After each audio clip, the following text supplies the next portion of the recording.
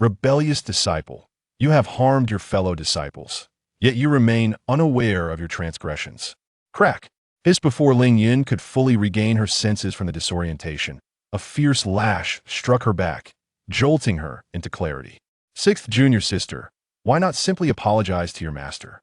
If you acknowledge your fault, I shall refrain from further punishment. Indeed, senior sister, I understand that you did not intend to injure me. It was merely my own inadequacy that led to my inability to evade your strike. Had my cultivation been stronger, I would not have been harmed by you.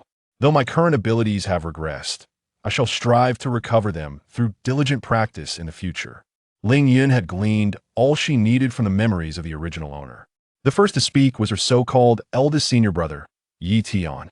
Raising her gaze to the man before her, clad in flowing white robes, he exuded an air of refined elegance. He was the original owner's most cherished senior brother. Yet, this very individual had, in time, subjected the original owner to relentless torment, rendering her a mere shadow of her former self. Ling Yun was not the original owner. The warmth that had once meant so much to her predecessor held no significance for her. As for the woman who had spoken, Jiang Ruhan, the youngest disciple accepted by the original master's hand, was the principal architect of the original owner's demise. Surveying her surroundings, Ling Yun noted not only her eldest senior brother, but also several other senior brothers and members of the sect. Their gazes were rife with discontent and disdain. She directed her attention to the figures before her. At the forefront stood the original owner's master, the revered Hongyang. Flanking him were the current sect leader, the esteemed Tianqing, an elder Yuanda of the sect. Despite not being the original owner, she had assumed all of her emotions. The complexity reflected in her eyes momentarily stunned him. Was this truly the disciple who held such reverence and affection for her master? Ling Yun, you have truly disappointed me, Hongyang remarked, his expression one of frustration. Huh, disappointed? If that is the case, why not expel me from Tianshan Peak, esteemed Hongyang? Ling Yun's words dripped with self-mockery, though her tone remained composed. The moment she uttered these words, a wave of astonishment rippled through those present, even causing Jiang Ruhan's pupils to constrict. Nonsense. Ling Yun, do you realize the gravity of your words? The sect leader, regaining his composure, chastised her, a palpable aura of authority emanating from him, evidently provoked by her remarks. Was she expressing discontent with the sect? Had she been the original owner, she would have faltered under such pressure. Ling Yun, what are you doing? Even now, you choose to act irrationally? Indeed, senior sister, even if you are dissatisfied with master's punishment, you should not resort to such threats. Please tell master that your previous statement was made in haste. Jiang Ruhan, ever astute, sought to clarify to everyone that Ling Yun was merely attempting to intimidate Hongyang into relinquishing the matter. However, in the next moment, Ling Yun retrieved the token that signified her status as Hongyang's direct disciple from her waist. Ling Yun, are you dissatisfied with me? The token in Ling Yun's hand appeared inexplicably glaring to him. Master Hongyang squinted, his expression unchanged. Yet, those familiar with him could discern his burgeoning anger. Gazing at this so-called mentor, Ling Yun could no longer harbor the reverence she once felt. After all, in 2 lifetimes, she had not met a favorable end. Indeed, the original owner had been granted a second chance despite her efforts to avoid conflict with Jiang Ruhan and her relentless dedication to cultivation. She ultimately fell victim to their sinister grasp. Dissatisfied? She was indeed displeased. The original owner's master was blind, both in vision and in heart. The original owner had experienced this firsthand. Master Hongyang, do you still recall the words you spoke when you accepted me as your disciple? Master Hongyang was bewildered by her intent, but was evidently irked by her cold gaze. You said I would be your sole female disciple and your last disciple.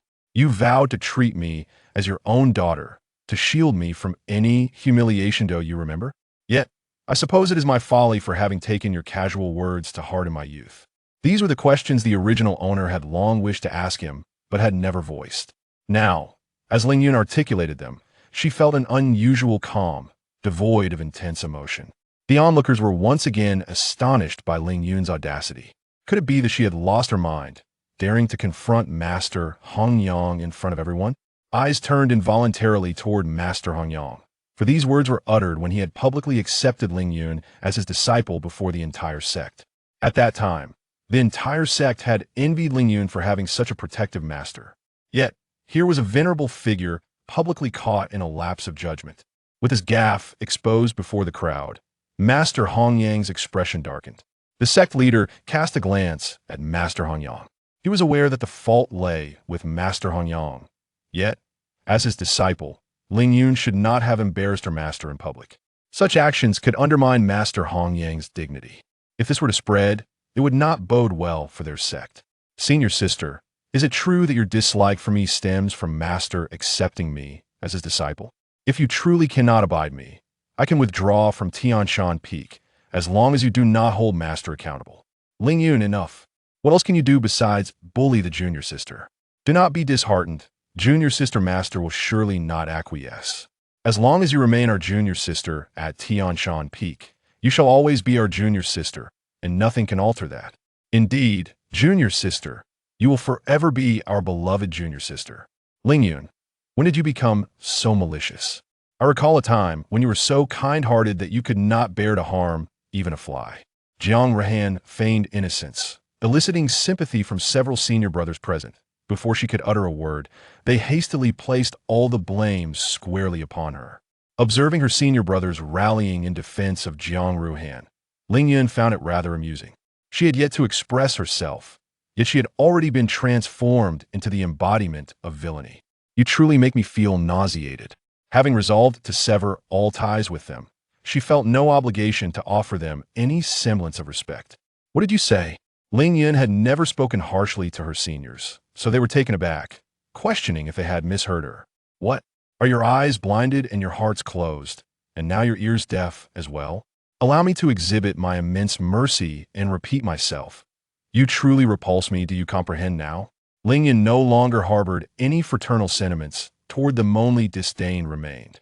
Was she truly intending to sever ties with the Tianshan Peak? This thought emerged among the onlookers. Ling Yun, there's no need to raise your voice. I am not deaf. All right then, good for you if you possess the courage. Never come seeking our aid again. She paid no heed to the venomous expressions of her seniors. As for the prospect of seeking their assistance in the future, that scenario would never materialize. Among them, the only one who maintained a semblance of composure was their eldest senior brother. From the beginning, he had sensed something was amiss with his junior sister, yet he could not pinpoint exactly what it was. At this moment, he finally discerned the root of the issue.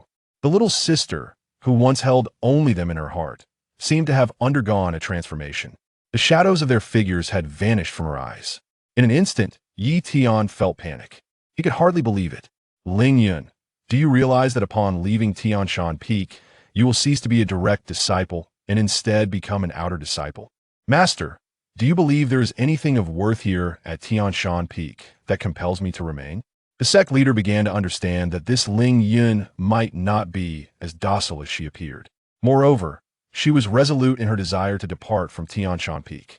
Yet, after witnessing the previous scene, he suddenly grasped the reasoning behind her decision. All your cultivation stems from Tianshan Peak, does it not? Hongyang, what do you mean by that? The sect leader glanced at the venerable Hongyang, a sense of foreboding washing over him.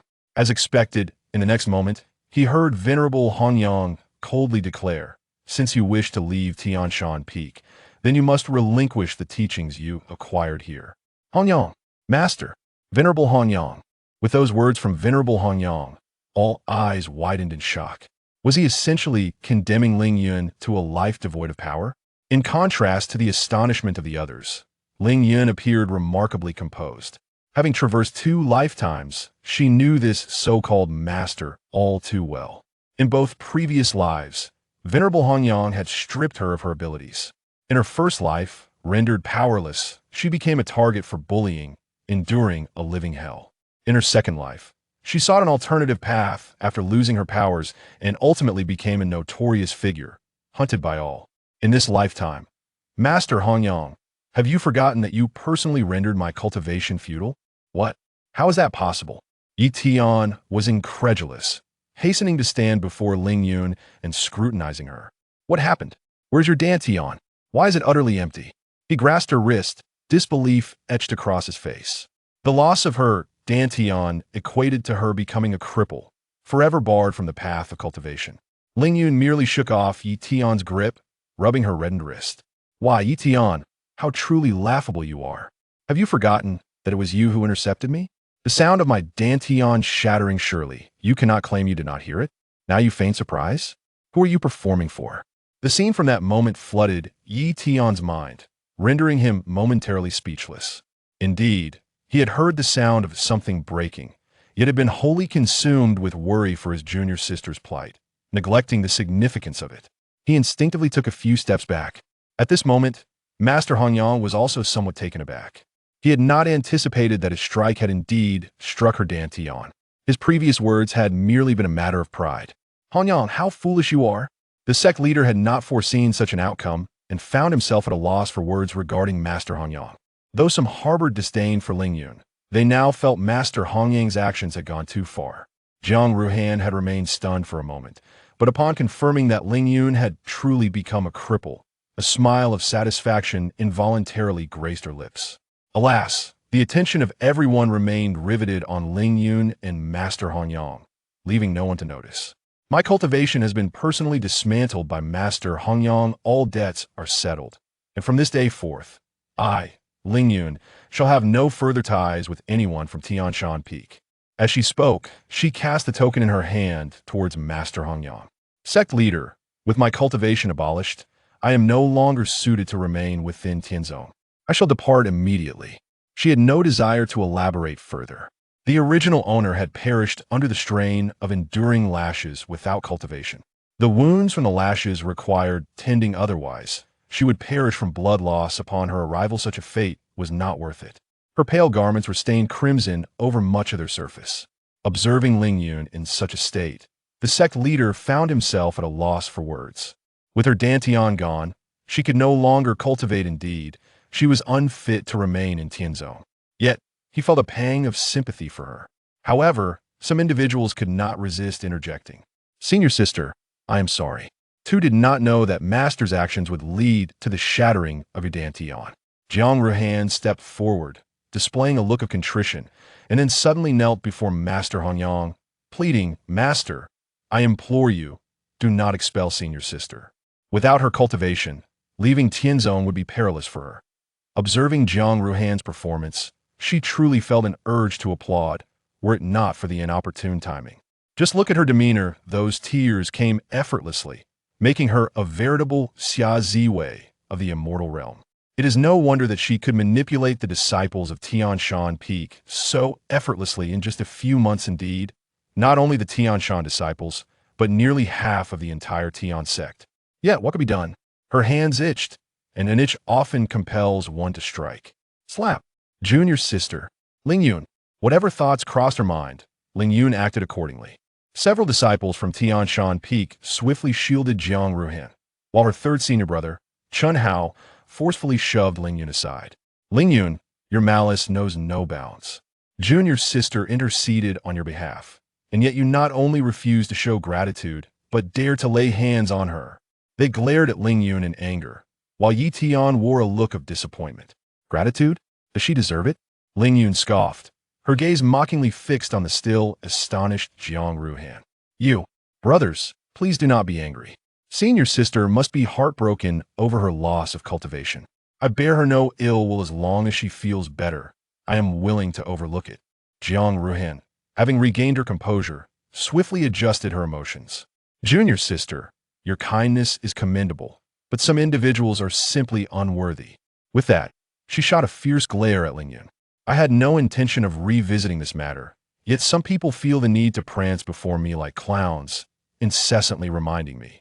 Ling Yun directed her gaze at Jiang Ruhan, who inexplicably felt a twinge of guilt, an unnatural expression crossing her face. Master, may I borrow some spiritual energy? The master, albeit perplexed, nodded in agreement. Subsequently, Ling Yun produced a shadow stone. Upon seeing this, Jiang Ruhan felt an unsettling apprehension. As expected, once the master infused the shadow stone with spiritual energy, a beam of light materialized before all present. Senior sister, I have heard you have mastered a rare thunder spirit technique. Might I witness it? No, my thunder spirit technique is unstable. Master has cautioned against showcasing it unless absolutely necessary, lest the consequences be dire. In the projection, Jiang Ruhan gazed at Ling Feng with curiosity, but Ling Yun declined. Nevertheless, Jiang Ruhan was relentless, repeatedly obstructing Ling Yun's path. Ultimately, Jiang Ruhan lost her patience, summoning her weapon to launch a surprise attack on Ling Yun's back. Ling Yun, caught off guard, could not evade in time, resulting in a severe injury to her arm from Jiang Ruhan's weapon. "Since you disdain me, I shall compel you to act," she retorted. Initially, Ling Yun managed to fend off the assault with ease, but soon, Jiang Ruhan unleashed fatal strikes, even summoning her spirit beast.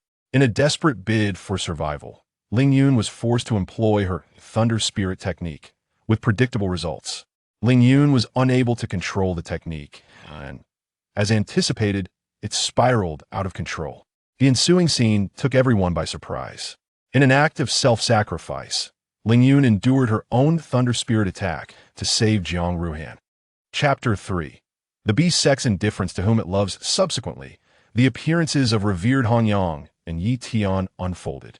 "Master, save me. Senior sister wants to kill me." Upon hearing Jiang Ruhan's plea, revered Hanyang, disregarding everything, launched an attack on Ling Yun. Instinctively fleeing, she was halted by Yi Tian. Then, a sound of shattering echoed, and the scene abruptly concluded, leaving an eerie silence in its wake. No one anticipated that this was the true reality. Jiang Ruhan fixed her gaze on Ling Yun with intensity. The treacherous Beiwan.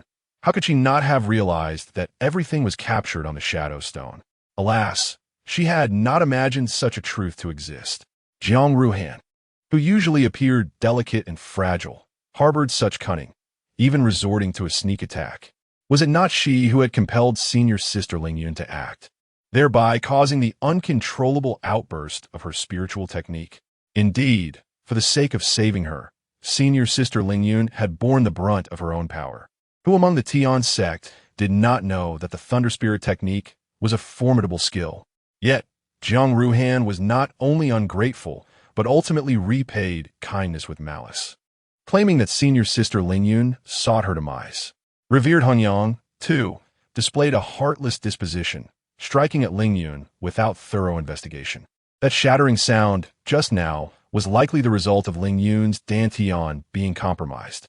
I am utterly devoid of humanity, hastily condemning Ling Yun based on mere hearsay. Is it too late to apologize now? Listening to the surrounding apologies directed at Ling Yun, as well as the slanders against her, Jiang Ruhan clenched her fists, consumed by a desire to eliminate Ling Yun, the treacherous one. At that moment, the elevated revered Hanyang wore a grim expression, locking eyes with Ling Yun. To his surprise, he found her gaze remarkably calm, a tranquility that tugged at the heartstrings. "Shaoqi, is it true?" The essence of the Shadow Stone was undeniably authentic, a truth well known to all. "Master, I apologize. I was overwhelmed by fear, mistakenly believing that senior sister intended to harm me." She hastily knelt before Ling Yun. "Senior sister, I'm sorry. It was my fault, entirely my fault. I should not have pressured you into demonstrating the Thunder Spirit technique for my curiosity. I never anticipated that you would truly struggle to control it. My fear led to this misunderstanding, leading me to believe that you despised me and sought my life." In this moment of regret, Jiang Ruhan wished to slap herself for her excessive chatter. Ling Yun raised an eyebrow, truly embodying Jiang Ruhan's character. Even in such dire circumstances, she did not hesitate to inform others that it was Ling Yun's incompetence that rendered her incapable of mastering her own technique. How absurd! Did she not consider that the Thunder Spirit technique was no ordinary skill? Only a select few could ever hope to master it. "Master, I believe Xiao Shimi did not intend any harm. Ling Yun has never held any animosity toward her. In her panic, she simply misinterpreted Ling Yun's actions as a threat." Qing Xiao, the third disciple of revered Hanyang, interjected. "Ling Yun, your junior sister has already apologized. There is no need for you to be so confrontational," added Mu Qi, who stepped forward in defense. Mu Qi, the second senior brother from Tianshan Peak, was a highly skilled alchemist and bore a certain arrogance due to his exceptional talents. Originally, apart from Yi Tian, she was the one who treated the original host with the utmost kindness. Alas, how things have changed. Is it not she, Jiang Ruhan, who is truly aggressive? What do you mean by you? I have repeatedly warned her that I cannot control the thunder spirit, even invoking the name of your master. Yet she, driven by her selfish desires, resorts to underhanded tactics to corner me. Ling Yun is truly exasperated by this mindless crowd. She cannot fathom how such senseless individuals could torment the original host across 2 lifetimes. Indeed, prolonged exposure to the foolish can dull even the sharpest mind. And you, Jiang Ruhan, cease your pitiful display before me. I am neither your father nor your mother, much less a man. Such tactics are ineffective against me. In her past lives, the original host could never discern what precisely irked Jiang Ruhan, who relentlessly pursued her. Even in the second life, after leaving the heavenly sect and distancing herself, Jiang Ruhan would not relent, leading to an even more tragic end than the first, utter annihilation. Enough! The revered Hongyang bellowed. If you possess evidence, why not present it? Have you ever afforded me an opportunity? The original host fears you, revered Hongyang, but she does not fear me. Even without her Dantian, few could contend with her. The two glared at each other, neither willing to concede.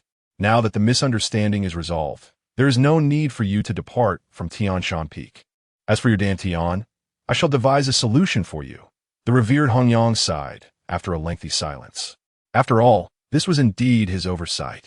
I have grown weary of this arduous path of cultivation. The implication was clear. She had refused.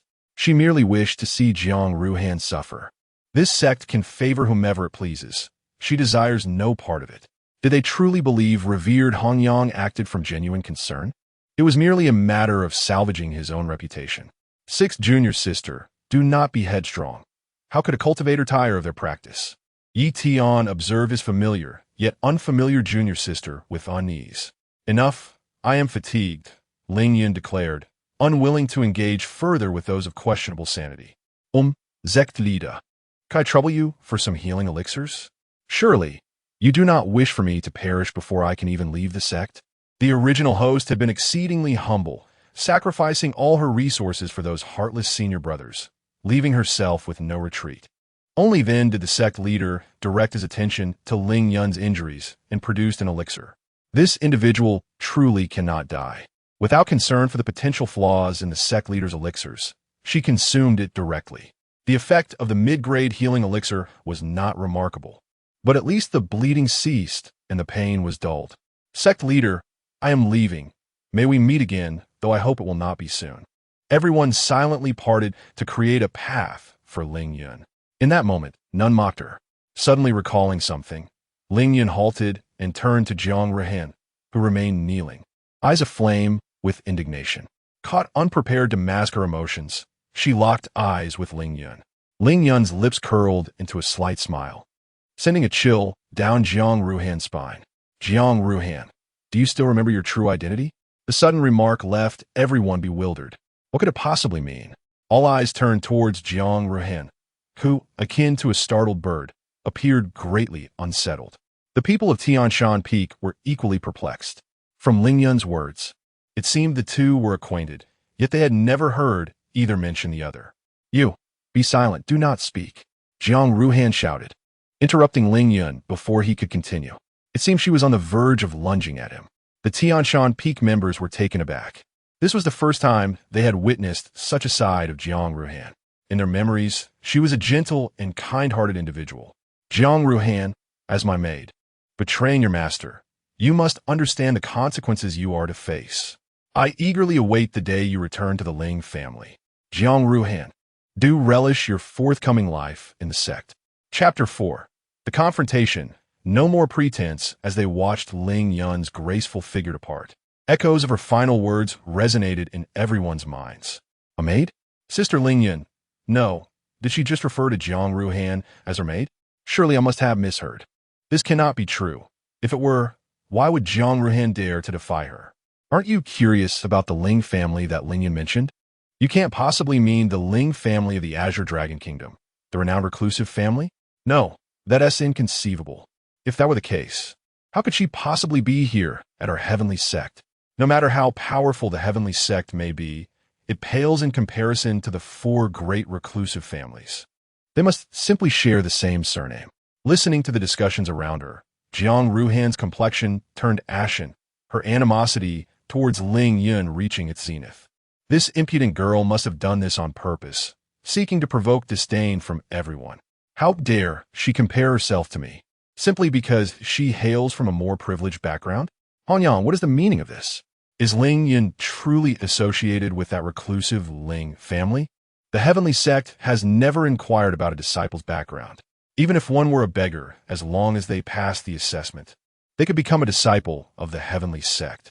However, if Ling Yun genuinely belongs to that reclusive Ling family, the implications would be vastly different. Master Hongyang did not respond, but instead gazed at the kneeling Jiang Ruhan. His knowledge of Ling Yun's background was limited. When he first encountered Ling Yun, she was filthy and being bullied by a group of beggars. He took her as a disciple solely because of her innate thunder spirit root. Thus, he had always assumed she was an orphan. Yet now, it seemed he had been mistaken. Shao Qi, you know Ling Yun's true identity. This is not an inquiry. Jiang Ruhan met Master Hongyang's gaze, which held a hint of disappointment, and bit her lip. Master, Ling Yun is not from the reclusive Ling family. She originates from a minor clan in the northern city. How could she be associated with the esteemed reclusive family? The northern city? Indeed, it is a remote place with scarce resources. As long as she is not from the reclusive family, it is acceptable. However, from the very beginning, he had felt something slipping away from him. And now, as he looked at Jiang Ruhan, the apprentice he once cherished, he found himself puzzled as to what it was he had admired in her. Warning, warning. Master Hongyang's favorability rating is plummeting rapidly. System? Is it you? Have you awakened? Ling Yun was utterly indifferent to what would transpire after her departure. At present, she was merely tidying her belongings. The original owner possessed little of value, just a few garments. However, an old chest caught her eye. Upon opening it, she discovered a collection of IOUs, with names that were not from a single individual. Ling Yun, come out. Her movements halted abruptly. Upon hearing that familiar voice, she immediately recognized the visitor. Bang! The door was forcefully flung open, and a powerful surge of spiritual energy rushed toward her. Ling Yun swiftly evaded the attack. Are you still daring to hide? Upon witnessing his attack evaded, the assailant's ire intensified. Get out!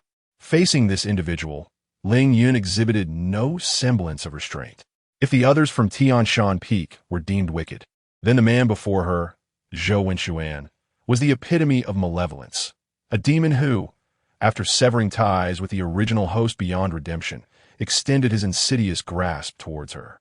After subjecting the original host to repeated humiliation, he cast her aside like a discarded plaything into a loathsome abyss.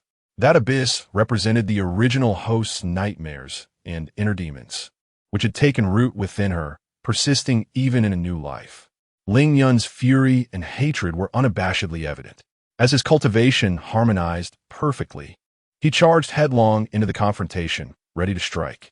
Zhou Wenxuan was taken aback, momentarily stunned. Ling Yun, what right do you have to command me to leave? The one who should depart is you. How could you lay a hand on my little junior sister, such a gentle and kind-hearted soul? Zhou Wenxuan roared at Ling Yun like a frenzied beast. I said, get out. The mere thought of his atrocities against the original host rendered Ling Yun's countenance exceedingly grim. Zhou Wenxuan, intimidated by Ling Yun's imposing presence, felt as though he were prey under scrutiny. Subsequently, Zhou Wenxuan sensed fluctuations of spiritual energy around him. A tempest arose, rattling the doors and windows, as the daylight sky dimmed ominously. What is happening? The sect leader and others detected a disturbance. It seemed to emanate from the direction of Ling Yun's residence. Indeed, I believe I just glimpsed senior brother Zhou Wenxuan, who was calling out Ling Yun's name in apparent anger.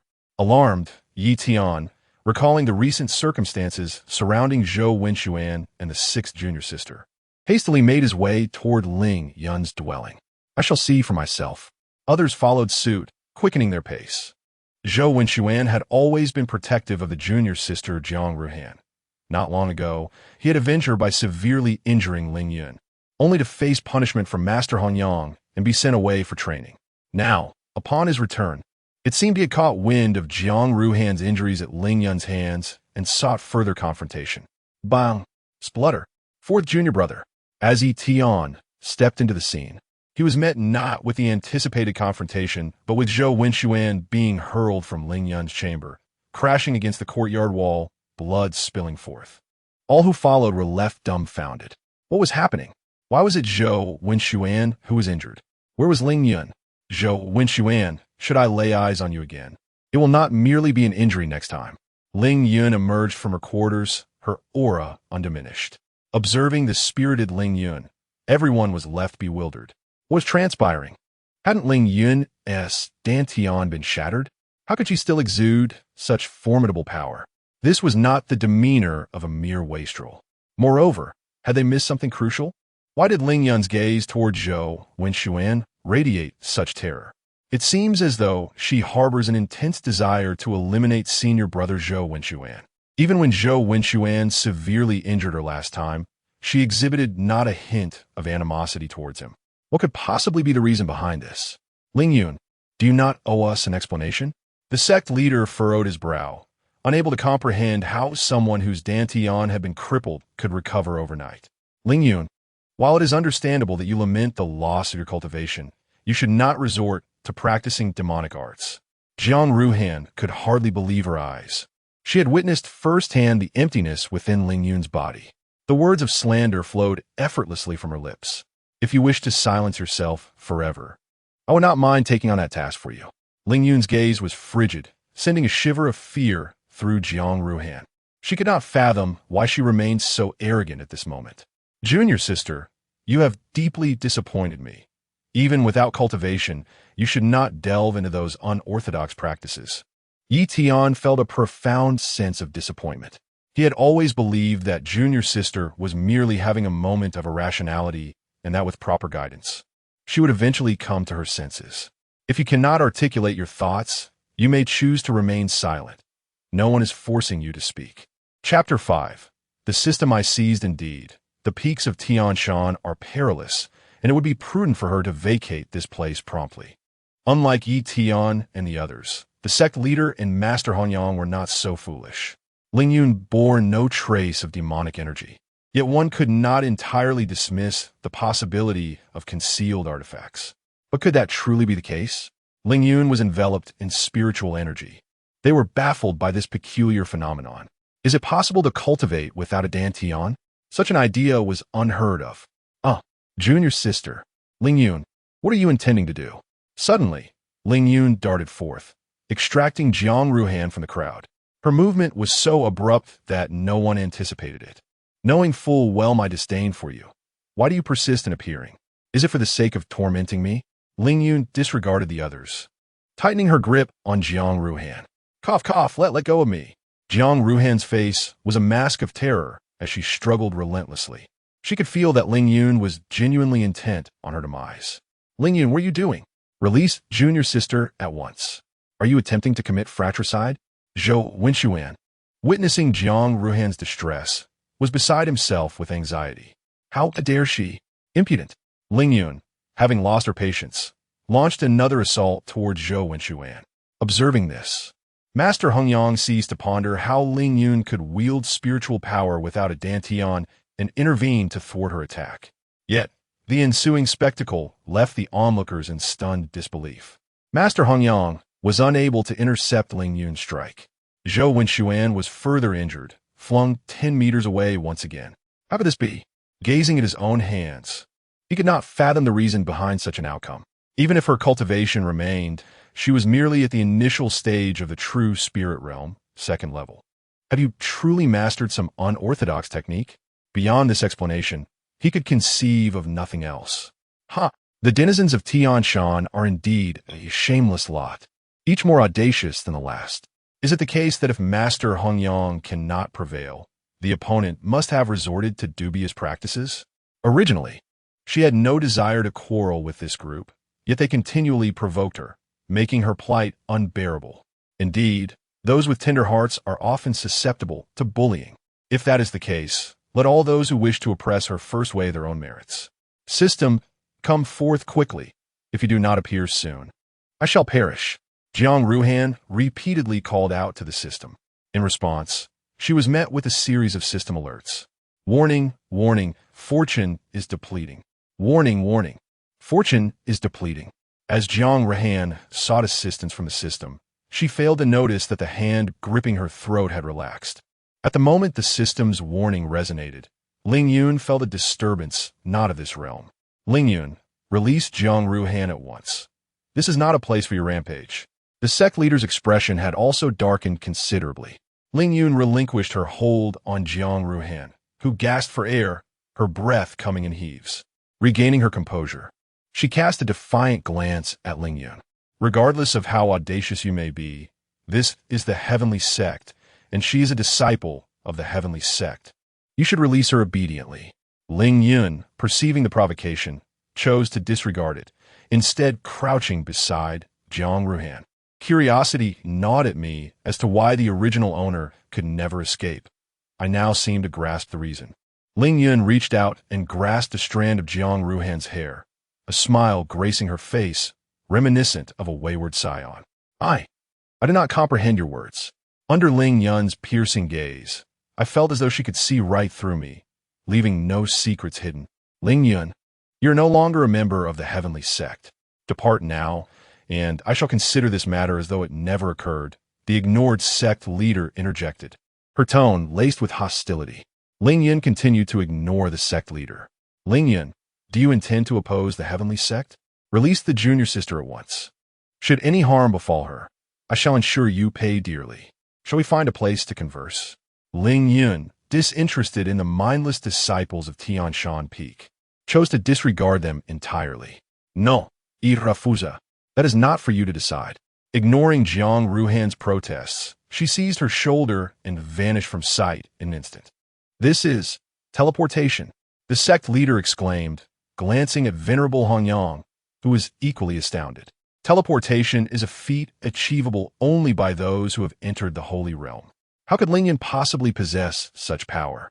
He would sooner believe that Ling Yun's dantian was intact than accept that her cultivation had reached the Holy Realm, a notion utterly preposterous.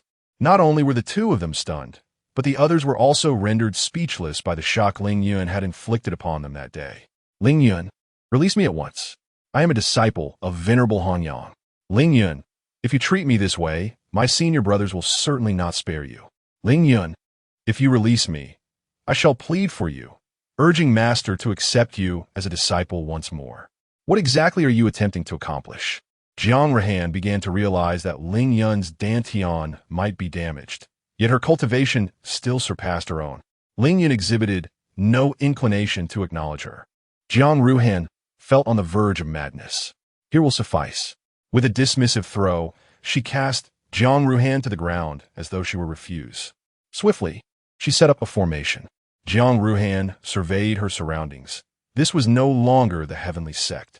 Ling Yun, approaching a large stone, summoned a sharp sword to toy with. This sight sent a chill through Jiang Ruhan. What do you intend to do? Please do not act recklessly. She instinctively recoiled, genuinely fearing that Ling Yun might thrust the sword toward her. Awaken the foreign entity within your body. Ling Yun had no intention of engaging in idle chatter. Jiang Ruhan widened her eyes in disbelief. A foreign entity? Was she referring to the system? No, that was impossible. The system had stated that no one could discover its existence save for her. I do not understand what you are saying. Since you are unwilling to cooperate, I shall take matters into my own hands.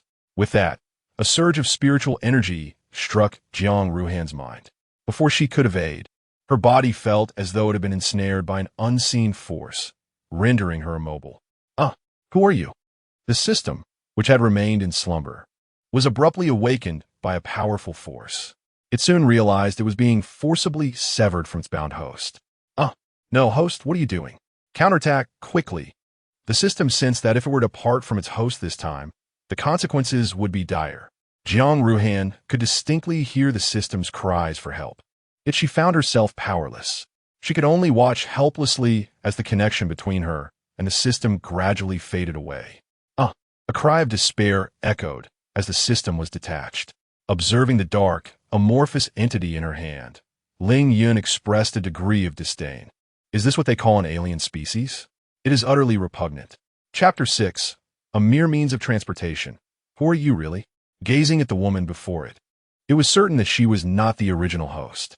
That woman lacked such capabilities and was utterly foolish. Otherwise, she could not have had her fortunes snatched away across 2 lifetimes.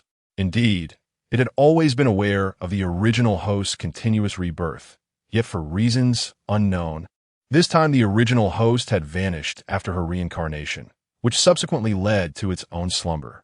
Ling Yun toyed with the system, poking and prodding it. So, you have been siphoning the original host's fortune? She had perused the original host's fate, which should have been one of unimpeded success, yet cracks had begun to appear. This was likely related to the system, which also bore a trace of the heavenly Tao's essence. What is your connection to that rascal of the heavenly Tao? Ling Yun severed all of Jiang Ruhan's perceptions. Who are you? The rascal of the heavenly Tao? Just listen to yourself. Is that how a person speaks? The system wriggled free from Ling Yun's grasp, darting about in terror, fearing that the heavenly Tao might suddenly strike it down. Had it possessed a corporeal form, Ling Yun would have undoubtedly seen its astonished visage. Reveal everything you know, or I shan't hesitate to obliterate you. I must inform you, you cannot destroy me. Otherwise, this world will collapse. The system trembled incessantly, its instincts warning it that the individual before it possessed the power to bring about its demise. Collapse? It was evident that something was amiss in this realm. Continue. Master, you must have sensed that this world is indeed in peril. I am but a fragment manifested from the heavenly Tao, created to assist the destined son and daughter in their growth to safeguard this realm. At this juncture, Ling Yun's gaze fell upon Jiang Ruhan, her eyes conveying unspoken doubts. Is this it? The destined daughter? She had not discerned the slightest connection to destiny in her fate. Cough. Well, everyone makes mistakes, much like horses stumble. Jiang Ruhan was indeed not the destined daughter. Her binding had merely resulted from a misidentification. However, once the system bound itself to a host, it could not be unbound until the host possessed the ability to uphold a realm. Naturally, this woman before her was an exception. Jiang Ruhan was not the destined daughter, and thus, to render her into one, she must possess the fortune of a destined daughter. The sole means to achieve this was to absorb the fortune of those with formidable destinies, the so-called children of destiny. Naturally, directly absorbing the destined daughter's fortune would yield far greater results. The original host was the destined daughter of this realm, which was why she had met with tragic ends in both lifetimes. System initialization, binding in progress. Binding 10. Binding 50. Binding 100. Binding successful. How did you manage this? The system was somewhat flustered. How had it become bound to this woman without consent? Moreover, it felt as though the binding was fundamentally flawed. It had lost control. This is also the reason for its agitation. Ling Yun paid it no heed. Just moments ago, she contemplated contacting that fellow from the heavenly path, only to discover an invisible barrier obstructing her efforts. Had it not been for her inability to extricate herself from this body, she would have preferred to obliterate this system outright. At worst, she could simply reallocate the inhabitants of this realm to another interface. Now, however, she could not allow this foolish system to linger beside Jiang Ruhan. She was left to bear this burden herself. With the barrier removed, Jiang Ruhan regained her mobility. Upon seeing Ling Yun, her eyes widened in terror. You are not Ling Yun. Who on earth are you? She knew Ling Yun all too well. Such formidable strength was beyond her comprehension. System, Jiang Ruhan repeatedly called, but there was no response. No sense of the bond she once shared with it. What have you done to me? In the face of self-interest, fear can always be vanquished. Retrieve what is not yours. No, you cannot treat me this way. The system belongs to me, it is mine. Her entire existence, her current identity and power, stem from the system. Without it, she would revert to being the mere servant she once was. No, that cannot be allowed. The one you seek has arrived. The Honorable Hongyang and others approached. Ling Yun chose not to engage them further. Junior sister, are you all right? Were you harmed? Curse it, she got away. Master, sect leader, I shall pursue Ling Yun immediately. Enough. Do you not see? Her strength surpasses all of yours. Impossible. Zhou Wenxuan could not believe it. Yet recalling how he could not withstand even a single blow from her, he fell silent. It was not just he who was bewildered. All present shared in the confusion. Do not forget, she possesses the rare thunder spirit root. Individuals of such caliber inherently excel far beyond ordinary cultivators. As they gazed in the direction Ling Yun had departed, the sect leader felt a twinge of regret. Had she not withdrawn from the heavenly sect, their power would have strengthened further. Alas, it was too late. If he was not mistaken, she was also a formation master of considerable rank. Otherwise, how could they have taken so long to locate her? She must have been concealing her strength all along, perhaps out of a desire not to overshadow her senior brothers. Esteemed one, where shall we go now? The system was somewhat apprehensive, uncertain of the intentions of this formidable ally. The northern city is a bit far. We need to catch a means of transport. Although she could fly, it was exhausting. Fortunately, she had just discovered a flying beast nearby, which seemed to harbor a trace of bloodline she recognized. This is the aura of a divine beast. The closer they approached the center of the abyss, the more the system could sense the presence of a divine creature. It began to feel anxious. A divine beast? How could this be? How could there possibly be divine beasts in the spirit heaven continent? Has the barrier begun to weaken? If that is indeed the case, we may be in grave trouble. Unbeknownst to it, while it was lost in thought, Ling Yun had been listening intently to its musings. It likely remains unaware that the bond between it and Ling Yun entails not merely a relinquishment of initiative, but a complete forfeiture of autonomy. Should Ling Yun desire, it could be annihilated in an instant. The abyss, referred to as the land of death by the spirit heaven continent, is fraught with peril, teeming with spirit beasts that can claim one's life with a mere misstep. Even most esteemed elders tread cautiously here. Who goes there? As Ling Yun stepped into the heart of the abyss, a formidable pressure from a sacred beast surged outward in all directions. Oh no! Great one, please. Flee at once. It's a sacred beast indeed. Chapter 7. A level up for you. The voice of the system reverberated incessantly in her mind. Indeed, this character was nothing short of a nuisance. Without hesitation, she severed the connection to the system, banishing it to a metaphorical dark chamber. Ling Yun remained steadfast in her position, showing no intention of retreating. The oppressive aura of the sacred beast posed no threat to her. However, the presence of this divine creature was becoming increasingly familiar. Moreover, the individual within the mouth of this small sacred beast was not her. As anticipated, under the pressure exerted by the sacred beast, the hidden figure was compelled to reveal themselves. Is this the legendary four-winged flying pung? How did it come to be here? Before her stood two men and one woman. Upon seeing them, Ling Yun's lips twitched. They were acquaintances, no. They were well acquainted with the original host. Humans, you possess an audacious spirit to dare intrude upon my territory. This is the domain of the four-winged flying pung? Why have we not heard of this? Damn it, we must have been deceived by the Zhou family. There is no Qilon fruit here at all. Spirit beasts typically harbored a disdain for humans, and the four-winged flying pung particularly loathed any intrusion into its territory. Whether intentional or not, they would fight to the death against such intrusions. If they still failed to comprehend the gravity of the situation, they would truly be foolish. It was no wonder they had been so eager to seek out the Qilon fruit that they fell prey to the Zhou family's trickery. Xiaoxian, your gale skill is the strongest among us. When I and Xing Yuan engage it, you must use your gale skill to escape without looking back. Remember, this is our only hope. No, I cannot abandon you. If we leave together. Enough, Xiaoxian. This is not the time for stubbornness. Whether we can hold it off is still uncertain. It was not his arrogance. The four-winged flying pung was simply beyond their capability to contend with. Observing the trio, it was evident that their bond was strong. Yet, this was the four-winged flying pung. To compare oneself to a creature with such unparalleled speed and flight was nothing short of courting disaster. Xing Yuan, be cautious. The four-winged flying pung launched an assault on Xing Yuan, who could only struggle to evade. The disparity in strength was glaring. They were no match for the four-winged flying pung. I say, little creature, it is unamusing to bully the weak. How about I join you in this game? Just as the trio prepared to resign themselves to their fate, Ling Yun interjected. Without granting the four-winged flying Peng a moment to recover, she unleashed a spirit technique. Roar! Despicable human! The four-winged flying Peng roared in pain. Ling Yun, the three siblings of the Ling family, breathed a sigh of relief upon recognizing the newcomer, disregarding their own injuries as they sprang to their feet. Stay back and do not hinder me. I detest little brats. What a nuisance. With a wave, she encased them within a barrier. Yet, she had forgotten that her current age was akin to theirs.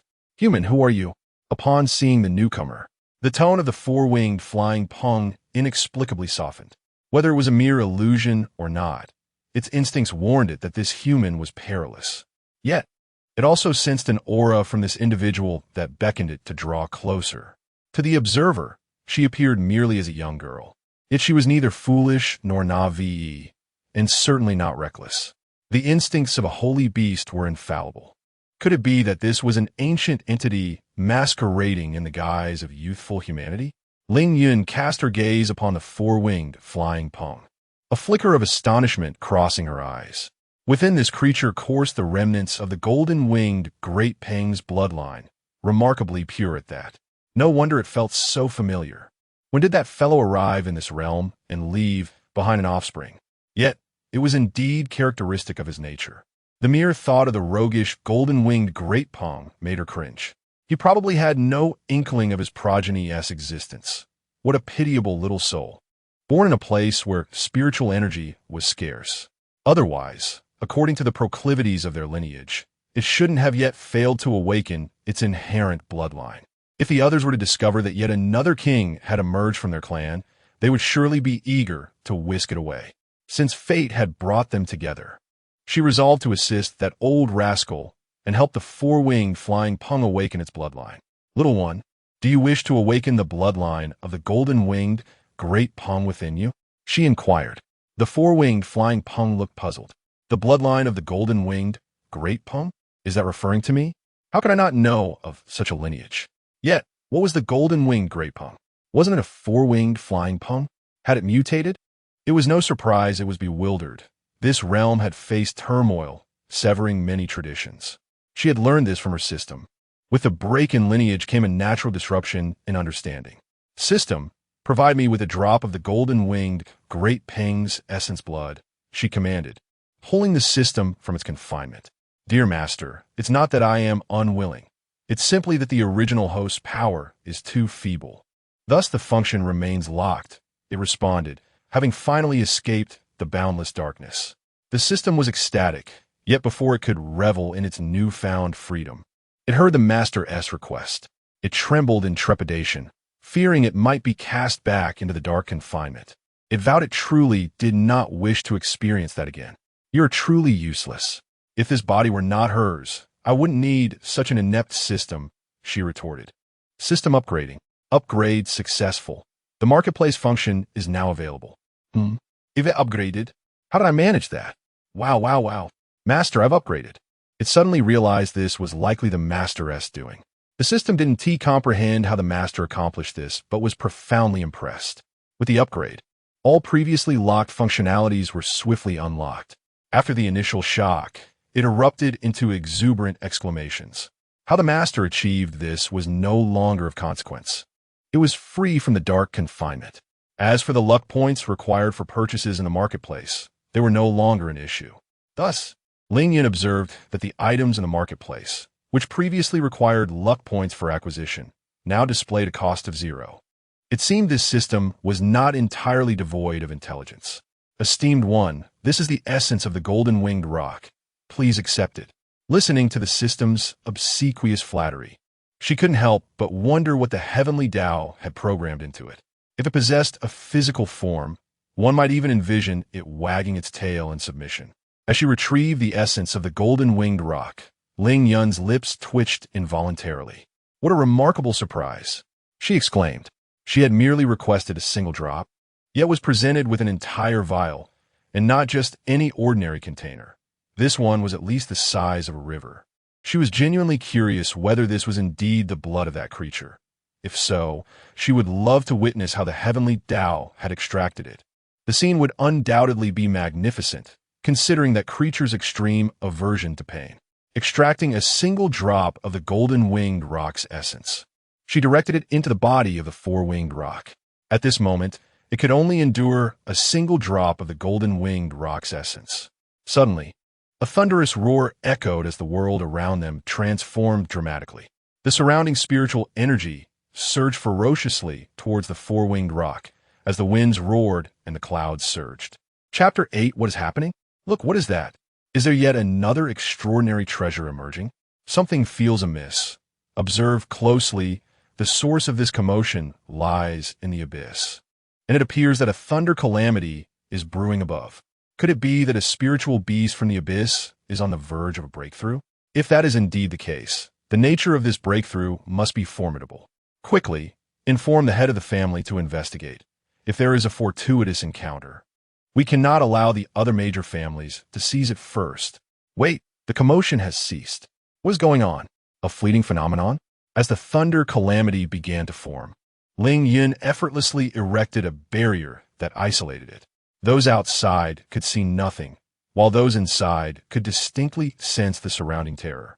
Have you noticed that this thunder calamity has been gathering for an unusually long time? Indeed, this is not an ordinary thunder calamity. It harbors a hint of purple lightning. Purple lightning? What is that? I've never seen anyone's thunder calamity accompanied by purple lightning. While the two brothers were absorbed in their discussion, suddenly, Ling Xian let out a startled cry. She can actually fly? Ling Xian stammered in shock. Ling Xingzhu and Ling Xingyuan looked up, equally astonished. However, before the trio could recover from their astonishment, they saw Ling Yun approaching the four-winged flying pung. Why is she moving closer to the four-winged flying pung? Hasn't she noticed that the thunder calamity is about to descend? Damn it, we cannot escape this barrier. Crash! A bolt of lightning, thicker than a thigh, struck down. Ling Xian, terrified, shut her eyes, too frightened to look. When she slowly opened her eyes again, she found her two brothers frozen in fear, as if paralyzed. Following their gaze, she noticed that Ling Yun had mysteriously produced a fruit, casually munching on it, exuding an air of leisure. What is going on? It is known that anyone other than the one undergoing advancement will be deemed an intruder by the thunder calamity and face annihilation. Yet, here is Ling Yun, completely unharmed. Then, the second bolt of lightning gathered its strength and descended once more. This time, Ling Xian clearly observed that the descending lightning seemed to possess awareness, sparing her safety entirely as it struck directly at the four-winged flying pung. The 10th bolt of lightning fell. The four-winged flying pung was charred on the outside, yet tender within, and the aroma of cooked meat wafted through the air. Is its demise truly imminent? During its ascension to a holy beast, the thunder calamity had never been this fierce. Each strike was more powerful than the last.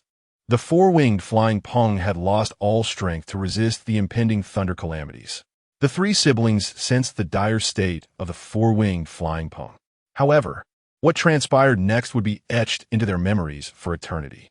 Even hundreds of years later, the recollection of this moment would still leave them in awe. The 11th bolt of lightning descended.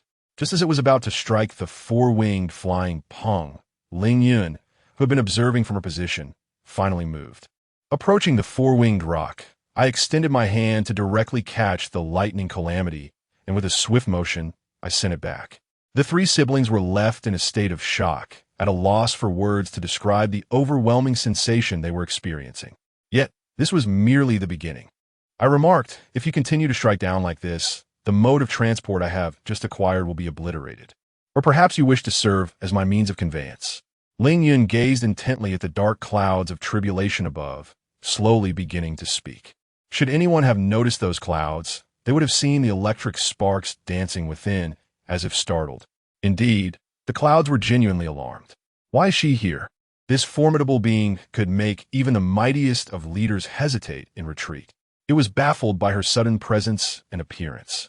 Though it did not comprehend, it remained silent. The realm of the mighty was beyond the grasp of such a trivial tribulation cloud. Observing the still hovering lightning calamity, Ling Yun expressed satisfaction. It appeared that this entity recognized its own place. Encountering an old acquaintance was quite pleasant. No need for personal intervention. The tribulation cloud sought to withdraw, intending to leave quietly. However, the calamity was far from over. Did it wish to prevent its future ascension from being acknowledged by the heavenly Tao? Seeing the tribulation cloud's intent to depart, Ling Yun found this outcome unacceptable. Awakening the bloodline of the golden-winged rock was a mere formality. There was no need for excessive punishment. Just a few more strikes would suffice. Is this even a rational line of thought? Merely awakening the bloodline of the golden-winged rock. That is the future monarch of its lineage.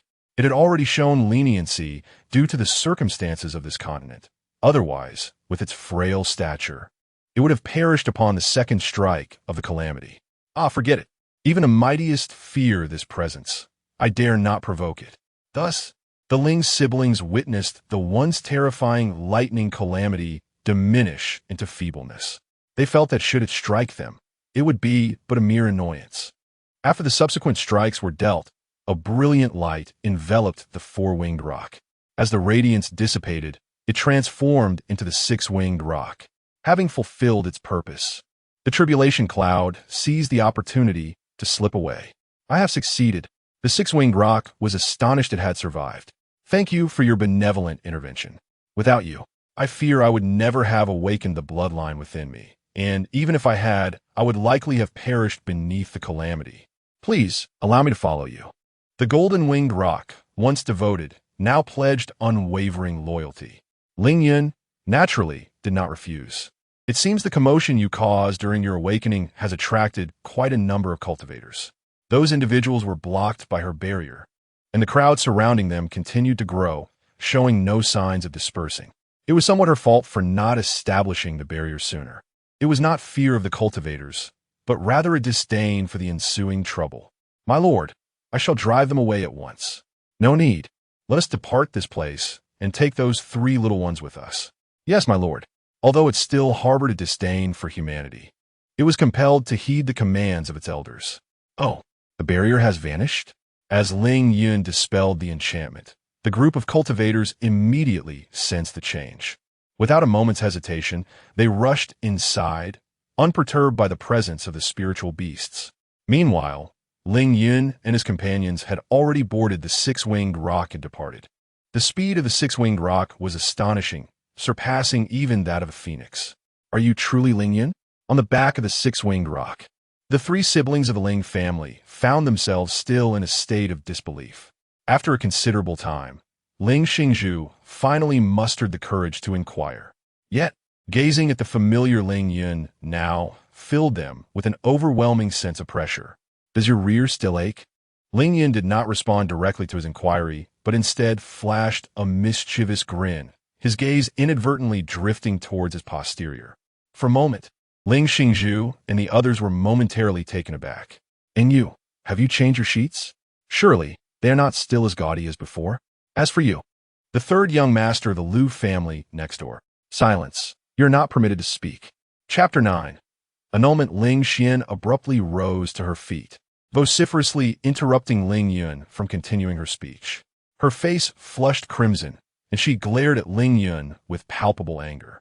The meaning behind Ling Yun's words had become clear to her. They were a response to Ling Xingzhu's inquiry. In her youth, she had been deceived and inadvertently exposed the third son of the Liu family. This incident was known only to Ling Yun, with no one else privy to the truth. The other two, despite their delayed reactions, soon grasped the gravity of the situation, their expressions shifting dramatically. Is it truly you, Ling Yun? How have you become so formidable? 5 years prior, Ling Yun had vanished without a trace, and the Ling family had dispatched numerous individuals in search of her, ultimately receiving only word of her safety. It was known that she had taken on an extraordinary master. Subsequently, they received letters from her each year, which quelled their pursuit for further information. Yet 5 years ago, she had merely reached the initial stage of the spirit realm. Regardless of her innate talent, it seemed implausible that she could ascend to the saint realm in such a brief period. They had witnessed her soaring through the skies and commanding the thunderous tribulation to halt. Was such a feat achievable by mere mortals? They had never fathomed that one could actually call off the heavenly punishment. You should be grateful that Xiao Peng is a six-winged flying peng. Otherwise, With all your startled reactions, you would have plummeted to your demise, or at the very least, sustained grave injuries. Xiao Peng. Surely, you did not name the six-winged flying Peng so casually? How? Do you have an objection? Observing Ling Yun's earnest demeanor, the words that had been on the tip of her tongue were swallowed back down. Had she never noticed the assertiveness in Ling Yun's character before? The aura she exuded was overwhelming. Master, I truly adore this name. It suits me perfectly. Indeed, Xiao Peng is quite ecstatic. It finally has a name. Seeing Xiao Peng's exuberant expression, the three siblings of the Ling family found themselves at a loss for words. Since the principal party was pleased, what could they say? By the way, Ling Yun, how did you come be at the center of the abyss? Where are your master and your senior brothers? Why haven't I seen you with them? First, let us discuss your situation. Who is in need of the Qianlan fruit? It is best not to mention that troublesome sect. Reflecting on the initial part of their conversation, it was evident that they had been ensnared in a scheme. The architect of their misfortune likely had a poor relationship with them. Yet their gullibility indicated a desperate need for the Qianlan fruit. Its uses were limited. Either the individual was afflicted by a rare poison, or their cultivation had stagnated. The three exchanged glances, falling into silence, unsure of how to articulate their predicament. Ling Yun did not rush them. They still had some time before reaching Beicheng. She patiently awaited their response. Sure enough, it wasn't long before Ling Xingzhu, with a grave expression, turned to Ling Yun and asked, Ling Yun, may I inquire about your current level of cultivation? Ling Yun refrained from answering immediately, instead assessing the three of them. It appeared that the Ling family was in a state of distress, and the situation was quite serious. From the experiences of the original protagonist in her previous two lives, it is evident that her family held considerable power and status in the northern city, and its members were exceedingly united. However, after the protagonist departed from the Ling family, her interactions were limited to annual safety wishes and occasional gifts, leading to a profound estrangement. The situation worsened when she faced disdain and oppression from her sect, fearing that her family's involvement might bring them trouble, which further discouraged her from maintaining contact. In her second life, having succumbed to darkness, she became even more reluctant to engage with the Ling family. Thus, throughout both lives until her demise, she never encountered any members of the Ling family. It is likely that the Ling family fared no better in her previous lives. Contemplating this, she could not help but feel a sense of melancholy. How formidable do you perceive Xiao Peng's strength to be? Quite potent. One could surmise that even a venerable master would struggle against him. Ling Xingzhu remarked earnestly. I was able to easily subdue him. What does that suggest about my own cultivation? In truth, she was uncertain of her own level of cultivation, as within this vast world, no rank could adequately correspond to her power. Indeed, they had personally witnessed Ling Yun's prowess. How could someone capable of commanding thunderous tribulations be anything less than formidable? Querying her cultivation level seemed rather pointless, especially given that Ling Yun was of the same age, making it difficult to associate her with the elite. Brother, does this imply that the Ling family is on the path to salvation? Ling Xian exclaimed with palpable excitement. It appeared that the Ling family was truly in dire straits. Pray tell, what has transpired? Meanwhile, the Ling family in the northern city appeared devoid of its former vitality, presenting a morose atmosphere. In the hall, the family head, Ling Yongchong, along with the elders, bore unusually grave expressions. Is there anything you wish to express? Ling Yongchong inquired of those gathered. Family head, the Zhou family's approach to annul the engagement is likely not as straightforward as it seems, one elder asserted. Indeed, who would make such a spectacle of annulling a marriage? Another echoed. It's as if they wish to broadcast to all of Northern City that the Ling family has been rejected, rendering them a subject of ridicule. Father, this matter arose because of me. I shall resolve it myself. A striking young man emerged, the son of the family head, Ling Xiao, the pride of the Ling family. Once celebrated as a prodigy, Ling Xiao's cultivation had inexplicably stagnated and even regressed several years prior. Despite consulting numerous alchemists over the years, he had yet to uncover the root of his troubles. Fortunately, Ling Xiao never succumbed to despair. He continued to practice with fervor, exerting himself more diligently than the average individual. Although his cultivation did not advance, at least it had not deteriorated, which he considered a modest achievement. Ling Xiao, you need not bear such guilt. This is not your fault. It is the Zhou family who have overstepped their bounds. Following Ling Xiao's cultivation difficulties, the Zhou family had distanced themselves from the Ling family while simultaneously attempting to undermine them. Zhou Min, who had a betrothal to Ling Xiao, audaciously began an affair with her senior, brazenly flaunting it before Ling Xiao, further humiliating him. The Zhou family, those despicable individuals, initially approached us for a union, enchanted by Ling Xiao's remarkable talents. Now, they're the ones who seek to dissolve the engagement. It is truly infuriating. Not a single member of a Zhou family possesses any virtue, and Zhou Min is certainly no exception. Who would have anticipated that such a young girl could be so duplicitous? It is not merely Ling Xiao who has been deceived. Even we failed to unveil her true nature. Shower, the Zhou family's decision to annul the engagement is not as simple as it appears. They likely intend to use this as a pretext to launch an attack against our Ling family. In the past, our family never regarded the Zhou family with any seriousness. Yet somehow they have allied themselves with the Fenghua sect. In the Xintian continent, with its myriad academies, palaces, clans, and sects, the Fenghua sect, though ranked fifth among the sects, wields power that is not to be underestimated by mere families. Alas, this is distressing. Head of the family, it is dire news. The members of the Zhou family have arrived with a multitude of followers. Chapter 10. The ungrateful wolf, let us go and see what they truly desire. The entrance of the Ling family was crowded with numerous onlookers. The Ling family members appeared displeased as they observed the entourage brought by the Zhou family. Zhou Sun, what is your intention in bringing so many people to my Ling family? Ah, Ling Patriarch, it is a pleasure to see you. Today, I believe you are already aware of my purpose, so let us dispense with the trivialities. You are well aware that my daughter has been accepted as a disciple by the leader of the Fenghua sect, and her future is undoubtedly bright. As for Ling Xianzi, his gaze fell disdainfully upon Ling Xiao, his unspoken words unmistakable. Thus, the betrothal between the two shall be dissolved. Ling Yongchang clenched his hand tightly within his sleeve, struggling to suppress his rising fury. Father, why are you wasting your breath on them? A young woman stepped forth from the crowd. It was Zhou Min, Uncle Zhou. I have now been accepted as a personal disciple by my father. My future is limitless, and a mere Ling family is hardly worthy of my junior sister. Why do you engage in such pointless dialogue with them? The man beside Zhou Min interjected, revealing himself to be Xiao Feng, the young master of the Fenghua sect. His tone was one of arrogance, showing no regard for the Ling family. To him, dealing with the Ling family was as effortless as crushing a mere insect. Brother is right. Father, the Ling family is no longer what it once was. Why bother with them? In the past, the Ling family had some degree of strength, always providing her with resources for cultivation.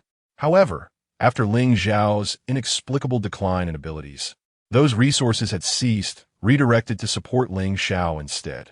Had Ling Xiao still been the genius he once was, it would have been different, but now, even the most abundant resources would be futile for him.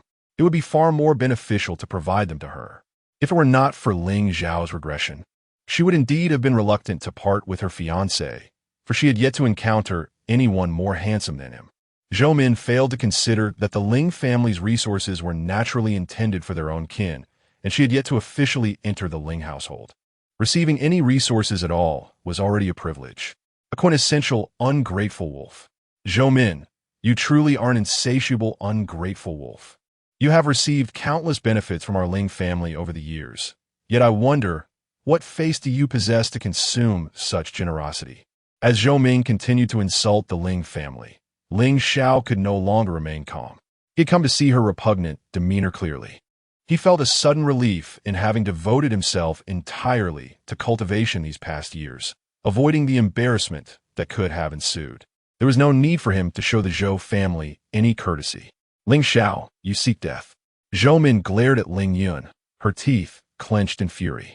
In her exasperation, she intended to strike Ling Xiao, who displayed no trace of fear. Junior sister, why bother getting angry with such a person? He scrutinized Ling Xiao. recognizing that neither gender tends to appreciate those who surpass them in appearance. It has been said that the young master of the Ling family is exceptionally gifted and possesses a demeanor that is both refined and gentle.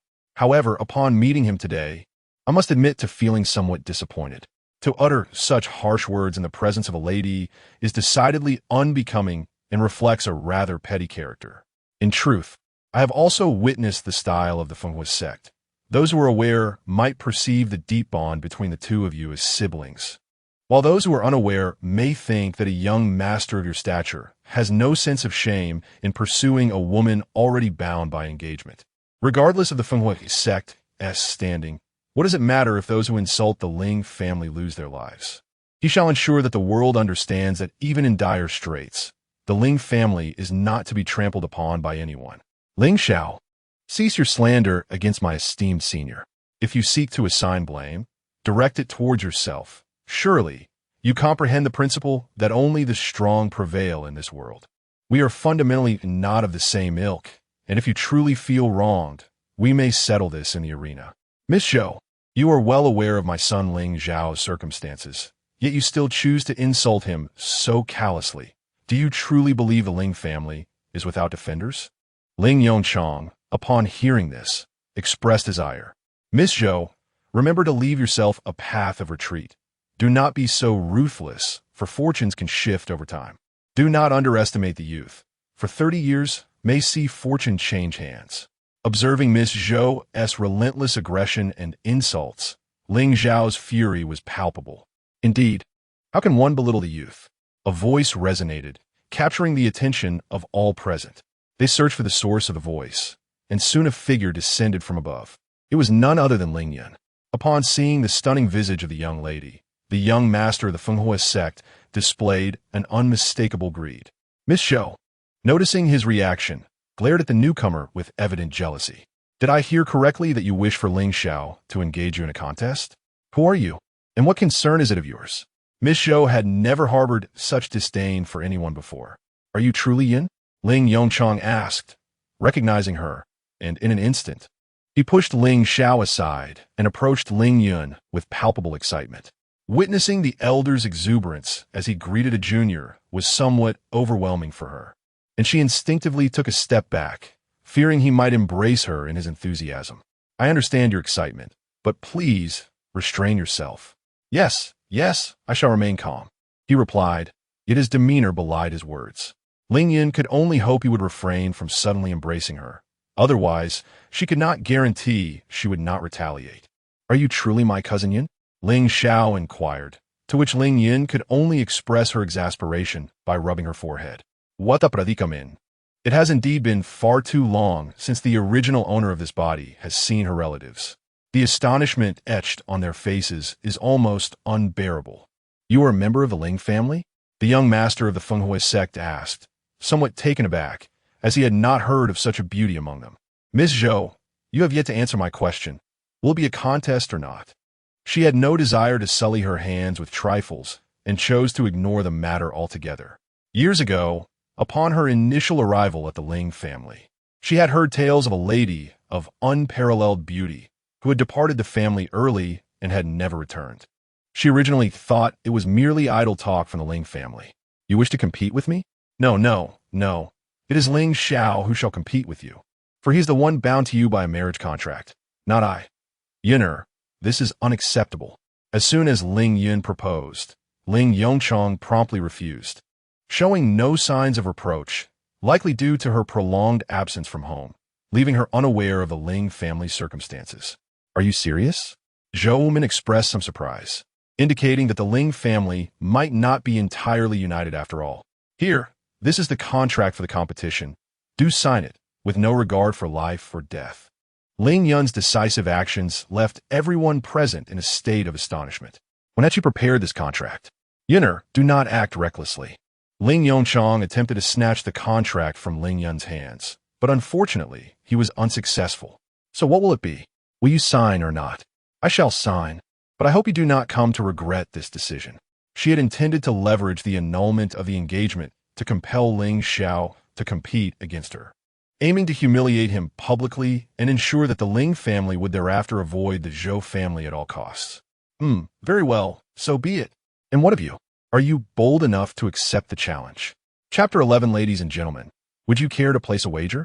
Upon gazing into Ling Yun's tranquil, unblinking eyes, he stepped forward without a moment's hesitation to inscribe his name. The contract was thus sealed. However, unbeknownst to them, the pact in Ling Yun's possession was unlike any other. It was safeguarded by the will of heaven, binding both parties to its terms. Any breach would invoke divine retribution. As anticipated, in an instant, a beam of light struck both of their foreheads. "What have you done to me?" Zhou Min exclaimed in shock, her gaze fixed intently on Ling Yun. "Xiao Min, are you all right? Is anything amiss?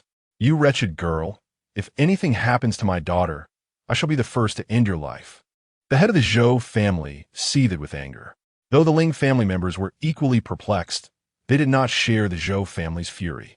They understood that Ling Yun would never harm her kin. Why the fuss? It is merely a binding contract. Fear not, it poses no danger. Provided you adhere to its stipulations, the constraints will naturally dissipate, Ling Yun reassured with an innocent demeanor. This was a boon she had acquired from the system, and it felt rather promising. Yet, observing her, Zhou Min inexplicably felt a surge of dread. "Ling Yun, you are being utterly reckless. And you, do you not grasp the situation? Why are you following her lead?" Though he had never heard of such a contract, he trusted Ling Yun's honesty.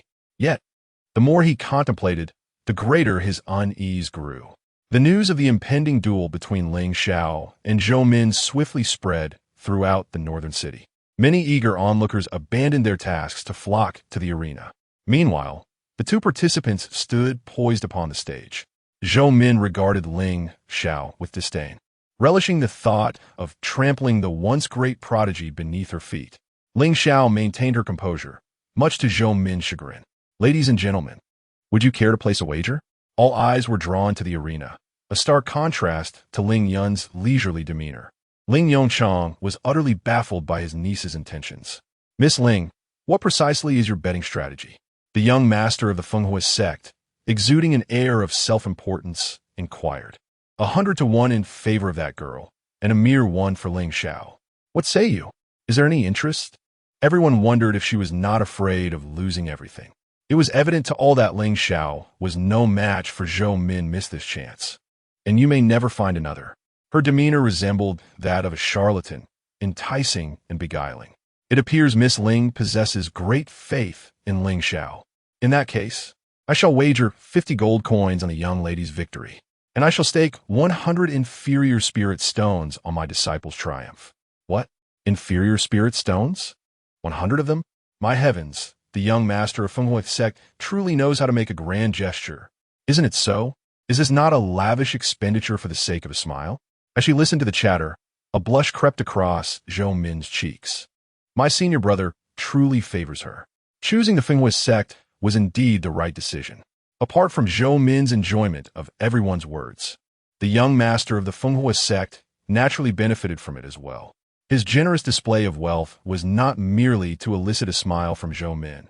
Rather, he sought to demonstrate his affluence before Ling Yun, implying that aligning with the Ling family paled in comparison to his own riches. However, when he turned his gaze to Ling Yun, he did not observe the reaction he had anticipated on her face. Instead of feeling pleased, his interest only intensified. Yet, the next moment proved to be a harsh awakening. He had hoped to gain more, but was met with disappointment. Ling Yun, disheartened, produced a bag of spirit stones. "I may not have much else to offer, but I do possess a handful of these spirit stones. This is exquisite spirit stone." A sudden exclamation erupted, capturing the attention of all present as they turned to gaze at the spirit stones Ling Yun had revealed.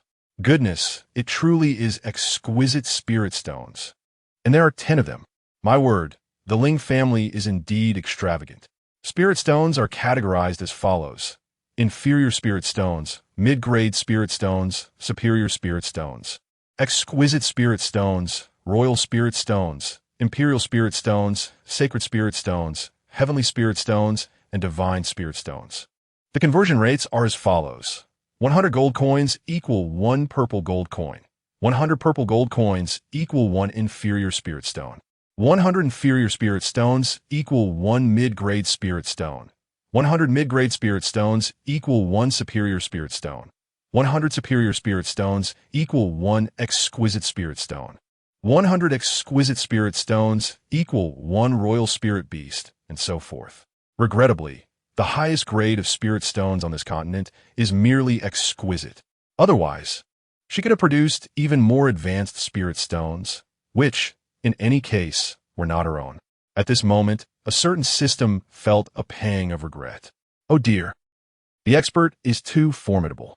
Yin, where did you acquire such an abundance of spirit stones? Quickly, take them back. Ling Yun gazed at the 10 exquisite spirit stones, his heart aching. It is important to note that these are exquisite spirit stones, capable of elevating the Ling family's power by a whole tier. Such extravagance. How could this child have become so wasteful after just a few years? This will not do. Once one places a bet, it is final. I have already wagered. Seeing the gleaming, exquisite spirit stones, those who had previously hesitated began to place their bets. Of course, all were betting on Zhou Min, with the exception of the Ling family members. Even knowing the outcome, they chose to bet on Ling Xiao. So many are betting on the Zhou family. In that case, I shall wager on brother Ling Xiao. A handsome young man in white approached, producing more spirit stones. Goodness, yet another exquisite spirit stone. Are these exquisite spirit stones now as common as cabbages? Oh, is that not Shangwan Xiu? Indeed, it was he, but what brought him back? Had he not been taken as a disciple by the Grand Elder of the Holy Temple? Amidst the bustling discussions regarding this individual, Ling Yun observed him at first glance. He appeared ethereal, but a second glance revealed a rather unimpressive demeanor. As for a third glance, I must apologize, there was no third glance. His garish red attire was simply too ostentatious, causing discomfort after prolonged observation. Shangwan Xiu approached the head of the Ling family, engaging in nostalgia conversation. Meanwhile, the arena had already commenced. In the present day, Ling Zhao's prowess pales in comparison to that of Zhou Min, leaving him at a distinct disadvantage, especially as Zhou Min's every move grows increasingly ruthless. Nevertheless, Ling Zhao's ability to endure despite the disparity in their cultivation levels has indeed brought a flicker of astonishment to Ling Yun. The members of the Ling family, observing the duel on the arena, remain in a state of anxious suspense. Meanwhile, Shangwan Xiu occasionally casts glances at Ling Yun, revealing a hint of curiosity towards him, albeit merely curiosity without deeper intent. Ling Xiao, you truly are full of surprises, managing to withstand my assault for so long, Zhou Min remarked, visibly displeased upon noticing that Ling Xiao had only sustained minor injuries. She then summoned her weapon. Look, everyone, Zhou Min wields a sword of inferior holy grade. The elder of the Ling family, a skilled artifact craftsman, instantly recognized the weapon's classification, rising from his seat in astonishment. Zhou family head, you are surely overstepping your bounds. The Ling family members, already irked, were joined by others present who deemed the Zhou family's actions rather unscrupulous. It was one thing for Ling Xiao to be outclassed in cultivation by Zhou Min. It was quite another to arm her with a holy artifact, which seemed to suggest an intention to push him to the brink of annihilation. Chapter 12. Do you possess a sacred artifact? I apologize, but I have a divine weapon. This week, the Zhou family has truly shown their shamelessness, tearing down the bridge once they have crossed it. Indeed, they used to ingratiate themselves with the Ling family like sycophants. Yet now that the Ling family has fallen from grace, they have turned to bite back. As some onlookers could no longer tolerate the sight, they uttered disparaging remarks, causing the Zhou family head's expression to darken. Ling family head, is there not a rule against using sacred artifacts in the arena? If you were to equip Ling Xianzi with a sacred artifact or a weapon of greater caliber, I would not utter a word. The sacred artifact held by his daughter was not bestowed by the Zhou family, but rather gifted to her by the Fenghua sect. Sacred artifacts are not something just anyone can wield. Ling Yun, too, felt a twinge of discontent. The Zhou family head was indeed magnanimous. The arena had not stipulated a prohibition against carrying sacred artifacts. Ha ha ha! Ling family head, behold, even a mere girl exhibits more understanding. Everyone was taken aback by Ling Yun's unexpected defense of the Zhou family. Only the system comprehended that this formidable individual was likely seeking to exploit it for personal gain. As anticipated, Ling Yun initially thought this was a matter concerning their younger generation and preferred it to remain fair, but it now appeared decidedly unfair. Whoever it may be, continue, she urged. Before anyone could fully comprehend the situation, Ling Yun tossed a weapon to Ling Xiao, who instinctively caught it. However, the moment the weapon was grasped, Ling Xiao's body trembled. It felt as though the weapon was rejecting him. To affirm his suspicion, the sword began to quiver violently, as if venting its displeasure. The spiritual energy in the vicinity also surged chaotically in response to its agitation. Ling Min noticed that the sacred artifact in her grasp was trembling, seemingly in fear of something. The sudden turn of events left everyone bewildered. Ling Yun furrowed her brow and coldly admonished, "If you dare to harm him, I shall destroy you." In an instant, the surroundings fell silent. "Ling Yun, is the sword you have given to Ling Xiao a divine weapon? Is it?" The Grand Elder trembled with excitement. A divine weapon. Such an item is coveted by many, but possessed by few. His certainty stemmed from the fact that only divine weapons could exhibit sentience. You do possess some discernment," she replied, having no intention of concealing the existence of the divine weapon. As for inciting envy and theft, should they dare to attempt theft, she would ensure their return was never to be. Is this truly a divine weapon? Ling Xiao gazed at the sword, now tranquil in his hand, utterly astonished. The shock was not limited to the Ling family. Every individual present was equally enthralled, their eyes greedily fixed upon the sword in Ling Xiao's possession. Ling Yun observed their expressions, understanding the significance of the divine weapon. Such artifacts are exceedingly rare across the entire Xintian continent. Who would not yearn to possess one? "Now, let your blood drip into the sword," Ling Yun instructed in a calm tone, so serene that Ling Xiao, still overwhelmed by the divine weapon, mechanically obeyed her directive, allowing his blood to fall onto the blade. In an instant, it radiated brilliance, and Ling Xiao felt a profound connection with the weapon. He was acutely aware that the sword in his hand was indeed a divine artifact. He found himself at a loss for words to adequately convey his current emotions. As everyone regained their composure, they realized that this artifact had been casually contracted. "So nonchalantly? With your current strength, it is merely adequate." Ling Yun was not entirely satisfied with this spiritual weapon. Yet, for those listening, such a statement seemed rather pretentious. Merely adequate for a divine artifact? Such audacity was excessive. Subsequently, Ling Yun tossed it casually, prompting a reflexive reaction from the latter, who consumed it. Perhaps having learned from past experiences, Ling Xiao approached this moment with caution. The instant the elixir bottle was opened, the fragrant aroma wafted out. Uncertain of the nature of this pill, he unconditionally trusted Ling Yun and ingested it. By the time Zhou Min sensed something amiss, it was already too late.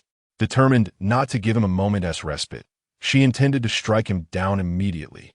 However, in the next moment, a surge of formidable spiritual energy erupted from Ling Xiao. Thus, before the eyes of all, Ling Xiao ascended. From the initial level of True Spirit Realm 3rd stage to Middle True Spirit Realm 1st stage, then to Middle True Spirit Realm 2nd stage. He continued until he reached the Middle Spirit Realm 2nd stage, crossing into an entirely new echelon. The spectacle of such an ascension was truly magnificent. My son has restored his cultivation. Moreover, he has surpassed his previous level. Ling Yongchang's eyes brimmed with tears of joy. The Ling family rejoiced for their young master. However, the most exhilarated of all was Ling Xiao himself. Although he had often claimed indifference, how could he truly remain unaffected while witnessing his cultivation continuously regress? The Ling family, fearing his distress, had refrained from mentioning it in his presence, especially his father, who had clearly aged due to this burden. The Ling family's silence did not prevent outsiders from speculating. Every time he overheard such discussions, he felt guilt and despair. Yet he was grateful for his ability to self-adjust and not give up. "Thank you." Ling Xiao looked at Ling Yun, a myriad of words swirling in his mind. But all he could utter was gratitude. "It seems that despite your regression, You have not succumbed to despair. Otherwise, even upon swallowing this elixir, a breakthrough would have been impossible. Ling Yun was somewhat pleased. Ling family patriarch, are you not being excessively oppressive? Zhou family patriarch, shaken from his astonishment, wore a dark expression. How are we being oppressive? If you possessed a divine artifact, you could bestow one upon your daughter as well. We are not pressed for time. Besides, is there a rule against consuming elixirs mid-match? It seems there is not. Ling Yongchang, in high spirits, countered using Zhou Sun's own words. Zhou Sun seethed internally. Did he think divine artifacts were a common commodity, easily produced by anyone? How could that be? In stark contrast to the Ling family's isolation, Zhou Min felt disheartened. Despite being an individual she deemed a waste, he was now on the verge of surpassing her, a reality she found difficult to accept. Damn it, it's all that Beiwan person's fault. It was the appearance of that person from the Beijing clan that led to the current state of affairs. The mere thought of Ling Yun caused Zhou Min to cast a fierce glare in her direction, harboring a desire to tear her apart. Naturally, Ling Yun sensed the murderous intent in Zhou Min's eyes. Yet, should a mere clown warrant her concern? Apologies, but there was absolutely no necessity for that. The young lord of the Fenghua sect, harboring inappropriate thoughts towards Ling Yun, appeared lost in contemplation, his thoughts obscured.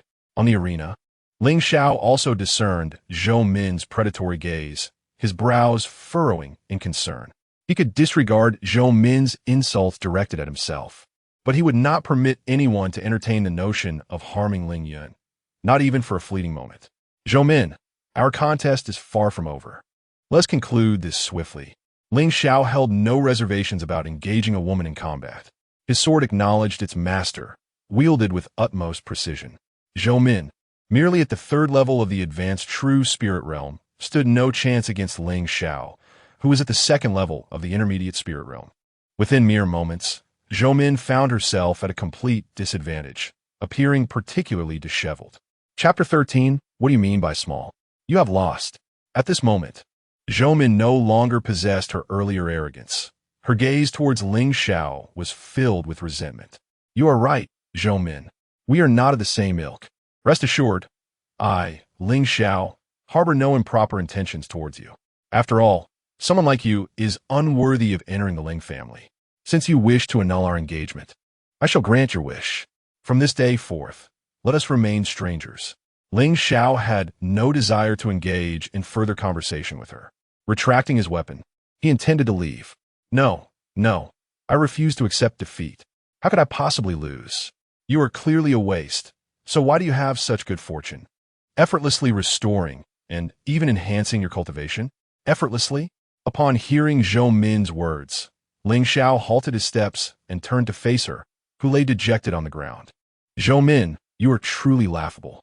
Just because you did not witness it, does that mean no one else has acted? Do you genuinely believe that others are merely wasting their time? Zhou Min glared at Ling Xiao, as if to convey, isn't that the case? Ling Xiao found her increasingly amusing. He had not previously realized how self-righteous she was. Zhou Min, have you ever truly exerted effort in your cultivation, whether in the past or present? Faced with Ling Xiao's inquiry, Zhou Min felt an inexplicable sense of guilt, yet she would not concede. The cultivation she possessed now was undoubtedly the result of her hard work.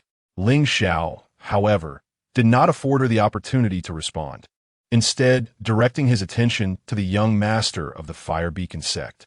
The latter furrowed his brow, pondering, what is he planning? Ling Xiao turned once more to Zhou Min, mocking her.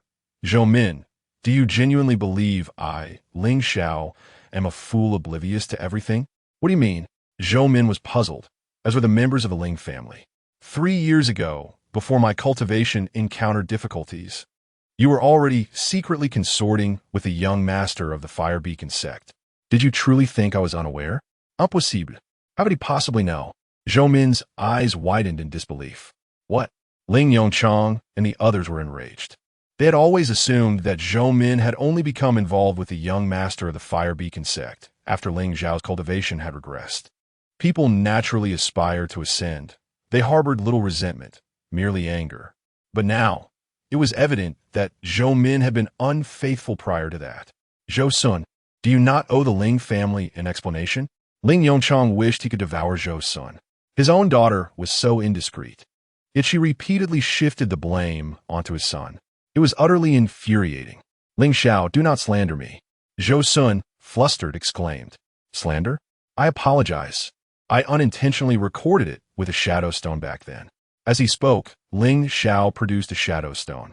No, it cannot be. Upon seeing the shadow stone, Zhou Min panicked, disregarding her own injuries as she attempted to seize it. Observing her behavior, both Zhou Sun and the young master of the Fire Beacon sect could not help but curse her stupidity. Setting aside whether the shadow stone had indeed recorded anything, her actions were already a public admission of the matter. That is not a shadow stone. You are deceiving me. Gazing at the stone in my hand, it was nothing more than an ordinary rock, utterly devoid of any significance as a memorial stone. I lack the inclination to document your sordid actions. Ling Yun was taken aback. Despite Ling Zhao's seemingly virtuous demeanor, he turned out to be a cunning individual. How intriguing. Realizing she had been deceived, Zhou Min felt an overwhelming urge to eliminate Ling Xiao. From this moment forth, her reputation lay in ruins. Ling Xiao, are you truly so heartless? Do you intend to ruin me?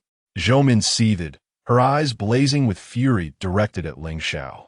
Heartless? Was this not all your own choice? There is no need to engage in dialogue with such a person who would never seek introspection. Heh, Ling Xiao, even if you have triumphed, what does it matter? Did you truly believe I came merely to annul our engagement today? This fool was attempting to sabotage the adult's plans. The young lord of the Fenghua sect was infuriated, yet he dared not make a sound, lest he attract the attention of the Ling family. Unbeknownst to him, every move he made had already been observed by Ling Yun. What do you mean? Ling Xiao halted once more, looking at Zhou Min. What do I mean? You might as well return to the Ling family and see for yourself. This is bad. We must hurry back. Zhou Min's words sent shockwaves through all present from the Ling family. The mere thought of potential calamity befalling the Ling family darkened Ling Yongchang's expression, prompting him to lead his kin back without delay. Zhou Min, you had best pray for the Ling family's safety. Otherwise, I shall show you no mercy. Zhou Min disregarded his warning, for after today, the Ling family would no longer exist in Beicheng. Naturally, Zhou Sun did not wish to miss the spectacle of the Ling family's downfall and followed suit. Most people hurried towards the Ling residence, save for Shangguan Xiu. Though he was said to be a friend of Ling Xiao, his attention seemed entirely fixated on Ling Yun. You're also a member of the Ling family, are you not? They have all departed. Why do you not follow? You appear utterly unperturbed, Shangguan Xiu remarked, his curiosity towards Ling Yun laid bare without any pretense. Ling Yun merely observed him, saying nothing. Yet it was evident that someone's audacity was rather thick-skinned, showing no sign of discomfort. You seem quite intrigued by me. It was not a question, but an assertion. Evidently, I am quite transparent. He did not conceal his interest, openly acknowledging it. Ling Yun felt no aversion towards such a person, as she understood the unpredictability of human nature. Moreover, to her, he was merely a child. A child, indeed, full of curiosity, which was understandable. If Shangguan Xiu were to realize that Ling Yun regarded him as a child, he might very well become incensed. Little one, would you like to witness the commotion? Shangguan Xiu twitched his mouth. Little one? What kind of address is that? Besides, when have I ever been small? I'm the same age as Ling Xiao. Ling Yun paid no heed to his thoughts as she seized Shangguan Xiu's arm. Before he could react, a gust of wind swept over him. The speed was so swift that he barely had time to comprehend it before they arrived. He was also relieved that the journey was brief. Otherwise, he might have felt nauseated. What is happening? Why are there so many people gathered? Gazing at the ominous sight before him, a sense of bewilderment washed over him.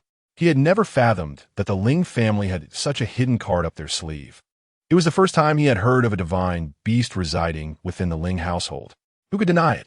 Just look at the terrified expression on the face of the Zhou family's patriarch. Truly, it was a spectacle to behold. A divine beast.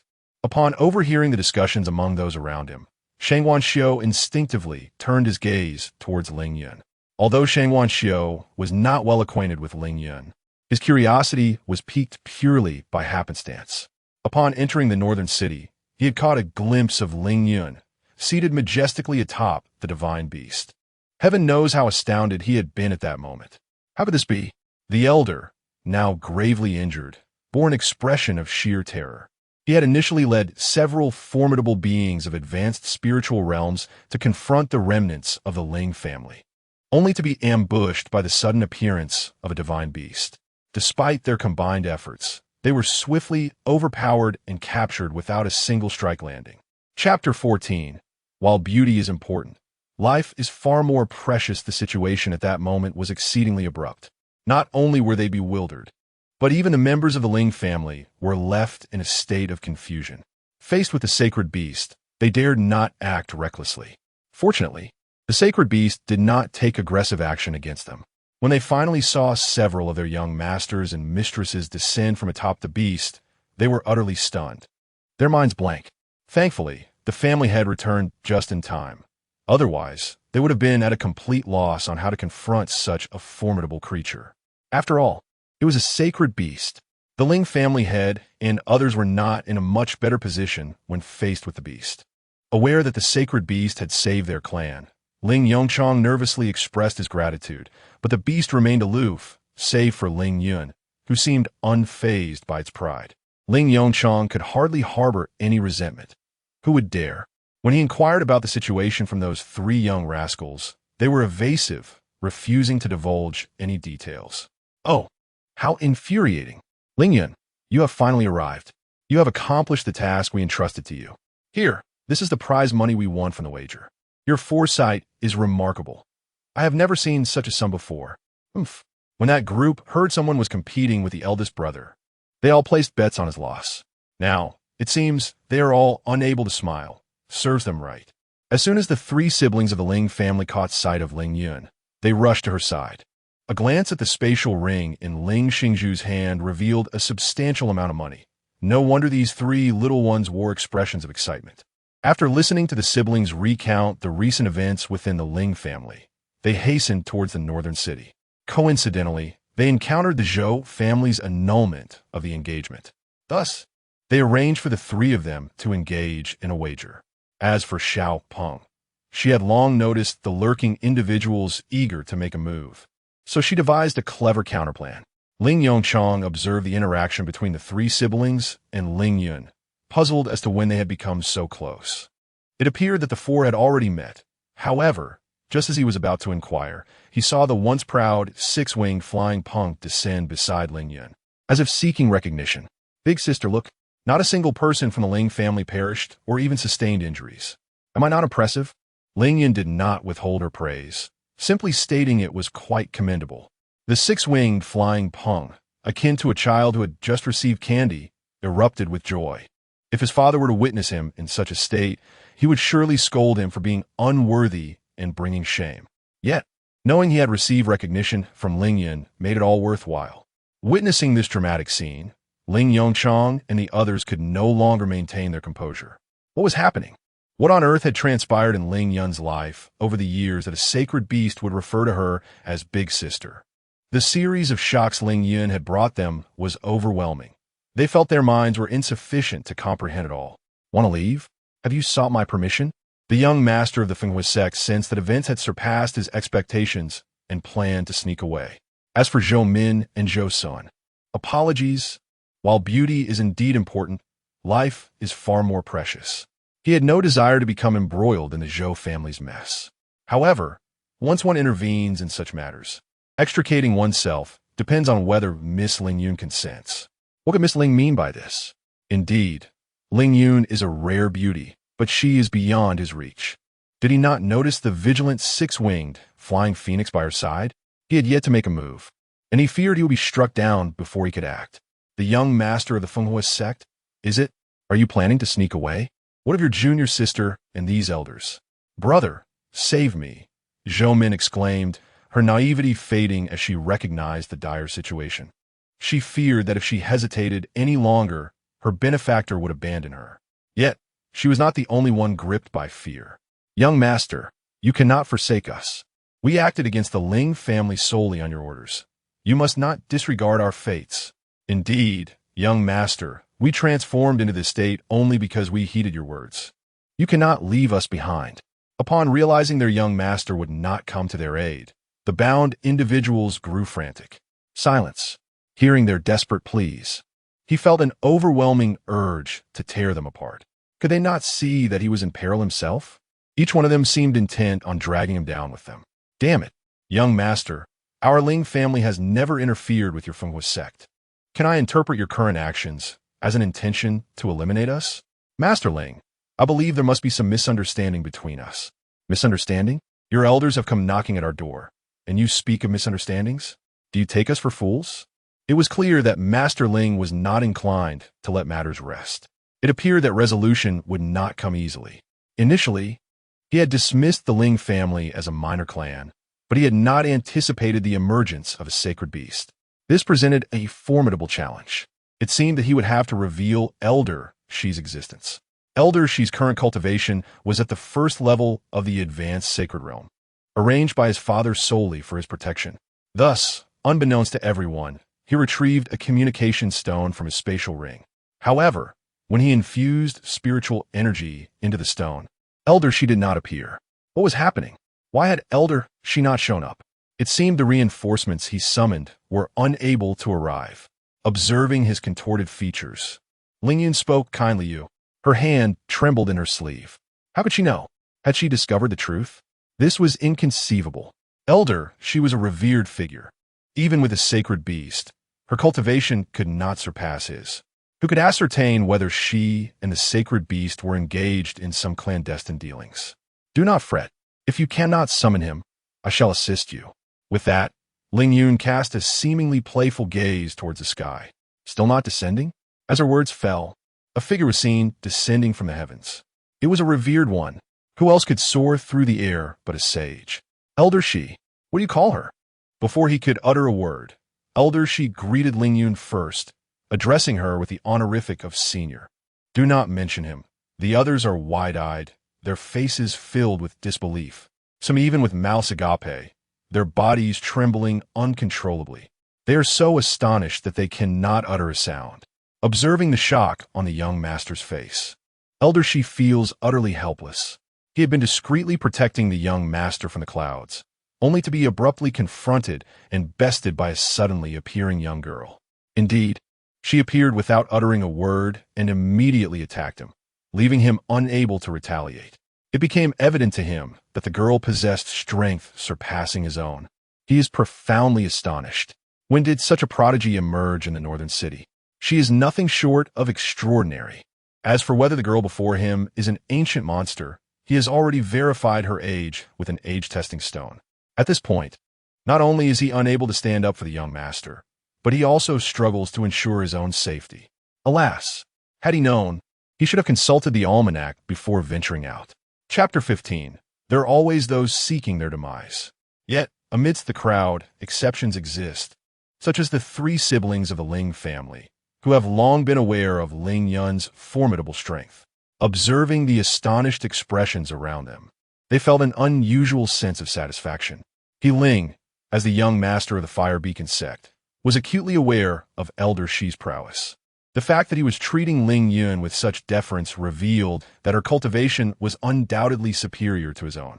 The thought sent a chill down his spine. What sort of monster had he provoked? Ling Yun turned to Elder Shi and inquired, "Do you wish to survive? Please, senior, guide me. Speaking with an intelligent individual is indeed a pleasure. I do not wish to see any members of the Zhou family in Beichen. Since they have the audacity to conspire against me, I would not hesitate to uproot them entirely." Hearing this, Zhou Sun and his companions looked at Ling Yun in terror. The girl was remarkably ruthless. Elder Shi, too, was taken aback. "What? Is it impossible? Senior, you may not be aware that the Zhou family possesses an ancestor who, during his seclusion, had already reached the pinnacle of the sacred realm. By now, his prowess may have advanced even further. If he were to intervene and eliminate the Zhou family, it would certainly alert the ancestor, and at that moment, I fear I would not stand a chance." "Does the Ling family have an ancestor?" "Of course they do." However, Ling Yongchang was puzzled by Ling Yun's question.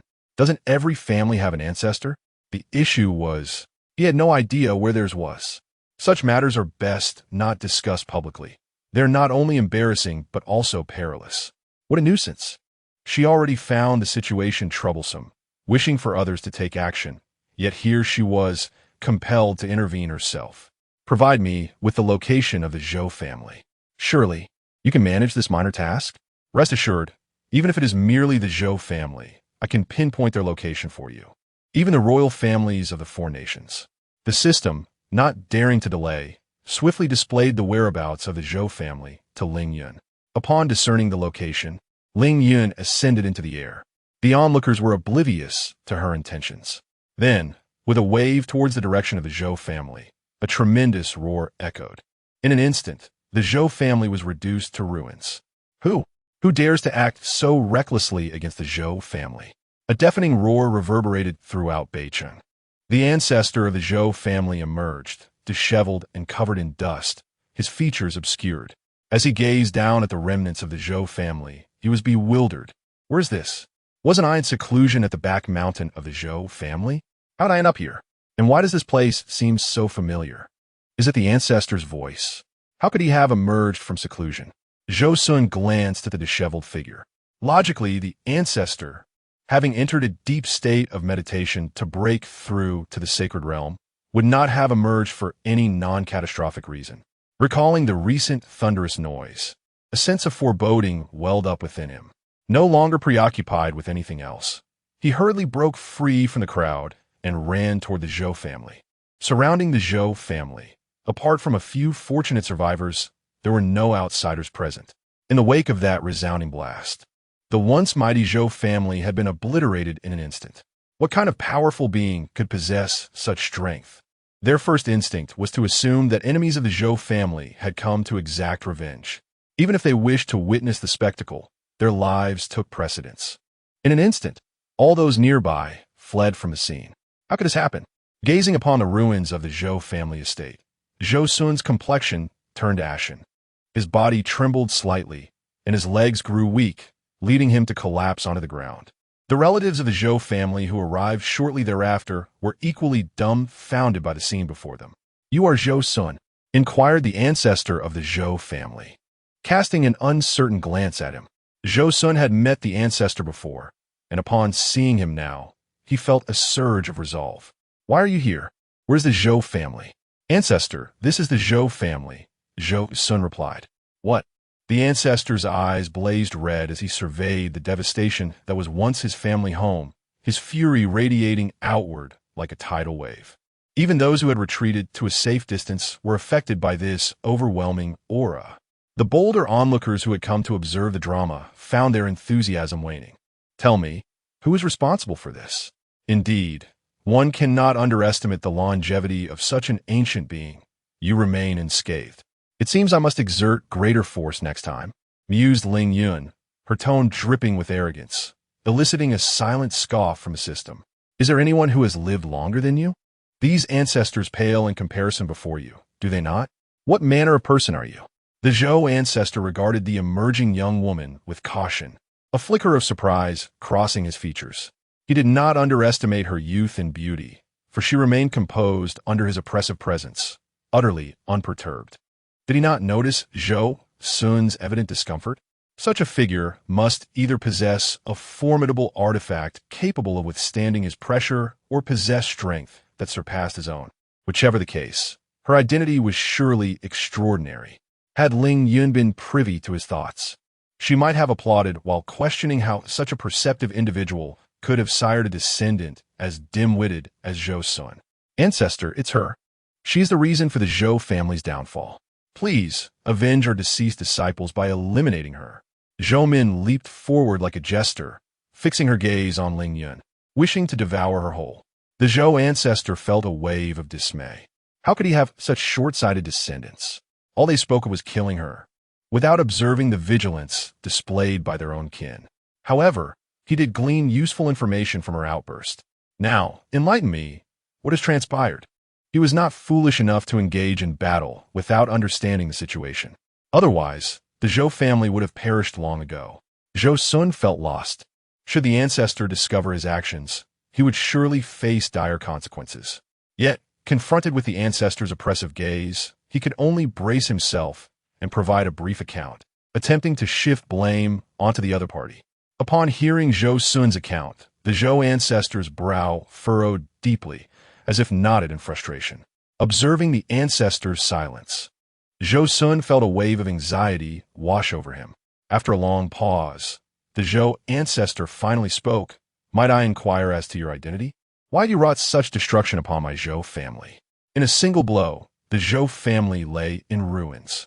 Even he was incapable of achieving such a feat. It is evident just how formidable the opponent truly is. This group of inept individuals has inadvertently invited a formidable adversary upon the Zhou family. Ancestor, do not be frightened. She is merely a member of the Ling family. There is no need for idle chatter. Simply eliminate her to avenge the fallen disciples of the Zhou clan. In Zhou Min's eyes, Ling Yun could hardly be considered a match for their venerable ancestor. "It seems I have mistakenly granted you an illusion of my amiability," Ling Yun stated coolly, and in the next instant, Zhou Min felt an invisible pair of hands constricting her throat. Her eyes widened in horror, filled with dread as she desperately attempted to break free. She opened her mouth to cry for help, but before the words could escape, a sharp crack echoed from her neck, her body going limp, her gaze frozen in terror, never to move again. "My dear, have you not gone too far?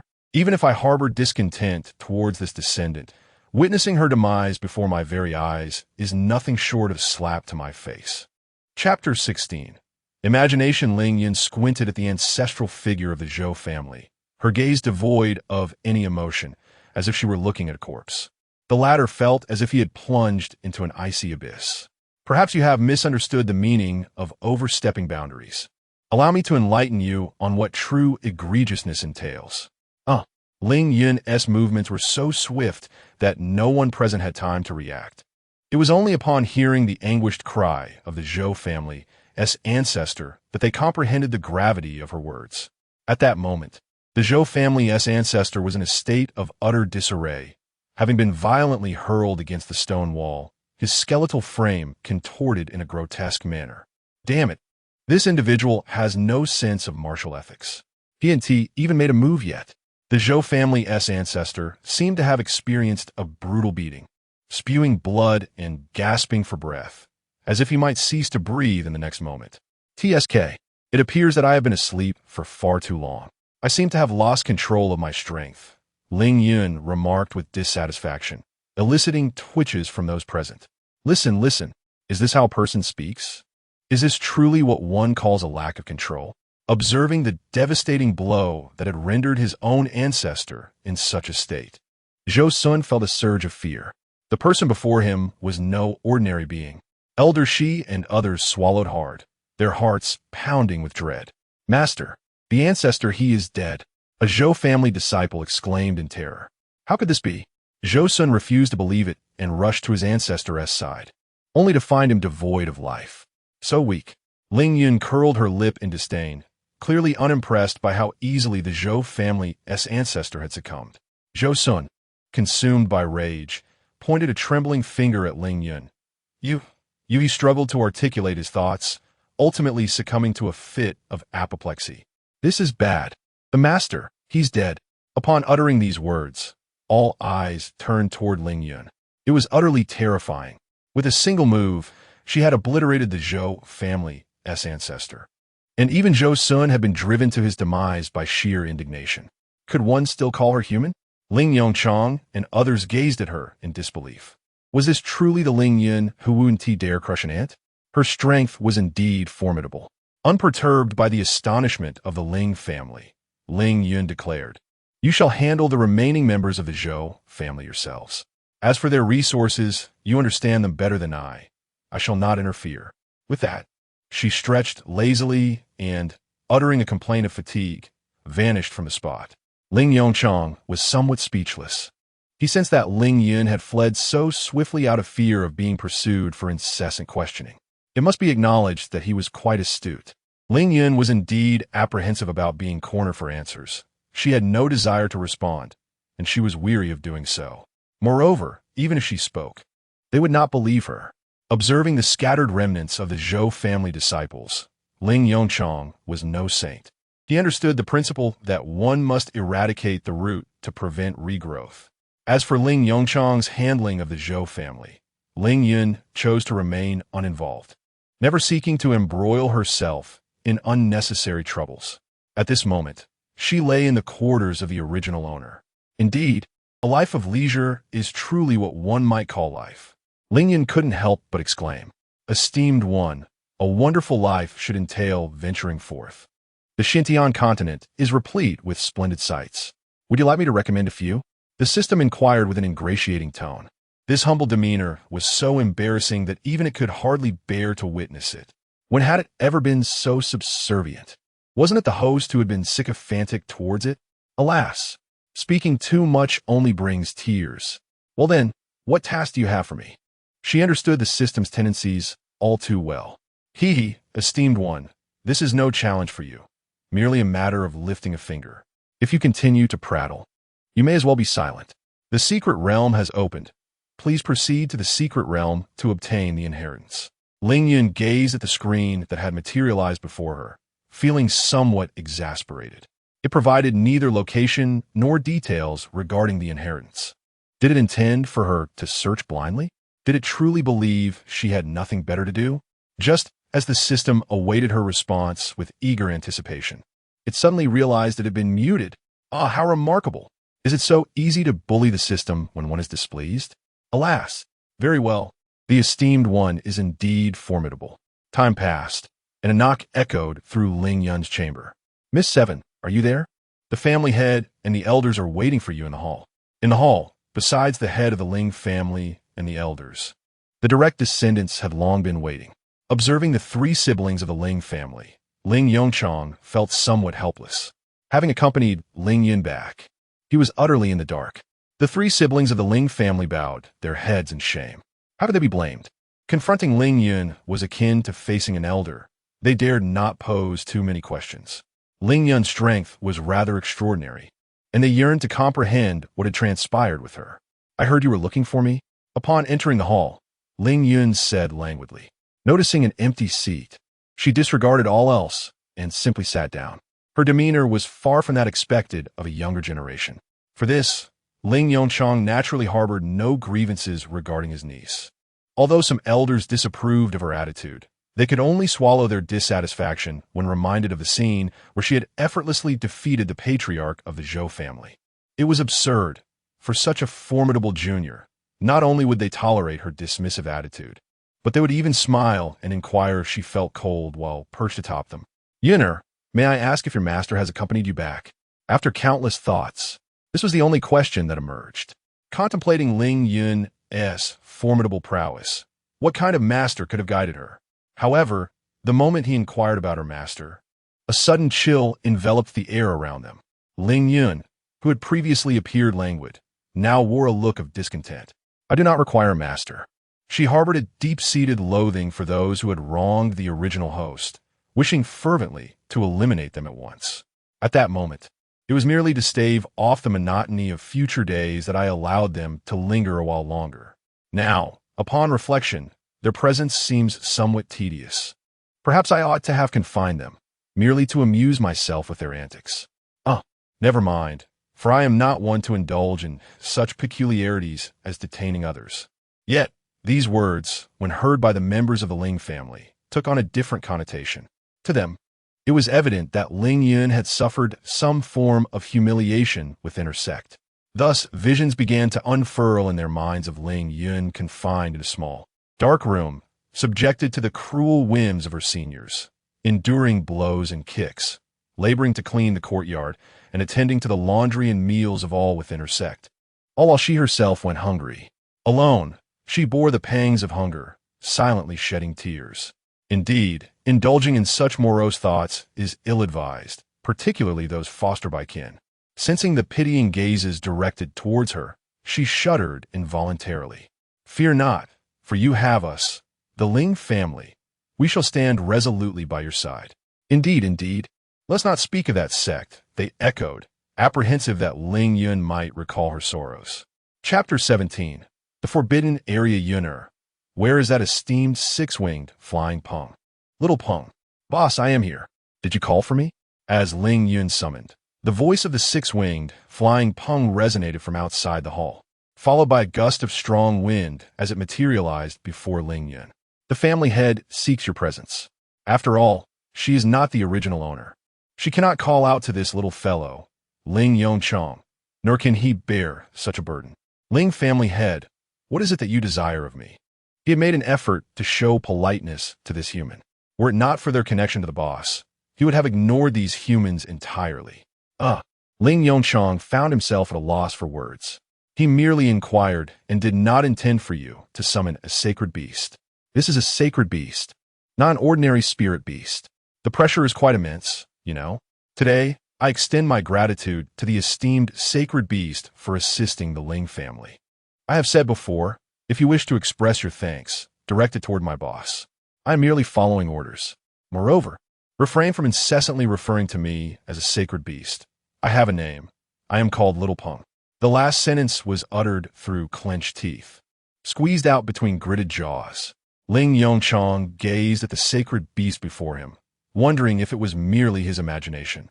But he could not shake the feeling that this sacred beast was displaying a sense of pride. Furthermore, the name Little Peng hardly befitted such a grand creature. He suddenly found himself in agreement with the Ling family siblings' jest at Ling Yun's choice of name. As for their exchange, Ling Yun paid it no heed. Just moments ago, she sensed something pulling at her attention, something that felt oddly familiar. Thus, she extended her spiritual awareness to search every corner of the Ling estate. Found it. In a flash, Ling Yun vanished before the gazes of all present. The back mountain of the Ling family, also a forbidden area. The guards recognized her the moment she arrived. Before the original owner departed from the Ling family, everyone had seen her. Seventh Miss, ahead lies the Ling family's forbidden area. Without the family head's command, no one is permitted to enter. The long-absent seventh Miss has unexpectedly returned. They had heard whispers, but as guards of the forbidden area, they could not leave their posts. So their knowledge was limited, only aware of her return. Ling Yun did not force her way in. After all, she ought to show some respect to the Ling family head, shouldn't she?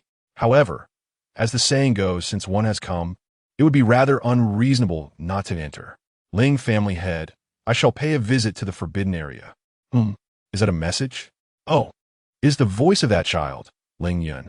Suddenly, it all made sense. In the hall, as they puzzled over Ling Yun's whereabouts, her voice echoed in their minds.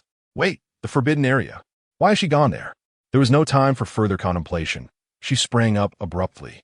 The others looked on in confusion, wondering what had come over the family head. Yunner, this is not a place for you to be. Upon seeing Ling Yun, Ling Yongchang rushed forward to grasp her, fearful that she might intrude. I intend to enter, Ling Yun stated bluntly. Yunner, you must understand that the forbidden area is not to be trespassed. That is why I summoned you. Observing Ling Yun's serious demeanor, Ling Yongchang was puzzled about her intentions. Why do you wish to enter the forbidden area? He noted that Ling Yun did not appear to be acting recklessly. There was something within that felt oddly familiar to him. Ling Yun, however, chose not to conceal her motives, deeming it unnecessary. Ling Yongchang fell silent for a moment. I shall accompany you. He understood well that if he refused, she would likely persist, potentially causing him further headaches. It had become evident to him that after several years away, her temperament had undergone significant changes, likely due to her experiences with her sect. Ling Yun was indifferent. Following along was no matter of shame. The forbidden area of the Ling family was essentially the back mountain. Nothing particularly extraordinary. At most, it contained a gathering spirit formation, which boasted slightly more spiritual energy than the surroundings. While outsiders might perceive this as substantial, to her, it bore little distinction. After all, the gathering spirit formation she had devised was at least 100 times more potent. She paid little heed to her surroundings and proceeded toward a specific location. Yunia, you cannot proceed further. A formation set by our ancestors restricts access. Ling Yongchang interjected, blocking her path. Since his initial entrance, even he, the current head of the family, had been unable to approach it again, let alone force his way through. However, in the next moment, he witnessed Ling Yun wave her hand, casting several small stones from her grasp. The barriers imposed by the formation instantly vanished. Ling Yun stepped through without hesitation. It was not until her figure began to fade from view that he regained his senses. What secrets did Yun'er possess that he was unaware of? Confounded, he hurried to catch up. Inside lay a secluded area for meditation, evidently the retreat of the Ling family's ancestors. Suddenly, she comprehended why Ling Yongchang had hesitated to answer her inquiries regarding the ancestors. The vast meditation space was utterly devoid of inhabitants. If it were her, she too would struggle to respond. As for whether the ancestor was still alive, well, the letters supported by spiritual energy laid prominently in the center spoke volumes. Traveling, return date uncertain. One might wonder whether the Ling ancestor was overly confident or simply oblivious, unconcerned about the possibility of their family being usurped and annihilated. Upon his arrival, Ling Yongchang chanced upon Ling Yun gazing intently at a scroll. "Yun'er, stop!" he exclaimed in alarm, witnessing her unleash spiritual fire upon the scroll. The moment the flames met the parchment, it ignited instantly, leaving him no time to intervene. He could only watch helplessly as the scroll was consumed by the flames. It was over. Ling Yongchang appeared as if his soul had been snatched away, his countenance growing pale. Ling Yun disregarded his distress, fixating instead on the scroll engulfed in fire. Had Ling Yongchang been paying close attention, he would have noticed that despite the flames, the scroll showed no signs of destruction. As the fire gradually subsided, the scroll remained unscathed. Nonetheless, upon seeing the scroll, Ling Yongchang's eyes widened in astonishment. The woman depicted on the scroll was one of their esteemed ancestors.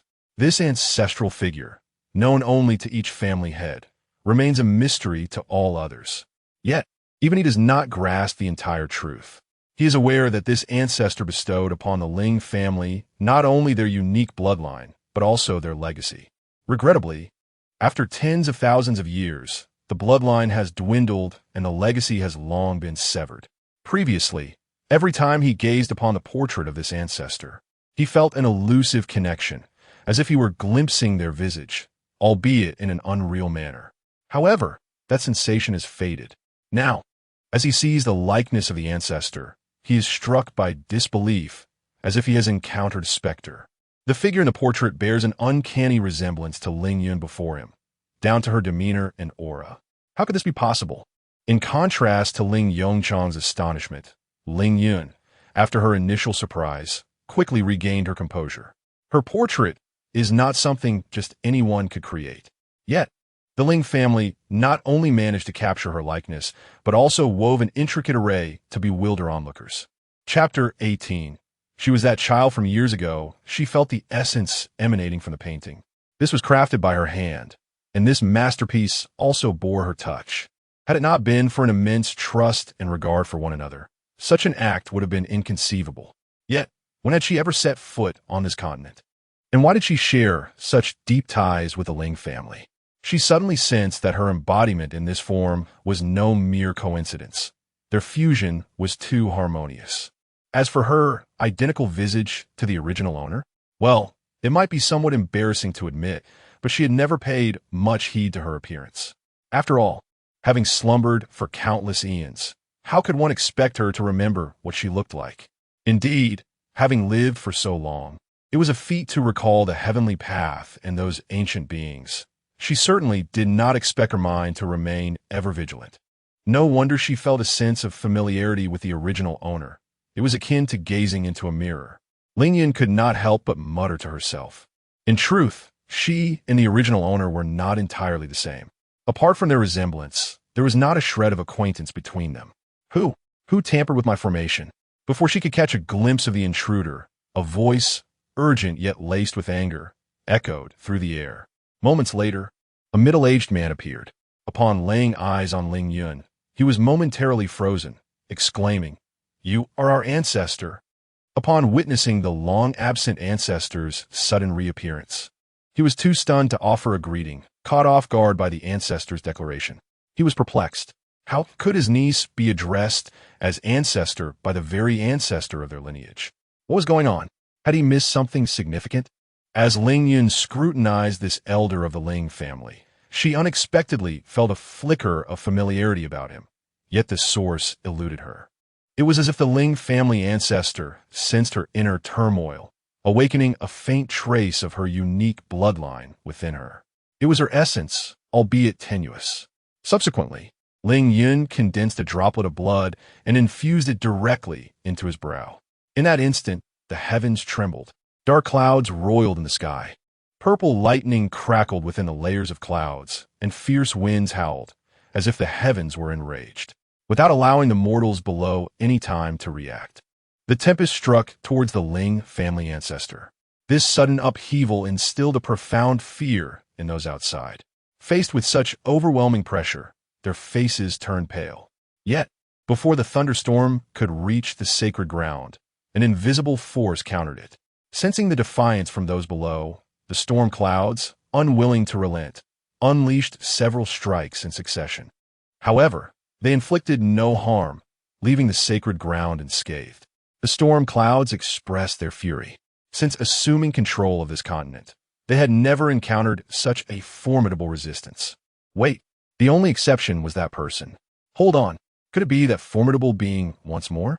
Indeed, a familiar voice reached her ears, tinged with impatience. Little storm cloud, cease your thunder. I have no time for you right now. Very well. Thus, it arrived in haste and departed just as swiftly, leaving not a trace behind. The onlookers outside beheld a spectacle so dramatic that none could shake off their terror. After a prolonged silence, someone in the crowd finally spoke up, questioning, "What on earth is happening? Is it possible that the heavens are angry with us?" The direction seemed to be associated with the Ling family. Could it be that the Ling family has committed some atrocity, inciting the wrath of the heavens? Someone scoffed. Really? Do they appear to be troubled at all? Another interjected. In fact, it seems more like they're being bolstered. Was it merely 3 minutes that had elapsed?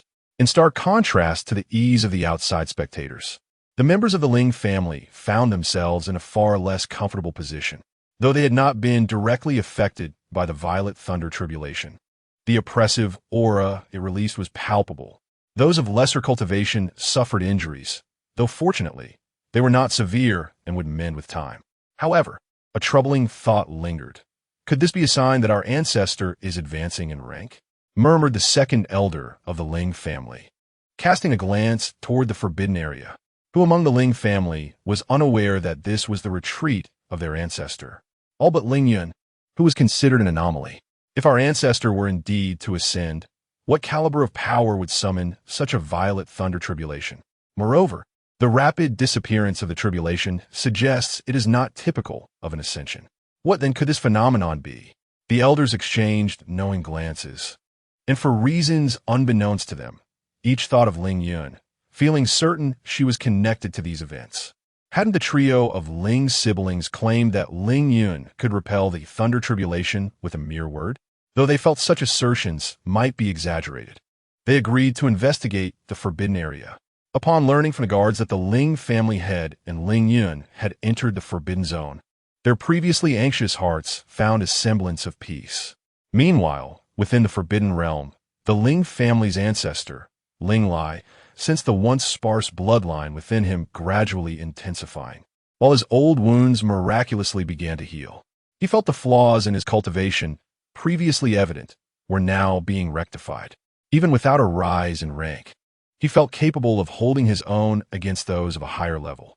"Thank you for your guidance, ancestor," Ling Lai exclaimed, overwhelmed with excitement. Truly, the ancestral power was remarkable, the bloodline strengthened as promised. If those old geezers were to learn of this, they would surely be devastated. It seems I, Ling Lai, had the foresight to lead a contingent of our family to this desolate place. Ancestor, could there be a misunderstanding? Ling Yun is merely a child of about 10 years, and she is among our distinguished younger generation, interjected Ling Yongchang, unable to contain himself at the sight of his ancestor's bewildered expression.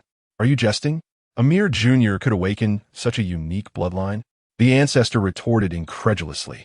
Indeed, she is a descendant of our Ling family, and I have watched her grow, Ling Yongchang affirmed, though he too was uncertain how Ling Yun had achieved such feats. Nevertheless, he was resolute in his belief that she was undeniably a child of their lineage. Impossible, absolument impossible.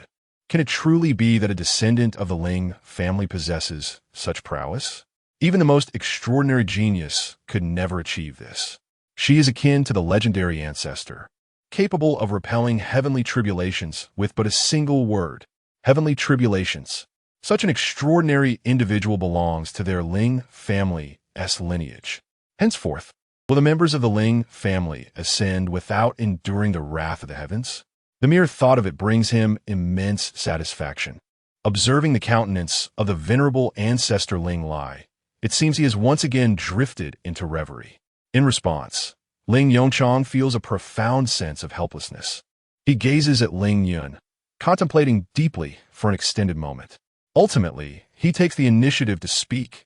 Ancestor, do you recall why we ventured to this northern city 16 years ago?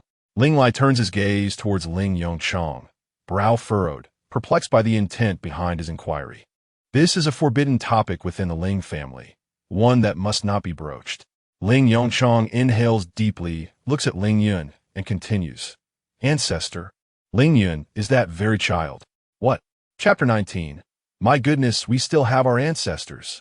Ling Lai gazed at Ling Yun, his face a portrait of astonishment, his brows knitted in disbelief. You truly are not deceiving me? His skepticism lingered. How could she possibly be that infant from years ago? It was utterly unfathomable. No, that could not be right. If she were indeed that baby, no matter how horrifying her growth had been, she would not manifest as she did now. Yet, he was certain she was the matriarch of a Ling family. Ling Yun listened intently to their exchange, refraining from inquiring further about the infant they spoke of. Since they had broached the subject in her presence, it seemed they harbored no intention of concealing it from her. Ling Yun observed the ancestral figure's unwavering confidence that Ling Yun was indeed their enigmatic ancestor, though he felt a twinge of confusion. He understood that such matters were not trifles. The ancestor would never jest about them. What had transpired in the interim? Wait, since Ling Yun's return, there was indeed an unmistakable difference in her demeanor. Even after years away from the Ling family, the tone of her correspondence had remained unchanged. This thought conjured a horrifying notion in Ling Yun's mind. Could it be that the child? He cast a glance at Ling Yun. His words caught in his throat, torn between the desire to know if his suspicions were correct and the fear of the truth. Ultimately, he spoke with a heart laden with unease. Are you still the same Ling Yun? Ling Yun perceived his anxious thoughts, recognizing the turmoil within him. She had never intended to deceive them. Even if she wished to conceal her truth, it would not take long for their suspicions to arise. After all, she could not endure the same burdens as her predecessor did for others. Yes and no. Huh? What does that mean? Both Ling Lai and Ling Yun were left puzzled. What do you mean by yes and no? This body is not mine. Despite having braced himself for this revelation, Ling Yun found himself taken aback, his eyes reflecting profound remorse. Ling Lai felt a pang of sorrow. After all, she was their kin. Can you tell me how she met her end? To fixate too intently on a singular desire often leads to self-inflicted harm. The more one yearns, the less one can attain. Ling Yun instinctively struggled to comprehend the meaning behind her words. He began to replay Ling Yun's statements in his mind, pondering the master she was reluctant to discuss. Was Yun'er harmed by her so-called master? With your current strength, you are no match for them. Observing Ling Yun's eyes redden with rage, his teeth clenched in fury, it was evident that he might very well storm into confrontation. The Tianzong sect was no minor faction. Its ranks were filled with formidable warriors. Yet even so, he must avenge you not? Enough. As the head of the family, can you act so recklessly without regard for the consequences? Ancestor, are we to let this matter rest? That was the child of the third. Do you not realize the tremendous cost her parents paid to protect her? If the third were to learn that we failed to safeguard his daughter, I shudder to think of the repercussions. Ling Lai found himself at a loss for words. The harrowing visage of the couple, Ling Tsong and his wife, remains vividly etched in memory. Ancestor, do you possess a remedy for that child? Ling Lai, feeling helpless, glanced at Ling Yun, who appeared unfazed, almost like an outsider, and saw a glimmer of hope. At this moment, Ling Yun was somewhat perplexed. What had transpired between her and the Ling family? Why did it seem as if this individual was convinced she held the power to resurrect the deceased? Very well. She indeed possessed such capability, but not at this moment. Speak to me about the events that unfolded within the Ling family. There was no reply from Ling Lai. The two felt somewhat lost in her train of thought. This is certainly not your Ling family's ancestral home. The ancestor, true to form, had discerned this much. As expected, he could hardly bear to witness the ancestor in such a state. It was rather embarrassing. This was indeed not the main residence of the Ling family, and the matter must be traced back over a decade. Presently, this northern city is merely a fragment of the Ling family's domain. Years ago, Ling Tsong returned to the Ling family with his heavily pregnant wife, Mu Rong Shui, both bearing grave injuries. This ultimately resulted in the premature birth of Ling Yun.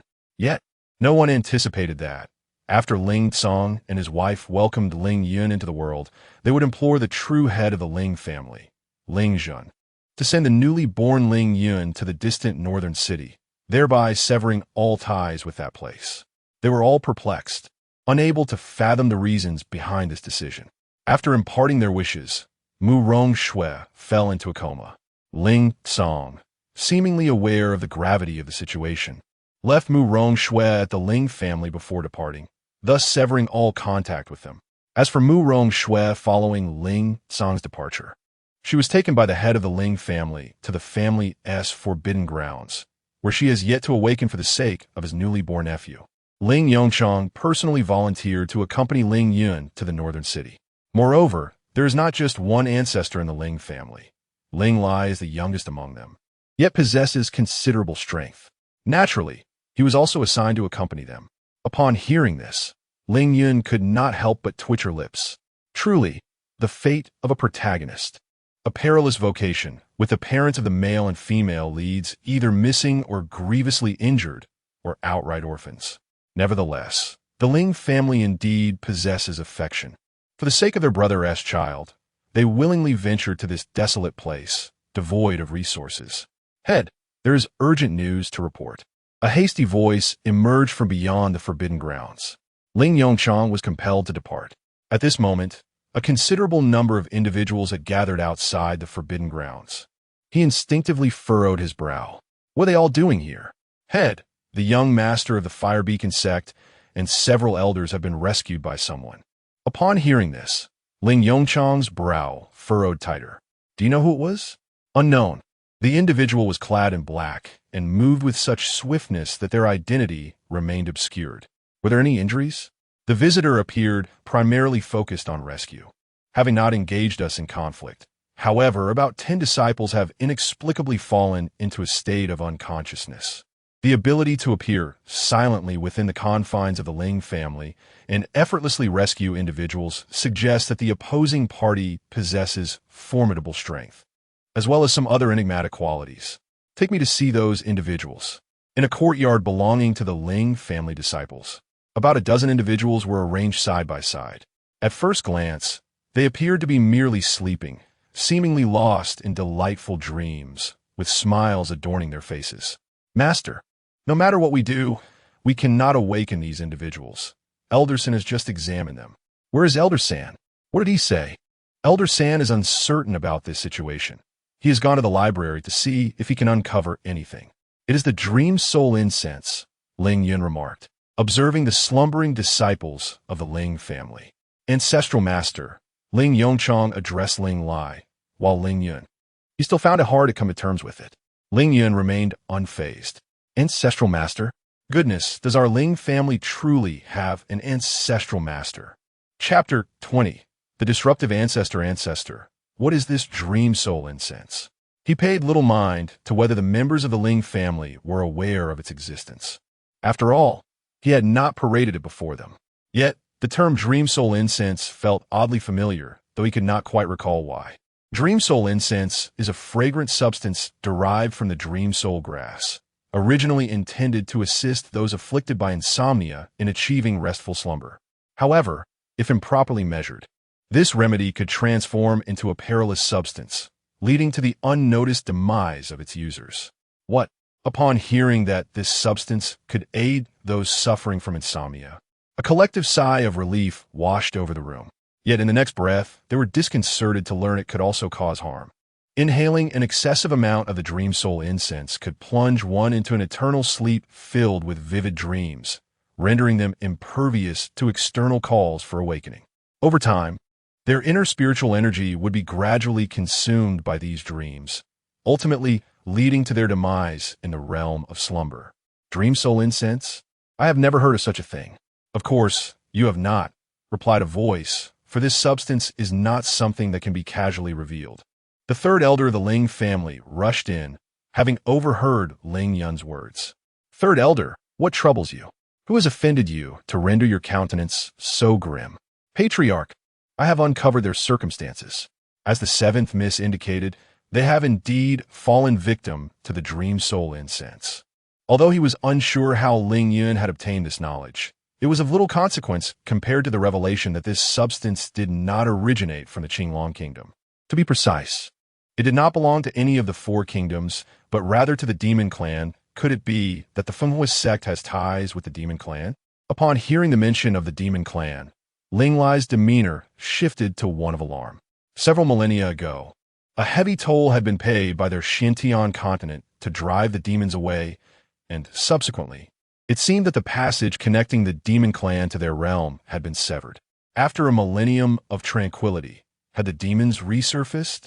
Or had that passage been restored? If so, this boded ill. For the younger generation, aside from Ling Lai and his peers, knowledge of the demons' past transgressions was scant. They only understood that the demons were their eternal foes. It appeared that the Fenghui sect was certainly embroiled in this matter. Third elder, have you discovered a remedy? The third elder sighed and shook his head. Patriarch, the texts do not contain any methods of treatment. Are we to simply watch them perish? His heart ached at the thought of the young disciples of the Ling family facing such a fate. Suddenly, an idea struck him, and he hurriedly approached Ling Yun, kneeling before her. Ancestor, I implore you to intervene. I know you possess the means to save them. Do you not? This act of supplication left all present, save for Ling Lai, utterly astonished. Had the patriarch mistaken whom he kneels before? Why did he address the seventh miss as ancestor? One by one, they cautiously glanced at the venerable ancestor beside them, only to discover that the ancestor bore no semblance of anger. What could this mean? Father, what are you doing? This is Shao Qi. Ling Xiao hurriedly approached, intending to assist his father. However, Ling Yongchang shrugged him off. Ancestor, these are all members of the Ling family. Since you have discerned the issue at a glance, you must possess a means to resolve it. I never said I wouldn't help. As he spoke, a surge of spiritual energy lifted Ling Yongchang up. Next time, inquire before you kneel. Ling Yun was somewhat exasperated. The speed at which they knelt left her momentarily speechless. Yes, I will certainly remember to ask first before kneeling next time. With the lives of over a dozen at stake, Ling Yongchang regained his vigor. Yet, upon hearing his words, Ling Yun was left in disbelief. Did this mean that if she were unable to save someone next time, he would still kneel to her? Ancestor, is there anything you require? I shall arrange it for you. Very well, these are the items needed. You may go prepare them. Ling Yun, not one to be overly formal, waved her hand and pinned down her necessities.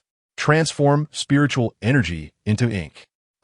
Indeed, the ancestral power was formidable. Hurry and gather all the items the ancestor requires.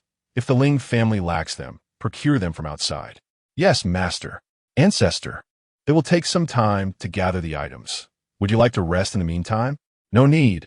I shall wait here. These are merely commonplace items, and no one in North City is foolish enough to trouble them at this hour. She had just resolved an issue with the Zhou family. Currently, other factions in North City were apprehensive about whether the Ling family might turn their wrath upon them. Naturally, those families with no dealings with the Zhou family were untroubled. If Ling Yongchang referred to Ling Yun as ancestor, they might think he was merely flustered in his haste to save a member of the Ling family. But what had they just heard? The venerable ancestor had actually called Ling Yun ancestor? What in the world? Had the seventh miss transformed into their Ling family's ancestor after a visit to the Forbidden Ground? What truly transpired in the forbidden area that was beyond their understanding? Was it them who had erred, or had the world itself changed? Observing the astonishment and confusion in everyone's eyes, Ling Yongchang recognized that some matters needed to be divulged. Thus, he dismissed the other disciples. "Father, what on earth happened? Why do you and the ancestor both address Xiao Qi as ancestor?" Once the others departed, Ling Xiao could no longer contain his curiosity. The elders were evidently awaiting an explanation as well. Were it not for the presence of the venerable ancestor, they might have subjected the family head to intense interrogation. This for a moment, he was at a loss for words. "Allow me to speak," the ancestor interjected, her impatience palpable.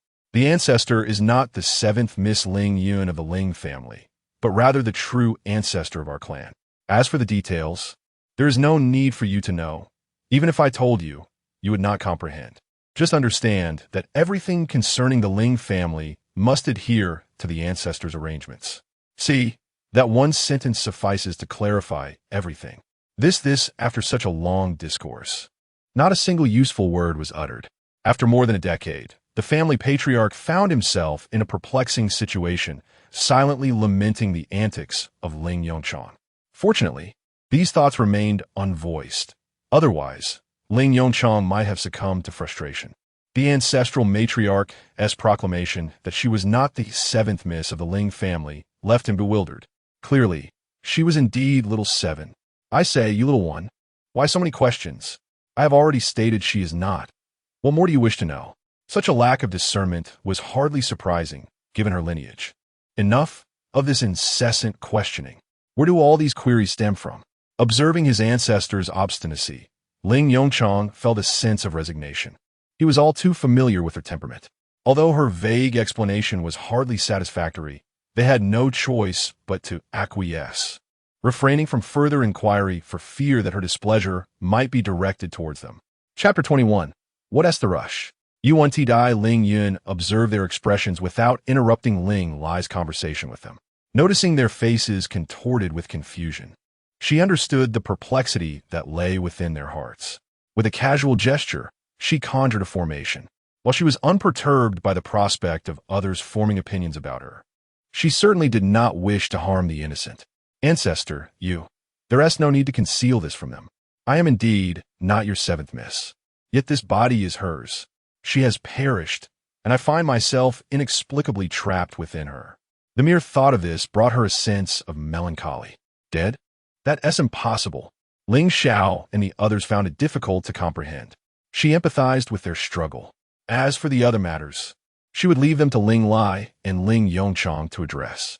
Eventually, the realization dawned upon everyone, their faces reflecting understanding. No wonder she was so formidable. It turned out she was their ancestor. Everything fell into place, yet the news of the seventh Miss S demise cast a pall over their spirits. With no one to hinder them, the disciples of the Ling family swiftly gathered the necessary items. Following Ling Yun's instructions, they cast the medicinal herbs into the prepared large vat. Subsequently, they witnessed Ling Yun wave her hand, and a dozen disciples were also thrown into the vat. Then, Ling Yun ignited the fire, subjecting them all to a boiling concoction. The sight sent shivers down their spines. One might mistakenly think they were about to brew human soup. As time passed, the water in the vat began to boil, causing the skin of the dozen disciples to flush a vibrant red. "Ancestor, do we continue?"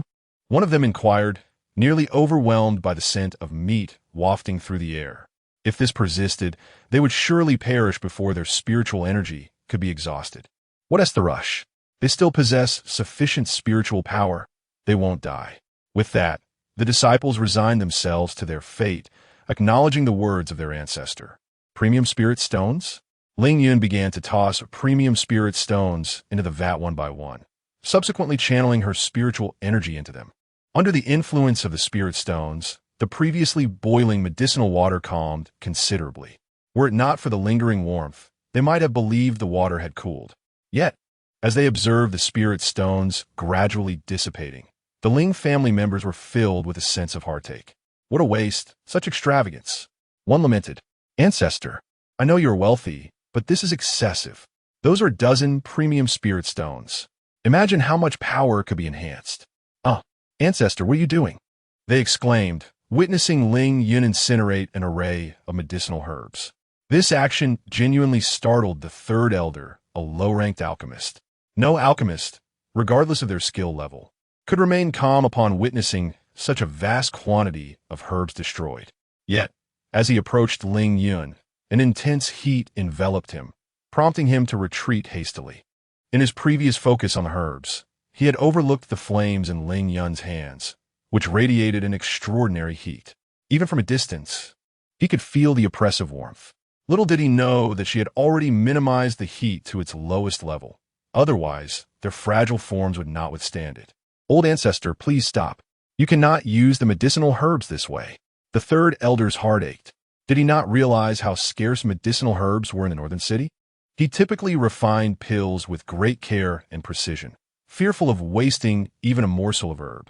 Now, all these precious materials were to be squandered. Had he known, it would have been better to use them generously from the start.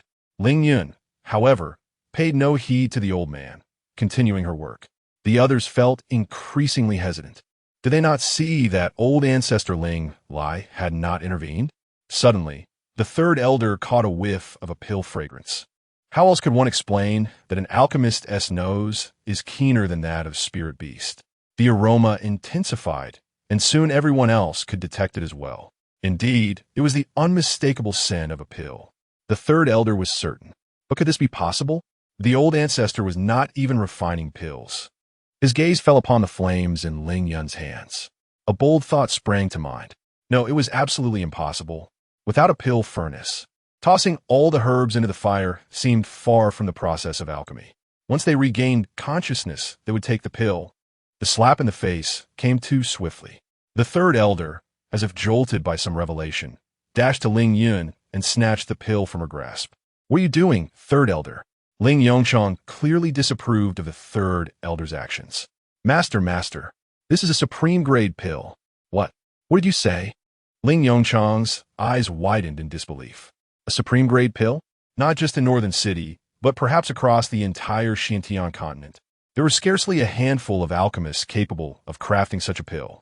Third elder, are you certain? Master, I assure you, there is no mistake. My alchemical skills may be mediocre, yet my ability to identify pills ranks among the best in Northern City. Moreover, I have been fortunate enough to encounter a supreme-grade pill once, and this one is identical to the one refined by the old ancestor. No, this pill is evidently of even higher purity than the one I previously encountered. The third elder trembled with excitement. A supreme-grade pill. This was the ultimate pursuit of an alchemist. Ling Yongchang shared in the exhilaration, suddenly believing that the old ancestor must have possessed Ling Yun to rescue their family. Indeed, once the old ancestor had called out, any preceding awkwardness faded away. Where did the old ancestor go? Wasn't he just here? The excited third elder looked up and realized the old ancestor had vanished. Third elder, while you were speaking with the master, the old ancestor had already departed. He left. How could the old ancestor just leave like that? Observing the third elder's urgency, they understood that he was desperate to discuss how the supreme-grade pill was crafted. After all, the third elder was an aficionado of alchemy, albeit with questionable skills. Enough, old third. The old ancestor hasn't truly left. There will be ample time in the future. Indeed, esteemed master, you speak the truth. How fortunate it is that such an extraordinary ancestor belongs to the Ling family. Ling Yongchang felt an overwhelming sense of joy. As for Ling Yun, oh great one, I genuinely do not possess that knowledge. Are you not the omnipotent system? How can you now claim ignorance? Do you even believe your own words? Ling Yun exclaimed as she returned to the courtyard, forcefully extracting the system from the small darkroom. Great one, if you cannot ascertain this matter, how could I? My sole function is to enhance the prowess of the Destined One. Beyond that, I truly have no insight. Gazing at the system, Ling Yun suddenly contemplated the idea of bestowing it with a head, for she might just witness what it means to change expressions. Regarding this entity's awareness of the original owner's parents, she held little hope, for it was indeed a genuine failure.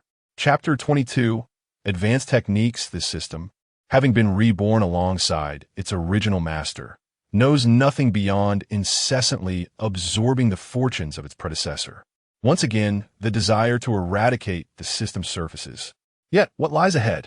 She initially intended to deduce the circumstances surrounding her original parents, but instead, she found herself engulfed in a haze of uncertainty as if an invisible force obstructed her calculations. The only entity capable of such interference, aside from the heavenly Tao, is perhaps no one else. However, I fervently hope it is not you orchestrating this, for I would not hesitate to confine you once more to the dark chamber, Ling Yun mused. Meanwhile, the members of the Ling family, after awakening and consuming their elixirs, found themselves advancing in cultivation before they could even gather their wits. The spectacle left all onlookers envious. The sight of so many members of the Ling family ascending simultaneously was nothing short of magnificent, causing outsiders to pause in astonishment. Is the Ling family ascending to the heavens? Just how many have advanced? It seems the North City is on the brink of transformation. Indeed, did you not witness the recent return of that member of the Ling family? With a single move, they vanquished the ancestor of the Zhou family. As the Ling family members progressed at an astonishing pace, it was not merely the family that felt envy. Even outsiders were captivated. Ling Yun, unable to glean the information she sought from the system, decided not to dwell on it. Just as she prepared to rest, a faint sound echoed from outside. Ancestor, should you not summon the elder? Why should I? You go if you wish. Though he too longed to make his presence known before the elder, he feared disturbing her tranquility and incurring her displeasure. Ling Yun felt a sense of exasperation. Were these individuals not too idle? Were they neglecting their cultivation? Reluctantly, she approached the door. Ancestor, have you rested well? Upon seeing Ling Yun, Ling Lai displayed no pretense. Ling Yun shot him a disapproving glance. He, oblivious to her irritation, maintained his usual demeanor. Speak, what is it this time? Ancestor, there is nothing amiss. We merely awakened and heard the gratitude of everyone, realizing it was you who intervened to save us. So we wish to express our thanks in person. We are deeply grateful for your life-saving grace, a young man proclaimed, prompting the others behind him to kneel in gratitude.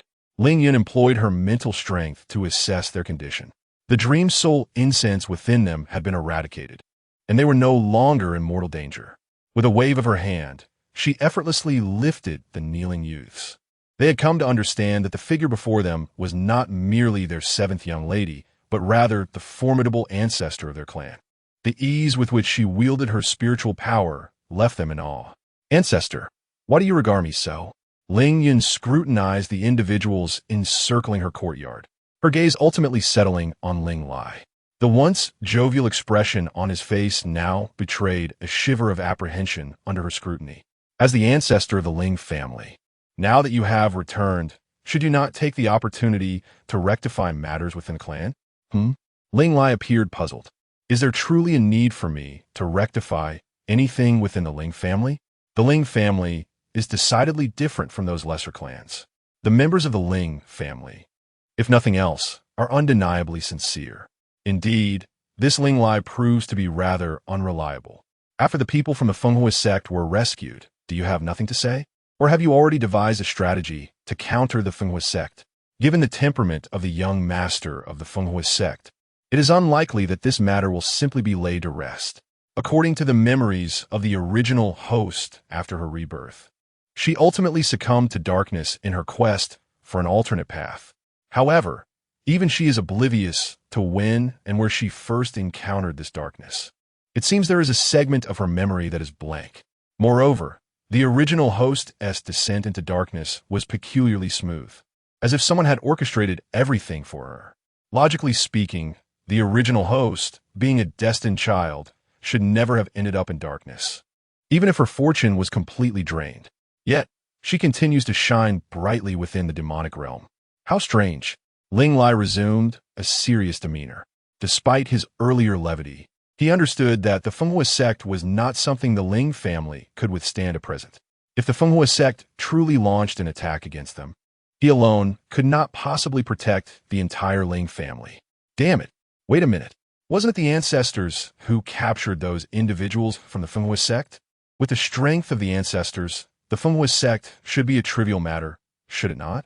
Moreover, the ancestors appear to be entirely unconcerned. Contemplating this, his previously anxious heart settled in an instant.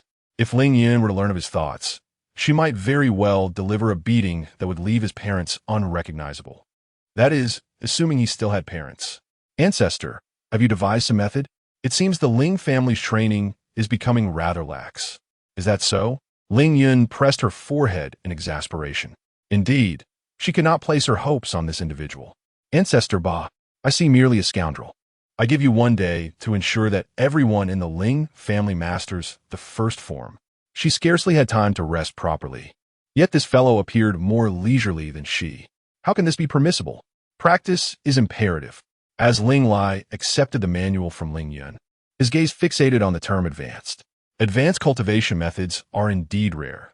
The Ling family's own advanced techniques number only a few, and not everyone possesses the aptitude to learn them. Many advanced techniques impose stringent requirements on practitioners, and some may spend their entire lives only grasping the most superficial aspects. Ancestor, this is an advanced technique. Let alone a day, some may not even master the first level in a month. Who would desire to learn advanced techniques? However, 1 day is simply insufficient. Even the most gifted among them would struggle to achieve this. Is this not placing undue burden upon him? I only seek results. Arrange accordingly. Furthermore, I shall be heading to the Forbidden Zone shortly, and no one is to disturb me again. I shall not concern myself with your affairs. The techniques have been provided. Whether you can learn them is your own responsibility. As for 1 day, how could she not be aware that they would be utterly incapable of achieving such a feat within this time frame? She was doing it deliberately. Regardless of Ling Lai's sorrowful expression, he vanished in an instant. Once the venerable ancestor departed, those who had just been astonished by the revelation of the advanced techniques regained their composure and eagerly surrounded him. As for their fear of the ancestor, this ancestor hardly resembled an elder at all. The transition from reverence to audacity occurred in merely an hour. Ancestor, is this truly an advanced technique? Ancestor, do hurry and reveal what kind of technique it is. Yes, Ancestor, please unveil the nature of this technique. Each individual was filled with anticipation to behold the advanced techniques, entirely disregarding Ling Yun's earlier remark about mastering the first form within a day. Ling Lai was not a dreary and joyless figure either. Moreover, he too was curious to see the advanced techniques. Though he possessed some himself, the ones bestowed by the ancestor must surely be exceptional. Chapter 23. Come, we are in dire need of a tower. In any case, the group, filled with exhilaration, eagerly opened the advanced technique. The atmosphere was thick with disbelief as everyone exchanged glances, seemingly questioning the validity of their own perceptions. Was this truly an advanced technique? Surely, this was a mere fade, a case of false advertising. The term advanced seemed utterly ludicrous. This was akin to a divine-level technique. While their eyes might comprehend the text, their minds were left bewildered. Ancestors, have we mistakenly acquired the wrong tome? At that moment, his expression was more sorrowful than tears could convey. Such a formidable technique had previously been beyond his reach, and now that he could see and touch it, he found himself utterly incapable of grasping its essence. Woe is me! What should he do? His heart felt as if it were shattering into pieces. He was not alone in his despair. Even Ling Lai felt a similar heartbreak. Meanwhile, Ling Yun paid no heed to their emotional turmoil. She had already positioned herself within the forbidden area, crafting a formation that ensured her solitude. However, her purpose was not mere idleness. Great One, you cannot possibly intend to establish a spirit-gathering array here, can you? Just moments prior, the Great One had already extracted a divine-level technique from this location, and now she sought to cloak it in a deceptive guise. Furthermore, she demanded even more high-grade spirit stones. Alas, is there no justice in this world? Not only did the Great One reject any tasks, but she also expected resources to be provided unconditionally and without compensation. Refusal was not an option, otherwise one would find themselves in the dreaded Black Room. It seemed that the system had achieved an unprecedented level of efficiency. The Ling family possessed insufficient strength, with each member becoming mere cannon fodder, and as their ancestor, she naturally felt compelled to ensure their safety. Although she was uncertain how she had become entangled with the Ling family, the system insisted that even she did not believe such a narrative.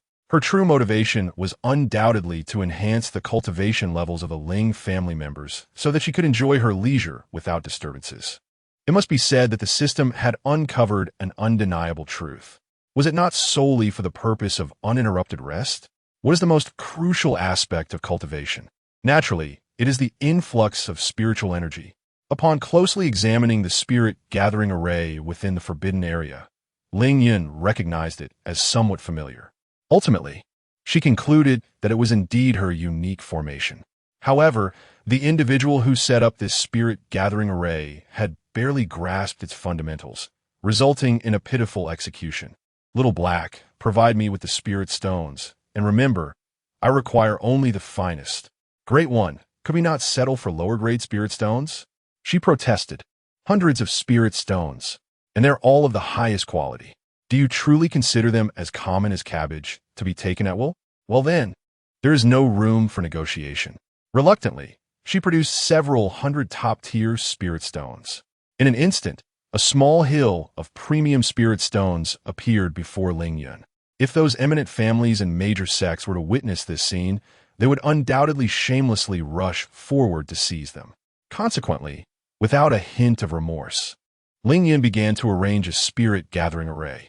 As she tossed the spirit stones into the array with reckless abandon, the system was instantly enveloped by a surge of powerful spiritual energy. The abundance of this energy created an illusion, as if she were residing within a hidden sanctuary of fortune. Could it be that this esteemed individual has gathered all the spiritual energy of the Xiantian continent here? Not to mention the talented scions of the Ling family. Even those with the most mediocre aptitude would likely surpass the average practitioner from the outside world by 100-fold in this place. If this continues, the Ling family will not only experience unprecedented advancements in their cultivation, but it would not be an exaggeration to say that the Xiantian continent could entirely belong to them. This has once again expanded the understanding of the esteemed individual's formidable power.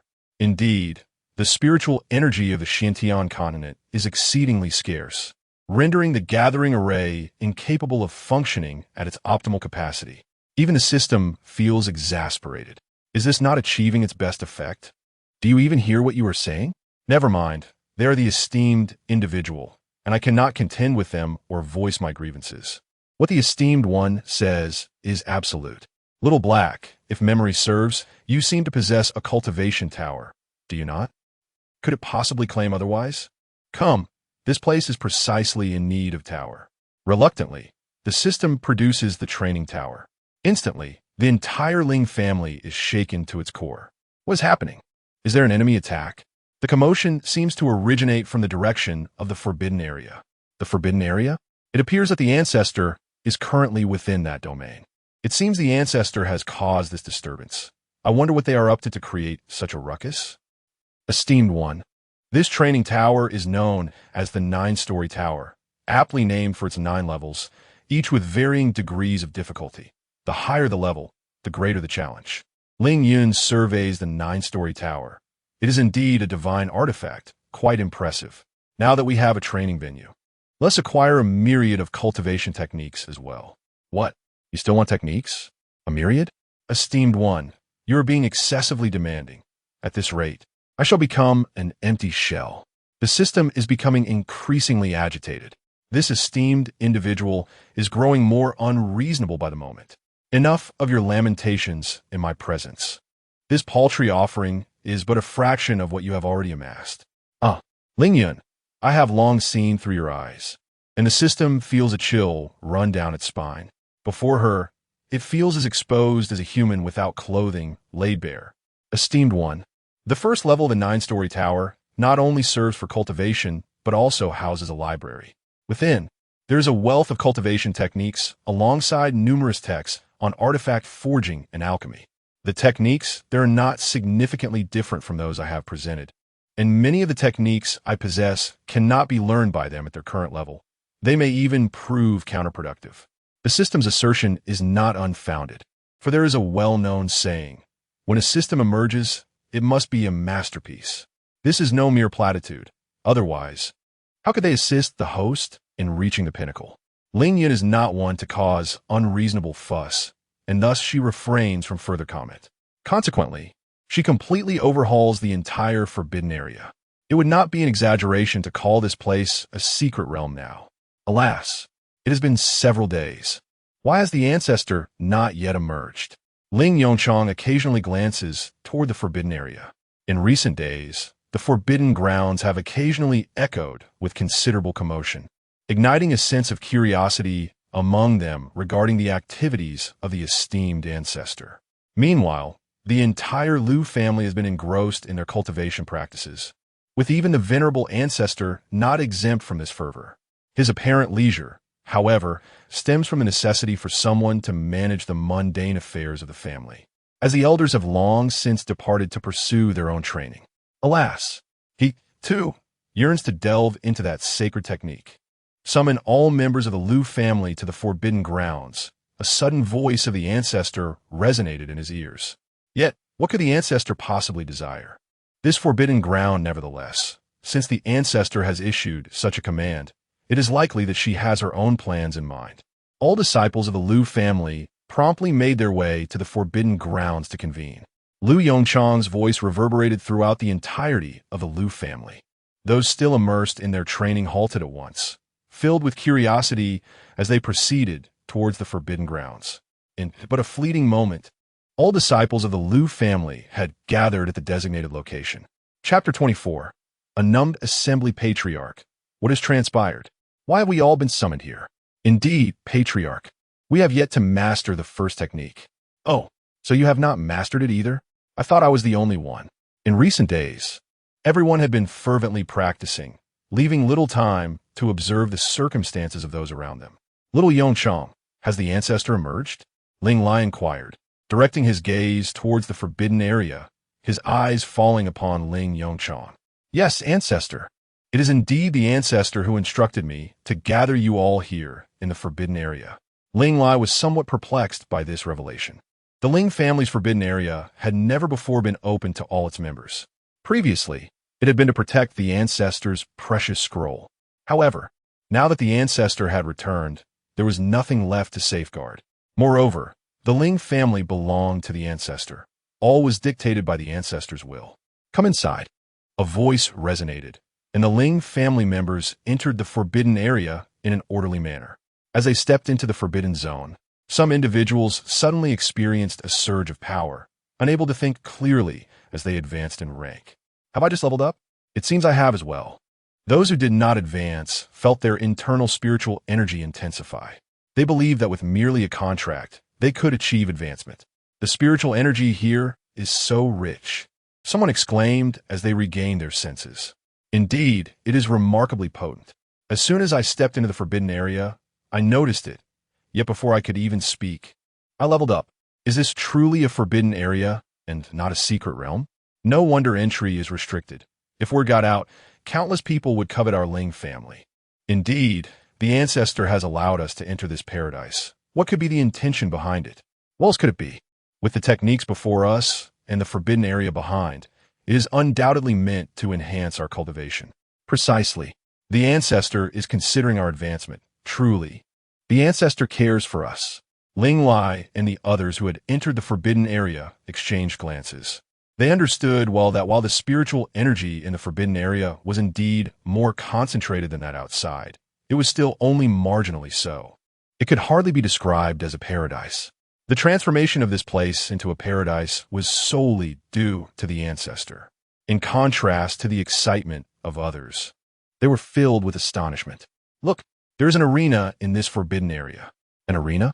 Does the forbidden area have such a thing? No. This cannot possibly be the forbidden area. As they ventured deeper into the forbidden area, Ling Lai and the others were increasingly astounded. The once barren forbidden area had undergone a dramatic transformation. When did such a grand tower appear in the forbidden area? And when did so many fruit trees sprout around here? I do not recall the forbidden area housing such flora. Moreover, has the bamboo grove always been this dense? And what of this plot of land? Ling Lai and the others were left dumbfounded, questioning whether they had strayed into the wrong place. We have arrived. We pay our respects to the ancestor. Initially, there was a certain clamor, but upon the appearance of Ling Yun, each individual instinctively straightened their posture, resembling obedient children. It seems you have sensed the distinction between this place and the outside world. Gazing at all the members of the Ling family present, there were not many, Perhaps around 100. I have established a spirit-gathering array here, resulting in a significantly denser spiritual energy than that found outside.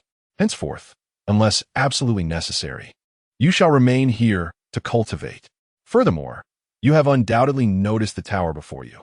Is this tower the fabled 9-story tower?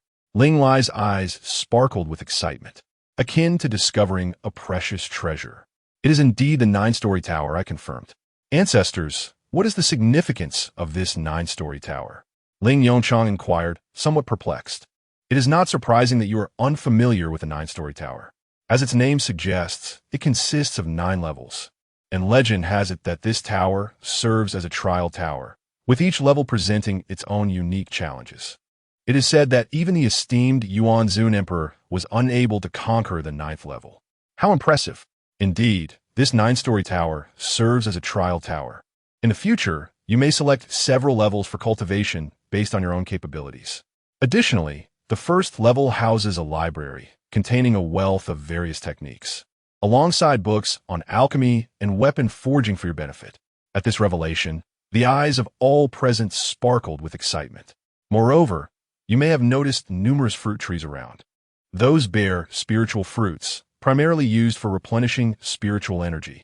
You may also observe that I have cultivated a patch of land nearby, filled with various spiritual herbs. Furthermore, within the bamboo grove, there are 2 springs designated for male and female use respectively. As for their purpose, you shall discover it for yourselves in due time. I shall refrain from elaborating. As Ling Yun continued to introduce one marvel after another, the initial astonishment of the crowd transformed into sheer shock, ultimately leading to a state of numbness. In any case, if anyone were to claim that their ancestor had produced something capable of causing a sensation throughout the Xintian continent, they would likely respond with an air of indifference. Oh, the ancestor is at it again. Ling Yongchang observed the scene, overwhelmed with excitement and at a loss for words. The resources here are incomparable, not only surpassing those of major sects, but even exceeding a fraction of what the Ling family's main branch possesses. He felt a renewed sense of gratitude for the choice he made years ago. Very well, that will suffice. You may each find a place to cultivate. With that, everyone was eager to begin. Wait, Ling Yun suddenly recalled something and called him back. Ancestor, is there something else? How have you fared with the techniques I assigned you a few days ago? In an instant, the enthusiasm of the gathering was extinguished. Heads lowered. They could not meet Ling Yun's gaze. Though the techniques were indeed powerful, they were undeniably difficult to master. Even Ling Lai felt a twinge of frustration. Logically, one would expect that, given his strength, he should have grasped at least the fundamentals. Yet, he had failed to even achieve that. It was truly embarrassing, a source of great shame. Upon witnessing this, Ling Yun found herself devoid of any lingering doubts. However, she could scarcely fathom that none of these individuals had managed to grasp even a single technique. Was the examination truly so rigorous? Was that endeavor insurmountably difficult? She had afforded them ample time. Elder, I have successfully mastered the first form. Just as everyone was at a loss, Ling Xiao unexpectedly stepped forward. It must be said that Ling Xiao, indeed, lived up to his reputation as a prodigy. His innate talent was truly remarkable. Ling Yun scrutinized Ling Xiao, noticing that he had made considerable progress in his cultivation. Although it was somewhat unstable, it was nonetheless commendable. Ling Yun felt a sense of satisfaction. Consider this a reward for you. With that, a spirit beast egg materialized before Ling Xiao. Elder, this is... Oh, it's nothing, merely a spirit beast egg. If you wish to claim it, feel free to drop your blood for recognition. If it does not appeal to you, you may simply consume it as you see fit. Chapter 25. Growing up together, sleeping together, observing Ling Yun's nonchalant demeanor. Ling Xiao, typically expressionless, found himself at a loss for words. Undeterred, Ling Yun meandered over to the hammock she had set up to rest. Ah, I believe I provided you with a divine beast egg. If you bond with it through blood, you might experience a mental assault. However, it is of no consequence, perhaps merely a brief slumber, Ling Yun mused, speaking without turning her head. Ancestor, why did you not mention this sooner? Ling Xiao inquired. My apologies, it slipped my mind momentarily, Ling Yun replied, feeling a touch of gratitude from him. At that moment, he He was enduring the mental onslaught from the divine beast egg, drenched in sweat from the pain. What does it mean to possibly suffer a mental attack? Is it not common knowledge that such attacks can be perilous? A moment's inattention could render one utterly foolish. As the contract unfolded, Ling Xiao succumbed to the pain and fainted. Others, though envious of the young master's connection to a divine beast, were struck by fear upon witnessing his agony. Ancestor, enough. I have assured you that it is of no concern. As long as the contract is successful, the mental assault he endures will be instantly mended. Ling Yun experienced a moment of embarrassment, having completely forgotten this detail. Indeed, living for so long had dulled her faculties. Nevertheless, she would never stand idly by if the situation were dire. Aside from this minor incident, the Ling family was filled with curiosity about their surroundings. Like inquisitive children, they embarked on explorations, with Ling Yun occasionally hearing startled exclamations erupting from various directions. Yet, these distractions did not hinder her desire for rest. How delightful it was! Finally free from interruptions. Thus, Ling Yongshang decreed the closure of the Ling family gates, collectively retreating to the forbidden area for cultivation. Other families, who had longed to engage with the Ling family, were left bewildered at the sight of the firmly shut gates. The Ling family remained indifferent to their intentions, wholly absorbed in their practices. In addition, to facilitate any inquiries from her family, Ling Yun took the time to manifest a physical form for the system. Upon witnessing its new body, the system was overwhelmed with excitement, nearly bowing in gratitude to Ling Yun. For these systems, acquiring a corporeal form was a feat more challenging than nurturing a destined individual.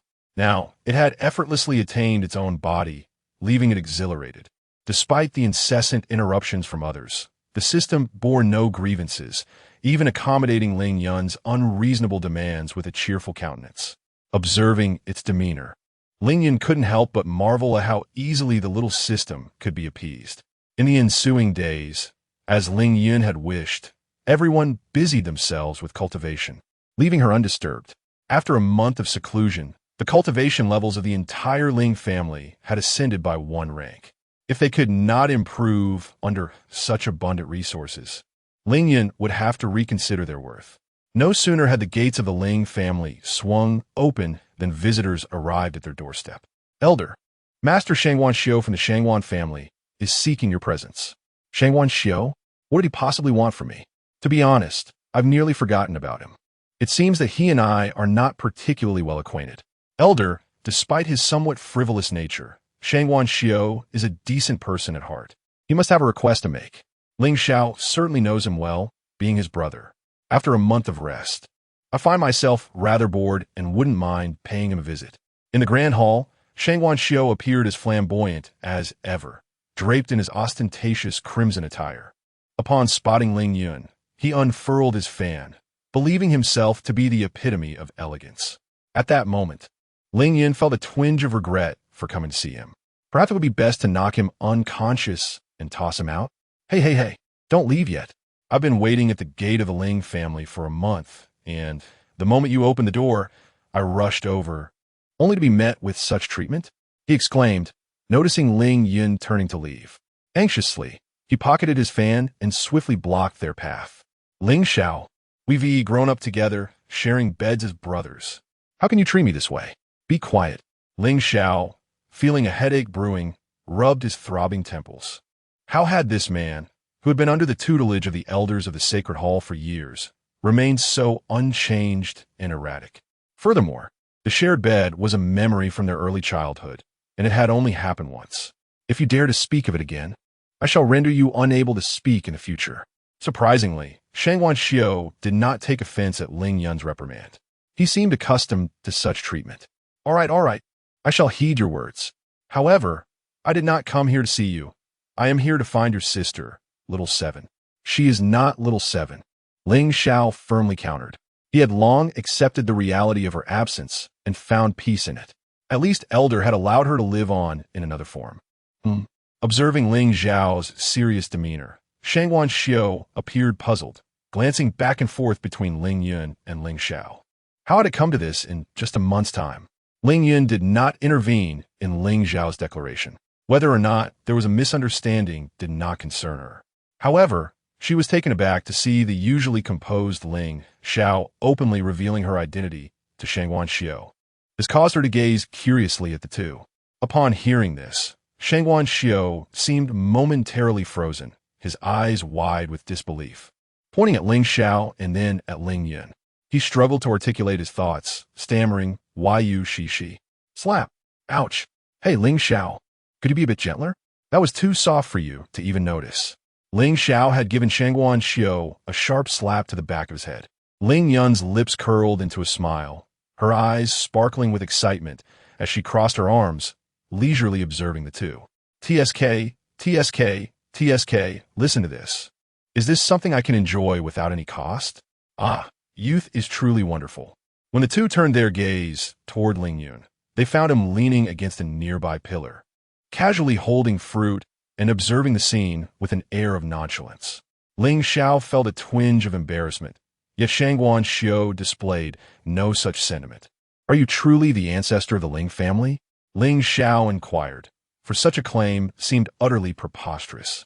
For a moment, he struggled to grasp the reality of the situation. Why ask so many questions? Just tell me, what do you seek from the ancestor? The secret realm is about to emerge. The secret realm? Indeed. What did you think I returned for? Do you believe I am simply idling away my time? At the same time, he felt a profound sense of relief at having returned. Had Ling Yun not appeared, he would have been able to rescue his dear brother in time. Otherwise, if Ling Xiao had encountered misfortune, he would have been burdened with guilt for a lifetime. My master mentioned that this secret realm may be different. It is likely that once one enters, they may not emerge for a year or more. Chapter 26. Departing for the secret realm upon hearing this. Ling Xiao was somewhat taken aback. It is uncommon for a secret realm to require such an extensive duration for preparation. If Master Shangguan Xiao's words hold true, then this particular secret realm is indeed extraordinary. Naturally, the perils contained within are equally formidable. Recently, due to matters concerning the Ling family, he had nearly forgotten about the secret realm. So, are you planning to have the ancestor accompany you on this journey? Perhaps to serve as your protector? What do you mean by serve as my protector? Am I that kind of person? Well, you are. You. Shangguan Xiao felt a twinge of annoyance. This fellow always had to provoke him. I cannot be bothered to continue this conversation. He shot a glance at Ling Xiao, unwilling to engage further. Ancestor of the Ling family, you must possess the thunder attribute, correct? Ling Yun raised an eyebrow, surprised by his knowledge. Do not misunderstand, I did not investigate you. It was during your confrontation with the Zhou family's ancestor that I witnessed you employing thunder attribute techniques. Ling Yun was somewhat astonished. His observation was remarkably astute. The thunder skill she utilized was minuscule, hardly detectable by anyone. What does this have to do with the secret realm? Our holy temple has recently uncovered information suggesting that there may be members of the demon clan present in this secret realm. The demon clan? This was the second time he had encountered the mention of such a term. Yes, for reasons unknown, the Dream Soul incense has appeared in many locations recently. This again? Ling Zhao's brow furrowed instantly. From your expressions, it seems you have encountered it before. A month ago, someone rescued members of the Beacon Fire sect, and that individual had excessively used Dream Soul incense. What? Such a thing actually happened? Shangguan Xiao was taken aback. Wait, this doesn't make sense. I heard from my master that if one uses a large quantity of Dream Soul incense, there is essentially no hope for recovery. Yet your demeanor does not suggest a crisis. Dream Soul incense is not without remedy, and the method to counteract it is not particularly difficult. However, those who possess knowledge of such methods are likely few and far between. After all, Dream Soul incense originates from the demon clan, and so does its antidote. Do you happen to know the method of salvation? Ancestor? Shangguan Xiao inquired eagerly. What? Does someone close to you fall victim to Dream Soul incense? Ling Xiao questioned him. Indeed, it is the third elder of the Holy Temple. Ling Xiao had a vague recollection of the old man. After all, it was this third elder who had discovered Shangguan Xiao and facilitated his entry into the Holy Temple. He was quite decent. Ancestor, do not look at me. You are aware of the solution as well, are you not? You may decide for yourself. It is already commendable that she is able to save the Ling family members. To expect her to continue bearing the burden would be utterly unacceptable. She felt grateful for having shared the method of alleviation with everyone in the Ling family. Ling Xiao understood that the ancestor was simply being lazy once more. Ling Xiao, will your family still venture into the secret realm this time? In the past, whenever a secret realm emerged, the Ling family would naturally participate. However, the circumstances were different now. He glanced at Ling Yun, as if to indicate that the decision rested with her. The system's voice echoed in his mind. Master, the secret realm task. Shall we proceed? Ling Yun did not decline.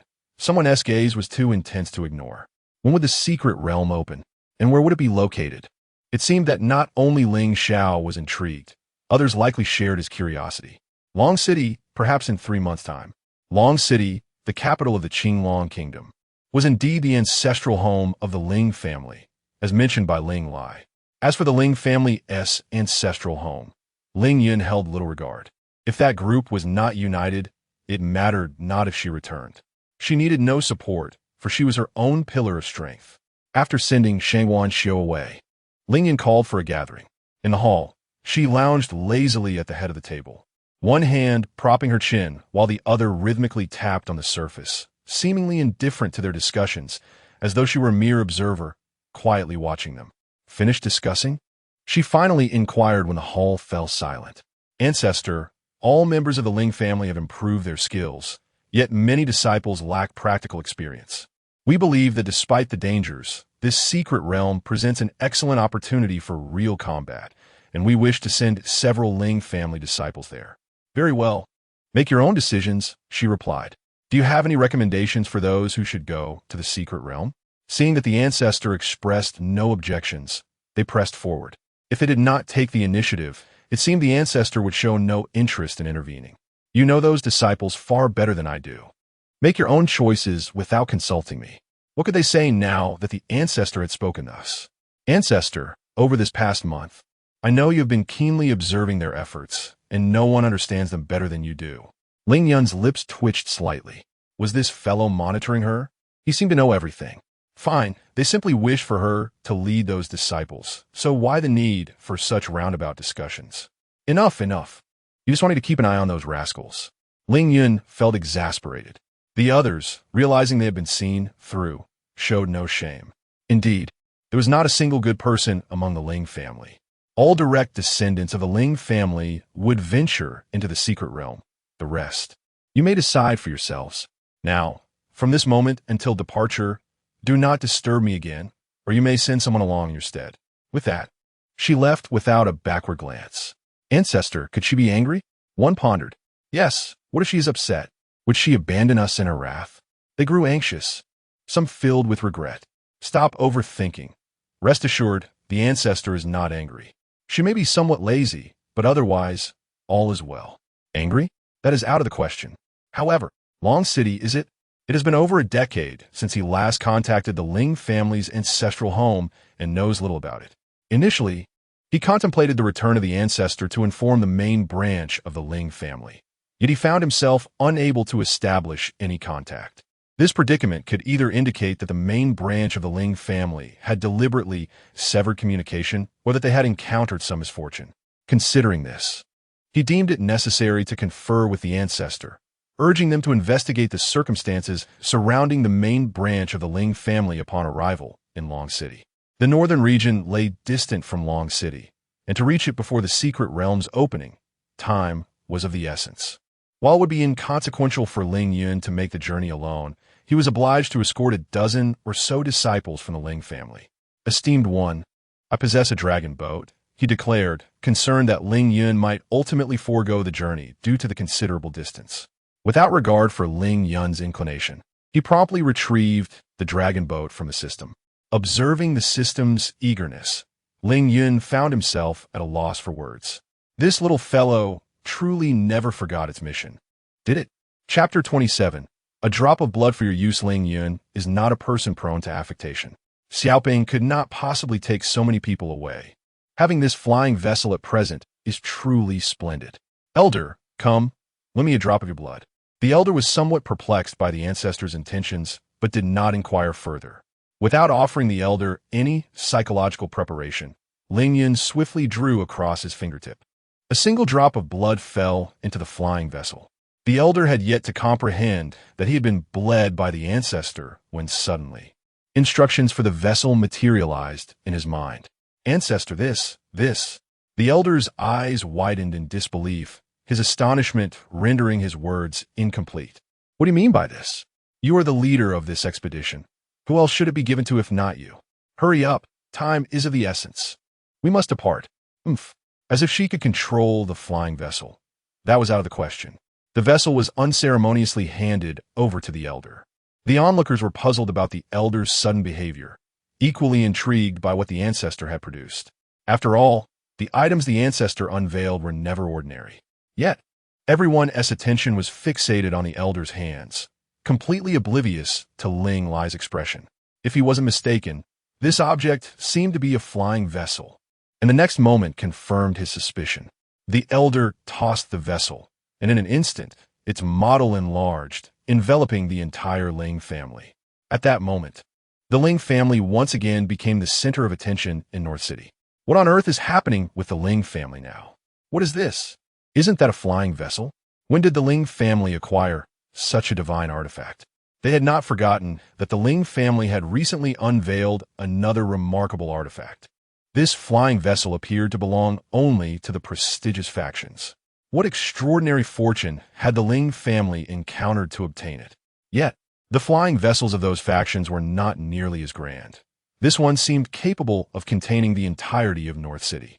Why are you standing there in a daze? Hurry up aboard. Do you need me to toss you all aboard? Ling Yun took the lead and ascended the vessel, while the others remained rooted in place, gaping at the vessel. This group, even now, was still in a state of astonished disbelief. Had not the items she had revealed over the past month been sufficient to broaden their horizons? Ancestor, family head, esteemed elders, we are departing. Ling Xiao and the others greeted the assembly and quickly boarded the vessel. They believed that if they continued to dawdle, the ancestor would undoubtedly resort to throwing them aboard. Such an embarrassing scenario was one they wished to avoid. I envy them. I have never ridden a flying vessel. One remarked, as if anyone had experienced it. Why do you think the ancestor does not want us to go? Is it because he finds us unsatisfactory? Slap. Ouch, why did you hit me? What do you think? Has the ancestor not sacrificed enough for us? How could he possibly find us wanting? This time, the young masters are venturing into a secret realm, fraught with peril. Would they choose the weak among us to serve as cannon fodder instead of those with strength? Indeed, our exclusion signifies that our abilities are yet insufficient. Rather than lamenting our circumstances, we should contemplate how to enhance our cultivation, striving to be chosen by the ancestor in the future. I apologize, we were in the wrong. The disciples who had previously harbored grievances now bowed their heads in self-reproach. Their discontent was not truly aimed at the ancestor, but rather stemmed from a sense of envy. Enough of this envy. Do you not see the ancestor and the clan leader gazing upon us with expressions of envy? As they spoke, all eyes turned towards the clan leader and the ancestor. There they were, the ancestor and the clan leader, looking on with a countenance full of admiration at the departing flying vessel. Indeed, hearts resonate with one another. Witnessing others in similar situations can often lighten one's mood. Yet, unbeknownst to them, Ling Li and the others felt not just envy, but a deeper sense of jealousy, particularly among the other elders. Had they known such an opportunity awaited, they would have vied fiercely for the position of leader. Alas, in this world, there exists no room for regret. Alas, the flying vessel, a coveted instrument of flight for all practitioners. How splendid it is. Ancestor, do not forget to take me along. An urgent voice echoed from behind the vessel. Then, with a loud thud, a figure tumbled onto the vessel. Ling Xiao, unable to bear the sight, covered his face. Who else could it be but Shangwan Xiao? Hurry and get up. Do you not feel any shame? Ling Xiao approached to assist the embarrassed individual, all the while muttering. My apologies. I failed to break in time. He had just bid farewell to his family and intended to depart alongside Ling Xiao and his companions. However, upon seeing the flying vessel appear above the Ling family, He became distracted, and by the time he regained his wits, Ling Xiao and the others had already boarded and departed. The speed of the flying vessel was astounding.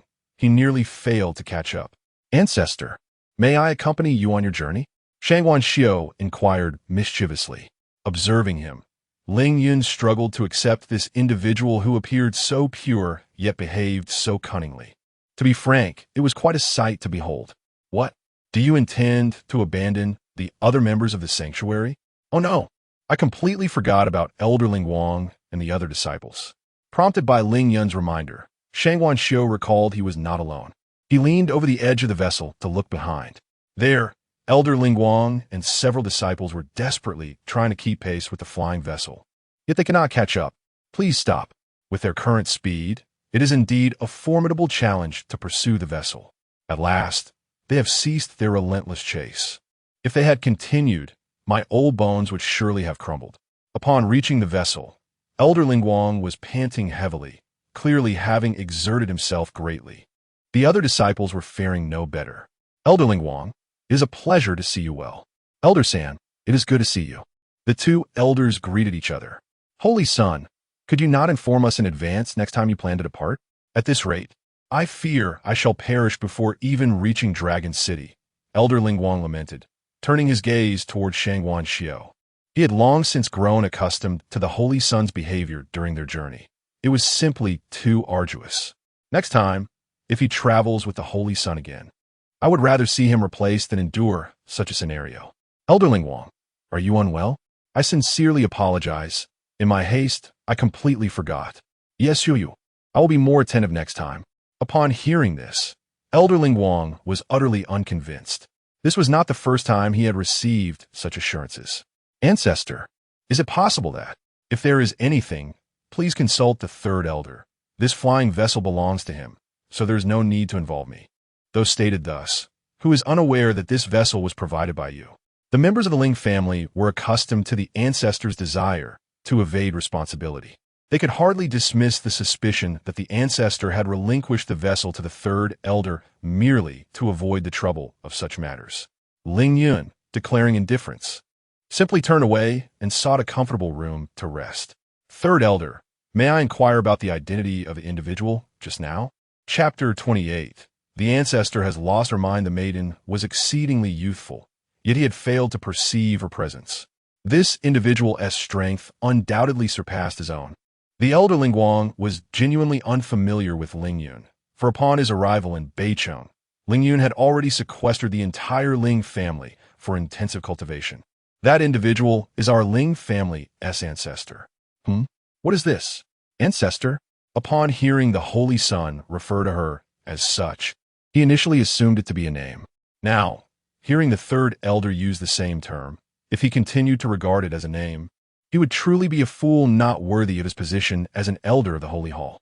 However, she appeared rather youthful, did she not? No. Some old-timers indeed relish in maintaining a youthful facade, preserving their appearance from their prime, even after entering the realm of divinity. Third elder, might we accompany you to Longshan? Their holy hall possessed flying vessels, yet they paled in comparison to the magnificent craft of the Ling family. The origins of such a vessel were unclear, but that was a matter for the Ling family to address, not theirs. After pursuing the Holy Son tirelessly, he was utterly weary of flying through the skies. Primarily, he simply could not keep pace. As for the elder Ling Wang, he remarked, "Your Holy Son is indeed friends with our young master, so there should be no issue."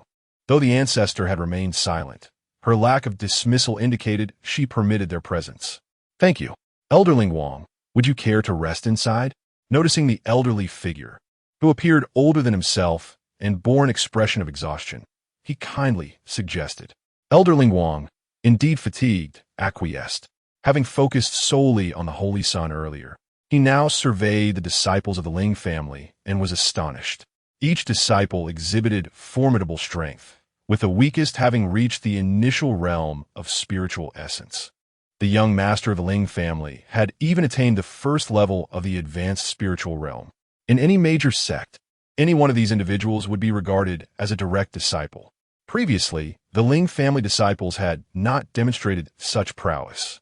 It was likely that the Ling family possessed significant backing. Such a family was best left unprovoked. Elder Ling Wang, would you like some fruit? Observing the fruit brought forth by the third elder, Elder Ling Wang gasped in astonishment. Surely, he had not misjudged. This fruit was enveloped in a layer of spiritual energy. Could this be a spiritual fruit? Then I must thank you, third elder. He accepted the spiritual fruit eagerly, taking a large bite. Instantly, his previous fatigue dissipated, and he felt invigorated, even noting a thickening of the spiritual energy within him. Third elder, this is a spiritual fruit? Elder Ling Wang's eyes widened in shock, his words stumbling in disbelief. Indeed, it is a spiritual fruit, the third elder replied, adopting a demeanor of calmness. However, only the Ling family members were aware that the third elder was intentionally showcasing this to impress. What are you rascals standing there for? Don't you see there are other disciples from the holy hall present? Go fetch them something to quench their thirst.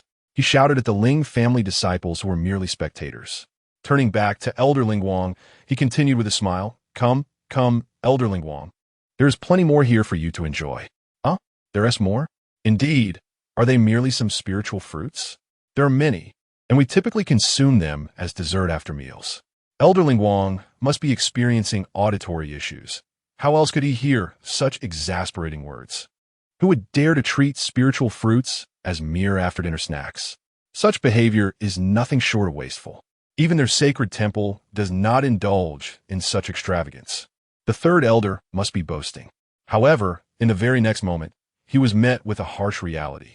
One by one, disciples from the Ling family appeared, each bearing a basket of spiritual fruits, presenting one to every disciple of the temple.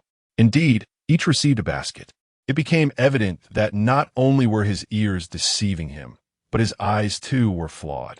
How could he witness such a startling sight? The shock lingered, remaining unprocessed even after Elder Ling Wang consumed 5 or 6 spiritual fruits. What is happening? After an unknown duration, everyone was jolted awake by a furious roar. What has transpired? The third elder and Elder Ling Wang stepped forward to inquire. Elder, it seems there are numerous spirit beasts ahead. Spirit beasts? Upon hearing this, the 2 elders gazed forward, confirming the gathering of a significant number of spirit beasts. How could there be so many spirit beasts here? Ordinarily, they reside in the depths of the abyss, rarely straying from such places. It appears this group of spirit beasts is rather agitated. Agitated? This bodes ill. If so many spirit beasts were to erupt in chaos, nearby cities would undoubtedly suffer. Who knows how many lives would be lost? You must remain vigilant regarding the spirit beasts' movements. I shall seek out the ancestor. Remember, do not provoke them, and certainly do not approach, understood? He felt powerless to make decisions in such circumstances. If they were to be discovered by those spirit beasts, given their current cultivation levels, escaping would be impossible. The third elder reassured him, rest assured, we will be cautious. After this exchange, he set off to find Ling Yun. No need, I'm already awake.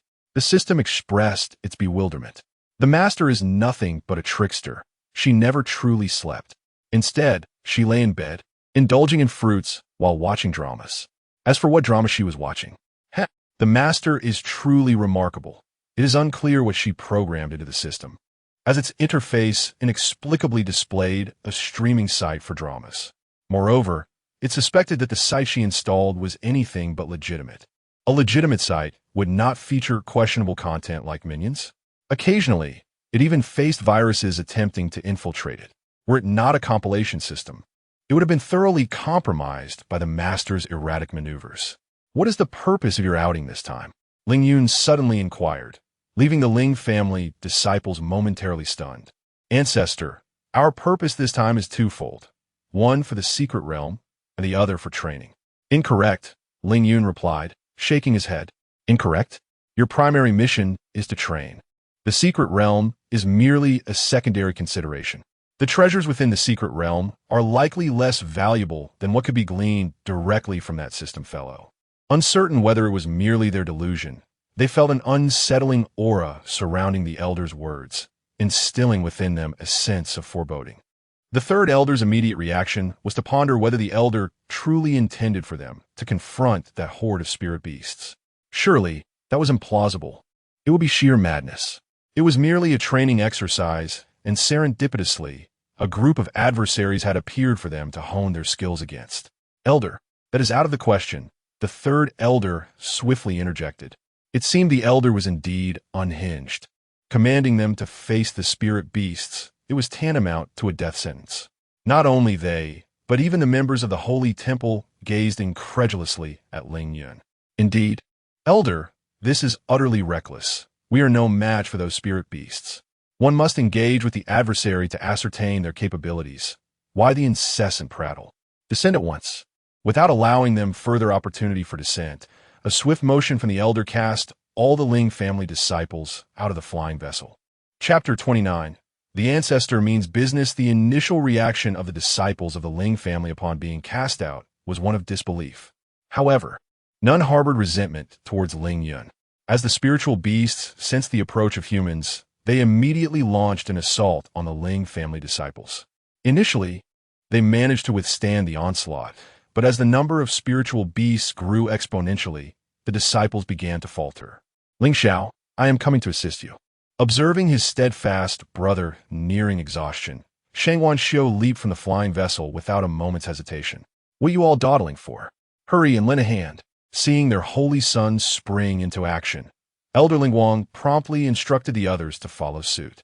Ling Yun cast a sidelong glance at Elder Ling Wang, but chose to remain silent. With the addition of the Holy Temple's members, the Ling family disciples were afforded a brief respite, yet they remained vigilant.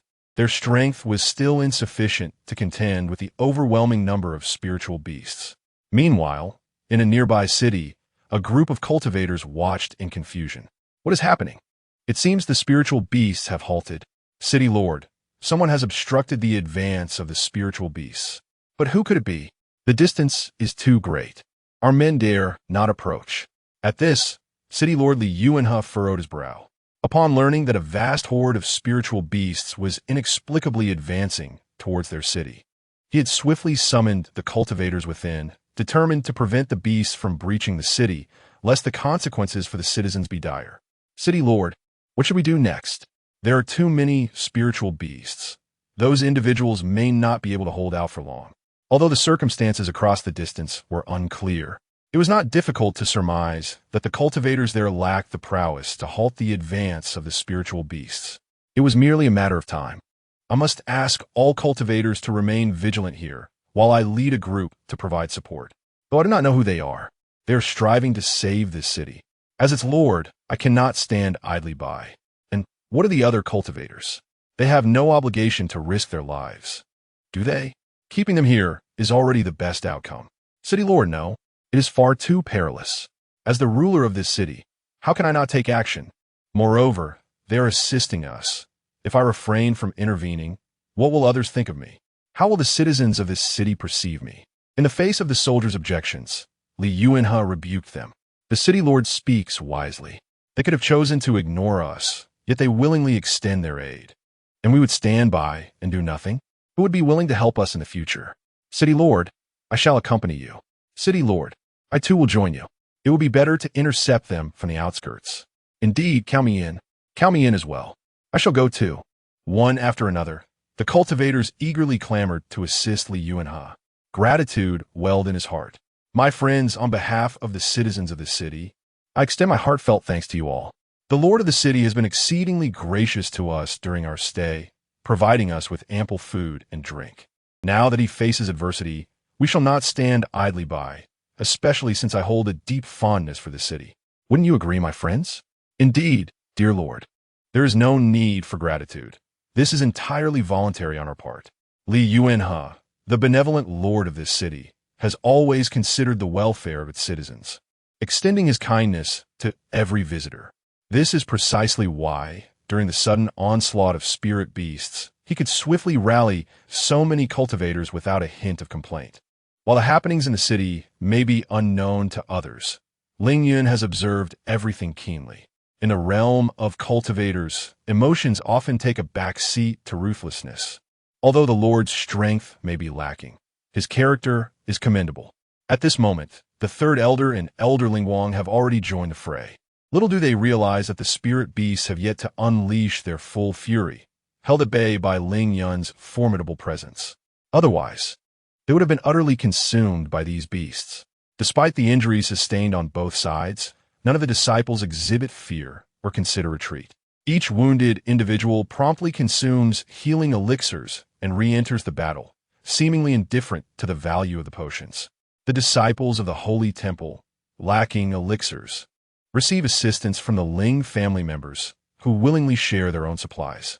They remain oblivious to the fact that the elixirs they consume possess far superior efficacy than those they have previously encountered. Their singular focus is on combat. As Ling Yun and the others approach with a group of cultivators, they are abruptly halted by a powerful surge of spiritual energy. They can hear a voice but see no figure. This presence undoubtedly belongs to a formidable being. Each person scans their surroundings in search of the source. Elder, please do not misunderstand. We have come to offer our assistance, Ling Yun declares with a respectful gesture, believing there to be a misunderstanding. You need not intervene. The voice replies, and none of the other cultivators express discontent. Discontent? Huh? Did they not see how they were halted by an unseen force? With such strength, how could they possibly harbor dissatisfaction? Before such might, all they feel is reverence. Simultaneously, they find solace knowing that with such a powerful ally, the spirit beasts could never breach the city's defenses. I say, Ling Xiao, are all members of your family fueled by some elixir of vitality? You fight with such ferocity. At this moment, Shangguan Xiao finds himself somewhat disheveled, yet he bears his injuries with more grace than any present. Though he appears frazzled, his aura remains untainted. After all, those of the light attribute possess an innate affinity for spirit beasts far beyond that of ordinary individuals. Ling Xiao shoots him a glance that seems to convey, is your light attribute truly something to boast about? Even in such dire circumstances, you allow yourself to be distracted. Not only Ling Xiao, but even Ling Yun wishes to extract the light attribute from within him, for such an unconventional manifestation of light is undeniably vexing. Stop.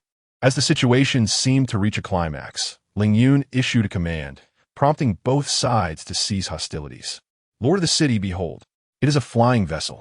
The concealment surrounding the craft was lifted, revealing it to all present. Ling Yun descended gracefully, traversing the air with elegance. This maiden is an esteemed elder. Ling Yun and the others were left in utter astonishment.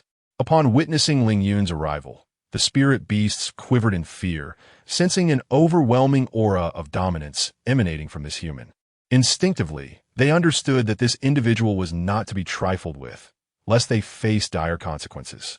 Observing the disheveled disciples, Ling Yun casually tossed a vial of elixir to each of them.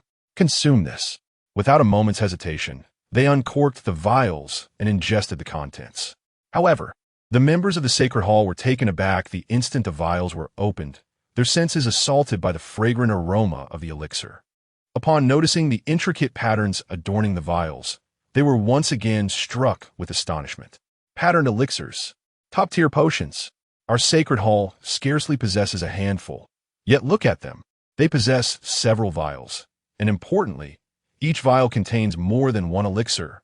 Chapter 30. No one will come to your aid. No matter how loudly you cry after consuming the elixir, they witness their injuries rapidly healing before their very eyes. This prompted them to recall the astonishing efficacy of the elixirs produced by the Ling family during their recent battle. What to do? A twinge of envy began to stir within them. Why are you still hiding? Do you wish for me to invite you out? Ling Yun spoke, directing his gaze towards a particular direction, prompting others to follow his gaze in confusion. Yet, there was nothing to be seen. Human, who are you? Holy beast. As the voice resonated, a figure suddenly materialized before them. It was the six-tailed purple fox. Upon recognizing the creature, everyone was taken aback. The purple fox is an exceedingly rare spirit beast of the fox clan, and the six-tailed variety is particularly elusive, with a probability of merely 1 in 1,000.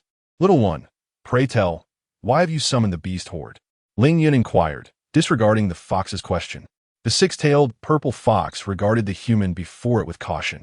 It was acutely aware of the danger posed by this individual and recognized that it was no match for him. However, its pride would not allow it to submit easily. Noticing the fox's arrogance, Ling Yun was unfazed. Unyielding, are we? Then I shall compel you to yield. With a swift motion, he delivered a kick.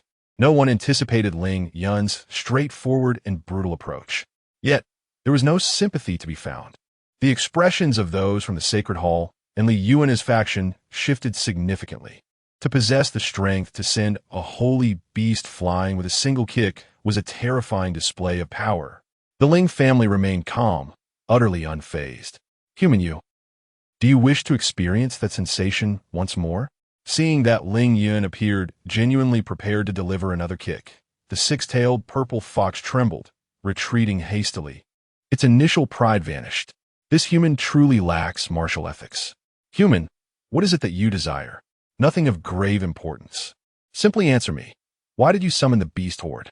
I merely wish to reclaim what is rightfully mine. Your own possession? Ling Yun, along with the others, felt a flicker of confusion. Who would be foolhardy enough to attempt to seize the possessions of a holy beast? Furthermore, it was the belongings of a six-tailed purple fox.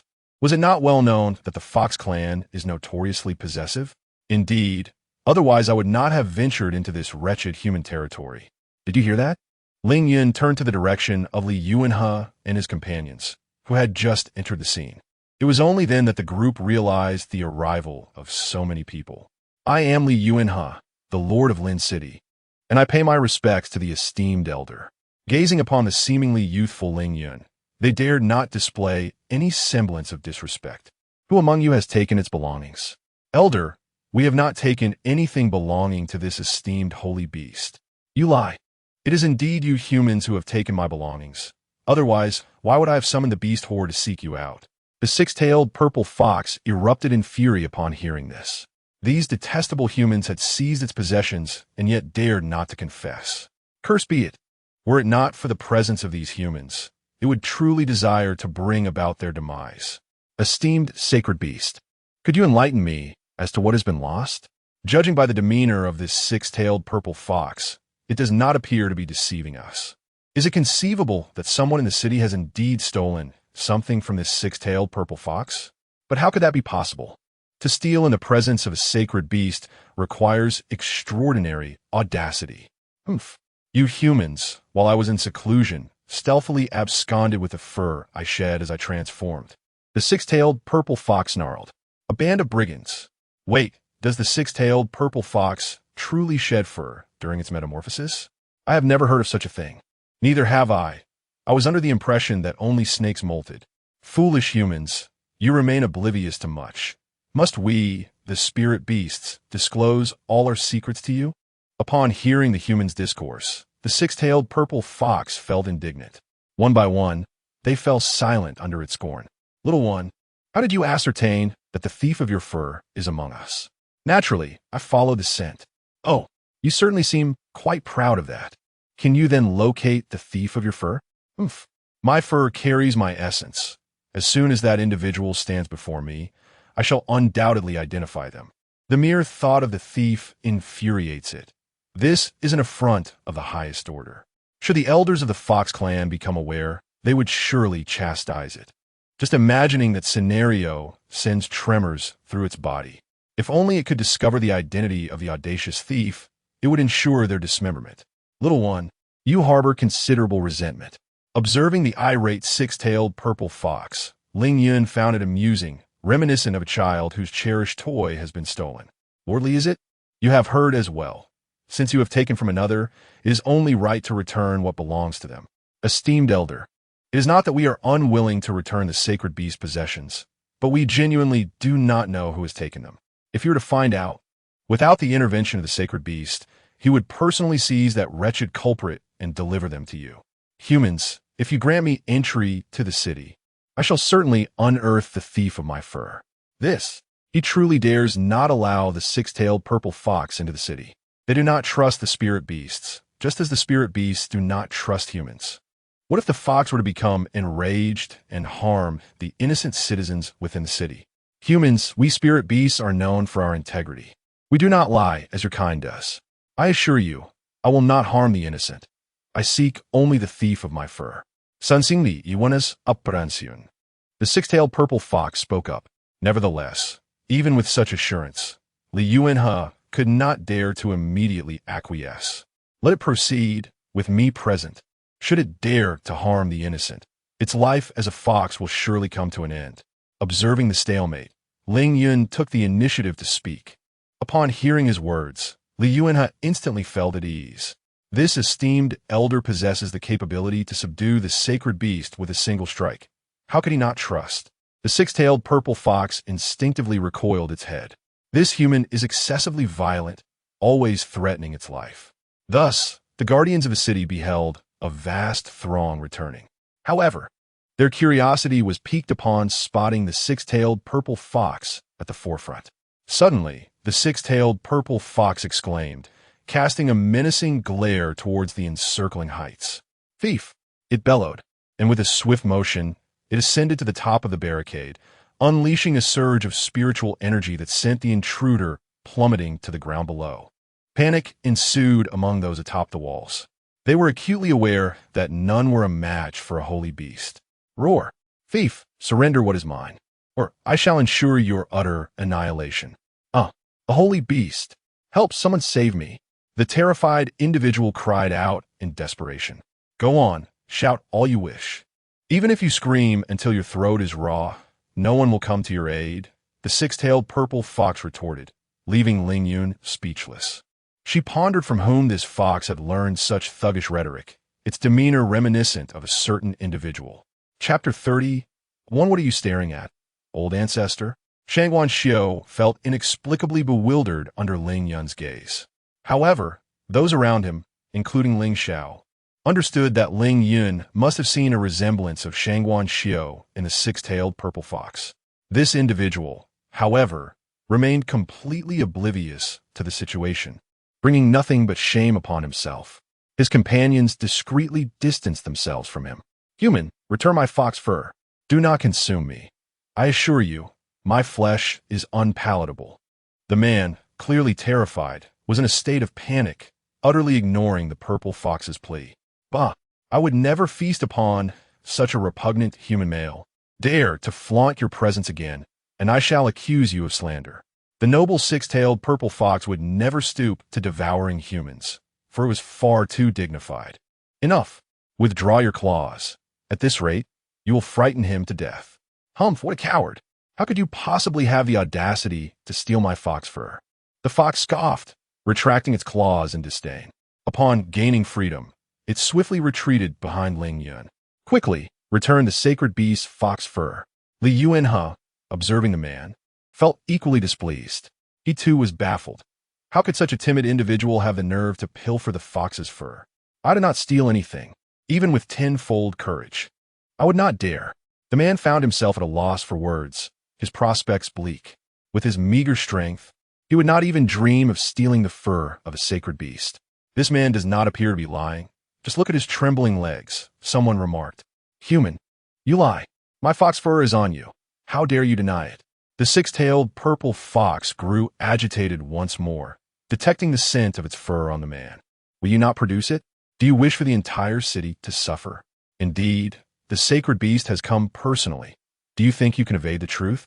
Another added, "If not for yourself, consider the innocent people within the city." "Lord City Master, I truly did not steal it. What do you expect me to produce?" The man was increasingly frantic. Why was he being unjustly accused?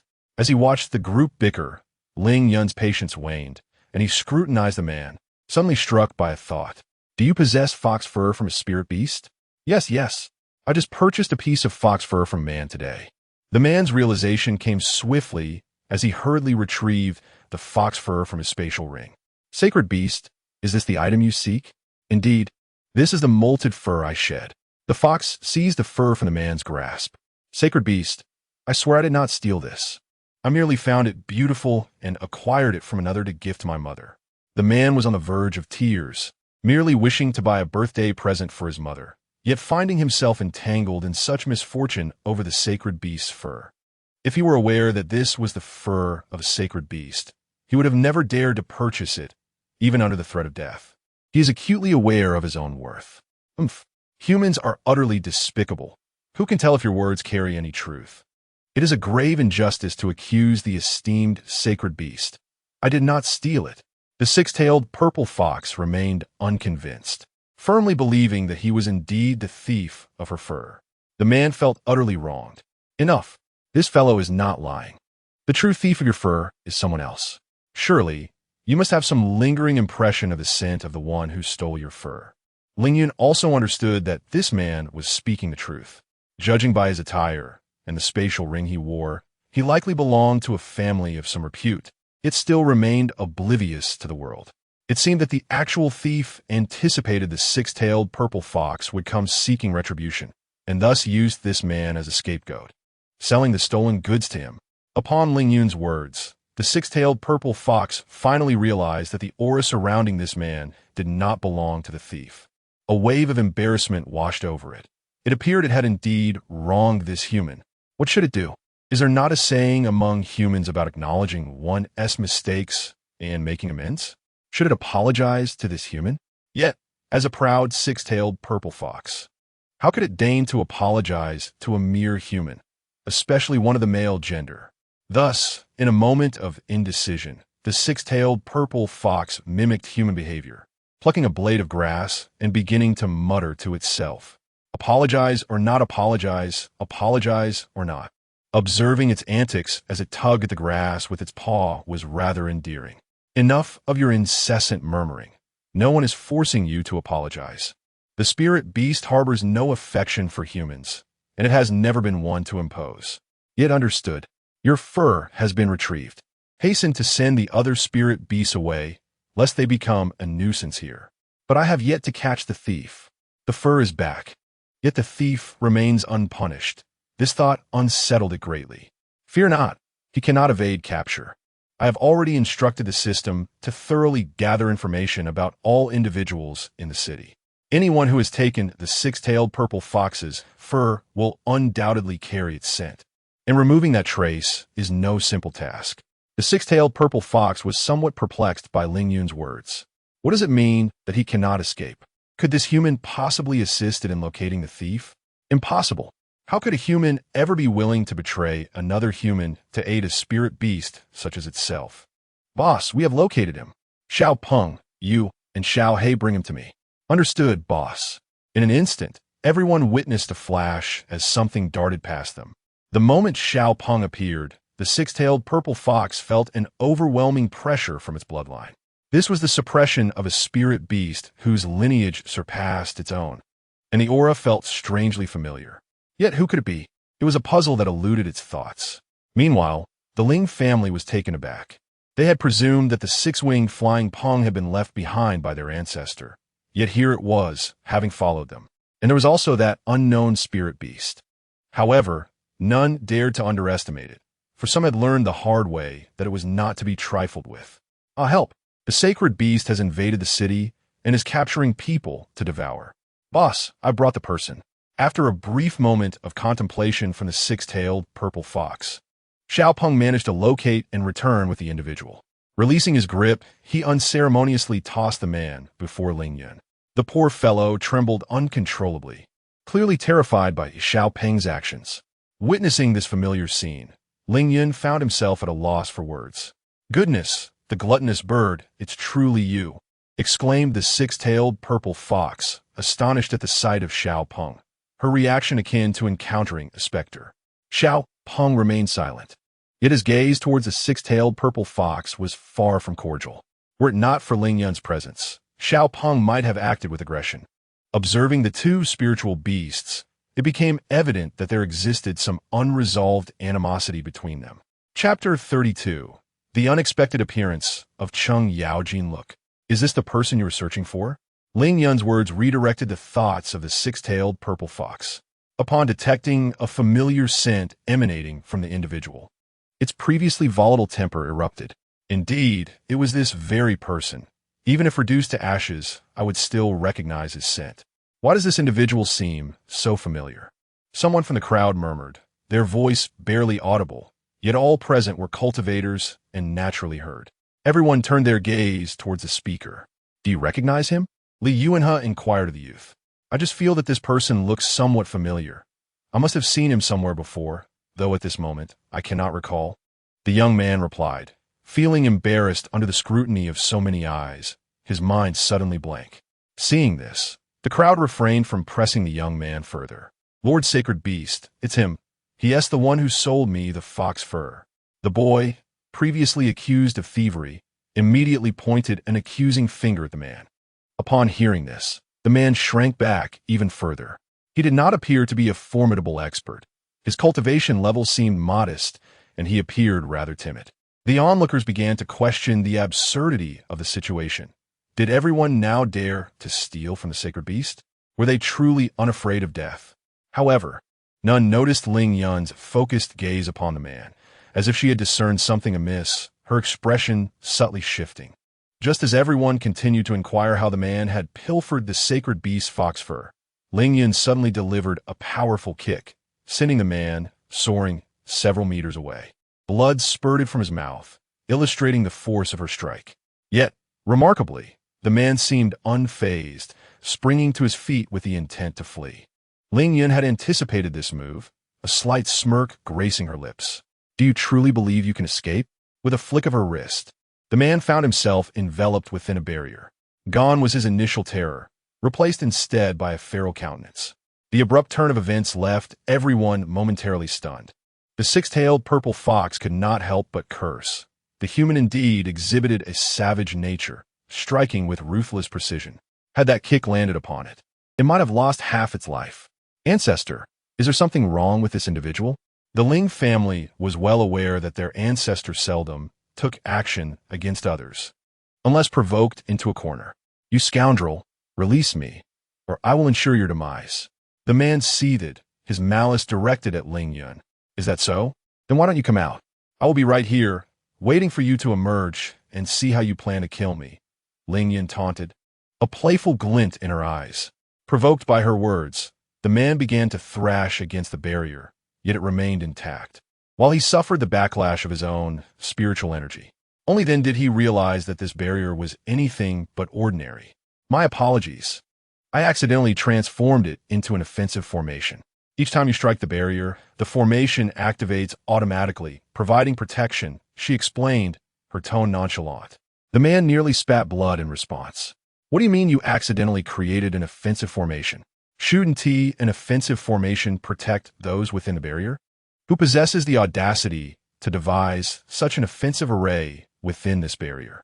"Ah, but within it lies not only a counterattack formation, but also the element of thunder." Ling Yun smirked wickedly. At the very moment the man heard the crack of thunder, his eyes widened in terror. "You? Well, it just so happens that I possess the attribute of lightning. I've always yearned to explore the application of lightning within formations. Yet fate has denied me the opportunity until now." Without granting the man a moment to respond, she exclaimed with excitement. In that instant, the man erupted in a violent spurt of blood. It was deliberate. That damned woman was undoubtedly doing this on purpose. She must have discerned his weakness from the very outset, for how could it be mere coincidence? Yet, how did she uncover it? Or could it indeed be this fortuitous? "Here it comes." Ling Yun interrupted his thoughts, and with a resounding crack, a bolt of lightning illuminated the barrier, striking him with unerring accuracy. While the lightning coursed through him, a searing agony enveloping his entire being. This thunderous tribulation was not the same as another. It was not destined to claim his life. Yet the pain was undeniably excruciating. Onlookers winced in sympathy. Ling Yun remained unperturbed, procuring a chair from the system to leisurely observe the spectacle. "If you continue in this manner, you may indeed find yourself bereft of life. This fellow possesses remarkable endurance. Though utterly disheveled and unrecognizable as a human, he exhibited no further signs of resistance." Ling Yun, losing interest in prolonging the encounter, declared, "Since that is the case, allow me to assist you." Upon hearing this, the man instinctively retreated a few steps, yet the confines of space proved limiting. A surge of spiritual energy penetrated the man's body, instantly rendering him pale with pain as he regarded Ling Yun with dread. With a scream, a mass of demonic energy coalesced around him, leaving the onlookers in stunned silence. "This is demonic energy. He is of the demon race. How can this be?" Was it not said that the demon race had long been expelled from the Xintian continent? Is the demon race attempting to invade once more? Even those who had not participated in that cataclysmic battle were aware that an invasion by the demon race would herald untold devastation. I recall who he is. He is Lu Tianhe, the eldest son of the Lu family, whose clan was slaughtered overnight, totaling 180 souls. Lu Tianhe? Is it truly him? The mention of the Lu family elicited a wave of lament among many present. The Lu family was a prominent and affluent lineage, with a patriarch and matriarch known for their kindness, often extending aid to others without seeking recompense. Yet such benevolent souls met a tragic end. Their entire household annihilated in a single night, even sparing not the newborn scion of the Lu family. The sole stroke of fortune was that the eldest son, having entered the Tianzong sect, managed to evade the massacre. Following the tragedy, he had not been seen returning, and there were those who wished to inform him of the calamity that befell his family. However, upon reaching the Tianzong sect, Lu Tianhe's whereabouts remained a mystery, even to the sect members. Rumors circulated that he had been found and slain, while others speculated that he had gone into hiding. In those days, Ling Yun has sought to uncover the truth behind the incident, endeavoring to assist the Lu family in identifying their assailants. Yet the opposing party's methods were exceedingly meticulous. His subordinates could uncover not a single useful clue. He had sought individuals to locate Lu Tianhe, wishing to ensure his safety. Yet it was as if he had vanished from the face of the earth, leaving no trace behind. The passage of time had dulled their memories of Lu Tianhe, which is why they failed to recall him at the first instance. Wretched humanity, I shall end your existence. A sinister voice emanated from Lu Tianhe, and then all beheld a figure emerging from the swirling dark energy. This individual was shrouded in a black cloak, obscuring his visage entirely. However, the fury in his voice was unmistakable. He had painstakingly discovered a suitable vessel. Soon he would claim this body and attain his freedom. Who could have anticipated that an unexpected adversary would thwart his plans? Chapter 33. Too slow, really? Well then, you may come and kill me now.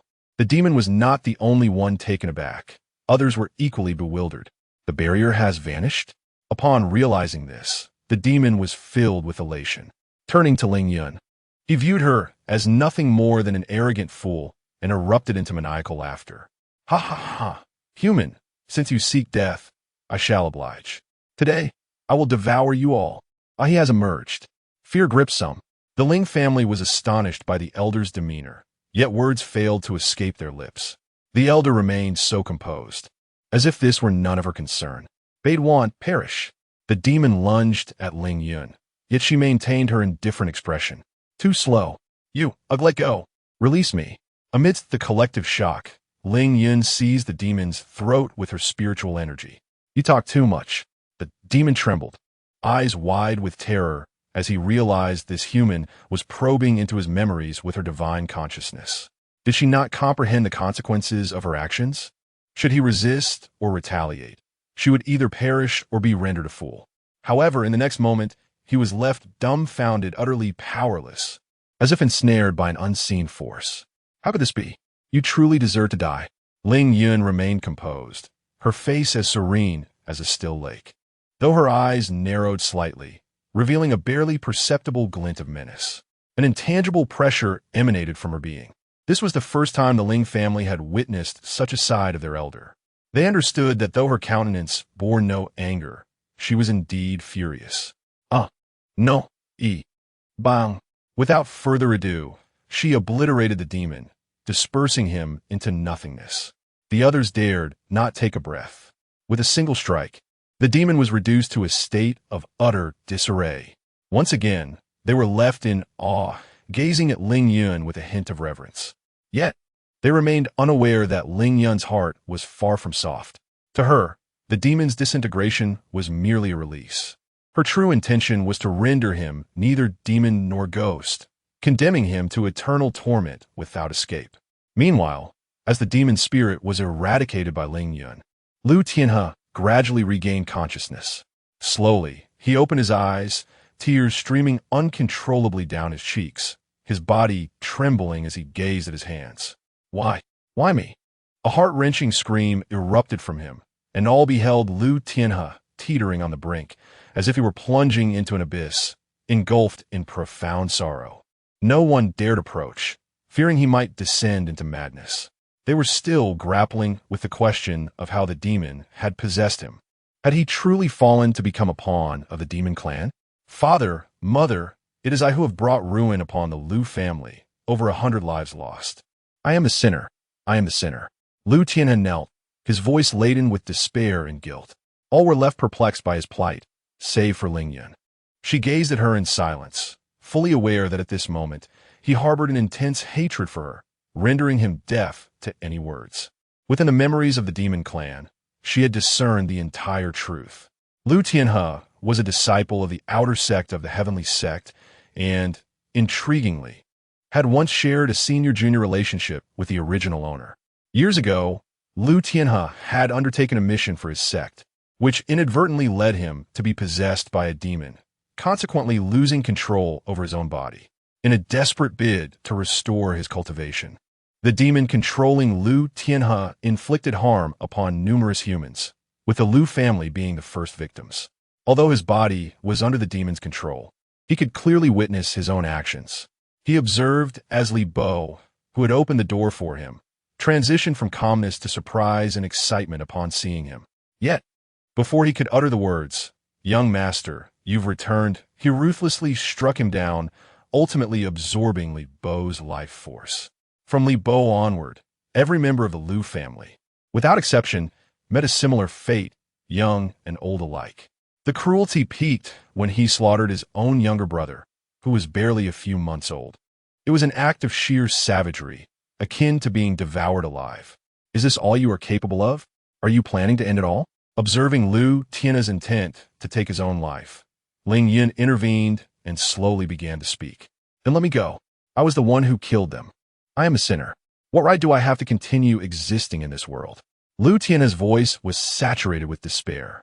As images of the Lu family's demise flooded his mind, their faces etched with shock. His mother, in her final moments, had pleaded, "Spare my son." She had recognized him the instant she laid eyes on him, yet she did not flee. Instead, she attempted to awaken him. Is it so?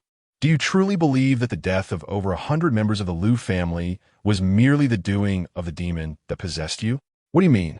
Lu Tianhe abruptly lifted his gaze to Ling Yun. He was acutely aware of the massacre of his family. What do you mean? Huh? Have you not considered why you were possessed in the first place? Surely, you do not believe it was merely an accident? Lu Tianhe involuntarily recalled the moment of his possession. After accepting the task from the heavenly sect, he had intended to set off alone. But his mission unexpectedly turned into a duet. Chen Shi, his junior brother, was an exceedingly earnest youth who incessantly chattered along the way, often offering help to others, albeit sometimes complicating matters.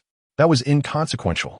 The crux of the matter was that although he planned to follow the route provided by the heavenly sect, Chen Shi insisted he knew a safer, shorter path. At the time, he thought it harmless and agreed. Under Chen Shi's guidance, they twisted and turned until they stumbled upon a cave. And then, what happened next? Why could he not recall? Lu Tianhe furrowed his brow, realizing now that Chen Shi's appearance was indeed a peculiar occurrence. Due to Chen Shi's honest nature, he is also quite reserved, not only disinclined to engage in conversation, but also largely avoiding social interaction. The thought of proactively accompanying others on tasks is foreign to him. Initially, he did not contemplate this deeply. It was merely a surprise. Could it be that Chen Shi is plotting against me? But why? He finds himself perplexed. He harbors no enmity towards Chen Shi. It is not uncommon for individuals to resort to unscrupulous means in their quest for strength. Is it? Indeed, how many people are willing to do anything in their pursuit of power? The mere thought of Chen Shi betraying him causes the energy within Lu Tianhe to surge violently. If you continue to succumb to anger, you may well be on the brink of losing yourself to darkness. Losing oneself to darkness? Having been possessed by the forces of evil for so long, the energy within you has already been tainted. Succumbing to darkness is merely a matter of time. Lu Tianhe trembles, nearly losing his balance. Chapter 34.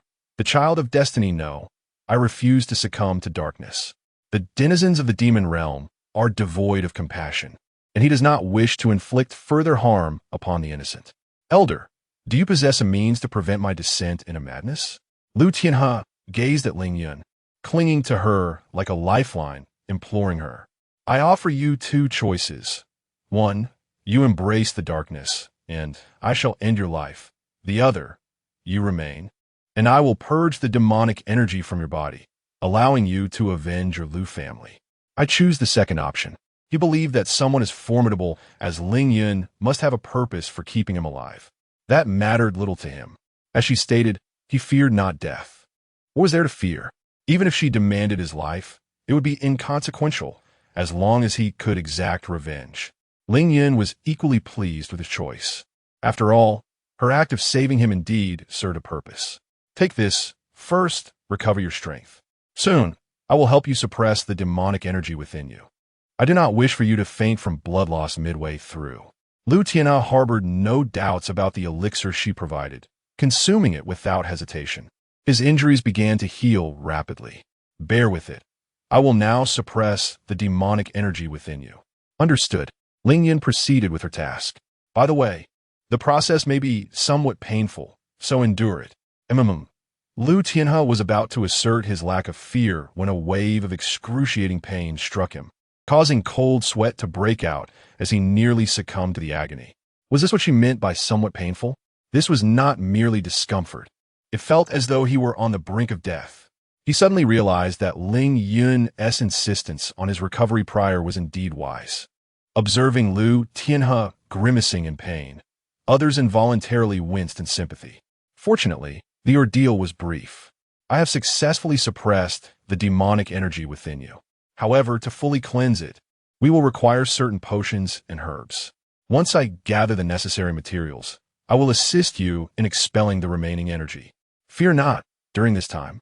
Regardless of your reckless actions, you will remain unharmed, unless your strength surpasses mine, in which case you could break the seal. Naturally, she refrained from voicing this last part. Thank you, Elder. Why go through such trouble when you could easily expel the demonic energy without potions? The system pondered, perplexed.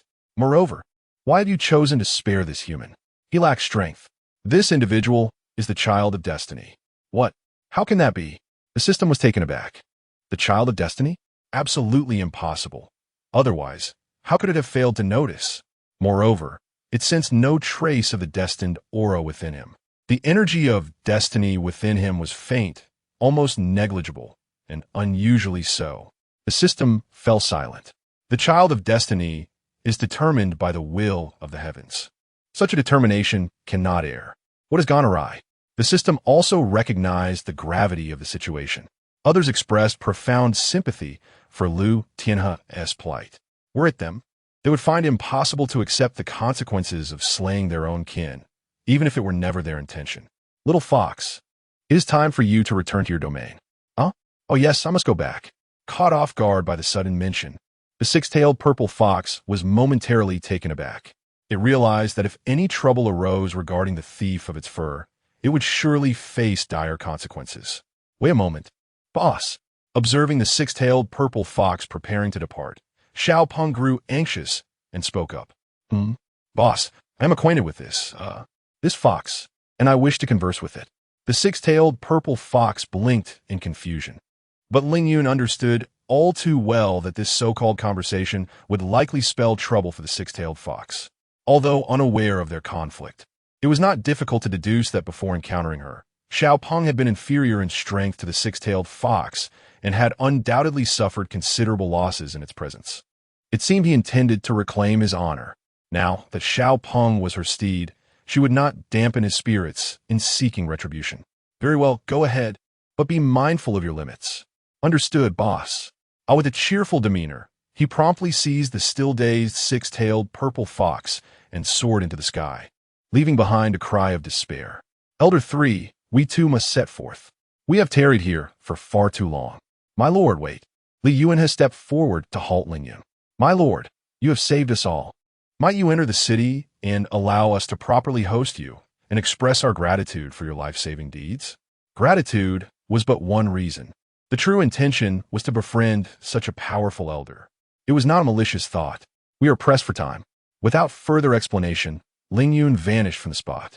Mayor Li, your kindness is appreciated, but as my ancestor once said, we are in a hurry and shall not linger here. Farewell. Elder 3 spoke, and the others hastily bowed and took their leave. With the matter stated thus, Li Yuanhe no longer insisted, though he felt regret at missing the chance to forge ties with a formidable ally. Mayor Li, thank you for all you have done for the Liu family. Should you ever require my assistance, I shall not hesitate to respond. Good lad, your intentions are commendable. You have endured much hardship over the years. Follow that esteemed individual closely, and I trust it will not be long before you can avenge your grievances. Majority Fitaway. Watching Liu Tianhe's departing figure, he could not help but shake his head and sigh. Another unfortunate child, indeed. Aside from the unexpected incident in the middle, the journey continued without further event, and they safely arrived in Dragon City a month ahead of schedule. Elder 3, I shall refrain from expressing further thanks. In any case, should you need my assistance in the future, do not hesitate to ask, as I will not decline. Very well. Rest assured, I shall call upon you when opportunities arise. Ha ha. Splendid. Then we shall take our leave now.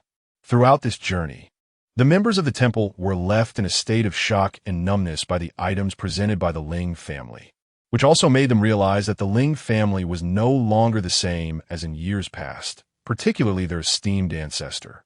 In the words of Elder Ling Wang, she has likely already stepped into that realm.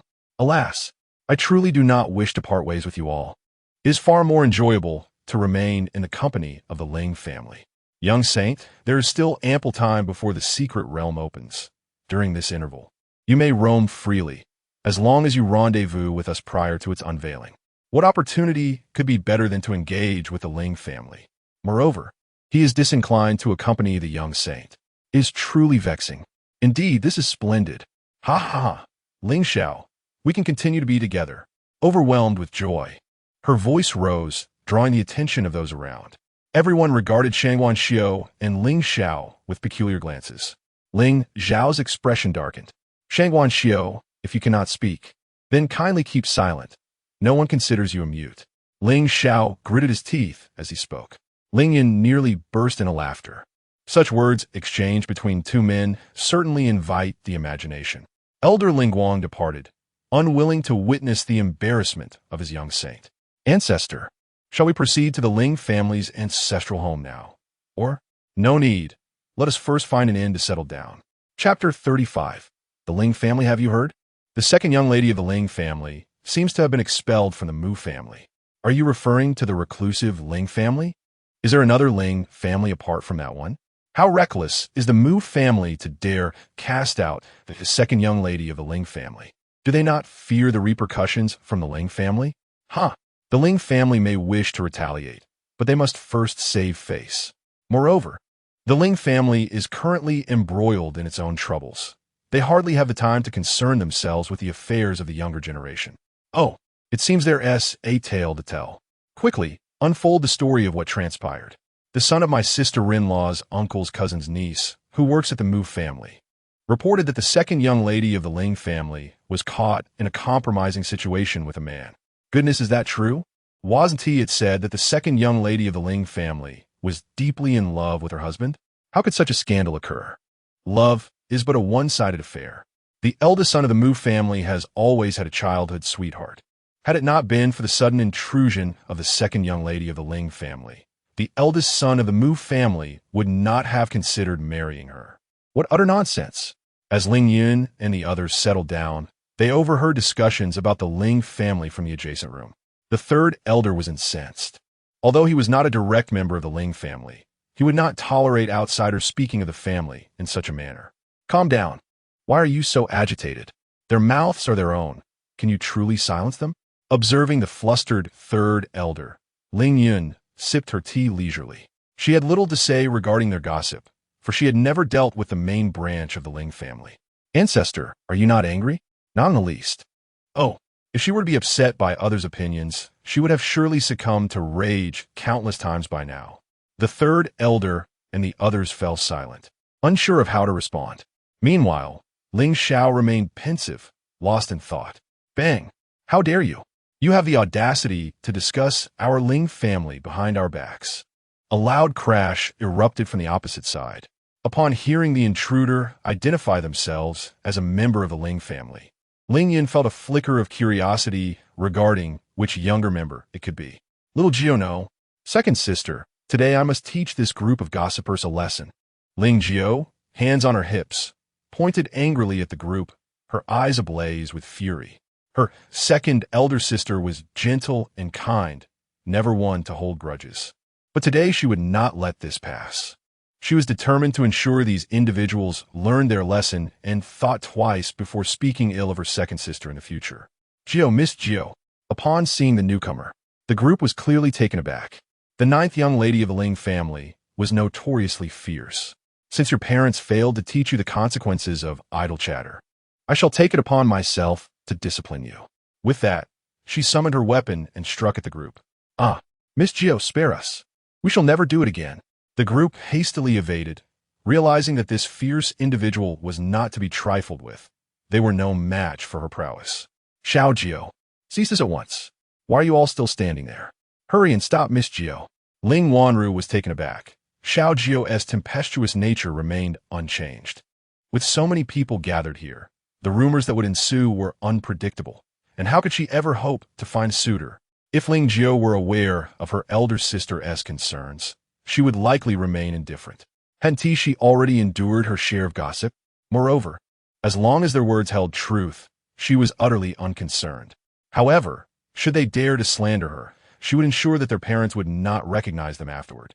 As for marriage, those repugnant men would only hinder her whip-cracking speed. Why are you all still dawdling?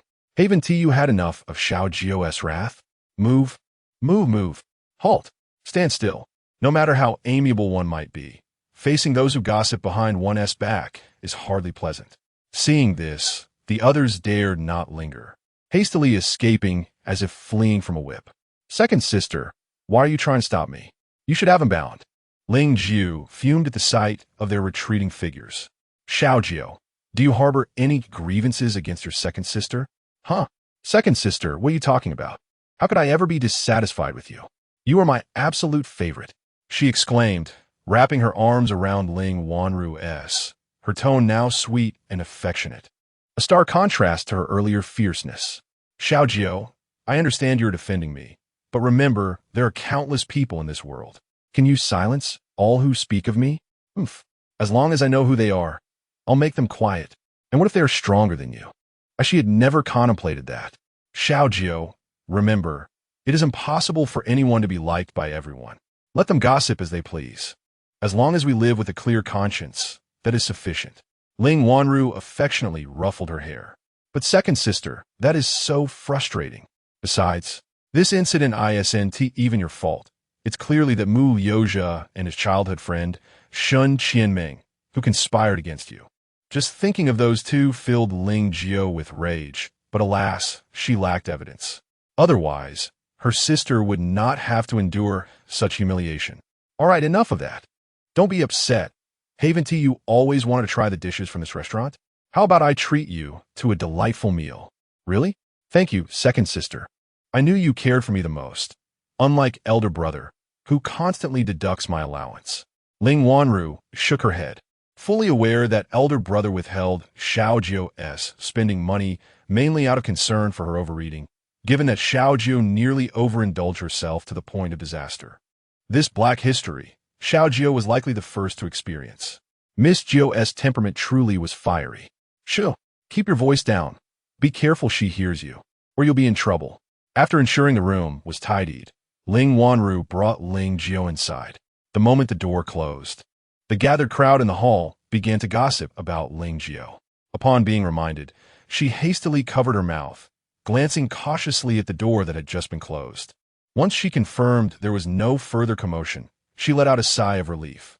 It seemed that the young lady of the Ling family was indeed a person of temperament. Surely, she was not someone difficult to get along with. Enough chatter. Let's keep our voices down. The sound insulation here is poor, and we wouldn't want to be overheard, someone remarked. In response, the disciples of the Ling family fell silent. Ling Yun observed Ling Xiao, who was still lost in thought. Ling Yonchang had mentioned that Ling Xiao had accompanied him to the northern city when he was merely 5 years old. It was likely that some remnants of memories from before that age remained. She presumed that he had some acquaintance with these two young ladies of the Ling family. However, she chose not to pry further. Matters concerning the younger generation were not her concern. Nonetheless, from the earlier conversation, she gathered that the expulsion of the second young lady of the Ling family was due to a separate matter altogether. Chapter 36. This burden I shall not bear, waiter. I request a reservation at Yashixuan. Oh, it is Miss Mu San. How unfortunate, but Yashixuan has been fully booked. What? Fully booked? By whom? Well, I am unaware of the identity of the parties involved, but judging by their attire and demeanor, they are evidently not of ordinary standing. As a mere attendant, he wished to avoid offending anyone. Second sister, it must be that insufferable Mu Bai Shui. Do not concern yourself with her. She is of no relevance to us. I have long since given up on the Mu family. Now that she has been dismissed, she seeks no further association with anyone from the Mu clan. If you do not act, I shall take matters into my own hands. Miss Mu San, you mustn't. Unfazed, Mu Bai Shui stormed towards Yashixuan, unceremoniously kicking the door open with a resounding bang. At that moment, everyone from the Ling family, except for Ling Yun, turned their gaze towards the entrance. As the door swung open, Mu Bai Shui was met with the envious, infuriating visage of Ling Yun. Fixating on Ling Yun, Mu Bai Shui instinctively clenched her fists, biting her lip as a surge of intense jealousy welled within her. It felt as if 1,000 ants were gnawing at her insides. Her gaze was overpowering. Ling Yun gradually turned her attention to Mu Bai Shui. In that instant, Mu Bai Shui was once again struck by her beauty, and her jealousy intensified. When had such a stunning woman appeared in Long City? Why had she never heard of her? Get out! Ah bang! Miss! In a flash, Ling Yun unleashed a burst of spiritual energy, sending Mu Bai Shui flying to the entrance. With a resounding clap, the door slammed shut once more. Miss, are you all right? Did you sustain any injuries? Yes, it hurts. Are you blind? Ling Yun's attack had been so swift that Mu Bai Shui had not even had the opportunity to evade, causing discomfort throughout her entire being. Frustrated by the lack of awareness from her maid, she redirected her anger towards her. Who are these people, so audacious as to lay hands on the third miss of the Mu family?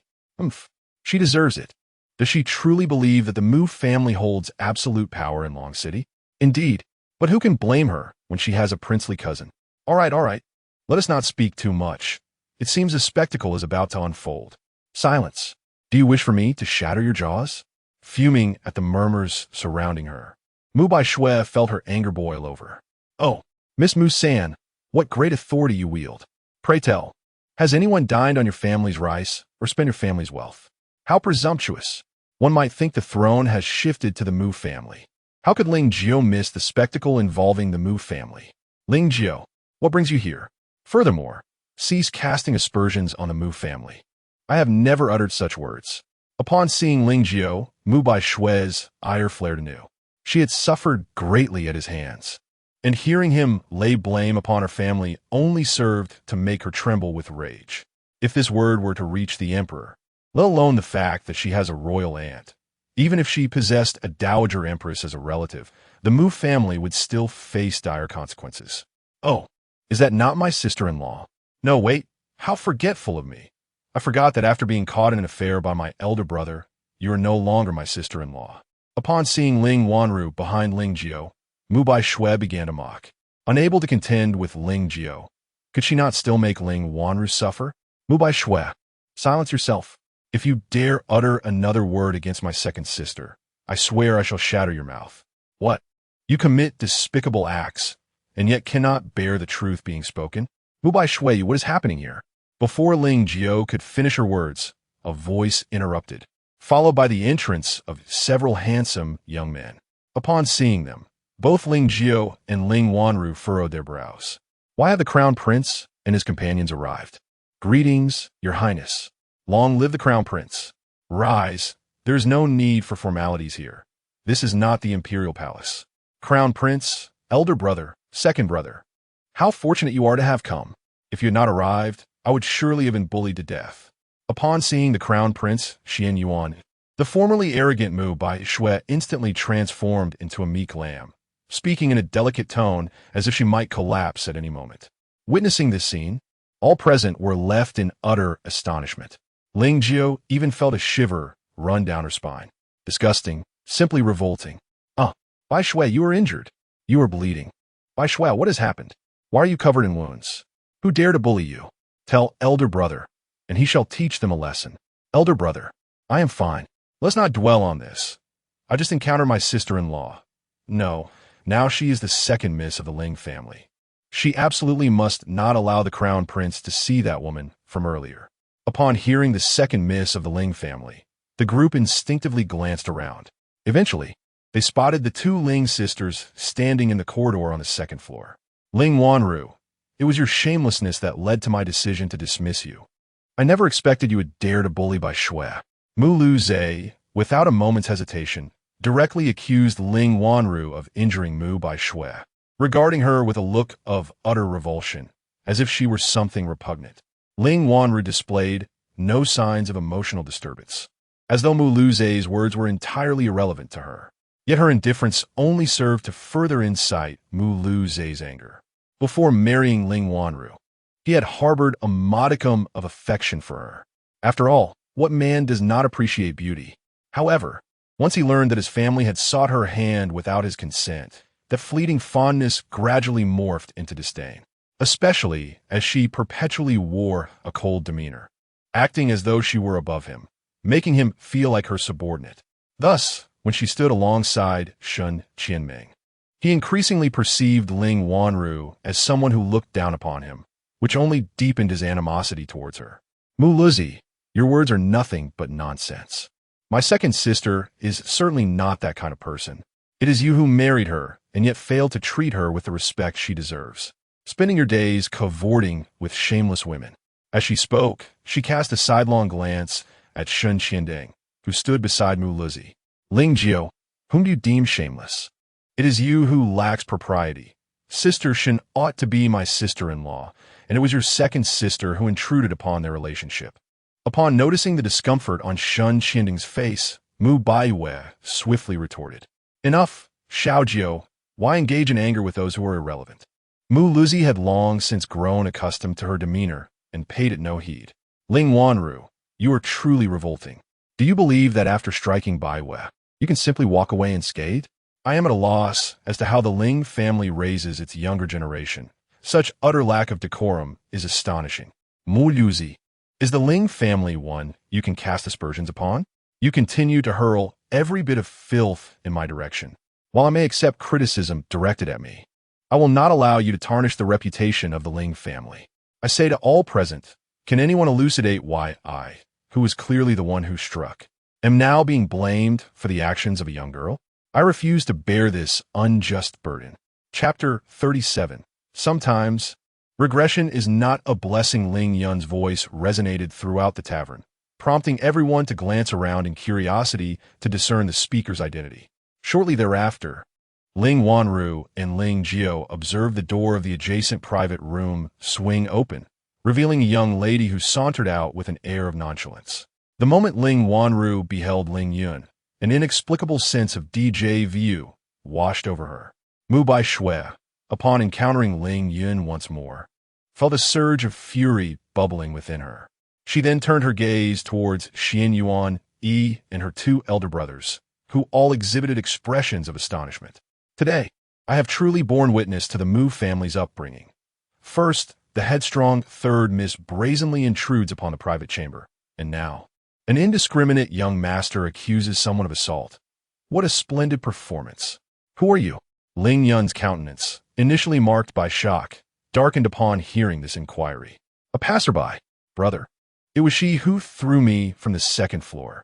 Mu Bai Shui exclaimed, pointing an accusatory finger at Ling Yun, her eyes ablaze with animosity. Are you implying that she inflicted this upon you? Not Ling Wanru.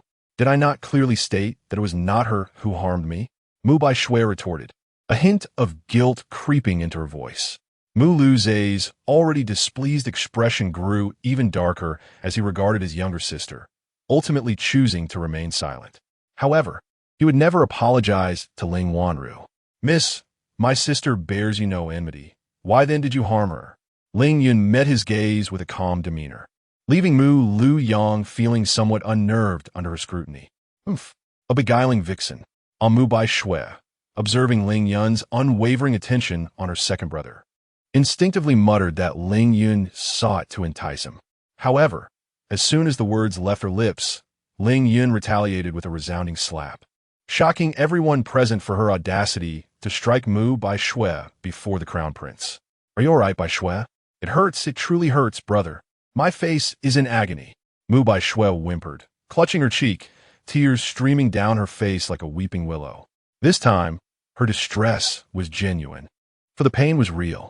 Ling Yun showed no mercy. Heavens! Bai Shui, your face. Shen Qianming gasped at the sight of her swollen visage, astonished. My face? What's wrong with my face? Bai Shui, your face is swollen. What? Oh, it hurts. The excessive movement had caused her already inflamed cheek to throb, eliciting cries of anguish. I am not the previous Miss Ling. Should you fail to control your tongue, I would not hesitate to render it permanently mute. Ling Wanru, having been directly addressed, found herself at a loss. Meanwhile, Ling Jiu regarded Ling Yun with a gaze filled with admiration. Dare you harm Bai Shui? You seek death. Lu Yang, stand down. Mu Lu Yang, being hot-tempered, disregarded the crown prince's command in light of his sister's suffering, summoning his spiritual weapon to launch an attack on Ling Yun. Both Mu Bai Shui and Shen Qianming's lips curled into faint smiles, for they harbored a disdain for those who surpassed them in beauty. The crown prince's expression darkened. It is not that Mu Lu Yang disobeys him. Rather, it is the audacity of a man to resort to violence against a young lady, and with lethal intent at that. Without further contemplation, he hastened forward, intending to intercept him. How dare you lay a hand on my leader? You seek death. Before Mu Lu Yang could reach Ling Yun, a formidable pressure from a divine beast surged forth, sending him hurtling away. Boss, I'm back. Ah, you're flying so swiftly, I might just be sick. Xiaoping landed directly before Ling Yun, accompanied by a six-tailed purple fox. At that moment, Xiaoping appeared somewhat nauseated, as if on the verge of retching. Ling Yun was taken aback. This creature had unexpectedly followed him. However, Xiaoping seemed rather disheveled, evidently having taken a beating. Wait, was there someone just now who intended to strike my boss? Who is it? Who dares lay a finger on my leader? Speak up. I shall make you regret it so thoroughly that even your parents won't recognize you. I am not a mere six-tailed purple fox. Recalling the earlier scene, Xiaoping unleashed its divine pressure, rendering everyone present, save for the Ling family, unable to withstand it. Some even fainting on the spot. Xiaoping, retract your pressure. Do not harm the innocent. Yes, boss. As the divine pressure dissipated, all eyes widened in terror, fixating on Ling Yun and the six-winged flying pong. This is a divine beast. Xin Yuan, Yi, and others gaped in disbelief. It is a rare occurrence to encounter a single divine beast, yet this woman astonishingly commands two, neither of which are contracted beasts, yet they obey her without question. How is this possible? In contrast to their astonishment, the three siblings of the Mu family were far from comfortable, especially Mu Bai Shui, who had narrowly escaped death moments ago. Now, gazing at Ling Yun, fear was the only sentiment that lingered in her mind. It is no jest. That is a divine beast. Not only she, but the entire Mu family combined would be no match for it. Ancestor, how are you? Are you unscathed? The third elder emerged at that moment. Seeing Ling Yun unharmed, he turned his attention to the Mu family, his expression darkening. How dare you? You have the audacity to lay hands on my family's ancestor. Do you truly believe her to be an easy target? With that, the pressure of the divine mirror once again instilled fear among those present. Of course, this time, the third elder deliberately excluded the two young ladies of the Ling family from his intimidation. Third elder, restrain your pressure. Yes, ancestor. Ling Yun understood that the third elder was intentionally putting on a display for everyone present, demonstrating that she, Ling Yun, is not someone to be trifled with. Xian Yuan, Yi, and his companions were drenched in sweat. This time, his gaze towards Ling Yun was filled with bewilderment. The individual from earlier was indeed a revered figure. Who then? Is this woman, accompanied not only by divine beasts, but also by a respected elder. The elder appears to hold her in high regard.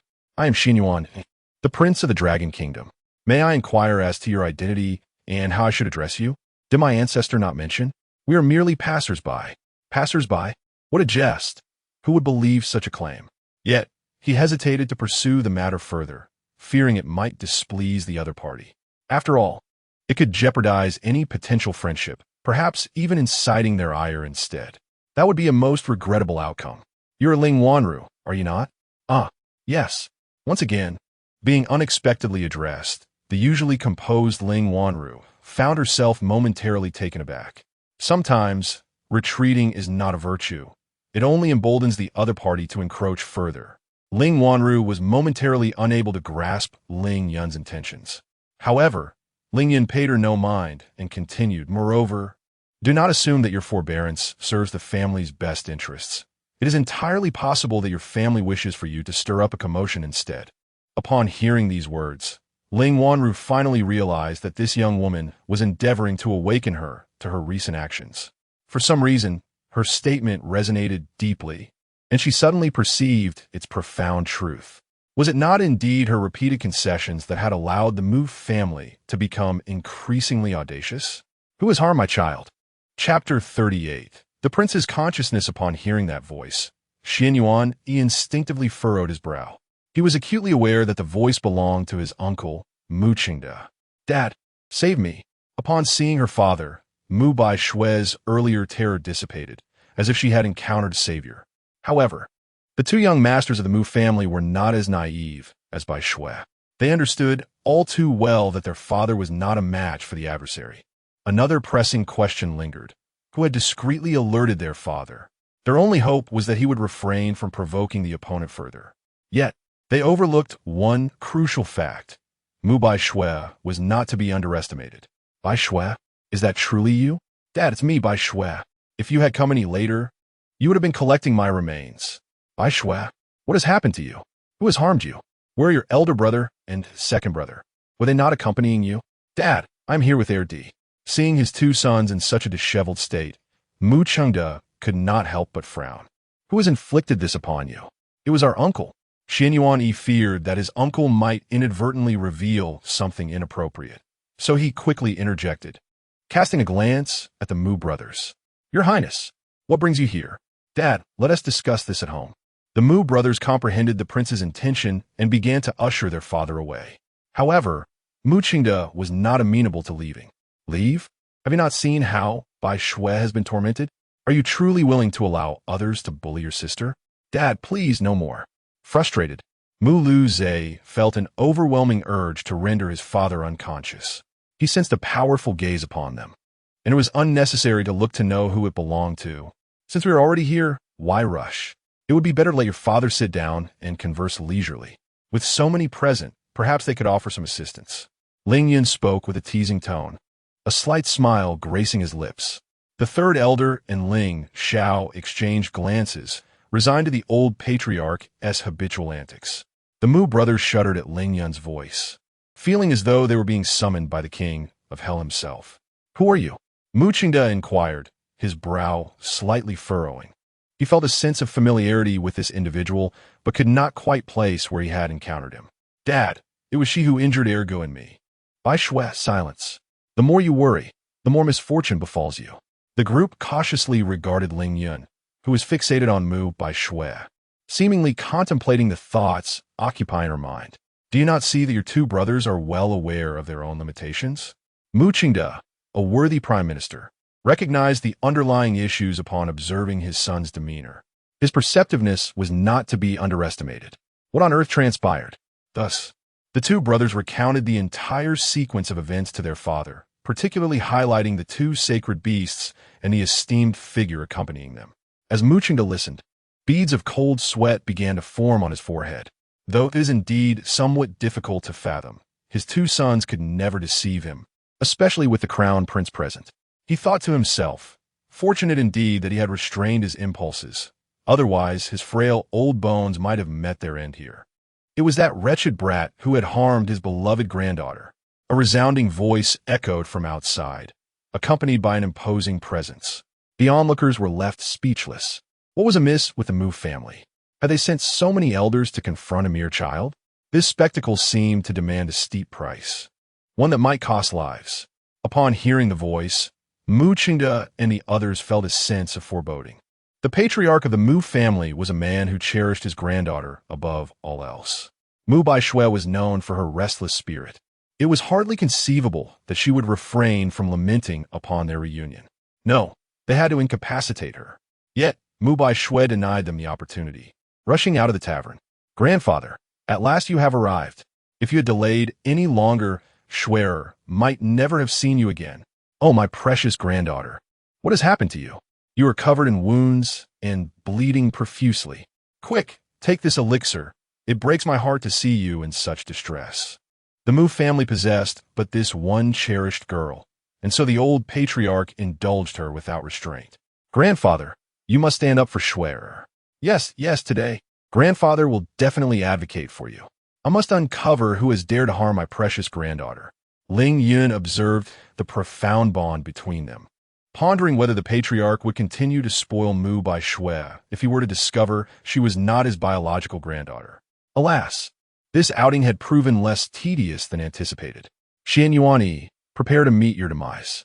Just as everyone's attention was riveted upon the Mu grandfather and granddaughter, a group of cloaked figures suddenly emerged from the shadows, launching an attack on Xian Yuan. Who could have foreseen an assassination attempt on the crown prince of the Qinglong kingdom in broad daylight? The crowd was momentarily paralyzed with shock. The performance was abruptly interrupted, and Ling Yun was incensed. The consequences of this disruption were not something everyone could bear. Who had the audacity to disrupt my enjoyment of this spectacle? As the assassins prepared to strike, an overwhelming pressure descended, immobilizing them mid-air. One by one, they collapsed to the ground, utterly unable to move. Even though Ling Yun had exercised restraint, the onlookers were engulfed by an unprecedented terror. Initially, they believed the woman before them merely had formidable backing. They had not anticipated that her own power was far more formidable. With merely a display of her might, she rendered this group of high-level spirit realm assassins utterly helpless. The most astonished of all was the patriarch of the Mu family. Currently at the peak of the 3rd level of the spirit realm, he could ascend to the sacred realm with a single contract. Even before he had entered the tavern, he felt the oppressive force affecting him.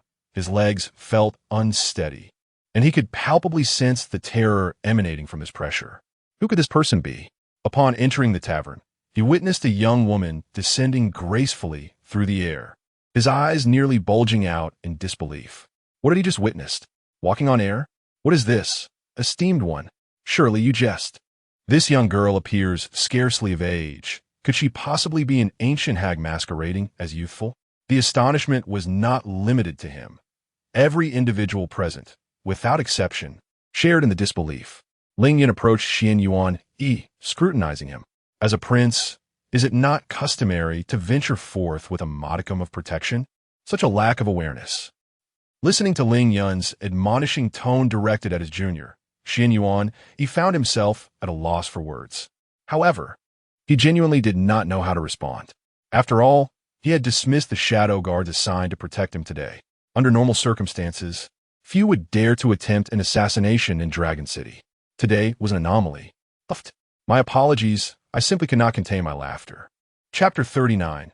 It serves you right that your child was switched. Shangwan Xiao let out an unceremonious laugh. However, when he caught sight of Ling Yun turning his head towards him, as if silently questioning his own circumstances, the mirth instantly faded. It wasn't just him. Even the 3rd elder and others couldn't help but twitch at the corners of their mouths. Their ancestral figure truly feared nothing. After all, he was the crown prince, and at his age, his cultivation level was indeed among the elite. Yet, according to their ancestors' standards, such strength was rather feeble. The disciples of the Ling family had often faced their ancestors' harsh lessons. You are the holy son of the sanctuary. Crown Prince, I trust you are well. It was no surprise to be recognized, as the sanctuary's presence was widespread, and they maintained numerous cooperative relationships with the royal family. Being the holy son, he had naturally interacted with Xian Yuan, and over time, their relationship had become quite familiar. Shall we interrogate them? Thank you, senior, but that won't be necessary. This group consists of death warriors. They merely execute orders and will not divulge the information we seek. Ling Yun replied respectfully. In this world, strength commanded respect. When facing a revered figure, even he, as the crown prince, would address her as senior with utmost courtesy. Very well, Xiao Peng, take these individuals away for processing. Understood, boss. Xiao Peng replied eagerly. Wait for me. I want help too. Thus, the two sacred beasts each seized several individuals and departed. Those who had previously witnessed the two sacred beasts were no longer as astonished. I wonder if your Mu family has any ancestors or such. Should we invite them here for a gathering? Perhaps they could help reclaim your family's honor. Ling Yun suggested, a faint smile gracing his lips as he regarded Mu Qingde. His gaze then shifting to the bewildered elder of the Mu family at the entrance of the tavern. However, upon seeing Ling Yun smile, the members of the Mu family felt an unsettling chill, a fear they could not articulate. What does this mean? The elder of the Mu family inquired, puzzled. Reclaiming honor for the younger generation? What's going on? Weren't you here to avenge your precious granddaughter? Ah, conveniently, it was I who defeated your precious granddaughter. Oh, and your grandson too, he added, pointing at Mu Luyang, who shuddered in fear. The elder of the Mu family was left dumbfounded, glancing at Mu Qingde as if seeking clarification. Qingde nodded in response. The elder furrowed his brow. It seemed this matter might indeed be the fault of his granddaughter. After all, why would a revered figure arbitrarily trouble a junior? Swear, what on earth happened? I swear. Before Mu Bai Shui could finish her sentence, Ling Yun directly summoned his spiritual power, pulling her before him. You remind me of someone. The system realized that this formidable figure was thinking of its former host, Jiang Ruhan. The powerful individual had always regretted her previous leniency. Had she not been somewhat lazy, she would have sought her out long ago. Now, it was best not to attract her attention, lest she draw the powerful figure's scrutiny into the little black room once more. What do you intend to do? Let me tell you, my grandfather and the others are here. If you dare to harm me in any way, you shall not leave this place alive. There's a slight difference. She possesses a greater intellect than you. Even now, with this attitude, she remains oblivious to the reality of the situation. Senior, I kindly ask you to show mercy and spare this young lady. Mu Qingde could not bear to see his beloved daughter in such a predicament and pleaded earnestly. Esteemed senior, my granddaughter is still quite young. If she has inadvertently offended you, I hope you will overlook her transgressions this once. I shall ensure she receives proper guidance upon our return. The elder of the Mu family felt a pang of sympathy. Yet he knew he could not confront this venerable figure. Young, she has reached adulthood, and frankly, I must say she is quite developed. As he spoke, he unabashedly fixed his gaze upon Mu Bai Shui's chest, and by her age, it was indeed substantial. Is it true that her ample figure signifies a lack of intelligence? Has her nourishment all gone to her bosom? Others instinctively followed Ling Yun's gaze and could not deny that the third young lady of the Mu family possessed a remarkable physique. You rogue, you are not permitted to look. In that moment, it was unclear whether her blush stemmed from anger or embarrassment. Senior, is it not a bit excessive to tease a young lady in such a manner? The humiliation of his precious granddaughter ignited some anger within the elder Mu. Humiliation? Does she even deserve it? I am rather curious. You Mu family members do not appear to be devoid of intelligence. How could you muddle your own lineage? Do you enjoy raising other people's children? If you seek trouble with her, I shall first present you with some discomfort. Mu Bai Shui's eyes widened in alarm, and if one were to observe closely, they would detect a hint of panic in her gaze. What do you mean? Grandfather, do not listen to her nonsense. She is deliberately attempting to sow discord between us. Enough. Woo-woo-woo. She promptly sealed Mu Bai Shui's mouth. Carelessly, she pulled out a chair and sat down. TSK. It appears that someone is more aware of their own identity than you all. Observing Mu Bai Shui's desperate attempts to free herself from her restraints, Ling Yun wore a bemused smile. The Mu family seemed to grasp something but found it impossible, deeming the notion utterly absurd. Mrs. Mu and Mu Qingde shared a love as deep as lacquer. Betrayal was out of the question. Esteemed senior, although I may not possess your strength, Should you dare to further tarnish my wife's reputation, I assure you, even at the cost of my life, I shall not let this matter rest. Indeed, even at the risk of our lives, we shall not allow you to defame our mother." Faced with Mu Qingda's sudden fury, Ling Yun was momentarily taken aback. When had she ever disparaged Mrs. Mu? Wait, does this individual truly believe I am insinuating that Mu Baishui is the illegitimate child of Mrs. Mu in another? Upon this realization, Ling Yun felt utterly speechless. These individuals displayed intelligence when it was unwarranted and failed to show it when it truly mattered. How frustrating. She suddenly felt as though she had invited trouble upon herself. Damn it, it serves you right for your child being swapped. Third elder quickly changed to another inn. If we stay here any longer, I cannot guarantee I won't do something reckless. At this moment, Ling Yun resembled an irate child throwing a tantrum. Striding away without a backward glance, Ling Xiao gathered the others and hastened to follow. The third elder, in resignation, instructed Ling Xiao to pursue the ancestor, fearing that another ill-fated individual might collide with him. In such a case, that person would not find the situation as lenient as the Mu family. Upon hearing the third elder call Ling Xiao's name, Ling Wanru paused momentarily. That name was all too familiar. She gazed at the Ling family, searching among the group of more than 10, hoping to spot the individual she had in mind. Yet, afraid that she might have misheard, she remained rooted in place, her eyes fixed intently. Ling Xiao sensed a powerful gaze directed at him from behind. Without turning around, he already knew who it belonged to. It seemed that the second sister had overheard the third elder calling him. He contemplated whether to acknowledge her, but hesitated, fearing it might disrupt the Master-S plans from years past. Yet, upon reflection, since the ancestor showed no intention of avoiding them, it was evident he was completely unbothered.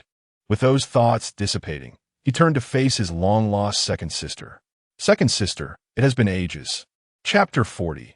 Embarrassment accompanied by companion with a heartfelt call of second sister. Ling Wanru could no longer restrain herself and rushed over to embrace Ling Xiao. He had not changed significantly from the memories she held. He had merely matured, becoming more handsome than in his youth. Ling Jiao had never witnessed her sister so overwhelmed with emotion. However, given the public setting, her bold display of affection toward a man might invite unwelcome gossip. Ling Jiao cast an unfriendly glance at Ling Xiao, contemplating the repercussions of her sister's actions. Second sister, if you continue to hold on, little Jiao might just take action against me. He jested. Ah, little four, you have finally returned, Ling Wanru exclaimed, her eyes glistening with unshed tears. Yes, I'm back. Second sister, he is. Ling Jiao was puzzled upon hearing Ling Xiao address Ling Wanru as second sister, for she had never met him before. Little Jiao, this is your fourth brother, Ling Xiao. Ling Xiao, this is little Jiao. She was T-born when you left. Fourth brother. Ling Jiao's eyes widened in astonishment as she regarded Ling Xiao.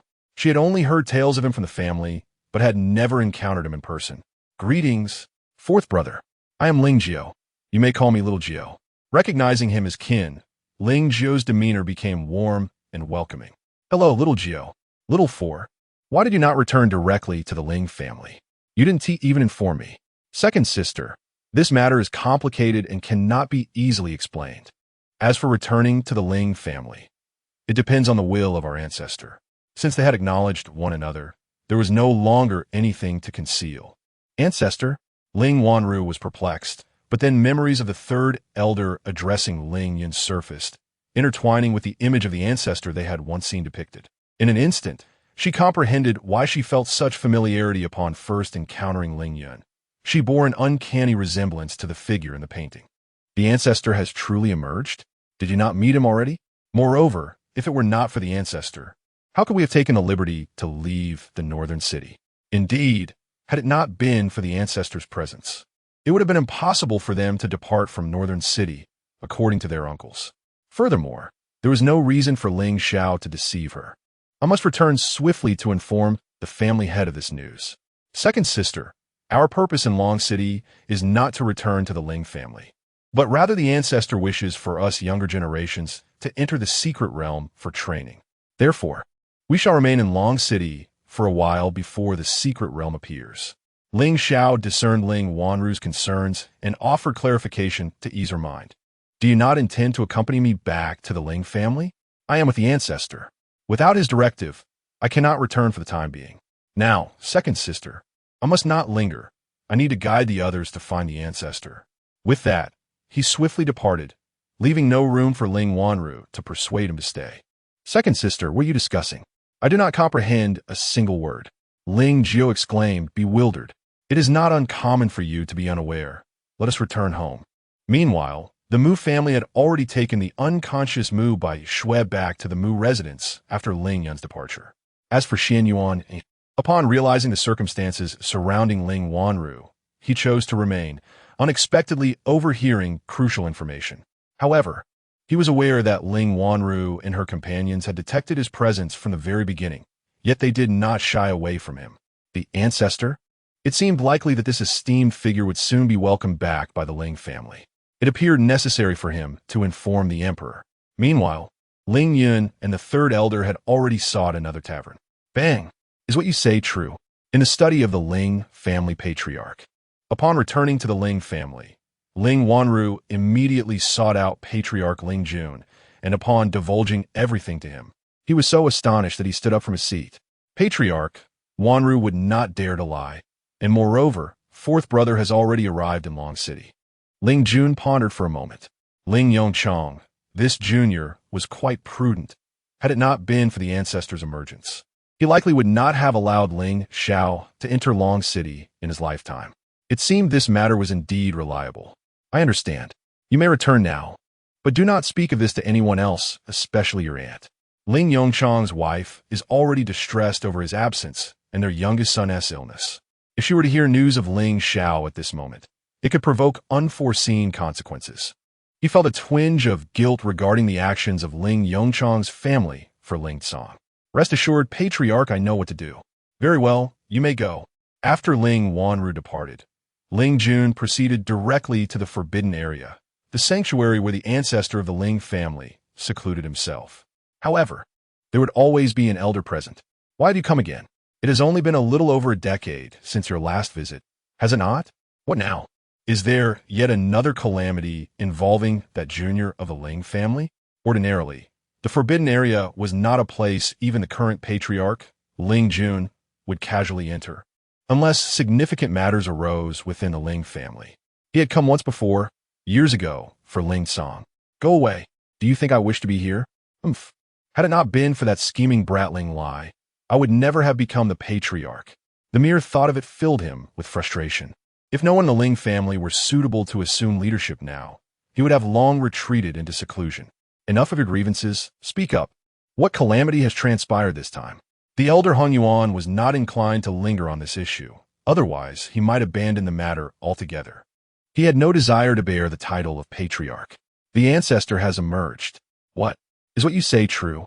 Upon hearing the mention of the ancestor, the previously listless elder Hong Yuan immediately opened his eyes, nearly losing control of his spiritual energy in his excitement. Ling Jun recounted verbatim what Ling Wanru had disclosed. Though I have yet to confirm it, this matter is likely true, hence I came to inquire whether you would accompany me to verify. His primary concern was that he might inadvertently offend the ancestor if he went alone. More importantly, he feared losing composure. Having someone accompany him would alleviate the embarrassment of facing the ancestor alone. What are you waiting for? Let's go. The elder Han Yuan was filled with exhilaration. The traces of Ling Yun were unmistakably evident, and the two soon discovered her place of residence. Why don't you knock on the door? One suggested. Why don't you do it? Came the retort. Yet, as they stood before the firmly shut door, exchanging glances, neither dared to disturb the silence. They were all too aware of the elder's notorious temper upon waking. If you two do not enter soon, you might as well remain outside. Ling Yun's voice echoed to them. Without a moment's hesitation, they swiftly stepped inside. At that moment, Ling Yun was seated nearby, sipping her tea. Having learned from Ling Xiao about her reunion with Ling Wanru, she anticipated that the Ling family would take action. Thus, she had been waiting for quite some time. Elder, it truly is you. You have finally returned. Chapter 41. Ancestor, you cannot abandon us. Indeed, bringing ancestor Han Yuan here was a wise choice. This was the only sentiment that Ling Yun could express at this moment. Ling Yun gazed at the man kneeling before her, feeling somewhat helpless. What kind of connection did her family, the Ling clan, have with this individual to evoke such emotion? Why did this dignified man appear as if a child had encountered their mother? Ling Yun, the current head of the Ling family, respectfully addressed the ancestor. Had it not been for Hong Yuan's initiative, it might have been he who was kneeling. Han Yuan of the Ling family acknowledged the ancestor. Do you not question whether I am truly your ancestor? He inquired. In this world, it is improbable that anyone could masquerade as an ancestor, especially since the bloodline within you stirs upon encountering one. The Ling family explained. Observing the two, Ling Yun fell into contemplation. No matter how hard she tried to recall, she could not remember any connection to the Ling family. To be honest, I do not recall having descendants such as you. Wah! Ancestor, you cannot forsake us. You have already left us for thousands of years. Han Yuan exhibited no semblance of an ancestor, bursting into tears. Ling Yun, who had initially felt relieved, now regretted the situation. How embarrassing. Could it be that the ancestor had lost some memories? From the very beginning, Ling Yun had detected a hint of confusion and incomprehension in Ling Yun's eyes, particularly in light of her earlier statements. It seemed that the ancestor did not deny their existence, but genuinely did not remember them. Unclear, perhaps it was indeed so. After all, the bloodline within them undeniably originated from her. This fact was irrefutable. Yet, who had tampered with her memories? Or had she lived so long that she had truly forgotten? Ling Yun and Han Yuan exchanged glances, both equally astonished. Given the ancestor's formidable strength, what could have transpired to cause her amnesia? Ancestor, please return with us to the Ling family. Regardless of the amnesia, your return is what truly matters. Not so fast. First, tell me about the Ling Song couple. Why has the ancestor suddenly brought this up? However, since the ancestor inquired, they naturally would not withhold any information.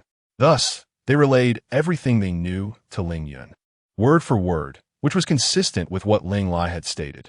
Ancestor, in truth, we do not know much about this matter either. That child, Ling Song, only instructed us not to reveal to the world that Ling Yun was his child before he vanished without a trace. According to your words, Ling Song's wife is not from the Xintian continent?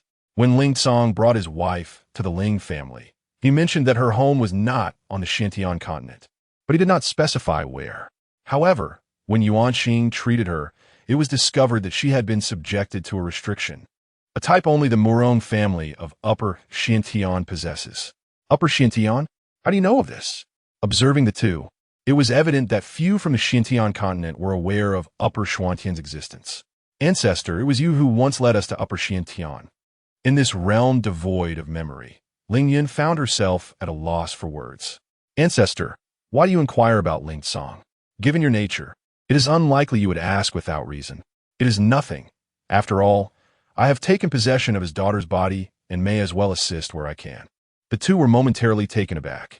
Possessing Ling Song's daughter? What does that entail? How long do you intend to eavesdrop? Come in already. Ling Yun suddenly turned her gaze toward the entrance and spoke. Ling Yun and the others were taken aback. Is there someone there? They had only now realized, having been so focused on the ancestor that they had not noticed anything else. The door opened, and the third elder alongside Ling Xiao entered. Ancestor.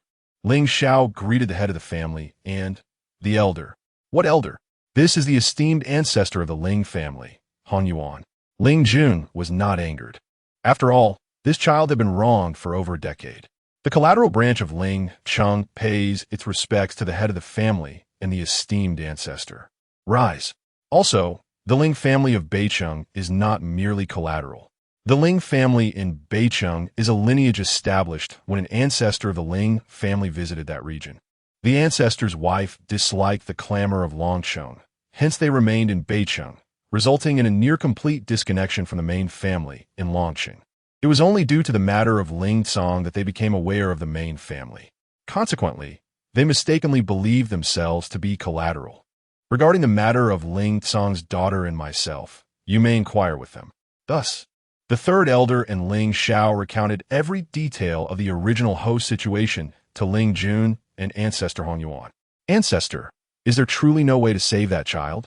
She has been deprived of parental love since childhood, and now, before she even knows her heritage, everyone turned their gaze toward Ling Yun. Do you believe I am omnipotent? Ling Yun and the others nodded repeatedly. Ling Yun looked at them, speechless. Matters of life and death are not within her purview. They belong to the realm of the underworld king. However, the original hostess' life is not yet forfeit. Yet, she has lost the will to live. System. The original host's plight stems from your influence. No way, boss. You can't possibly want me to revive her, right? What do you think? No, boss. I can't do that. I am merely a system, and even if I could save her, her body has been occupied by you. Without a body, how would her soul find rest? If it is not mistaken, the original host can no longer reclaim this body. It is not that the boss forbids it, but rather that this body harmonizes too perfectly with the boss as soul, as if the boss were the rightful owner of this body. This perplexes it as well. Logically, this body should not belong to the boss, and such perfect compatibility should not exist. Furthermore, the boss's soul is immensely powerful, and this body should be unable to withstand it. Not only it, but Ling Yun also found this baffling. Boss, if you truly wish to save the original host, you may seek her soul in the underworld. Her soul has not yet departed to the underworld. When she was inhabiting the original host, she performed a divination, the results of which took her by surprise. The original host's soul had not entered the realm of the dead.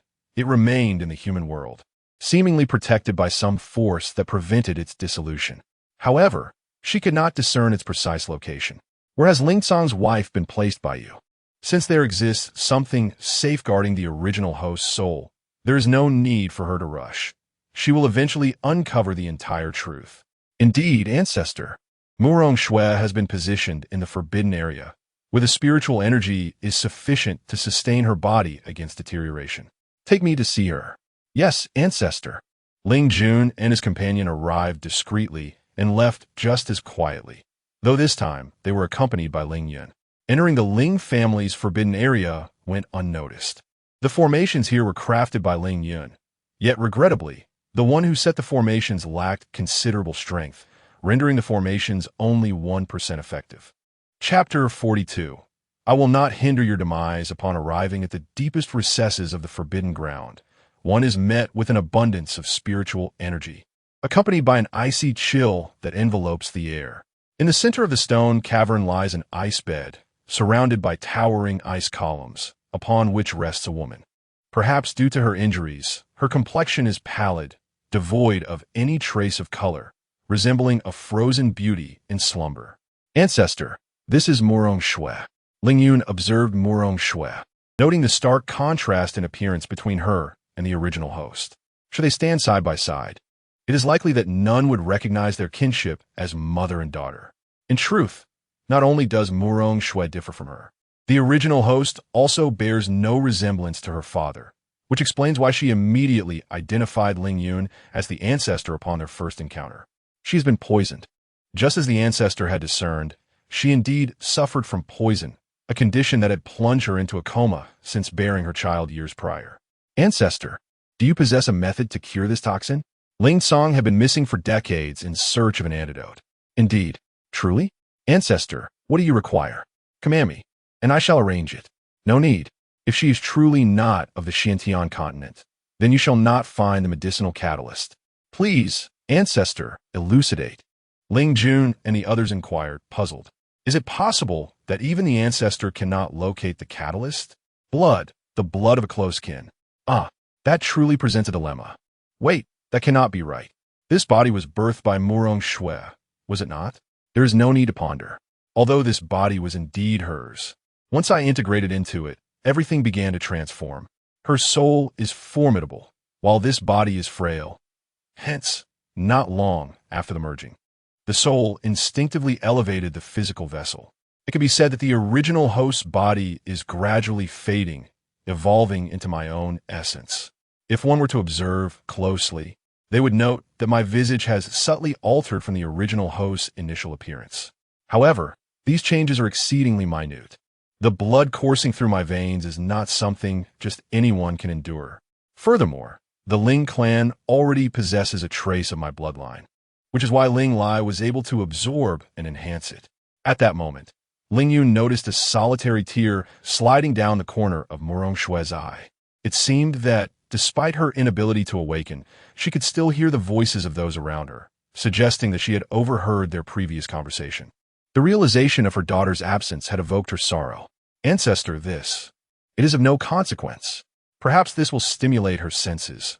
Who knows? A miracle may yet occur. Upon hearing this, Ling Jun and the venerable Han Yuan could not help but twitch their mouths in disbelief. A miracle? It seemed that while everyone in the world might believe in miracles, their ancestor did not. What was happening? Suddenly, the surrounding spiritual energy began to surge violently. Ling Yun surveyed her surroundings before her gaze settled back on Murong Shui, ultimately letting out a resigned sigh. If you wish to court your own demise, I shall not stand in your way, for you are of no importance to me. Not the ancestor. We have summoned you to save lives, Ling Yun continued. Disregarding their thoughts, Ling Tsong abandoned his own daughter to rescue you, disappearing for over a decade. Although the Ling family may not be what it once was, locating a person should not be a formidable task. Yet, I ask you, why they failed to find him? Ling Jun and Hong Yuan were taken aback. Indeed, despite employing every possible means, they could not uncover Ling Tsong's whereabouts. Were it not for his life token still in existence, they might have believed he had perished. The antidote for the poison within you should not be too challenging to procure, and Ling Tsong must also be aware of the remedy. Where then could he possibly seek it? At that moment, Ling Jun and Hong Yuan suddenly awakened to the realization. Yes, to eradicate the poison from Murong Shue's body, the blood of a close relative is essential, and she hails from the upper Xian heaven. Where else could she originate? However, entering the upper Xian heaven is no simple feat, and one must possess the cultivation of the heavenly realm. Leaving aside the matter of cultivation, even if Ling Tsong is an extraordinary prodigy, achieving that level in a short span is impossible. The seal within you must have been placed by your kin to safeguard your life. As she spoke, she assessed Murong Shue's condition. Ling Jun and Hong Yuan were stunned. This restriction was, in fact, to protect Murong Shui. They hold you in such high regard, indicating your significant status within the family.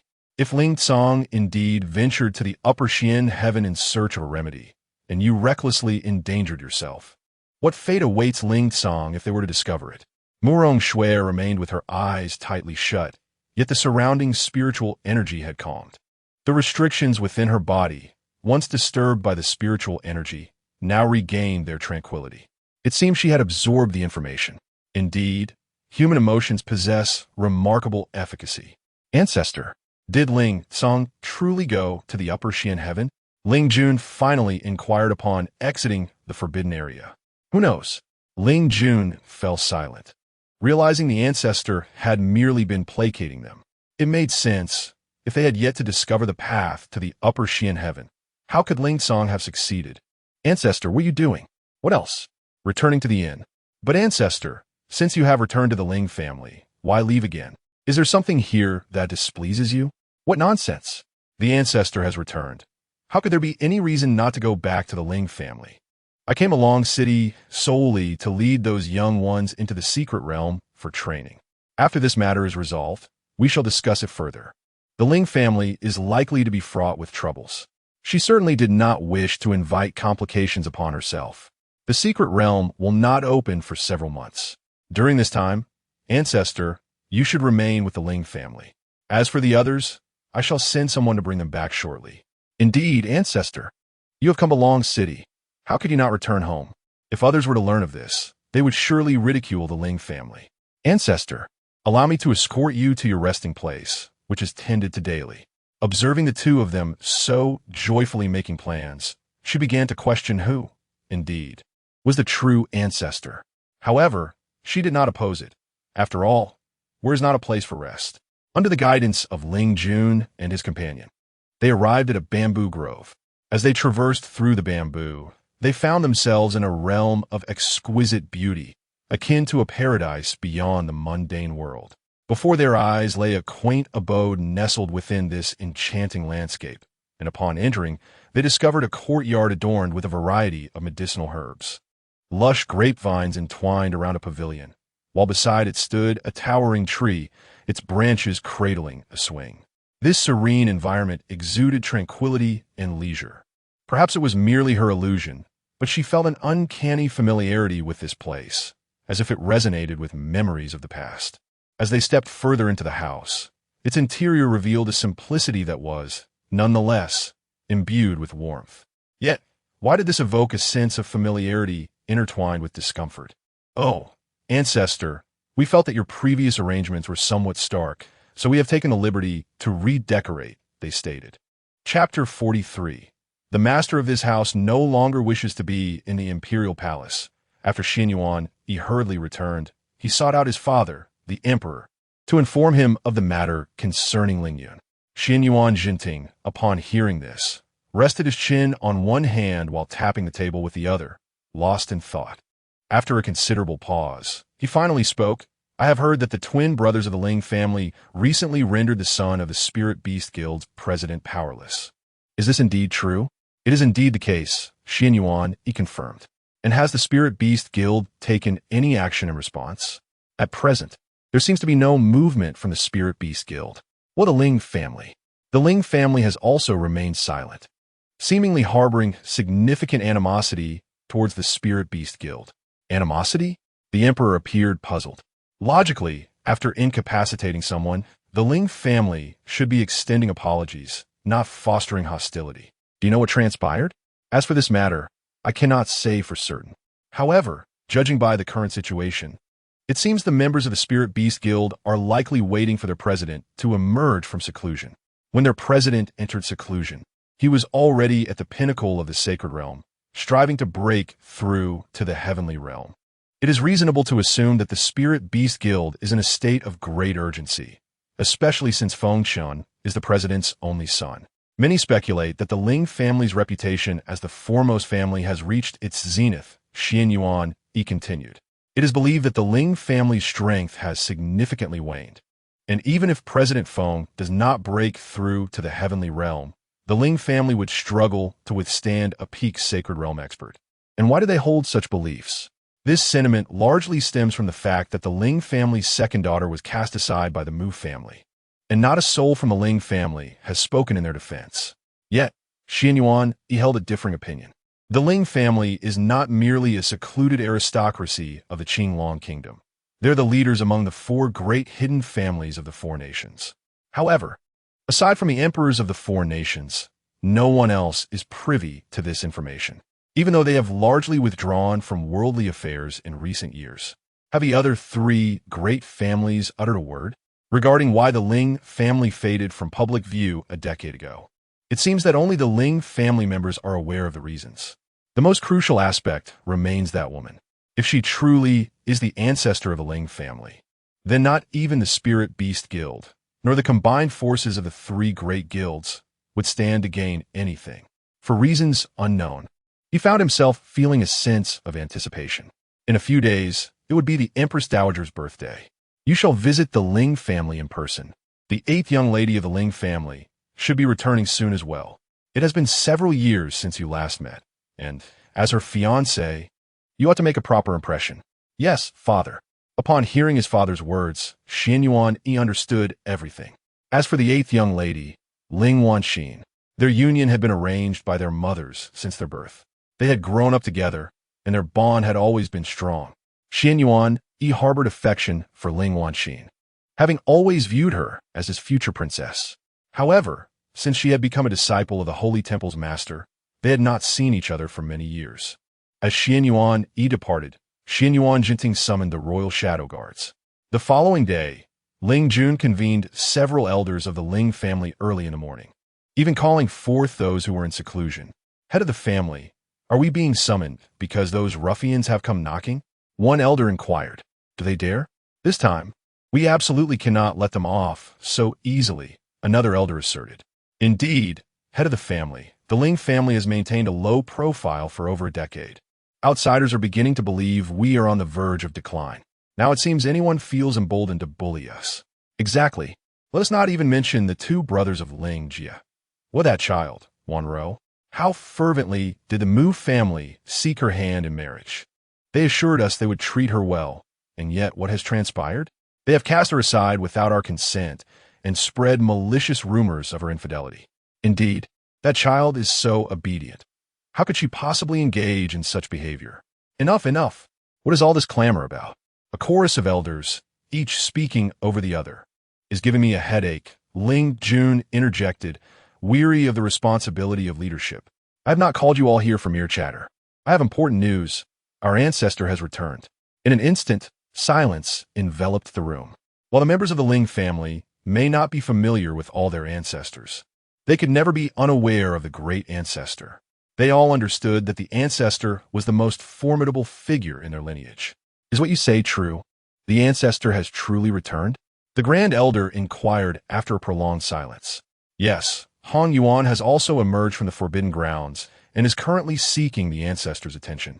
Ling Yun replied, feeling a twinge of irritation at the thought of that shameless individual lingering around their revered ancestor. The position of head of the family was one he wished to relinquish without delay. Hearing that the ancestor had indeed re-emerged, the elders had no choice but to believe him. The ancestor despises disturbances, so you need not trouble her. Furthermore, Ling Xiao and the people from Beicheng have arrived in Longcheng. You should make the necessary arrangements. These individuals are not to be underestimated. They might seek out the ancestor for no valid reason. What do you think the head of the family and the elders are discussing? Someone in the crowd wondered. I'm not sure, but it seems something significant has transpired, given that even the secluded elders have been summoned. Amidst the murmurs, Ling Wanro turned her gaze toward the closed door. She understood that the woman in question was indeed their family's ancestor. Considering the Ling family's current predicament, perhaps the ancestor's return was not an impossibility after all. She recalled Ling Yun's words from earlier. Could it be that the ancestor was hinting at her? Second sister, I never imagined we would witness the grandeur of the ancestor yesterday, Ling Jiu exclaimed, having grasped Ling Yun's identity through Wan Ro's explanation. Reflecting upon it, Ling Jiu felt a surge of excitement. She had not anticipated the ancestor to be so striking. From now on, when you encounter the ancestor, refrain from being so brash. Even if the ancestor does not hold it against you, I fear the head of the family and the others will not let you off so easily. The respect the head of the family hold for the ancestral figure is evident in the bamboo garden, which is strictly off-limits to all. Soon, everyone in the Ling family was informed of the return of their legendary ancestor. Although they had never encountered this esteemed figure, they were all aware of the ancestor's remarkable prowess in elevating the Ling family to the status of the foremost clan. Each member was filled with excitement, eager for a glimpse of this revered ancestor. Meanwhile, the subject of their admiration reclined leisurely in a chair, fully aware of the events unfolding within the Ling family that morning. What could the Spirit Beast Guild possibly entail? Upon mentioning the Spirit Beast Guild, Ling Yun noticed a flicker of anger in Hong Yuan's expression, further piquing Ling Yun's curiosity. Chapter 44. Personally seeking redemption ultimately. It became clear from Hong Yuan's words that the Ling family was entirely indifferent to the matter of incapacitating Feng Chun. Upon hearing this, Ling Yun, typically a man of few tempers, could not restrain his anger and rose abruptly to inquire, "What has become of the child?" Hong Yuan sighed and shook his head. Due to the immense shock, she has fallen into a state of despair, having attempted to take her own life several times. Her parents are terrified she might harm herself, and they remain vigilantly by her side. "Take me to see her," Ling Yun commanded. Sensing the fury emanating from his ancestor, Hong Yuan dared not delay. However, a rather awkward predicament arose. He rarely ventured beyond the confines of the forbidden area and was unfamiliar with the location of the child. Ancestor, perhaps we should seek out Ling Yun. He is well acquainted with the Ling family's affairs. In that moment, Hong Yuan regretted having sequestered himself within the forbidden grounds, as he was not in seclusion. Now, when his ancestor required him, he found himself at a loss for directions. Ling Yun paid no mind to his misgivings. When two unfamiliar figures emerged from the bamboo garden, onlookers were taken aback, frozen in place. No one would presume them to be intruders in the Ling family estate. Ling Wanru had previously met the ancestor, as had Ling Jiao, and the two were fortuitously encountering each other, leading the way in greeting. Only then did the others realize that the strikingly beautiful woman before them was the venerable ancestor spoken of by the family head. Disciples pay their respects to the ancestor. The Ling family, lacking in excessive formalities, rose and resumed their activities. "Do you two know where Xiao Shi is residing?" Ling Yun inquired, directing his question at Ling Wanru and Ling Jiao. Initially puzzled, their gazes fell upon Hong Yuan beside Ling Yun. Though unfamiliar with him, they deduced he was no outsider, given his proximity to the ancestor. Despite their curiosity about the ancestor's intentions regarding Xiao Shi, they refrained from probing further and proceeded to lead the way.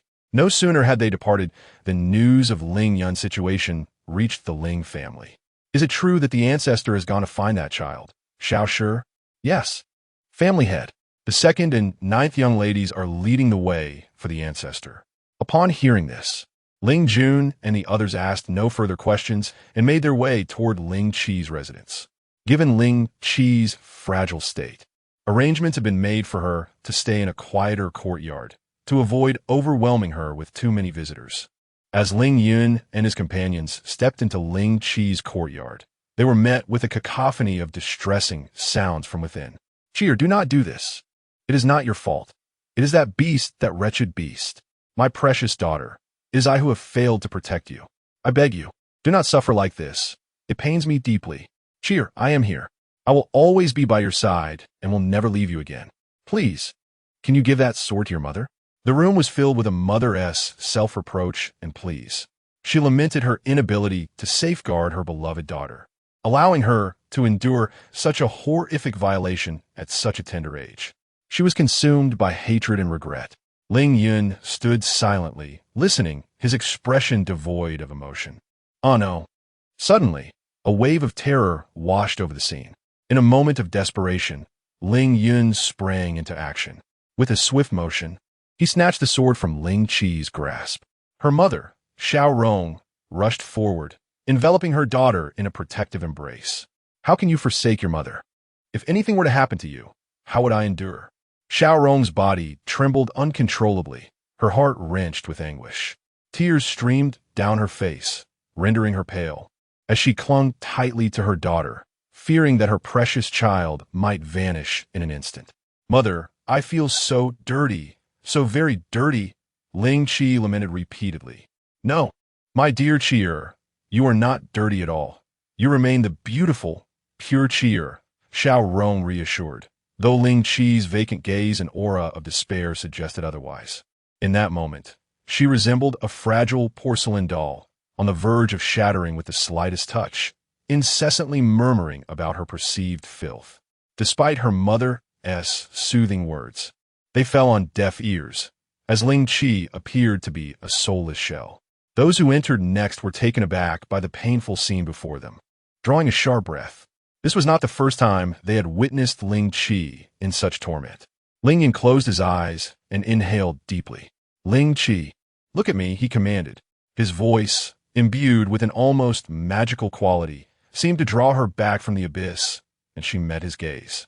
His eyes were the calmest she had ever encountered, providing a sense of solace. "Tell me, do you wish to make that beast experience a fate worse than death?" Ling Yun's tone bore an undeniable authority. "I want to tear him limb from limb, to flay him alive," Ling Qi replied, her teeth clenched, her eyes flashing with a chilling intensity and a fierce resolve akin to a venomous blade. At that moment, Ling Jun and others arrived, overhearing her words laced with resentment. They could only feel sorrow for her. This girl, merely 15 and recently wed, should have been radiating innocence and vitality. Yet, she now exuded a darkness, as if she had emerged from the depths of hell. "Very well. As you wish, I shall bring him before you to atone for his sins," Ling Yun declared before vanishing without a glance back, leaving no opportunity for others to react. Ling Qi stood there, momentarily dazed and confused. Ling Jun, regaining his composure, realized that the ancestor intended to visit the Spirit Beast Guild. "I will pursue the ancestor," he stated, understanding the gravity of the situation. His concern was not for the ancestor's safety, but rather for the lack of assistance that might follow in his absence.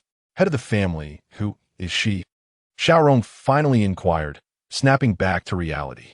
She is the ancestor of the Ling family, he answered, glancing at the still-dazed Ling Qi, his heart aching for her. Since the ancestor has spoken, she will surely advocate for you. If you continue to seek death, you will only squander her goodwill and leave her disheartened. Having said that, he did not linger any longer, moving with a speed as if pursued by a ferocious beast. He too must assist the elder, ensuring that the individual named Hong Yuan does not monopolize the spotlight. Ling Yun arrived at the Spirit Beast Guild, where an overwhelming pressure bore down upon it, causing the weaker individuals to faint in its wake. The vice president, startled, dared not delay and hastily exited the guild. Might I inquire as to your esteemed identity and purpose for visiting our Spirit Beast Guild? He stammered, beads of cold sweat forming on his brow. The individual before him exuded an immense power, as evidenced by the sheer force of his presence, which had incapacitated nearly half of those within the guild. Even their president could not achieve such a feat naturally. The commotion drew the attention of those nearby, including several individuals of considerable cultivation, who hurried to ascertain the situation. Hand over Feng Chun. Chapter 45. The sky may fall, yet I shall make amends. Ling Yun wore a stern expression, instilling a profound sense of trepidation in the vice president. Upon hearing the newcomer demand a person, specifically the son of the president, he felt a wave of confusion wash over him. When had Feng Chun attracted such formidable adversaries? May I inquire as to the purpose of your visit? He stammered, wiping the cold sweat from his brow. I am merely informing you, not requesting your opinion. Will you surrender the individual, or will you not? Ling Yun's voice was calm, yet it conveyed her impatience with the man before her. The atmosphere around them seemed to thicken, creating a stifling tension. The vice president trembled slightly, struggling to maintain his composure and prevent himself from collapsing. He cursed Feng Chun internally. Ordinarily, they could handle minor troubles, but now they had attracted such a powerful figure. Was this not a threat to his very existence? Esteemed senior, it is not that we refuse to comply, but rather that Feng Chun, bang, Ling Yun, uninterested in his ramblings, unleashed a surge of spiritual energy that obliterated the Spirit Beast Guild's plaque without leaving a trace. Should you fail to deliver Feng Chun, next time it shall not be merely the plaque, but your entire Spirit Beast Guild. The vice president's body shook with fear. How dare this reckless individual act with such impunity within the Spirit Beast Guild? At that moment, a voice echoed through the chamber, causing the vice president and others to startle. How did he emerge? The members of the Spirit Beast Guild felt a bead of sweat trickle down their backs. They turned to see a man with a grim expression, exuding an air of superiority. Had it not been for the bandages around his head, he might have resembled a pampered heir, though he now appeared somewhat comical. Beautiful, his gaze fell upon Ling Yun, eyes gleaming with desire, revealing his greed. The crowd exchanged glances, astonished by the audacity of this newcomer. Even the onlookers could not help but admire his boldness. The members of the Spirit Beast Guild glared with fury at this oblivious troublemaker. Feng Chun, you must show some decorum, the vice president urged, anxious that Ling Yun might kill him in a fit of rage. If he were to perish, so be it. Yet, who could blame him for having a father who cherished him dearly? If Feng Chun were to be slain before him, the president would undoubtedly seek retribution. What a dire situation. Old fool, you are merely the vice president of the Spirit Beast Guild.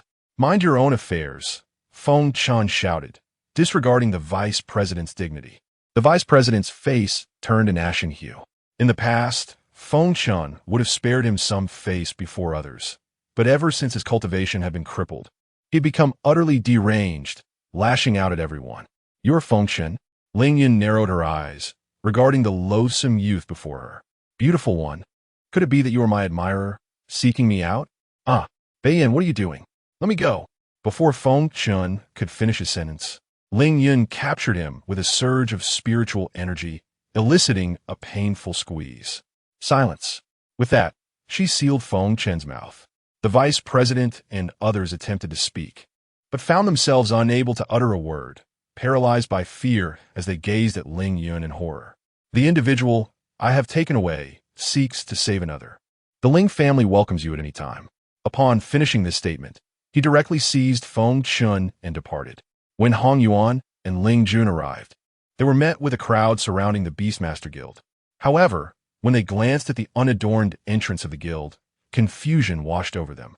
Is this truly the Beastmaster Guild? Surveying their surroundings, they looked towards the vice president and others at the entrance. It undeniably was the Beastmaster Guild. Yet where had the grand sign vanished? Is that not the head of the Ling family? What brings him here? Did that woman not claim to hail from the Ling family? Could she have spoken falsely?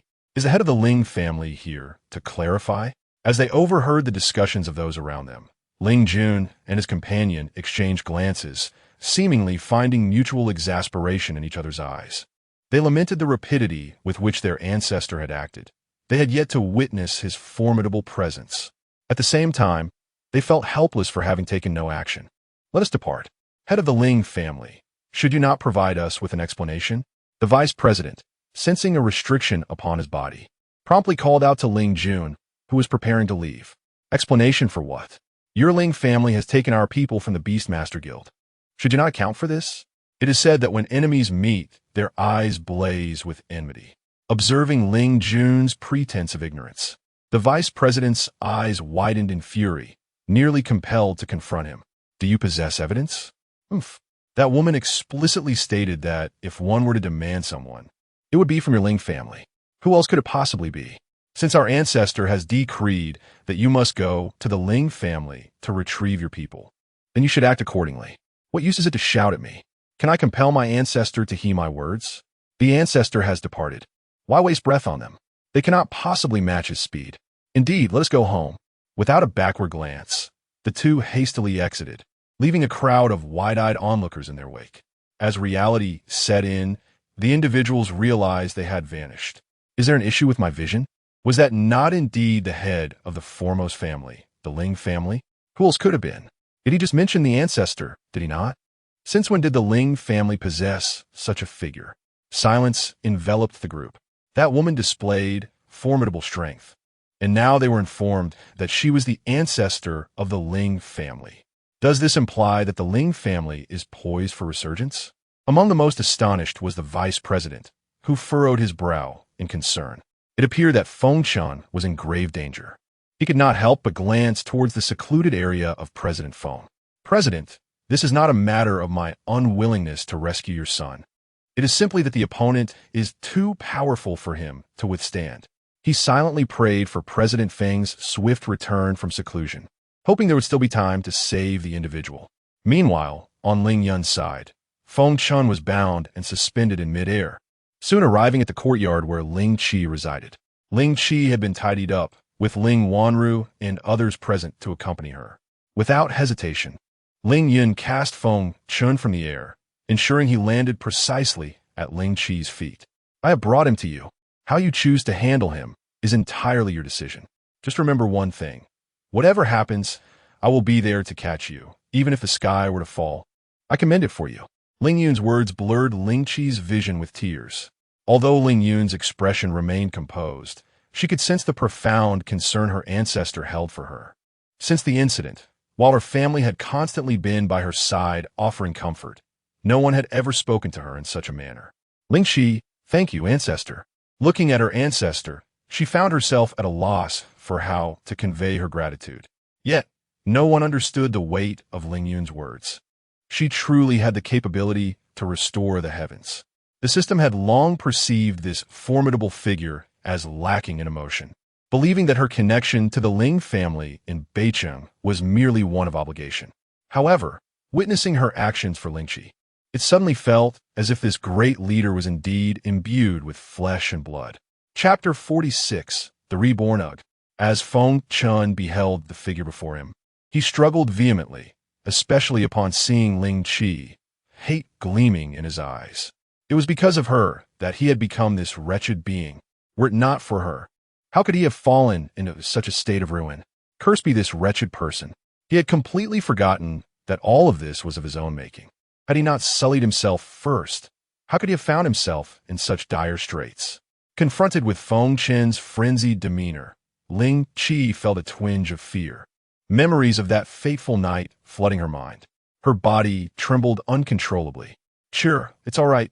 Mother is here, and the ancestor is here. He dares not lay a finger on you. Xiao Mu and Ling Wanru shielded her closely, attempting to provide a semblance of safety. Bang! With a sickening thud, Feng Chun was struck by Ling Yun, crashing against the wall, blood splattering from his mouth as pain contorted his face. In that moment, terror filled his features as he faced Ling Yun. In this trial, no one can assist you. Only you can save yourself. Ling Qi, still slightly fearful, had little to say. Ancestor, I can handle this. With eyes closed, she took a deep breath and opened them once more, having quelled her fear. She gazed resolutely at the ancestor. The ancestor had defied the Spirit Beast Guild for her sake. She could not let him down. Witnessing her determination, Xiao Mu felt a mix of joy and sorrow, realizing her own presence could not compare to that of the ancestor. What she failed to grasp was that in moments of despair, no amount of comfort or companionship could rival the power of someone taking decisive action on her behalf. Ancestor, I wish to confront him alone. Ling Qi glared fiercely at Feng Chun, making her final plea. Very well. Thank you, Ancestor. With that, she strode directly to Feng Chun, seizing his hair without uttering another word, dragging him into the room. Ugh! His clothes were tattered, and, as his skin scraped against the ground, a trail of crimson marked the path. At that moment, fear engulfed him. Ling Wanru and the others winced at the sight. Xiao Mu felt a pang of unease, yet dared not intervene. She needed to unleash her pent-up frustration. Moments later, a heart-wrenching scream echoed from within the room, startling everyone present. When Ling Jun and his companion returned, they were met with the chilling sound of terror. They glanced at the ancestor and others in the courtyard, then toward the source of the screams, instantly grasping the gravity of the situation. Ancestor, are you tired? Would you care for some fruit? Ling Yun approached Ling Yun, ingratiatingly presenting fruit he had produced from seemingly nowhere. Ling Jun thought to himself, in matters of shamelessness, he could never outmatch this fellow. Ling Yun, you two are of the esteemed lineage of the Ling family. Do you not feel a sense of shame behaving so before the younger generation? The ancestor shot him a disapproving glance. Do you think I am unaware of your thoughts? Spare me the incessant chatter if you cannot muster the courage to save face. Silence. If you continue to bicker, I shall have you expelled. The two men squabbled like children, their antics a source of amusement amidst the turmoil. They were somewhat taken aback to discover that Hong Yuan was, in fact, their ancestor. Yet, witnessing the banter between their ancestor and the family head left them feeling rather bewildered. Was this truly a sight for their eyes? Would the family head seek retribution afterward? However, observing the family head and the ancestor meekly submitting to a reprimand from the elder was undeniably amusing. They found it difficult to suppress their laughter. Within the confines of the room, Feng Chun appeared utterly disheveled. Beside him lay a grotesque mass, indistinguishable in its form. Yet, given his agony and the blood streaming down his lower body, it was clear what Ling Qi had inflicted upon him. Silenced by Ling Yun's seal, he could only moan in suffering. The stark contrast between his current state and that fateful night brought Ling Qi an exhilarating sense of satisfaction. The intermittent screams echoing from the room piqued their curiosity regarding the nature of Ling Qi's actions towards Feng Chun. The only one maintaining composure was Ling Yun, leisurely sipping the tea poured by Ling Wanru and her companions. She was acutely aware of the situation inside. One could only say that Ling Qi could never return to her former self. After such an occurrence, who could revert to the past? Fortunately, she had the foresight to establish a barrier. Otherwise, the uninformed might spread unfounded rumors upon hearing the commotion. After a considerable time, silence enveloped the room, and Ling Qi emerged, her hands stained crimson with blood. At that moment, she exuded an aura that suggested she was not to be approached lightly. Gazing at her daughter evoked a sense of unfamiliarity, rendering her momentarily at a loss for words. The events had rendered Ling Qi more sensitive to the emotions of others, and she instinctively sensed her mother's unease, though she did not dwell on it. Now, she was both herself and yet not herself. Unnoticed by anyone, Ling Yun experienced a fleeting surprise upon seeing Ling Qi. Oh my, this is unexpected. How has she transformed into a reincarnator? The system, which had been merely observing, could no longer remain indifferent. Its feline form seemed to explode with shock, wide-eyed in terror. Indeed, amidst Ling Qi's torment of Feng Chun, she had been reborn, which explained the peculiar blend of familiarity and strangeness she now exuded. Even Ling Qi had not anticipated her second chance at life, albeit one that commenced at the onset of her tragic fate. Yet, this life diverged from her previous one. In her past existence, the ancestor had not appeared until her demise. This time, however, circumstances had altered. Why was that? Could it be the butterfly effect resulting from her rebirth? Yet, that did not seem plausible, as the ancestor had appeared even before her reincarnation.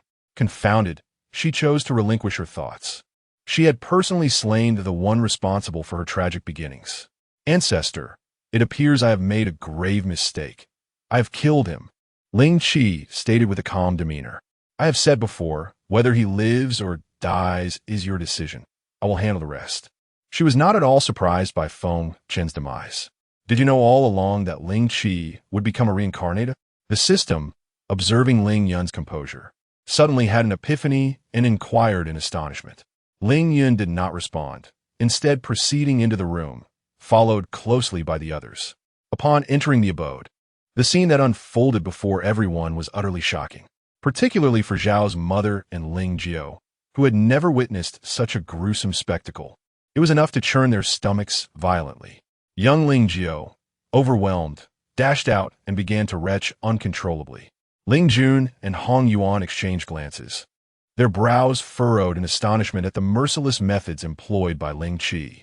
It was improbable that even the members of the Spirit Beast Guild, let alone President Feng himself, would recognize this as the work of his own son. Please attend to this matter. A fierce battle is imminent, Ling Jun instructed. The demise of Feng Chan would likely be beyond concealment from his father. After all, being a late-in-life child, it was certain that precautions had been taken, even if he had secluded himself. Ling Jun did not reproach Ling Qi for his ruthless tactics. As long as it was not directed at their own kin, they bore no objections. Just as Ling Yun had surmised, with Feng Chen's passing, his life stone shattered in an instant. In a secluded cave, an elderly man suddenly opened his eyes wide and retrieved a fragment of the broken life stone from his bosom. Who has slain my grandson? Chapter 47. My disappointment in you. The furious roar of the elder echoed throughout the heavenly sect, startling even the sect leader. Before he could ascertain the situation, someone informed him that Master Feng had stormed out of his secluded retreat. But who truly understood what had transpired? The sect leader was equally perplexed, recalling that Master Feng had only recently entered seclusion. Upon inquiring, he learned that it appeared to be an incident involving Master Feng's beloved grandson. The sect leader furrowed his brow. This grandson was his sole treasure, cherished deeply by Master Feng. The urgency in his demeanor signified that something grave had occurred. Hongyang, gather a team and investigate the matter, he commanded. After all, Master Feng is one of our own. If we can assist him, we shall. Although Elder Hongyang was somewhat reluctant, he refrained from outright refusal. As a master of Tianshan Peak and the sect leader's junior, he understood well that, following the incident with Ling Yun, the sect leader had begun to harbor some dissatisfaction towards him. Rest assured, I will arrange for Yi Tian and others to proceed at once, he replied. Meanwhile, Tianshan Peak was also in turmoil. Hongyang's fifth disciple, Hao Yan, had returned to the sect after completing his task. Eagerly, he sought out his sixth junior sister, only to learn that she had departed from the sect. The blame for this was cast upon Ling Yun. However, Hao Yan was unconvinced. After gathering information, he directly confronted Jiang Ruhan. Fifth junior brother, please remain calm. Calm? How can I be calm? If it weren't for her, how could my sixth junior sister have left this place? Despite being outmatched in strength by his junior sister, he felt compelled to confront Jiang Ruhan, whom he believed had intentionally sabotaged her. Hao Yan glared at Jiang Ruhan, wishing to bind her and present her before Ling Yun to appease his sixth junior sister. In that moment, Jiang Ruhan, terrified, hid behind Zhou Wenxuan. Among Elder Hongyang's disciples, She feared Hao Yin the most. He was truly a combat fanatic. She had once contemplated controlling him, yet her efforts had failed miserably, her favorability dwindling instead. She pondered the reason for this, especially noting how he exhibited arrogance towards everyone except Ling Yun, for whom he displayed remarkable leniency. Fifth senior brother. I did not force sixth senior sister to leave. I have always admired her. I never wished for her to depart. Jiang Ruhan, peeking from behind Zhou Wenxuan, spoke with a quivering voice, her eyes misty with tears, exuding the air of someone who had suffered a great injustice. Yet, facing Hao Yin, her pleas fell on deaf ears. This is not entirely the fault of the seventh junior sister, Yi Tian interjected, attempting to defuse the tension. For reasons unknown, ever since Ling Yun's previous outburst, it seemed as if something had been severed. Likewise, when dealing with Jiang Ruhan, she appeared less endearing than before. He could not help but suspect that perhaps Jiang Ruhan had meddled in affairs. For why else would he treat his long-beloved sixth junior sister with such coldness for the sake of a junior sister with whom he had barely interacted? If it was not her fault, then was it truly the fault of the sixth junior sister? I find no fault in what junior sister Lu has said. You're simply blind and deaf to the truth. Hao Yin shot a fierce glare at Jiang Ruhan. Hao Yin, enough. Do not return like a rabid dog, biting indiscriminately. It is Ling Yun who is envious of junior sister first. If blame is to be laid, it should rest upon her own narrow-mindedness and her extreme malice. Even after all this time, the mere mention of Ling Yun incited a seething hatred in Zhou Wenxuan. To him, Ling Yun was nothing but a venomous woman. Wenxuan, cease this. Yi Tian could no longer bear to listen. He could not comprehend why Zhou Wenxuan harbored such animosity towards junior sister Lu. Bang! You wretched fool! Hiss! Hao Yin! You dare to strike me for her, Ling Yun? Unable to contain his fury, Hao Yin delivered a punch directly to Zhou Wenxuan's face. No one anticipated that Hao Yin would lay hands on his senior brother, leaving everyone astonished. Naturally, Zhou Wenxuan was unwilling to accept this affront, and thus a brawl ensued between the two. Yi Tian and the others attempted to intervene, but both were blinded by rage. Jiang Ruhan observed their fight, showing no inclination to intervene. In fact, she secretly wished for them to suffer mutual destruction. Having lost her system, the goodwill she once enjoyed was gradually dissipating. At this rate, she feared she would not remain on Tianshan Peak for long. Particularly troubling was the fact that Master Hongyang had recently shown a reluctance to meet her, his gaze seemingly laced with reproach. The disciples of Tianzong were spreading rumors, labeling her a traitorous ingrate. Wherever she went, she was met with disdainful whispers. Contemplating her current predicament, her hatred for Ling Yun deepened. All of this was Ling Yun's fault. What are you two doing? Upon returning to Tianshan Peak, Master Hongyang was met with the sight of his disciples engaged in a fierce altercation, his expression darkening instantly. At his command, the two finally separated, both sporting bruised faces and battered bodies, a testament to their unyielding ferocity. Now, explain why you resorted to violence? Master Hongyang inquired of the group. Master, it is all my fault. Had I not previously misunderstood junior sister Lu, she would not have left in a huff. And senior brother Wu would not have attacked senior brother Si. Jiang Ruhan spoke up earnestly. However, upon hearing this, Yi Tian could not help but furrow his brow. Misunderstanding? Jiang Ruhan, how dare you utter such words? It is clear that you are envious of junior sister Lu's superiority, scheming against her and forcing her to leave. No one understood better than he how deeply junior sister Lu cherished their 5 senior brothers and master. Had she not been utterly disheartened, she would never have departed so easily. Enough. This matter ends here. I do not wish to hear any more regarding her, Master Hongyang bellowed. The situation with Ling Yun had long plagued him, leaving him perplexed as to why she concealed her true strength. What else was she hiding? Master, enough. The sect leader has just issued a command for you to proceed to Longsheng and investigate the reasons behind Feng Peak Master's departure from Tianzhong. Should you encounter any danger, you are to offer your assistance. He interrupted Hao Yin, unwilling to endure further discussions about Ling Yun. As for aiding Feng Peak Master, he did not believe that there were matters beyond Master Feng's resolution that require their assistance. Yi Tian, Carry these items with you. The secret realm is about to open. Once you have dealt with Master Feng's affairs, you and your junior disciples may proceed directly to the secret realm. Keep these items on hand for unforeseen circumstances. Having said this, he chose not to linger any longer and departed. Observing his master's demeanor, Hao Qian felt a sense of discontent towards him for the first time. I have matters to attend to, so I shall take my leave. Hao Qian, the master has instructed us to act together. Yi Tian frowned, displeased with Hao Qian's actions. I do not have the time. I need to find junior sister Lu. He was reluctant to accompany them, fearing that he might lose his temper. Senior brother, I am deeply disappointed in you. Chapter 48. This group of deceivers, until leaving the heavenly sect, Yi Tian's mind lingered on Hao Qian's words and his expression of disappointment. Ling Yun remained oblivious to the happenings within the heavenly sect. After dealing with Feng Chun, she resumed her passive demeanor, but her tranquility was soon disrupted by the incessant complaints from the Ling family.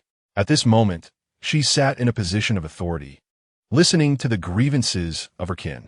Indeed, they were lamenting, recounting how they had been bullied and suppressed over the past decade. Oh, ancestor, you have finally returned. Had you not come back, who knows how many more would have taken advantage of our Ling family, perhaps even forcing us out of the ranks of the foremost families. Upon hearing such words, she couldn't help but scoff. Did they really believe that she was unaware of the Ling family's situation, being bullied? Did they think she was oblivious to the art of feigning weakness? Who were they trying to impress with this performance? All they desired was for her to train their disciples.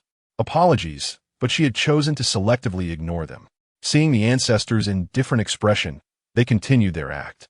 Falling silent one by one, they exchanged glances, unsure of how to proceed. If the ancestor was too astute to be deceived, how could they continue their charade of suffering? Ancestor, now that Feng Chun is dead, what shall we do next? He not only had a father who was the president of the Spirit Beast Association, but also a grandfather who is the peak master of the heavenly sect. Originally, I had no intention of engaging with this group, but upon hearing the mention of the heavenly sect, my interest was piqued. Caught momentarily off guard, she pondered the identity of his grandfather. Ancestor, while Feng Chun himself may be unremarkable, his background is rather impressive. You know his father, so I want to elaborate further. But his grandfather, Feng, is the peak master of the Sword Peak Mountain, the foremost sect among the 5 great sects, possessing the formidable strength of a 3rd-level high saint. This is something that few are aware of. Sword Peak Mountain? How ironic that fate has brought us together again. The original owner of this body had significant ties to Sword Peak Mountain. Alas, it seems I can never escape the clutches of the heavenly sect. With a troublesome master before me and a possessed youth behind me, I now find myself burdened with the vendetta of a slain grandson, compared to the heavenly sect, whose strength is superior. Ling Yun inquired suddenly. Our Ling family's existence far surpasses that of the heavenly sect. Yet due to our severed lineage and the inability to awaken our bloodline, our strength has considerably diminished. Nevertheless, we can still confront the heavenly sect. Does that imply we are stronger than the heavenly sect? Indeed. Then what is there to fear? Well, ancestor, can you focus on the crux of the matter? While they may be stronger than the heavenly sect, should a conflict arise, our Ling family would also incur losses, wouldn't we? At that time, wouldn't those who have long coveted our family have the opportunity to strike? Master, His Highness the Crown Prince requests an audience. Just then, a subordinate's voice came from outside. The Crown Prince? What brings him here? Although they had a marriage alliance with the Crown Prince, their interactions had been sparse in recent years. It was not due to a lack of favor from the royal family, but rather their desire to avoid any rumors suggesting that the Ling family harbored ambitions for the throne. After all, the younger generation of the Ling family has all ascended to positions of power in the court, wielding significant authority, whether over military or civil affairs. It would be utterly bizarre if they were not met with suspicion. As for why the emperor is so audacious, who can say? Perhaps the young emperor is simply whimsical. Nevertheless, they had no objections to this marriage, as it seemed both children were resolutely committed to one another. Ling Yun tapped her fingers on the table. The arrival of the crown prince at the Ling residence at this juncture surely harbored deeper intentions. Most likely, he came specifically for her. This is not mere self-importance. She is fully aware of the situation. In the grand hall, Ling Yun was engaging in lively conversation with several of the young men from the Ling family. Upon noticing Ling Yun, they momentarily disregarded the family head. However, one among them appeared perplexed by this scene. This individual was Ling Fengchun, the third son of the Ling family and a young general of the present day. He had been training soldiers in the military camp when he was inexplicably summoned by the crown prince, without any explanation offered. Now, he stood as the sole bewildered figure in this gathering. "Brat, why are you dawdling? Is it not respectful to greet the elder?" Ling Fengchun's lips twitched at the remark. When has the Ling family ever taught etiquette? Their principle has always been to retaliate against anyone who dares to bully them. Sighing, he decided it best to heed the family head's words. After all, it would be he who suffered if he spoke out of turn. Ling Fengchun acknowledged the elder with a nod. Indeed, she had little patience for such formalities. Such displays were unwelcome in their home. They were simply irksome. "May I inquire as to the purpose of your highness's visit to the Ling family? In the realm of Xintian, any individual who has attained the sacred realm is not required to bow to any member of the royal family. Conversely, all must address those of the sacred realm as a respected one. In a few days, it will be my grandmother's birthday, and my father has sent me to invite the head of the Ling family to attend the celebration." The crown prince spoke with a tone that was neither subservient nor overbearing. However, when extending the invitation to Ling Yun, he deliberately cast his gaze towards Ling Yun. Those present were astute enough to discern that while the crown prince appeared to be inviting the family head, he was, in truth, extending the invitation to the esteemed elder of the Ling family. It was evident that this was the emperor's directive. "Your Highness, we appreciate your kind invitation, but the Ling family is currently preoccupied with numerous matters, making it difficult to attend." Ling Yun's words elicited surprise from all. The recent dealings between the Ling family and the Spirit Beast Guild were no secret, and the crown prince's statement implied their allegiance with the Ling family. While he was merely a prince and lacked the authority to make such promises, it was clear that this sentiment reflected the emperor's wishes. An imperial alliance? This was likely unprecedented. In contrast to the astonishment of others, Ling Yun felt merely surprised. She glanced once more at Ling Yun, suddenly curious about the current emperor. Allowing the Ling family to enter the court and granting them the utmost authority was no small feat. It would be hard to believe that the emperor was unaware of the implications of his actions, considering the crown prince's purpose for visiting. She could not help but wonder if the emperor was privy to information that she was not. It seems that she must attend the royal banquet after all. At this moment, Feng was making his way to Long City with great urgency. Upon arriving in Long City after a day's journey, he headed straight for the Spirit Beast Association. The vice president and others were taken aback upon recognizing the visitor. How could Elder Feng appear here?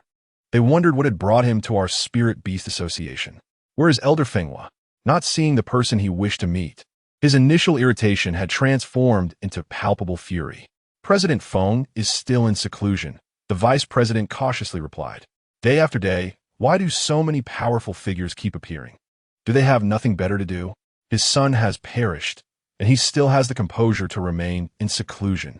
Feng was beside himself with rage. With his son lost, how could he possibly remain calm? The vice president and others, upon hearing this, widened their eyes in disbelief. Fengchun is dead? How can this be? Has the Ling family truly become this audacious? Chapter 49. I am his father. The shock was not confined to the members of the Spirit Beast Guild, under the guidance of their master. Yi Tian and his companions had finally caught up with the guild leader Feng, only to be met with such startling news before they could even exchange greetings. It dawned upon them that the president of the Spirit Beast Guild was, in fact, the son of their guild leader Feng. "Revered Feng, might I inquire about your relationship with our president? I am his father. Go, summon him forth." The vice president was visibly taken aback once more. It appeared that their president had a revered father, yet it seemed that this father's cultivation was eclipsed by his own son. "Revered Feng, it is not that we are unwilling, but the president is currently in a closed-door meditation, and we cannot intrude. Closed-door meditation, as the term implies, means he shall not emerge without a breakthrough." Upon hearing this, Feng was somewhat surprised. He had always known that his son possessed talents surpassing his own. The last time they met, his son had merely grazed the threshold of the High Saint realm, yet after more than a decade, he had astonishingly reached this level. He refrained from causing any further disturbance. If indeed his son could touch upon the legendary realm, then no one in the Xintian continent would dare challenge them. I ask you, how did my grandson meet his demise? My son is preoccupied. Thus, as his grandfather, I shall seek vengeance on his behalf. Revered Feng, we are unaware of the details. You are unaware? Feng squinted at the vice president. Revered Feng, your son was captured by the Ling family. If you wish to uncover the truth, you must inquire with them. A middle-aged man from the crowd stepped forward. The Ling family? That Ling family? The foremost aristocratic family? Upon hearing this, Feng furrowed his brow in silence. How could Feng Chun have clashed with the Ling family? Speak, what exactly transpired? Yi Tian and his companions, upon hearing the name Ling family, inexplicably thought of Ling Yun. How dare the Ling family? They are far too arrogant. Feng was incensed to learn that Feng Chun had been rendered powerless by the Ling family's young master. Without uttering another word, he made a beeline for the Ling family, not even pausing to ascertain why Feng Chun had been incapacitated. In his eyes, despite the Ling family still holding the title of the foremost aristocratic family, they had significantly declined. If he did not seek retribution from the Ling family, it would seem as though the Feng family lacked any defenders. Quickly, follow me. Seeing Feng storm towards the Ling family with such ferocity, the vice president hastily instructed others to pursue him. Yi Tian and his companions also did not linger, as they had not forgotten their mission upon exiting the sect. Ancestor, is there something amiss? Noticing the elder suddenly gaze towards the entrance, Ling Yun inquired with curiosity. Ling Yun smirked, a glimmer of intrigue in his voice. A revered one has come to visit. A revered one? Could it be? Upon hearing this, Ling Yun saw him. He exchanged puzzled looks with the elder and the family head. Yet in the next moment, the understanding dawned upon them. Ling family, come forth. Feng Feng's voice echoed throughout the Ling family estate, causing all to cease their tasks, eager to discover which fool dared to raise such a ruckus. He truly has the audacity to come here. Ancestor, you wait here. I shall confront this old fool. Without awaiting Ling Yun's consent, he charged towards the entrance. At that moment, many from the Ling family also hurried forth. Ling Yun remained seated, appearing as an outsider, utterly indifferent to the commotion. Boss, Jiang Ruhan has appeared nearby. The system suddenly chimed in. Ling Yun was somewhat taken aback. How did Jiang Ruhan come to be here? Then, recalling Feng Feng's identity, it dawned on her that if Jiang Ruhan was present, the others must have also arrived. Using her spiritual sense to probe outside the Ling residence, she indeed spotted the figures of Yi Tian and others. She had no intention of seeking trouble with them. They had come to her doorstep uninvited. Boss, you don't intend to kill Jiang Ruhan, do you? The system questioned, observing its superior's demeanor with suspicion. What? You hesitate? No, you misunderstand, boss. She is no longer of any concern to me. You may act as you wish. The system shook its head vigorously. It was no jest. Should it delay, even slightly, it might find itself in dire straits. Ling Yun paid it no mind. As for Jiang Ruhan and her companions, so long as they did not prance around before her, she would graciously allow them to continue living. After all, how else could she savor the feeling of disliking someone, yet being unable to contend with them? I thought some insignificant creature was shouting at my Ling family gates. It turns out to be you, Feng Feng. The head of the Ling family showed no mercy. Feng Feng's face flushed crimson with rage, veins bulging on his forehead. His eyes widened, as though they might pop out at any moment. With his mouth agape, he gritted his teeth and declared, Ling family head first. You crippled my grandson's cultivation, then you abducted him, and now you have even killed him. Do you not owe me a reasonable explanation? An explanation? I merely ended the life of Feng Chun. The fact that I did not seek retribution upon your Feng family is already a favor. If you do not express gratitude, you still dare to demand an explanation from the Ling family? Do you truly believe we are easy to bully? You. What do you mean by you? The apple does not fall far from the tree. Feng Chun was no paragon of virtue, and you, old man, are hardly better. I've long been curious why your Feng family has such a sparse lineage, claiming to be a single heir per generation. Huh. It seems to me you have committed so many wrongs that even heaven cannot bear witness to your lineage's continuation. Look at you, with your crooked features and shifty eyes. Clearly not a good character. If I were you, I would find a crevice to hide in, too ashamed to show my face again. You. Feng trembled with rage, his breath quickening. He wished to retort, but found himself at a loss for words, utterly speechless. You. What about you? Have you become tongue-tied? Are you ashamed of having spawned such a disgrace? Seeking a place to hide? The members of the Ling family stared dumbfounded at their master. Their mouths agape, as if they had witnessed a ghost. How could their master be so adept at cursing? They had never known this side of him. Was this truly their stern and taciturn family head? Could he have been possessed by some entity? Master Ling, is it not unbecoming of a family head to insult the peak master of our Tianzong sect in such a manner? Zhou Wenxuan interjected, unable to contain himself. Were you to speak? Our elders are conversing, and you, a mere child, should refrain from interrupting. Go play elsewhere, Ling Yun retorted, dismissing him with indifference. Ling Yun had no time to engage with them. I am Yi Tian, the eldest disciple of the revered Hanyang from the Tianzong sect's Tianshan Peak. And these are my junior brothers and sisters. Yi Tian introduced himself without taking offense at Ling Yun's words. It was only then that Ling Yun scrutinized Yi Tian and his companions. While the Tianzong sect was not considered a top-tier sect, the revered Hanyang was indeed a significant figure. He had long heard that the disciples of Hanyang possessed extraordinary talent, and it appeared to be true upon closer inspection. Chapter 50. The Celestial Realm. At the same time, upon catching sight of the young scions of the Ling family, Jiang Ruhan's eyes sparkled with excitement. Though both belonged to the Ling family of Beiqing pales in comparison to the foremost aristocratic clan. Just look at the majestic entrance of the Ling residence. It is truly imposing. How wonderful it would be to become a part of such a grand family. Even without a system, she was confident that, given ample resources, her cultivation would soar to new heights.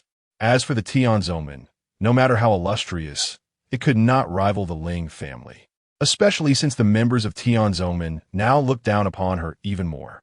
The more she pondered, the more restless she became, her gaze towards the young men of the Ling family growing ever more fervent. The Ling scions felt a shiver run down their spines, sensing that they were being scrutinized by something unpleasant. I wonder how blind you were to choose such a host. In the shadows, Ling Yun scrutinized Yi Tian and the others. Upon witnessing Jiang Ruhan's assessing gaze, he understood her thoughts. Boss, there's an old saying, one should not strike at the face nor expose the shortcomings of others. But what does that saying have to do with me? The boss, lacking martial ethics, found himself at a loss for words. Master of the Ling family, since you were so unreasonable, do not blame me, Feng, for being impolite. Unable to counter the arguments, he grew weary of the discussion. With his own sacred realm cultivation, how could he possibly contend with a master of the spirit realm? Truly, the apple does not fall far from the tree, a decrepit old man indeed. Thus, he chose to engage in direct confrontation. At that moment, Feng realized he had been deceived. You are not of spirit realm cultivation. You are a revered master of the sacred realm. When did I ever claim to be of spirit realm cultivation? Feng, incensed, engaged in battle, soaring into the skies. What shall we do, senior brother? The contention between sacred realm powerhouses left them utterly helpless. Why not consult others from the Ling family to ascertain the truth? There might be a misunderstanding which could prevent a conflict between Master Feng and the Ling family. I believe junior sister's suggestion holds merit. Zhou Wenxuan concurred with Jiang Ruhan. Yet, Yi Tian harbored suspicions that Jiang Ruhan had ulterior motives. However, he remained oblivious to her true intentions. Junior sister. But Jiang Ruhan could hardly contain herself and walked directly towards Ling Fengshun, disregarding Yi Tian's somewhat displeased expression. Halt! This is not a place for you. Before she could approach, the Ling family's guards blocked her path, rendering her momentarily disconcerted. Esteemed young masters, I am Jiang Ruhan. I mean no offense. As the foremost aristocratic clan, the Ling family would surely not harm anyone without cause. Might there be a misunderstanding? Jiang Ruhan endeavored to present herself as amiable, but she soon realized that the gazes directed at her were akin to that of viewing a fool. This bewildered her. Had she spoken amiss? At that moment, a tremendous roar echoed throughout Longcheng, followed by dark clouds gathering over the Spirit Beast Guild, and soon after, a bolt of lightning descended. Who is advancing in their cultivation? Such a powerful thunder tribulation actually stirred up. This direction seems to be the Spirit Beast Guild. The Spirit Beast Guild? Goodness. Could it be President Feng of the Spirit Beast Guild? I have heard he is making a breakthrough to the Celestial Realm. The Celestial Realm? What a joke. Currently, there are no Celestial Realm powerhouses in the Xiantian continent. That is a legendary existence. I wonder if he can succeed in this advancement. Whether he succeeds or not, I am merely curious if, upon learning of his son's demise after the breakthrough, he will seek vengeance against the Ling family. It is inevitable. Did you not see that his father has already gone to avenge his grandson? They are currently embroiled in a fierce conflict. Listening to the discussions around her, Jiang Ruhan suddenly felt that her attempts to curry favor with the Ling family were rather hasty. If President Feng successfully advances, he would become the strongest being in the Xiantian continent. At that point, not only would the Ling family, as the foremost aristocratic family, struggle against him, but even the combined powers of the four hidden families might not stand a chance. Ling Fengshun and the others exchanged glances, worry evident in their eyes. One must not underestimate the difference between the Holy Realm and the Celestial Realm. The disparity is akin to comparing the water in a pond to that of a river. Ling Yun gazed at the thunder tribulation above the Spirit Beast Guild. She was indifferent to whether the guild leader would advance. Her concern lay with the tribulation itself. Something was amiss. It was feeble, far too weak to be the tribulation for advancing to the Celestial Realm. This tribulation was incomplete. System, do you know something? How could such a situation arise with the tribulation? An advancement under these circumstances would likely result in an incomplete Celestial Realm existence, one not recognized by the heavenly path. Achieving advancement later would not be so simple. Master, I have previously mentioned that this world has significant issues, and they are quite severe, with many elements missing. Otherwise, it would not have urgently compelled her to absorb the fortunes of others, to hasten her own luck after binding to an erroneous host. The thunder tribulation soon came to an end. President Feng opened his eyes, unable to conceal the joy and excitement within. He could sense the earth-shattering changes within him compared to before. Suddenly standing up, he tilted his head back and let out a howl. Instantly, his voice echoed throughout Long City. Ha ha! I, Feng Tian, have finally advanced to the Celestial Realm. Ha! I have succeeded. I have succeeded. At this moment, the members of the Spirit Beast Guild also appeared exhilarated. Their guild leader possesses Celestial Realm strength, perhaps the strongest individual in the Xiantian continent today. Who would dare to bully the people of the Spirit Beast Guild in the future? Bang! Just as Feng Tian was still immersed in his joy, a figure crashed heavily to the ground before him. In an instant, the ground was stained a deep red. Feng Tian found himself splattered with blood.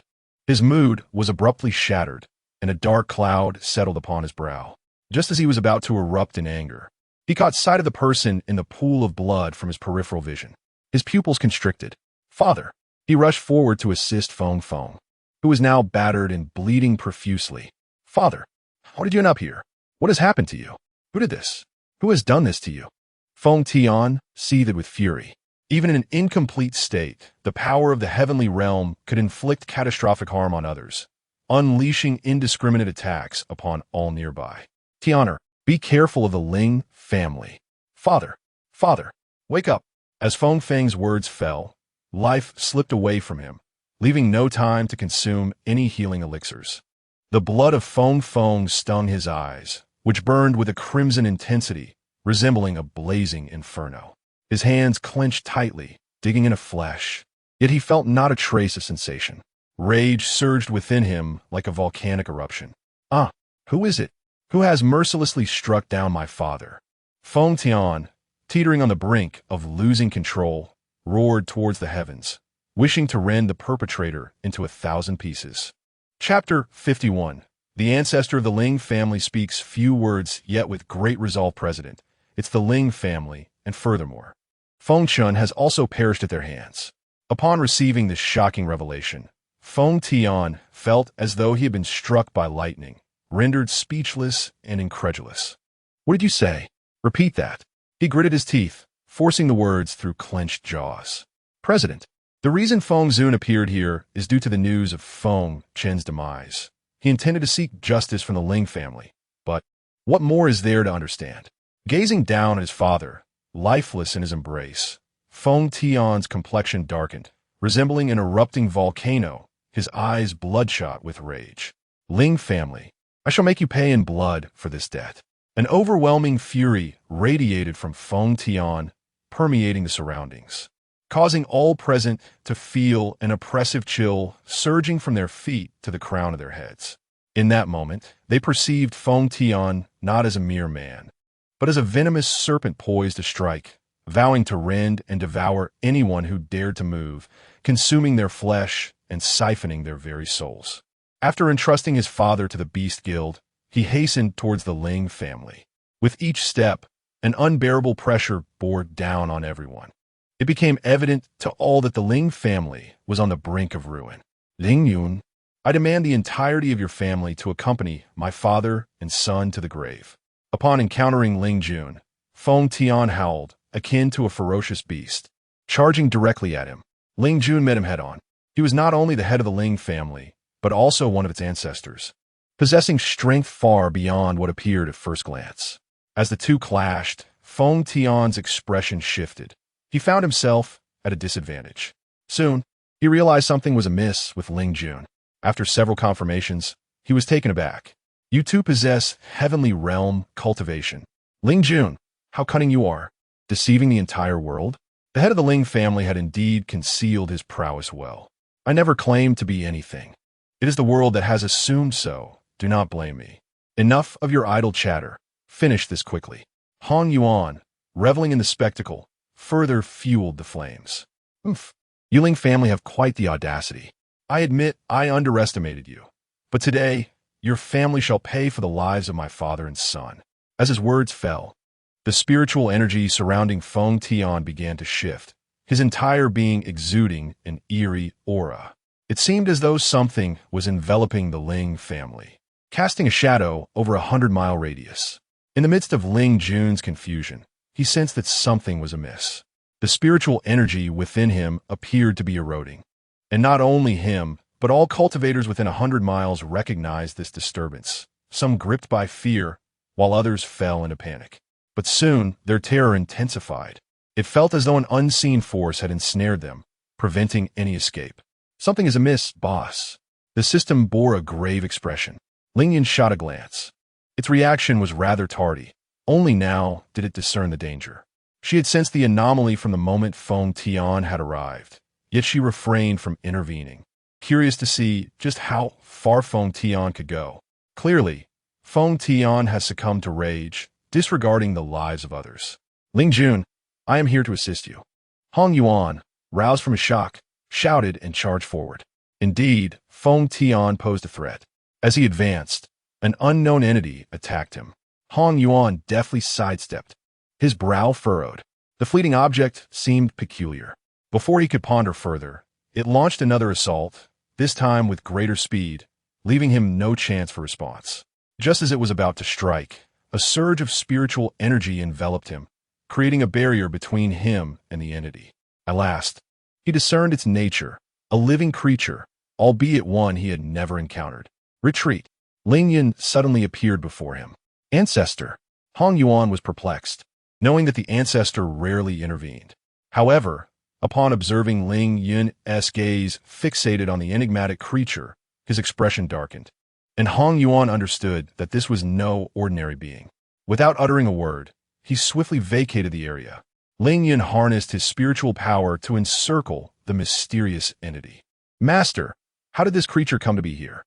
Not only Ling Yun, but even the system appeared profoundly astonished. This being belonged neither to the human realm nor the demon realm. The moment Ling Yun manifested, the most shocked were Yi Tian and the others. "Senior brother, look, is that not Ling Yun?" Yi Tian was transfixed, unable to hear any words, his face a mask of disbelief. Jiang Ruhan's eyes widened in shock. No, it cannot be Ling Yun. Absolutely impossible. Yet, memories surfaced to the moment she forcibly severed the system from herself, compelling her to reconsider. As for Ling Yun, he was wholly unconcerned with their reactions. His focus was on Feng Tian, whose face was a tableau of astonishment, unable to believe his own eyes. You truly deserve death. Ling Yun offered him no opportunity to speak, immediately binding Feng Tian with his powers. Subsequently, he invaded Feng Tian's mind with his mental prowess. Feng Tian's eyes narrowed in terror, as if confronted by something horrifying. After his probing, Ling Yun unearthed the information he sought, and without hesitation, he dismantled Feng Tian's cultivation. At the moment Feng Tian's powers were stripped away, Ling Yun seemed to hear a scream, but did not emanate from Feng Tian. Confused, he refrained from questioning further, noting the ancestor's evident fury. As Feng Tian was rendered powerless, the cultivators within a 100-mile radius instantly felt the malevolent force eroding their spiritual energy dissipate. Others soon realized that the obstruction had vanished as well. In the next instant, all present witnessed an unforgettable spectacle. Ling Yun, with a graceful wave of his hand, tore through the fabric of space, seizing Feng Tian and the unknown creature, and stepped into the rift. Ling Yun, convey the message upon my return. If the old ancestor of the Feng family has not dealt with those wretched beings, I shall personally pay them a visit, and, at that time, the existence of the Feng family shall be rendered unnecessary. The merging of realms echoed through the ears of all in Long City, yet Ling Yun's voice resonated with authority. Indeed, Ling Yun obeys the command. On that day, the tides of Long City shifted. The Ling family, once destined to decline, emerged as the most formidable force in the city. Ling Yun's identity was officially recognized by all, the ancestor of the Ling family. Feng Tian, possessing celestial realm prowess, could not withstand a single breath before the ancestor of the Ling family. This extraordinary being made it clear to everyone that the Ling family had never truly fallen behind. They had merely chosen to remain low-key. From that moment onward, all families and factions in Long City displayed exceptional courtesy when confronting members of the Ling family. After all, the ancestor of the Ling family was a formidable presence, a person of few words but great strength. In her presence, even celestial realm experts appeared as mere younger siblings, swiftly defeated, leaving those beneath the celestial realm to ponder their insignificance. Chapter 52. The Perilous State of the Xuanwu Kingdom after Ling Yun's departure. The entire Dragon City descended into an unprecedented tranquility, particularly the Ling family, which had retreated into seclusion. This was necessitated by the fact that numerous families surrounding Dragon City, upon learning of the elder situation, hurried to pay their respects to the Ling family. Left with no choice, Ling Yun and his companions had to remain behind closed doors.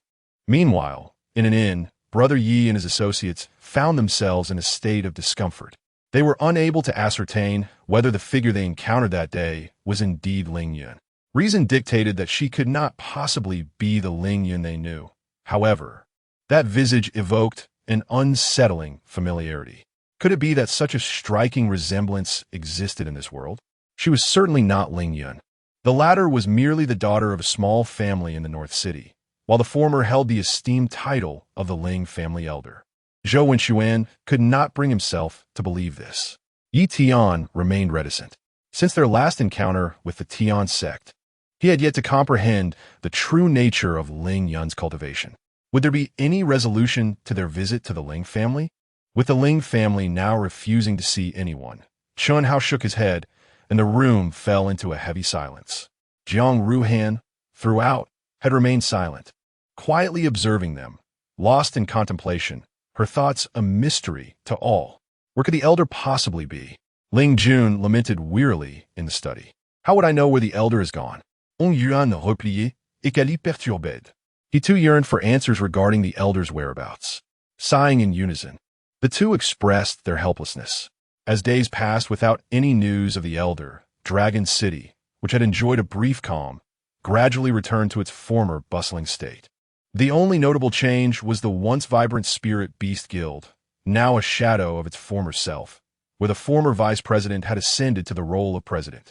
Observing the sparsely populated guild, the president, no longer just the vice, could only shake his head in resignation. Soon, the grand birthday celebration of the Empress Dowager of the Qinglong Kingdom approached. However, news of the Ling family elder's incident had swiftly spread, capturing the attention of individuals from the Baihu, Zhuke, and Xuanwu kingdoms, all eager to witness the truth for themselves. The royal families of the three kingdoms seized the occasion of the Empress Dowager's birthday to send envoys to the Qinglong Kingdom for investigation. Though the four kingdoms maintained a facade of peace, the underlying tensions between them could hardly be disregarded. Within the palace, courtiers presented their congratulatory gifts while casting furtive glances about, searching for something. The emperor was no exception, frequently glancing toward the entrance, pondering, could it be that the Ling family will not make an appearance? Given the Ling family's current stature, their absence would leave him, as emperor, powerless to act against them. Just as the emperor's hopes began to wane, the anticipated guests finally arrived. All eyes turned to the entrance as Ling Yun, accompanied by several prominent members of the Ling family, approached with measured steps. The Ling family wishes the Empress Dowager longevity as vast as the eastern sea and blessings as enduring as the southern mountain. This is our humble gift to the Empress Dowager. We hope it meets your approval. With Ling Jun's cultivation level, there was no need to bow to the Empress Dowager. A sincere greeting sufficed. It was indeed an honor for the head of the Ling family to come and celebrate the Empress Dowager's birthday, and there was no need for excessive formality. The Empress Dowager, seated on her phoenix throne, wore a smile that was entirely genuine. She instructed for the gifts to be accepted without unwrapping them. This action stirred discomfort among those who had been closely observing the Ling family, as they were eager to see what gifts had been presented to the Empress Dowager. The head of the Ling family need not be overly courteous. Please, allow him and the young masters and mistresses of the Ling family to take their seats. Thank you, Your Majesty, replied the head of the Ling family as he and the other young members of his family followed suit. The emperor had arranged a prominent position for the Ling family, reflecting his esteem for them. Today, many ministers had brought their families to attend the Empress Dowager's birthday banquet. In the past, attendees had come primarily to see the princes and princesses, but now their focus was entirely on the Ling family. The young men of the Ling family were accustomed to being observed and remained unperturbed, maintaining their graceful demeanor. Your Majesty, it has come to my attention that a formidable individual from the Ling family has recently emerged, capable of extinguishing a celestial realm cultivator with but a breath. Our Xuanwu kingdom has always cherished the opportunity to engage with powerful beings. Might we have the privilege of sparring with this rumored individual today? The speaker did not believe the tales of someone capable of vanquishing a celestial realm cultivator. In his view, such claims were mere fabrications spread by the Qinglong kingdom. Those present who were aware of the truth regarded him as foolish. It was said that the people of Xuanwu kingdom were brash, and this instance only confirmed that notion. The representatives from the other two kingdoms wisely chose to remain silent, observing quietly.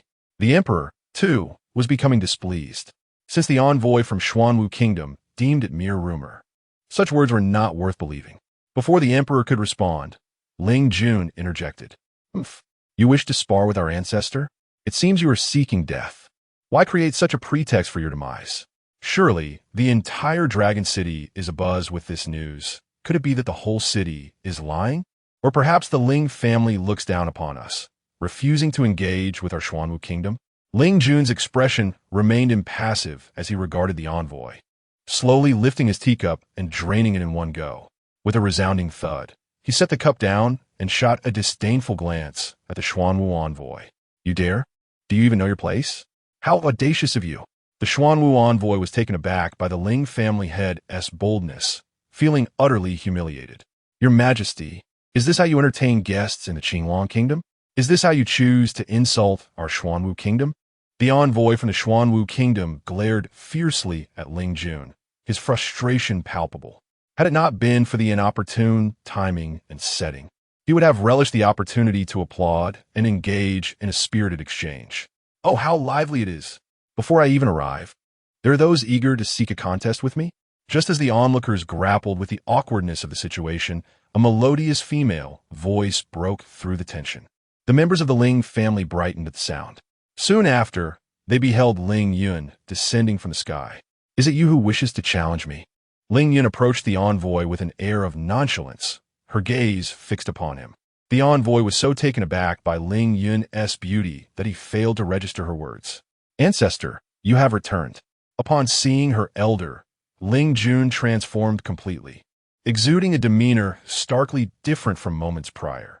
His childlike eagerness was almost painfully obvious. Chapter 53. Conditioned reflex upon encountering Ling Yun, those unfamiliar with her. Despite the tales of the Ling family's ancestral beauty akin to celestial beings, could not help but be taken aback upon seeing her in person. "You are the revered ancestor of the Ling family?" With a mere flick of her spiritual power, the envoy from the Xuanwu kingdom was instantly silenced. "Stop, huh?" The other envoy from Xuanwu widened his eyes in disbelief. Just as he was about to express his ire, Ling Yun cast a glance his way, causing him to instinctively swallow the words that had just formed on his lips. "My apologies, it is merely a conditioned reflex. Having dealt with so many dogs recently, I find myself unable to tolerate barking." Yet, there was no trace of embarrassment upon her visage. The emperor seemed oblivious to the unfolding drama, fixating on his hands, examining them closely without apparent purpose. It was no jest. This ancestor was not someone he could afford to provoke. The representatives from the other 3 kingdoms exchanged glances, their expressions growing somber. If she could act so decisively against an envoy from the Xuanwu kingdom, would she not treat them with equal disdain? Most importantly, the emperor of the Qinglong kingdom was demonstrating the notion that as long as he did not witness an event, it was as if it had never transpired. Consequently, all present chose to remain silent, fearing the swift repercussions of speaking out. Little did they know, Ling Yun had indeed been preoccupied with dealing with dogs of late. "Your Majesty, this is a birthday gift I have prepared for you. It is already an immense honor for a revered one to attend the celebration. There is no need for you to bring a gift." Even the Empress Dowager, taken aback by the respect shown, shifted from referring to herself as this humble one to I.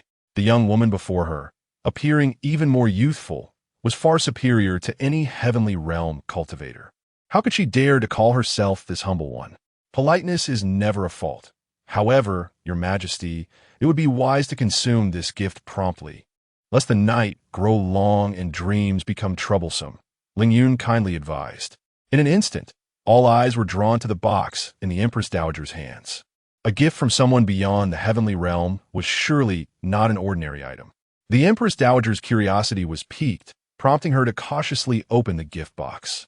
The emperor beside her stared intently at the box, unblinking. Suddenly, an extraordinary fragrance wafted through the air, an indescribable essence that captivated all present.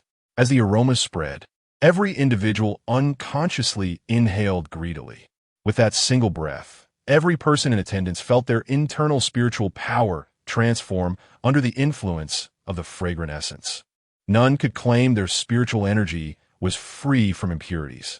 In that fleeting moment, they distinctly sensed the impurities within their spiritual power being filtered away, resulting in an unprecedented sense of purity. A wave of unparalleled euphoria coursed through them. "What is this?"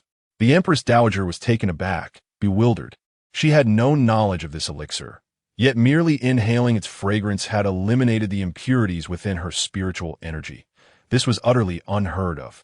"Oh, it's merely a few pieces of purification pills, devoid of any side effects. Each person can only consume it once in a lifetime. Excess would be futile, but they can be enjoyed like candy." Everyone's lips twitched slightly at her words. They were unaware of the essence of the pure pill. But who among the wealthy would indulge in elixirs as if they were mere candies? The Empress Dowager consumed it.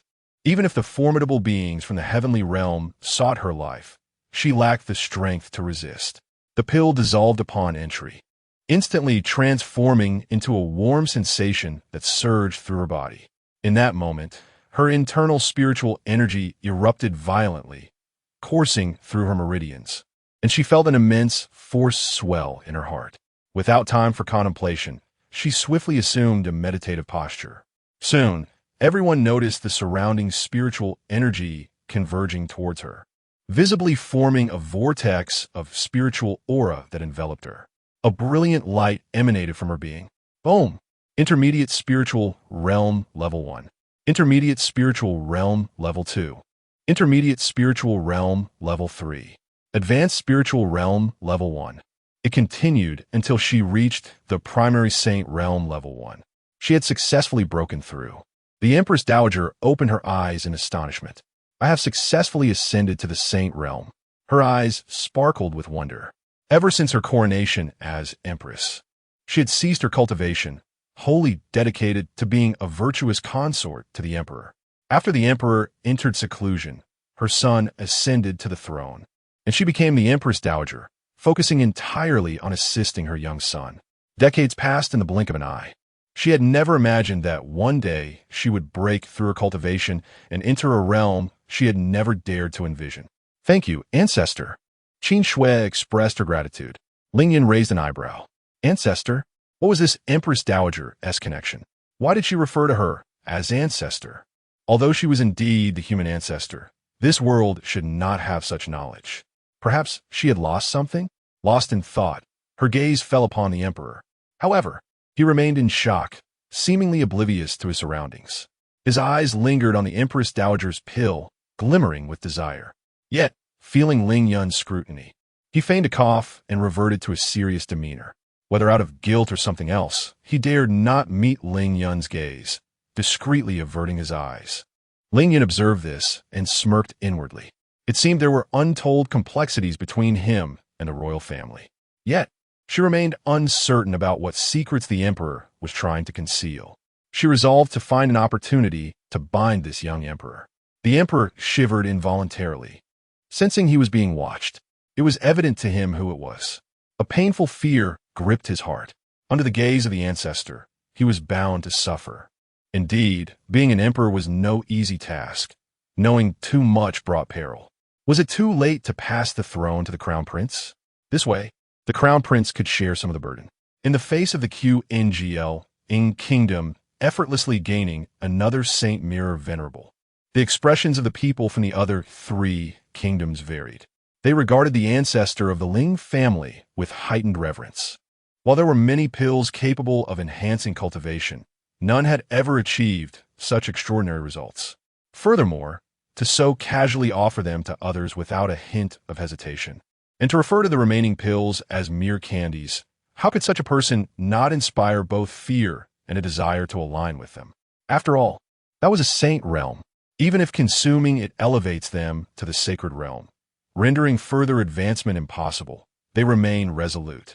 One by one, they cast intensely fervent glances at Ling Yun. Esteemed sir, as the third prince of the White Tiger Kingdom, I inquire whether you possess any returning pure elixirs. Should you express your desire, I shall present them to you with both hands. I am the second prince of the Vermilion Bird Kingdom. Whatever you require, I shall gladly offer. We are likewise at your service. With the first voice echoing, others of considerable wealth began to follow suit. The Emperor of the Azure Dragon Kingdom grew anxious. Disregarding any semblance of dignity, he hastily exclaimed, Elder Ancestor, I too seek a returning pure elixir. Might I know how many you still possess? I desire them all. It is no jest. With the returning pure elixir in hand, even should he consume one, he could allocate the remainder to the royal guards, ensuring that no one dares to incite rebellion against the Azure Dragon Kingdom. Chapter 54. Apprenticeship. The Emperor's words were so audacious that not only the ministers of the other three kingdoms, but even those of the Qinglong Kingdom, found his shamelessness astonishing. He spoke with such nonchalance, his face betraying no embarrassment, while the expressions of the others had already soured. It was clear they were secretly hoping for something more, and the Empress Dowager, unable to bear it, discreetly kicked him. Yet, the Emperor remained blissfully unaware, gazing at Ling Yun with eager anticipation. Observing the lengths to which these individuals would go for a mere elixir, Ling Yun could not help but facepalm. There were only 2 of these pills. They were not even hers. She had acquired them from a certain individual under the guise of collecting a fee for her escape. If the system were to overhear her thoughts, it would undoubtedly scoff at her notion of a fare. Who possesses such extravagant escape fees? It was not as though she had barged in, The owner had yet to return when the Grandmaster claimed the treasures as his own. Initially, she had wondered why the Grandmaster, with such formidable cultivation, would need to resort to the pure elixir. But it turned out he was merely offering a gift through borrowed blooms. However, she never anticipated that he could tear through space with his bare hands, especially to the extent that left her in awe. To this day, it seemed surreal, further deepening her understanding of the Grandmaster's immense power. Upon hearing this conversation, disappointment washed over everyone. Yet, reflecting on it, one could understand. If such a miraculous elixir were abundant, the continent would surely descend into chaos. While Ling Yun indeed lacked the elixirs at present, it did not hinder her from crafting them, provided she could gather the necessary materials for concoction. The emperor, feeling disheartened, shifted his gaze to the Empress Dowager. To prevent him from embarrassing himself further, she swiftly presented him with the last remaining pure elixir. The emperor's joy was instantaneous, akin to that of a child. Fearing that she might impulsively deliver a reprimanding punch to her foolish son in public, she chose to avert her gaze. After this brief interlude, the banquet resumed. Ling Yun did not occupy the prominent position assigned by the emperor, but instead sat in the direction of the Ling family. Ancestor, is there truly no pure elixir left? As soon as she settled, Ling Yun eagerly questioned. The young lords and ladies of the Ling family leaned in, straining to overhear. They, along with others nearby, were intent on listening closely. Just moments ago, he had nearly raised his bid, fearing it would tarnish the ancestor's reputation. The thought of those 2 pure elixirs caused him a pang of regret. Well, both have been gifted away, Ling Yun replied nonchalantly, her hands not pausing in their movements. Upon hearing this, the others reluctantly conceded. After a while, Ling Yun set down her chopsticks and directly gazed towards the direction of the Xuanwu kingdom, locking eyes with a boy of approximately 12 or 13. Since she had taken her seat, his gaze had remained steadfastly fixed upon her, his eyes glimmering with fervent admiration. Throughout her dealings with the envoy accompanying this boy, his demeanor had shown no signs of change. What could this signify? Without a trace of animosity, her gaze was imbued with admiration. Fortunately, the subsequent banquet unfolded without any discord, progressing seamlessly. However, upon returning to the Ling family, she discovered someone had been waiting for her for quite some time. This individual was none other than Lu Tianhe. After learning of his background and realizing he was the person saved by the ancestor, he had also been incorporated into the Ling family. Master, please accept me as your disciple. Upon seeing Ling Yun, Lu Tianhe disregarded the presence of others and knelt before her, his expression earnest. He recognized the formidable strength of the elder before him and had contemplated seeking apprenticeship, yet felt unworthy. However, witnessing the elder effortlessly vanquishing a powerful adversary left him profoundly shaken. The only shred of shame he had was swiftly cast aside, as an inner voice urged him to become her disciple, lest he be consumed by regret. Ling Yun did not respond immediately. Observing the unwavering determination in Lu Tianhe's eyes, she understood his motive for seeking her mentorship. Lu Tianhe, sensing her silence, remained undeterred, having resolved to persist until the elder acquiesced. If she did not agree today, he would return tomorrow or the day after. He was certain that eventually the esteemed figure would accept him. I do not take disciples. Ling Yun's sudden declaration seemed anticipated by Lu Tianhe, a sentiment he found reasonable, given his own self-awareness. However, I may make an exception for you. The flicker of hope ignited within him, and an indescribable joy surged through him, almost compelling him to shout in exultation. Ling Yun was taken aback. According to family records, the ancestor preferred a laid-back existence and never accepted disciples. What was happening now? Master, please allow me to pay my respects. With a resounding thud, Lu Tianhe, in his fervor, performed the bow with such vigor that his head struck the ground, producing a loud noise. The onlookers gasped in shock. Nevertheless, Lu Tianhe remained blissfully oblivious, grinning foolishly. His foolish demeanor caused Ling Yun considerable distress. Would it be too late to expel him from her tutelage now? Congratulations to the ancestor on acquiring a disciple. Although perplexed by the ancestor's agreement, they stepped forward to offer their congratulations.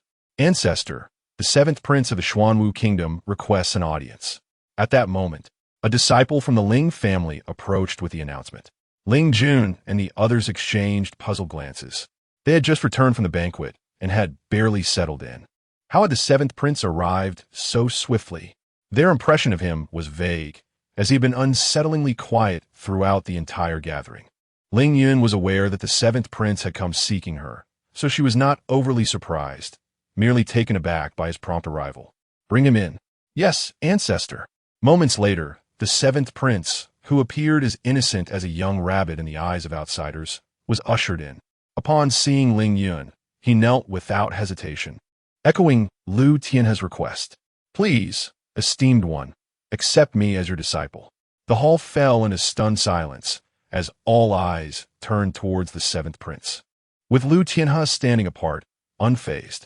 Apart from being taken aback by the seventh prince's actions, her gaze soon transformed into one of realization, acknowledging the young man's discernment. Ling Yun found herself at a loss for words. What day was it today? Why was everyone coming to her seeking mentorship? Did she have the words, accepting disciples, written upon her forehead? Curiously, she inquired, what prompts you to seek me as your mentor? Despite her reluctance, she posed the question. Ling Yun raised an eyebrow, surprised that her inquiry provoked such an emotional response from the young man. In that fleeting moment, she sensed something amiss with him. It felt as though a part of him had been forcibly extracted, leaving him in a state of severe debilitation. The cruelty of the act was evident, and the fact that he still stood before her was nothing short of miraculous. Revenge. I shall ensure that the entire royal family of the Xuanwu kingdom pays for their transgressions. Chapter 55. The Auction of the Billion Tower Boss. I can understand your decision to take Lu Tianhe as your disciple, but why did you choose that seventh prince? Gazing at the two diligent individuals who were tirelessly tidying up, my attention ultimately settled on the seventh prince. This individual possessed no discernible cultivation. I could not perceive any remarkable qualities in him. It doesn't seem matter. Taking one more disciple is just as good, isn't it? Fine, you're the boss. You call the shots. I was still unable to fathom the intricacies of the boss's thought process. Haven't you noticed anything amiss about him? The reason for accepting Long Xiao is that she senses a certain aura emanating from him, she said, her confusion evident. Boss, what do you mean by that? Ling Yun expressed her disdain. I am genuinely curious about what kind of setting that heavenly path fellow has established for you. When I inquire, you know nothing. I am unaware. I lack the qualifications to probe into matters concerning the heavenly path. I have no desire to engage with this individual. It's futile. Nevertheless, the emergence of these destined children beside her, one after another, raises questions about this world. Are these destined children free of charge? You two come here. Master, is there something you need us to do? After successfully becoming disciples, the two had not received any guidance from their master in recent days, yet they bore no grievances. Each day, they diligently cleaned the courtyard, tended to the medicinal herbs, and occasionally ran errands for their master. This routine allowed them to feel a sense of ease within. Little Long Xiao, have they not sought you out since you haven't returned? Long Xiao, the seventh prince of the Xuanwu kingdom, shook his head, a touch of self-mockery in his tone. Master, even if I were to be killed outside, they would not come looking for me. Upon learning about the circumstances surrounding Long Xiao, Lu Tianhe felt a pang of sympathy for his junior. He vaguely recalled when Long Xiao recounted how his father had brutally extracted the supreme bone from his body and how he had presented it to his eldest brother in his presence, uttering words that were chilling to the bone. Could there truly be such heartless and ungrateful kin in this world, who care only for their own interests? I will reiterate, as my disciple, you need only to remember one thing. I stand behind you in all matters. Even if I am not present, the entire Ling family will support you. Therefore, if you are wronged, seek help. There is no shame in this, for survival is the ultimate truth. Hearing these words from their master once more moved them profoundly, especially Long Xiao. Having been deprived of affection from birth, everyone around him had only ever reminded him that he was merely one of the emperor's sons. To survive, he was told to remain low-key, to endure, to compromise. No one had ever told him that there was someone behind him, ready to offer assistance when he faced adversity, and that seeking help was not shameful. Yes, disciple will heed the master's teachings, the two replied respectfully. You both are not yet suited for cultivation, Ling Yun stated. Today, there happens to be an auction. Let us see if there are any suitable items for you. Yes, master. The system, that troublesome entity, seemed perpetually unreliable whenever she needed assistance. What she desired was unattainable, yet she continued to seek excuses. Truly, such a waste of existence. Let us depart. Ling Xiao has been waiting for quite some time. The two followed Ling Yun as they left. Ancestor, Ling Xiao respectfully addressed, casting a fleeting glance at the two individuals beside the elder. Having just returned to the Ling family, he had gone to see his mother. She, consumed by longing, had kept by her side these past few days, only today, finally accepting the reality of his return. It was only later that he learned of the two disciples the ancestor had taken under his wing. To be honest, he felt a tinge of envy upon hearing this. Envious that they were privileged to receive personal guidance from the ancestor. However, it was merely envy. What of Ling Yun? He inquired. The family head is occupied. I am tasked with escorting the ancestor to the auction. The others have been assigned to their training. As it happens, I am the one most familiar with the ancestor. Thus I managed to evade a predicament. Very well, let us proceed. These past few days, she had scarcely visited the disciples returning from the northern city. However, it had come to her attention that they had been summoned by that scoundrel Ling Yun to serve as sparring partners. After all, their cultivation levels surpassed those of the main family disciples. It was not in Ling Yun's nature to miss an opportunity to challenge them. As Ling Yun and his companions stepped out of the Ling residence, they were immediately met with watchful gazes from all directions. Thankfully, they had grown accustomed to this attention and remained unfazed. They made their way to Yilu Auction House, and before they even set foot inside, the staff rushed out to greet them respectfully. To what do we owe the honor of your presence, esteemed guest? Your arrival truly illuminates Yilu Auction House. Who are you? Ling Yun queried, slightly taken aback. My memory fails me. I neglected to introduce myself. I am the manager of Yilu Auction House. Our proprietor has instructed that should you find anything of interest during your visit, do not hesitate to inform us. We shall bestow it upon you unconditionally. The manager bowed slightly, addressing Ling Yun with utmost respect. Who is your proprietor? Is he present? Regrettably, esteemed guest, our proprietor is not in the Qinglong Kingdom. Typically, he communicates with the managers stationed in various locations. We are unable to reach him directly. However, during our last conversation, the proprietor anticipated your inquiry regarding his identity. He mentioned that the time has not yet arrived for your meeting, but when it does, you shall certainly be reunited. He even left you a letter. As he spoke, the manager produced the letter and handed it to Ling Yun. He accepted it, not immediately opening it, his expression one of perplexity. Could it be that the proprietor of Yilu Auction House was someone acquainted with her? How could he possibly know her? And why had he foreseen these events? Who, indeed, was this individual? Upon opening the letter, he found not a lengthy discourse, but rather an exquisite illustration, resembling a beautifully intricate pattern. The image stirred something within her memory, a fleeting thought that eluded her grasp. Beneath the pattern were inscribed the words, "Welcome home." As she read those 5 characters, an inexplicable sense of unease settled within her. Despite having never cared much for the memories she had lost, at that moment, she yearned to regain them swiftly. Ancestor, master, what troubles you? Noticing a subtle shift in Ling Yun's demeanor, Lu Tianhe and the others expressed their concerns. It's nothing. Let us proceed inside, she replied, her gaze still fixated on the letter. The steward personally escorted Ling Yun onward. Upon entering the attic, Ling Yun discerned the presence of numerous individuals concealed in the shadows, hidden from the eyes of outsiders, yet unmistakable to her. To her astonishment, each of these individuals was a formidable expert, their prowess surpassing the celestial realm. Ling Yun's curiosity about the true nature of the Yilu auction house deepened. Before leaving Longsheng, Ling Xiao had accompanied his father to the Yilu auction house, a memory that lingered vividly in her mind. The auction house was comprised of 4 floors, the first for ordinary consumers, the second for the affluent, and the third predominantly occupied by those wielding power and influence. As for the 4th floor, it had yet to be illuminated by any visitor. At that moment, the steward halted and remarked, "My lord, apart from yourself, No other individual is permitted to ascend to the fourth floor. Chapter 56.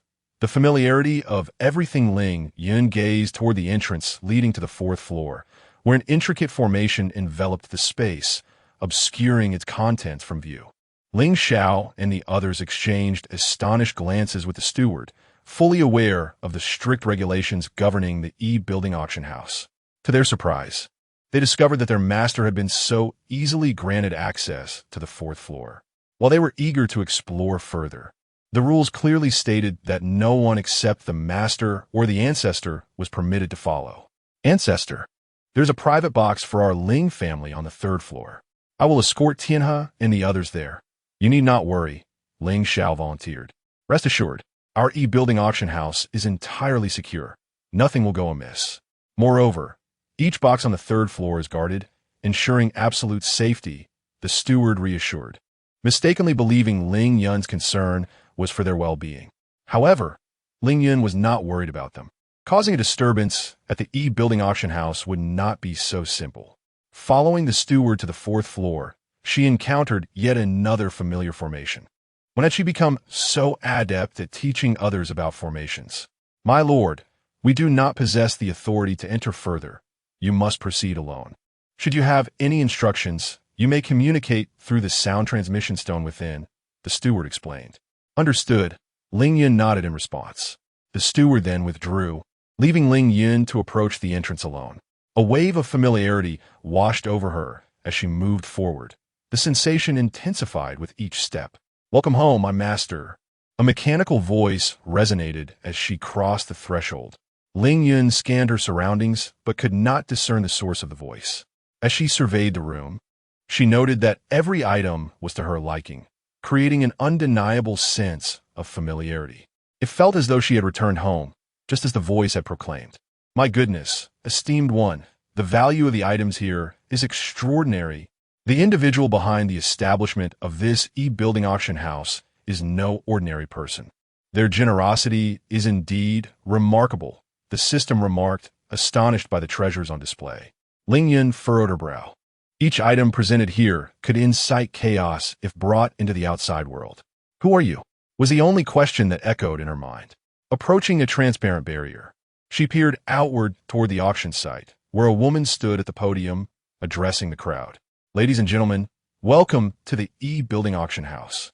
I need not elaborate on the rules here, as many of you have come today due to the information that circulated from the auction house half a month ago. I can assure you that the information is accurate, and thus, we shall officially commence the E-building auction house today. With a resounding clap, the moment the woman finished speaking, the auction venue was engulfed in darkness. Suddenly, the previously unseen fourth floor illuminated, indicating that someone had indeed entered. As the venue brightened once more, all eyes were drawn to the fourth floor, eager to discover who had made their entrance. However, all they could see was a transparent glass, obscuring the interior, while Ling Yun possessed the clarity to perceive everything outside. How does it appear? Does it not seem rather sophisticated? A voice echoed in Ling Yun's ears, seemingly her own. Yet, why did it carry an air of boastfulness? How could she possibly feel this way? A perplexing thought surfaced in her mind, leaving her somewhat uneasy. The presence of someone on the fourth floor was indeed unexpected, but as the auction commenced, the attendees gradually shifted their focus back to the auction hall. Ladies and gentlemen, the next item we shall auction is a rather unexpected acquisition by our esteemed host. To this day, no one knows if it is still functional. However, I can assure you that it is certainly not an ordinary item. With that, a figure approached the auction stage, bearing an item concealed beneath a red cloth. Once unveiled, it revealed a dull, seemingly broken sword, devoid of any apparent value. Yet, the items presented at the E-building S auction were never counterfeit. This was a universally accepted truth among the people of the Xinjiang continent. Unlike the others, the moment the broken sword appeared, Ling Yun's attention remained fixated upon it. She furrowed her brow. This object seemed hauntingly familiar.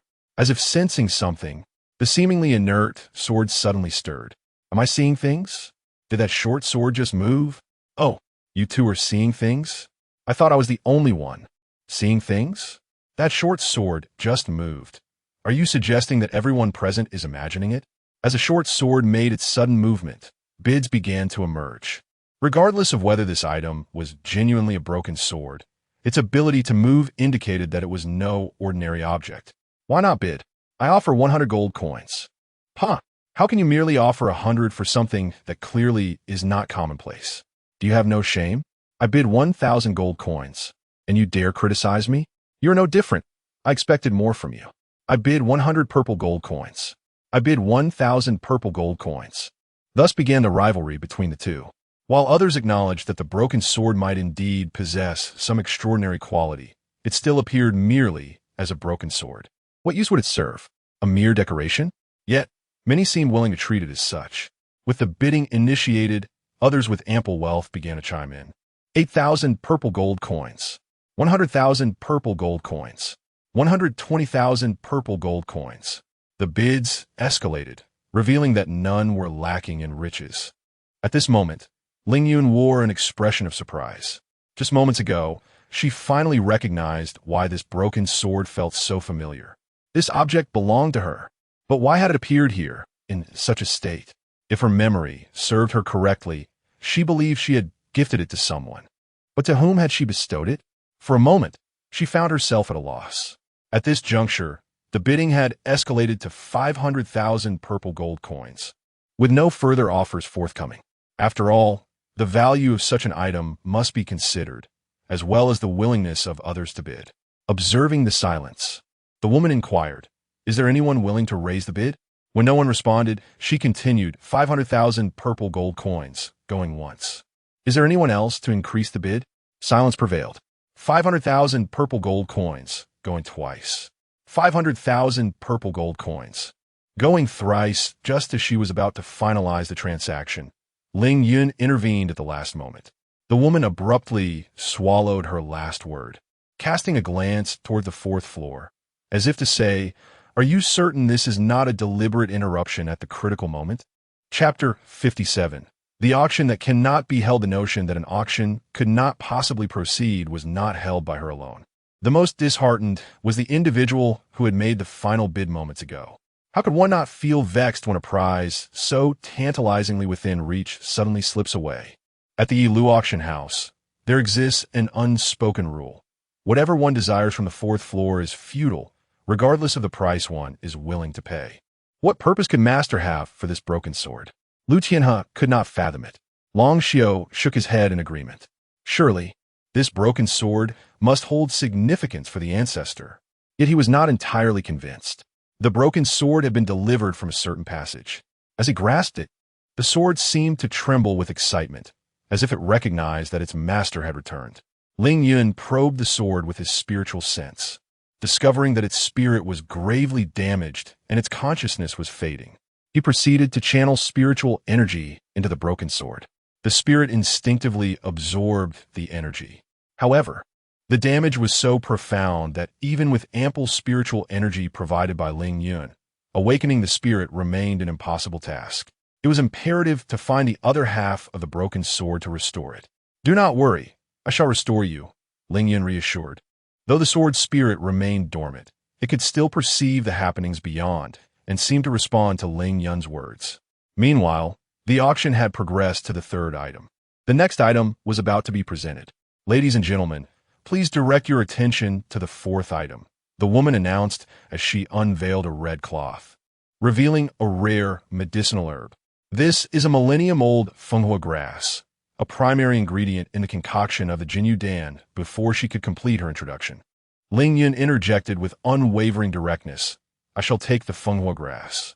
The woman, trained to handle interruptions, bore no resentment. After all, he hailed from the fourth floor, and she was keen on preserving her life. Although others felt a tinge of dissatisfaction, particularly those who had their eyes set on the funghua grass, they could only stifle their frustration in silence.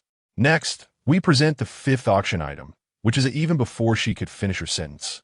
The unique indicator light from the fourth floor flickered to life once more. This time, Ling Yun did not utter a word. Reluctantly, she had to withdraw the technique she had just presented, as the sixth item of the day was about to be revealed. Despite her training, she found herself rendered speechless by Ling Yun's actions. The expressions of others mirrored her dismay. They pondered whether he was intentionally behaving this way. Was he truly intent on acquiring everything that followed? When the seventh item for the day was brought forth, the woman refrained from speaking, instead casting a glance towards the fourth floor. It was as if she was inquiring whether Ling Yun desired this item. If so, she would forego her introduction. Others likewise turned their gazes toward the fourth floor, including Lu Tianhe and others who looked apprehensively towards their master ancestor. Great One, will you continue to bid? The system sensed a twinge of concern for the Great One, albeit no one in the crowd possessed the strength to challenge him.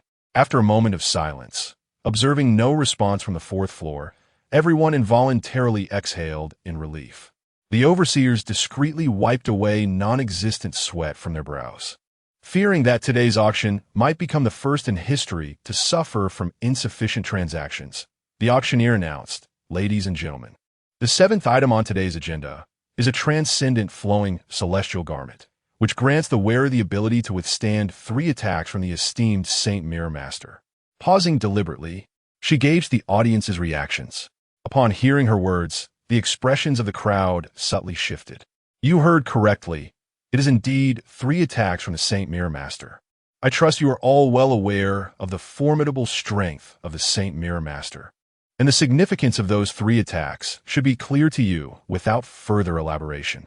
While 3 opportunities may seem scarce, encountering an assault from the Saint Mirror Master renders those 3 chances akin to 3 lives. The starting bid for the flowing celestial garment is 10,000 purple coins. Let the bidding commence. I bid 20,000 purple coins, 50,000 purple coins, 80,000 purple coins. I bid 500,000 purple coins."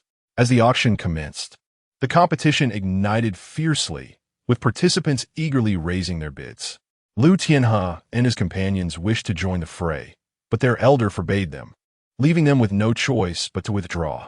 Ultimately, the flowing celestial garment was sold for 1,000,000 purple coins. Next, the auctioneer announced the 8th item for the day, glancing toward the 4th floor, prompting others to follow her gaze. Ling Yun sat leisurely, seemingly uninterested in participating. Consequently, for every subsequent item, the auctioneer would glance toward the 4th floor, with the audience anxiously mirroring her gaze. Fortunately, Ling Yun did not display interest in any of the following items. Ladies and gentlemen, we are now presenting the 13th item of today's auction. Remarkably, no unexpected incidents have arisen. The 4th floor is now actively competing for items. After a brief calm, the crowd nearly forgot the peculiar maneuvers of the 4th floor. "Your Highness, who exactly are the individuals on the 4th floor?" inquired the 3rd prince of the White Tiger Kingdom, addressing Xian Yuan Yi, while the 2nd prince of the Vermilion Bird Kingdom silently echoed his curiosity with a knowing glance. "I lack the qualifications to ascertain such matters," Xian Yuan Yi responded, though he had caught a glimpse of the elders of the Ling family just moments ago. If he were to speculate about the 4th floor, it would undoubtedly involve the Ling family elders. But could that truly be the case? Is that so? The 3rd prince of the White Tiger Kingdom remarked with a hint of skepticism. He was not convinced by Xian Yuan Yi's words, suspecting that he knew more than he let on. Before he could elaborate further, the 4th floor illuminated, leaving the auctioneer exasperated. Thus, the scene repeated itself, but this time, before the items were even presented, the 4th floor claimed them all. A profound silence enveloped the venue as attendees watched, stunned, while the items were taken away by the dignitary from the 4th floor. Some spectators appeared numb to the spectacle, realizing that it seemed unlikely they would acquire anything of worth today. Who could possibly say otherwise? One murmured, "What on earth does that dignitary intend to do? Surely, they are not here to sabotage the auction? Do you believe the attendees of the E4 auction are fools? If they were there to disrupt proceedings, would they have allowed that dignitary into the 4th floor? Indeed, it seems that no one in the Xintian continent would dare to cause a disturbance at the E-building auction. Many have resigned themselves to the notion that the final item will inevitably fall into the hands of that esteemed gentleman. Consequently, numerous bidders began to prepare for their departure. At that moment, the auctioneer revealed the last item, casting a silent gaze towards the 4th floor. Like the others, she too believed that this final piece would not be sold. However, as she glanced towards the 4th floor, she noticed the lights dimming, an indication that the distinguished gentleman had taken his leave. This unexpected turn of events filled the auctioneer with delight. It was perhaps the first time in her career that she welcomed the departure of someone in such a manner, almost wishing to bid them farewell herself. Ladies and gentlemen, we now present the final auction item of the day. Chapter 58. The Abyss of Xintian Continent. Those who had yet to depart suddenly found themselves invigorated. Finally, that esteemed figure had taken their leave. Fortunately, they had not followed the previous group in abandoning the scene. Otherwise, they would have truly missed out. Now, they faced significantly fewer rivals. Most present were there for the final item to be auctioned that day. Liu Tianhe and others gazed curiously at the dimming fourth floor. They had not received any notification from Ling Yun and felt reluctant to leave empty-handed. Meanwhile, upon acquiring the final item, Ling Yun entered a concealed compartment within the room. How she came to know of this place was a mystery even to her. She merely felt an unexpected familiarity with the surroundings. Inside the compartment lay a passage that led to a unique chamber filled with various items essential for weapon forging and alchemy.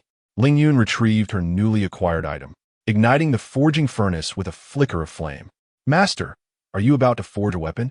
The system exclaimed in astonishment at her actions. "You're not blind, are you?" The system's corners twitched. Indeed, the master was better suited to be a silent powerhouse. "You can forge weapons?" It continued, realizing it had almost been led astray by her. "Should I procure you a new pair of eyes?" It pondered. Perhaps it should refrain from questioning her capabilities. Yet, what else could she possibly lack? The system acknowledged her prowess as a formation master, had witnessed her alchemical skills, and now observed her forging. Would she next showcase her ability to contract spirit beasts? Yet, it seemed she had no need for such beasts. They all obeyed her effortlessly. It was unexpected that the other half of what she had lost was present at this auction, albeit utterly unrecognizable now. Gazing at the iron fragment in her hand, which had completely lost its sword shape, it was clear that only Ling Yun could understand its significance. She cast the broken sword into the forging furnace, regulating the heat. As time passed, she subsequently added the other half. Under her meticulous control, the fractured blade began to meld together, though its form was no longer visible. As moments slipped away, Ling Yun seemed to introduce yet another element into the furnace, and gradually, the broken sword began to take shape once more. Outside the E-building, a tempest brewed. The sky was shrouded in ominous clouds, dense as ink, evoking a sense of suffocation. Lightning danced like frenzied serpents within the clouds, each bolt resonating like thunderclaps. This spectacle instilled fear in all of Longqing. This is a revered artifact. The system sensed the external turmoil, feeling as though it might shatter under the pressure. It was neither a holy artifact, nor an imperial weapon, and certainly not an ordinary divine tool. It was a revered artifact, a divine-grade revered artifact. When this master chose to act, the impact was astonishing, instantly elevating the artifact to the highest echelon of revered artifacts.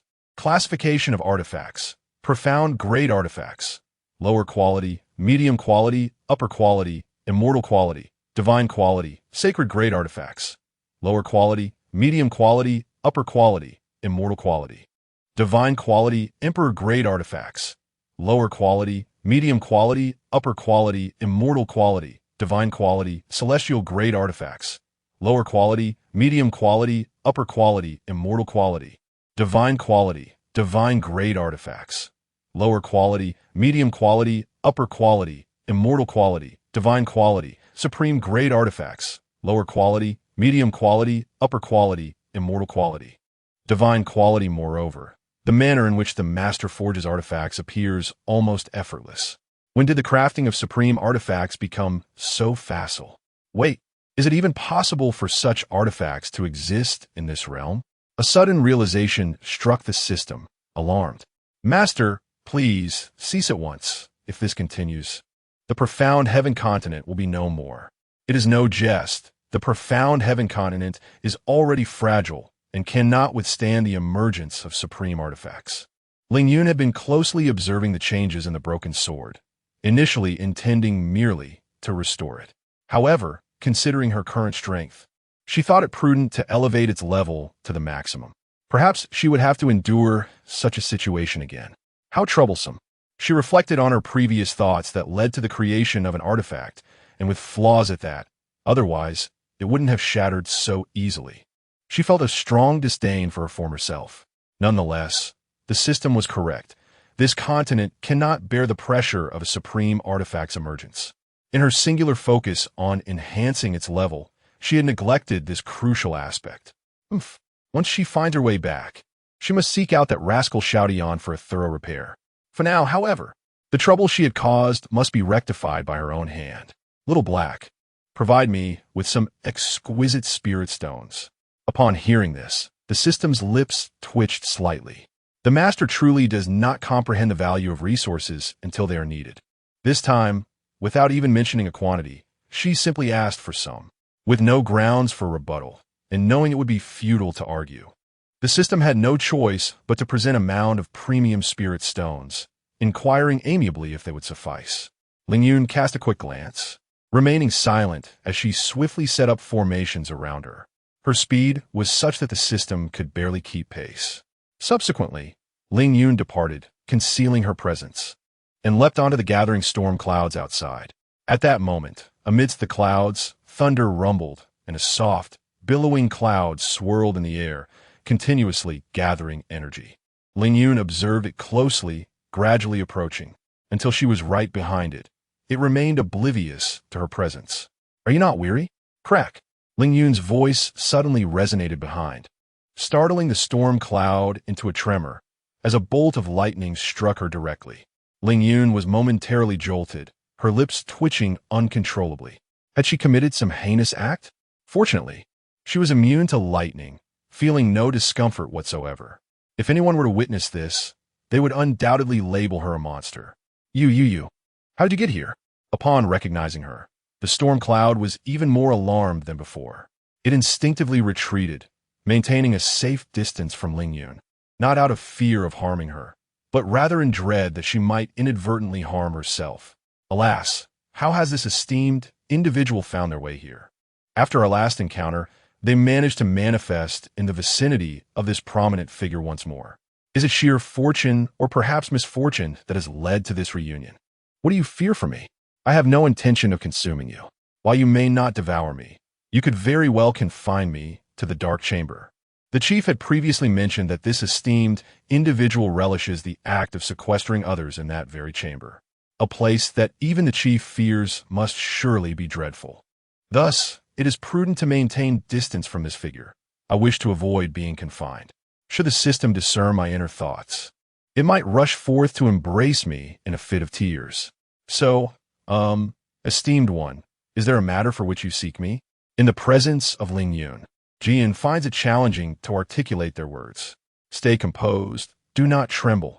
I have no desire to endure your thunderous wrath again.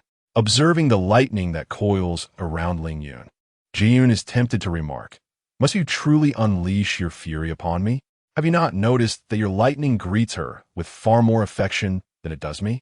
It remains a mystery as to who among them is truly Jian. Chapter 59. The National Master of the White Tiger Kingdom Master. Could you please grant me a decisive resolution? The calamity clouds are driving me to despair. It is of little consequence. Just control the thunder tribulation shortly. We wouldn't want to shatter the Xiantian continent, nor should you harm those individuals. Calamity Cloud momentarily found himself at a loss for words, but then recollected the task at hand, casting a look of astonishment towards Ling Yun. Master, did you conjure that phenomenon below? I inadvertently overlooked that we are on the Xiantian continent, which imposes certain restrictions. At that moment, Calamity Cloud wished he could strike this master for such negligence. Forgot? You could forget something so crucial. According to regulations, the emergence of a revered artifact necessitates enduring 49 bolts of thunder tribulation, each far beyond the threshold of the Xiantian continent. It was evident that only the master possessed the strength to incite such a significant uproar. Since the master had personally sought him out, what choice did he have but to comply? Oh, right, the thunder tribulation must occur as it should. I certainly do not wish for this entity to emerge as an outlaw. TSK. The master has so many demands. "Master, are you not descending?" Not only did Ling Yun remain, but he also seated himself beside Calamity Cloud, gazing at the scenery below. This position is quite agreeable. I might as well admire the view. Calamity Cloud was rendered speechless. Such audacious words could only be uttered by one immune to lightning. "Well, if I can't drive you away, I shall let it be." Meanwhile, the system was in a state of shock. It was aware of the master's formidable prowess, even instilling fear in Calamity Cloud, yet it never anticipated the master would venture into someone else's territory. Indeed, accompanying the master was a means of expanding its knowledge. Outside, thunder roared and lightning flashed, affecting those within the auction house. Fortunately, the auction had concluded for the day. However, as they exited the auction hall, the scene before them sent them scurrying back inside. What is happening? The building auction house was protected by formations, and external disturbances rarely reached them. Who could be undergoing the thunder tribulation? This tribulation seems odd. The entire sky was affected, and the tribulation was still brewing. Is this what you're concerned about? Have you not noticed the direction of Calamity Cloud? Direction? At this prompting, all eyes turned towards Calamity Cloud. Upon witnessing the sight, panic ensued. Am I hallucinating? Is Calamity Cloud above the building auction house? Perhaps we are all seeing things. In an instant, silence enveloped the crowd as they exchanged looks of disbelief, their expressions shifting dramatically. Good heavens, are we not at the building auction site? Quickly flee. Who on earth is causing such a ruckus here? Are they intent on dooming us? As they fled, they grumbled, their pace unwavering. Others, however, remained rooted in place, including Liu Tianhe and his companions. Senior brother, I have a foreboding feeling that this commotion might indeed be the doing of our master. I concur, Liu Tianhe replied without a hint of hesitation. I second that. Ling Xiao harbored similar thoughts, for their ancestral figure was known to conjure unexpected disturbances. What mischief had the master engaged in this time? Should we consider departing from this place? Fear not, for if the master dares to act thus, he must possess some contingency plan. Otherwise, he would have summoned us to leave by now. Indeed, the elder brother speaks wisely. Thus, the trio remained in quiet anticipation of Ling Yun's arrival. As anticipated, at the moment the thunderous tribulation descended, everyone instinctively evaded the surrounding crowds. Those fleeing halted in their tracks, their astonishment surpassing that of before. It was unprecedented to hear that a tribulation would spare others caught within its tempest. The broken sword, mended by Ling Yun, began to awaken, immediately sensing its state. It felt no fear and boldly faced the tribulation. As the thunderous energy coursed through the blade, it elicited not a twinge of pain, but rather a soothing sensation. Though the tribulation appeared ferocious, it bore no lethal intent. The inhabitants of Long City gazed towards the direction of the building auction. Wasn't it at the auction house? It seemed their ancestors had fortuitously attended the auction today. The venerable Hong Yuan was engaged in discussion with Ling Jun when a commotion drew their attention, compelling them to exit the study. Alas, it seemed this matter was instigated by our esteemed ancestor. They exchanged resigned sighs, choosing not to dwell further on the unfolding events. Little one, would you care for a treat? Ling Yun, feeling a touch of boredom, produced a spirit fruit. No, thank you, esteemed one. It is not a living being that requires sustenance. How long will this take? A day, indeed, for this entity ought not to be here. With that, it cast a reproachful glance at Ling Yun, who feigned ignorance. That day, the entirety of Long City transitioned from initial terror to eventual numbness. What is the situation? Inquired the third prince of the White Tiger Kingdom, having returned from the building auction to the inn, addressing a man beside him, clad in a flowing white robe. The man bore a countenance as pale as jade, exuding an air of frailty, yet his unique aura commanded respect. Xian, the national master of the White Tiger Kingdom, was a figure shrouded in mystery, even to the emperor himself. In the realm of the White Tiger, all could speak of the emperor, yet none dared to utter a word against this master. The third prince was taken aback by the national master's sudden arrival. Although he held a semblance of fear towards the national master, it was not one born of dread, but rather of reverence. Unbeknownst to many, he shared a bond with this master akin to that of brothers, unlike the aloofness exhibited towards others. Observing the individual who had previously rejected an invitation to the Qinglong kingdom now reappear sparked his curiosity. Yixian offered no reply, instead retrieving an object from his spatial ring. Upon seeing the crimson stone, the third prince sprang to his feet. This was the very item Yixian had mentioned before, a relic bestowed by his master. Yixian was entangled in a deadly bind, the origin of which lay with a singular individual whose identity, male or female, remained unknown. To escape this fatal entanglement, one must either locate and eliminate this person or maintain a safe distance from them. But when would this individual make their appearance? Gazing upon this raw stone, one comes to a profound realization. Is it truly possible that such a person exists? For many years, this stone has remained silent, leading them to believe that Master Yishuan had miscalculated. Could your arrival in the kingdom of Qinglong be the result of some divine foresight? The stone exhibited signs of change several months ago, yet I could not ascertain its location until after your departure, when the clues pointed towards the kingdom of Qinglong. Are you now hastening to this realm with the intent to eliminate this individual? Yishuan fixated on the stone in his hand, lost in contemplation. What precisely is his purpose for coming to the kingdom of Qinglong? Even he cannot articulate it, as if some unseen force has been guiding him here. As for Tianzi's assertion regarding the need for elimination, it was never a thought that crossed his mind. Chapter 60. Urban Mystique, what do you intend to do next? The depth of Yixian's cultivation remains a mystery, even to his closest brothers, who only recognize his formidable strength. They find it difficult to fathom the nature of the deadlock. To what extent has that person's cultivation reached? Is it truly possible for him to vanquish this prodigy before them? Though they are genuinely concerned for their brother, why does the desire to witness it linger? Suppress your curious gaze. Rest assured, should I fail to overcome this deadlock, I will inevitably drag you all down with me. Fine, y concede. I shall remain silent. But have you located that individual? No. All I know is that he has appeared in the Qinglong kingdom, yet I cannot discern his whereabouts. Not even you could deduce his position. This individual possesses a terrifying ability to calculate everything, unlike other diviners. Remarkably, his predictions do not come at the cost of his life. Is it not enviable? If only your master were still alive, he might have provided you with some guidance. Yixian's master passed away decades ago, the former national master of their Baihu kingdom. During your stay in the Qinglong kingdom, have you made any discoveries? I reclaimed the original stone, but for the time being, I cannot uncover any leads regarding his affairs. The rumors hold true, indeed.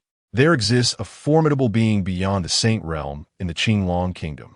He proceeded to relay to Yixian everything that transpired at the Empress Dowager's birthday banquet, without omitting a single detail. Are you implying that the ancestor of the Ling family produced a pill capable of instantly enhancing one's cultivation?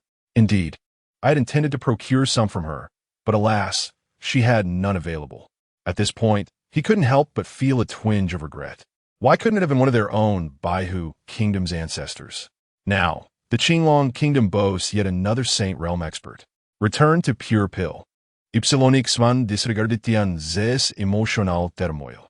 It seemed that he had heard of this return to pure pill before, though he struggled to recall the specifics. Sigh, I wonder what the Qinglong kingdom is truly about. What kind of powerful beings will emerge after this thunder tribulation? Observing the tempestuous lightning above the building auction house, he sighed deeply. This is not merely an advancement thunderstrike. Do you know something? Tianzi's spirit was instantly ignited. This is the emergence of a revered artifact. Yixian gazed outside, his expression revealing surprise. A revered artifact? What is that?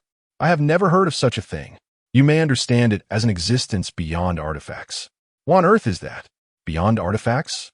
There are levels above artifacts? How have I never come across this before?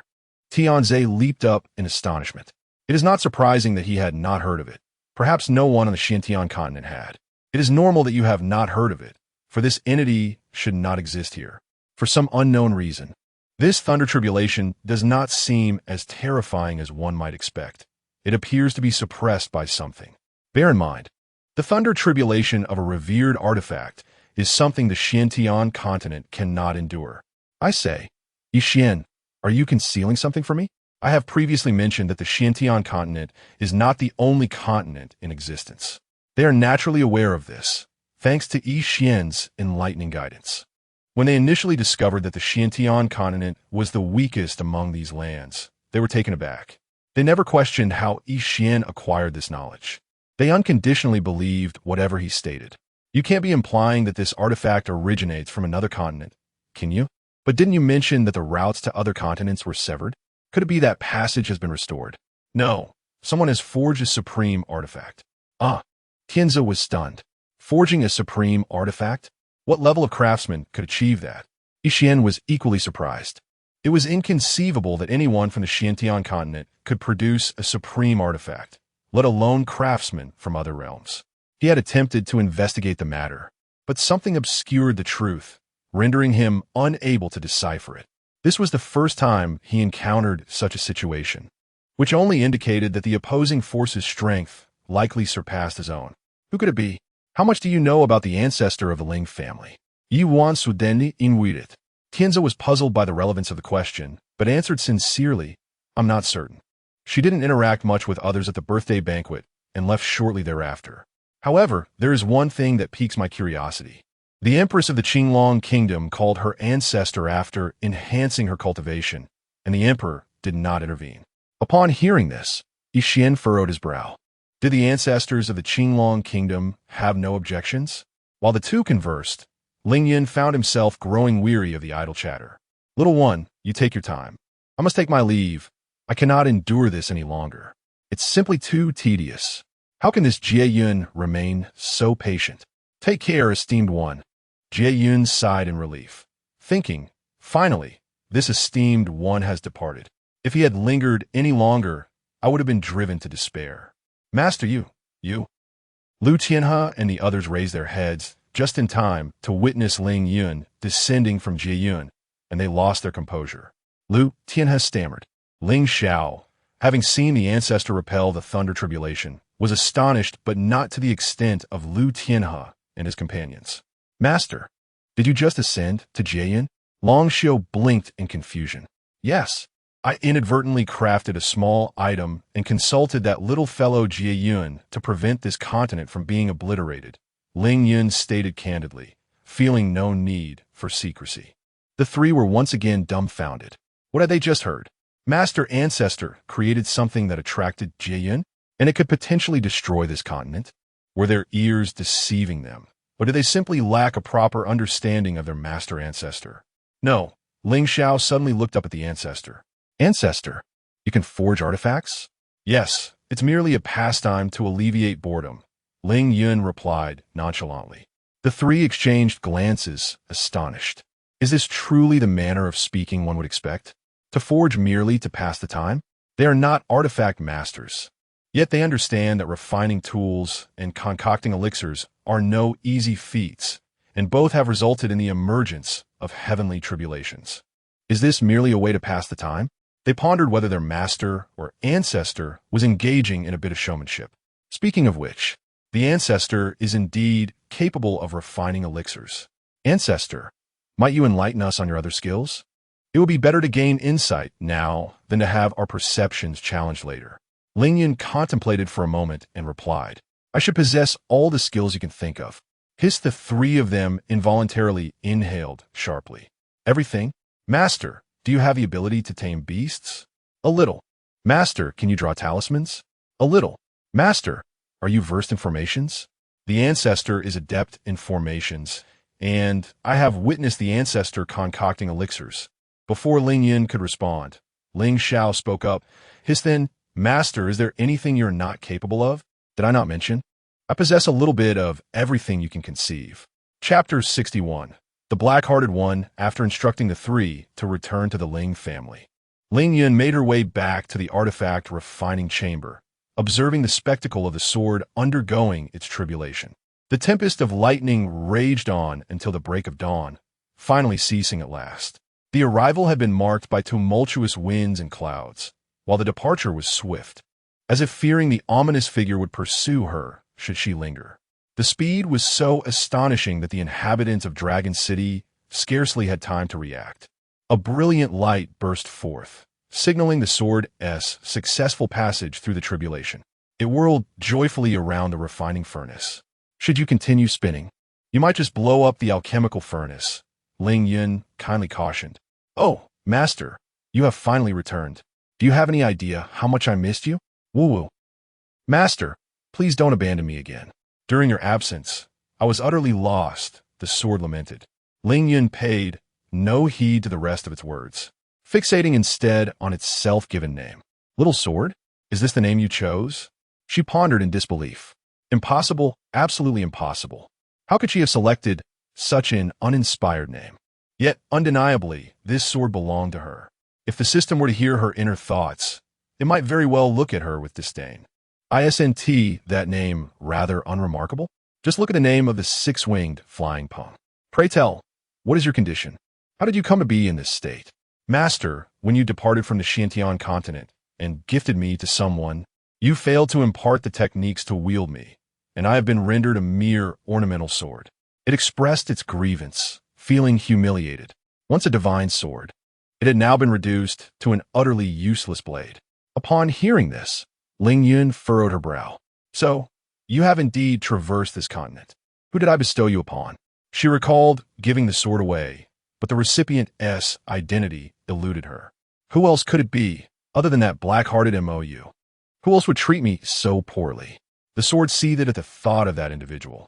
Ling Yun's mind was suddenly flooded with indistinct memories. Were you truly willing to part with this divine artifact for me? Are you not concerned I might ruin it? Feel free to create. If it gets ruined, it shall be on me. Who is this person? Why did they linger in her thoughts? MOU. The name sounded familiar. Where is he? Ah. The sword cried out in sudden terror, causing Ling Yun's ears to ring. Master, this is dreadful. That scoundrel MOU has become trapped. He used his last bit of spiritual energy to send me away. You must hurry and rescue him, despite his treacherous nature. The fact that he had sent it away at the last moment warranted a temporary truce. Trapped? Yes, master. That fellow somehow acquired a map to his secret realm and ventured into it. Initially, he sought his fortune with honesty, but then, in a fit of madness, he leaped off a cliff and became ensnared by an unseen entity, unable to move. So, you were shattered by this unidentified force. Yes. Ling Yun fell into deep contemplation. The one capable of shattering artifacts must undoubtedly possess the cultivation of a divine being, or hold items even superior to the artifacts themselves. What an unexpected presence of that black-hearted fiend here.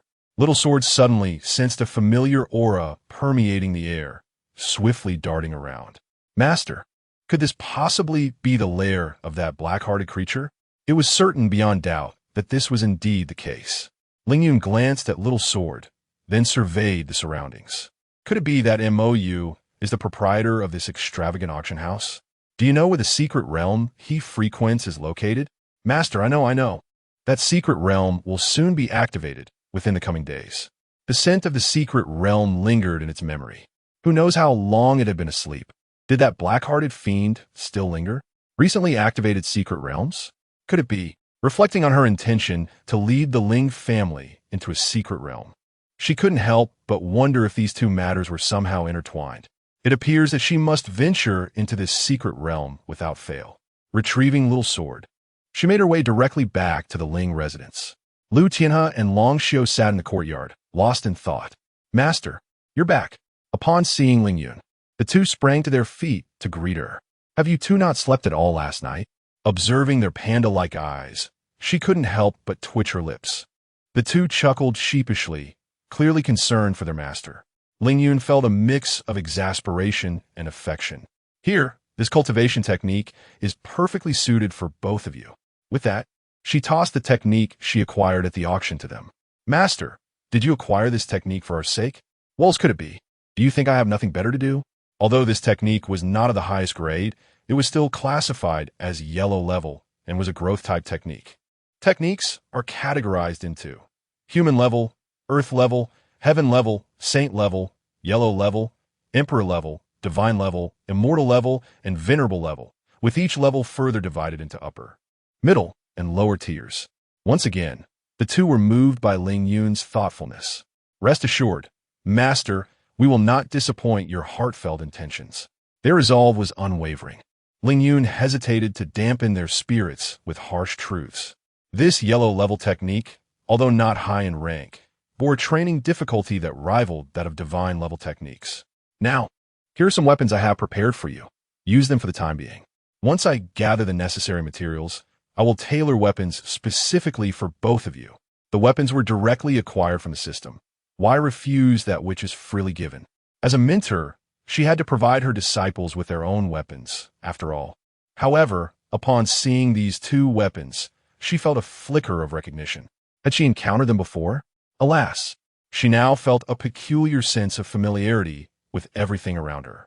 These are artifacts. Well, for now, they shall suffice. Within the system, these are the only two weapons suitable for them.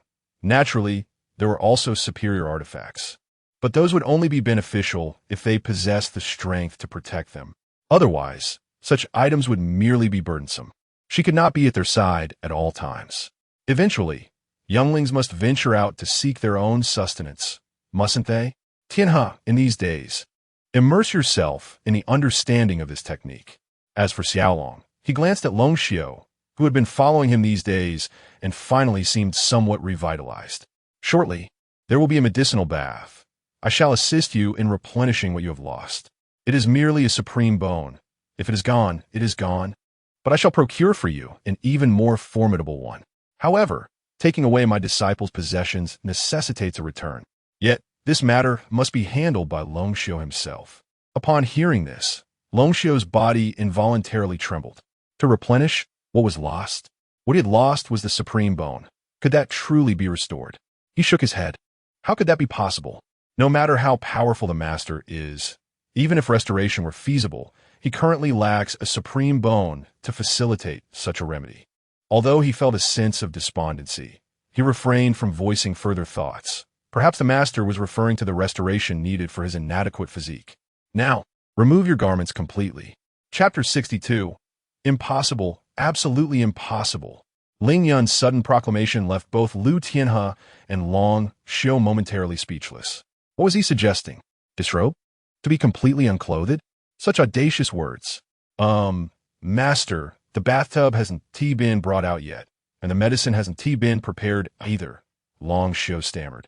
A faint blush spreading across his cheeks, revealing his embarrassment. A bathtub? What purpose would that serve? Ling Yun remained oblivious to the implications of his earlier statement, unaware of the shame it had instigated in the two young men. Were they not to soak in a medicinal bath? How could they do so without the tub? Oh, no need for that.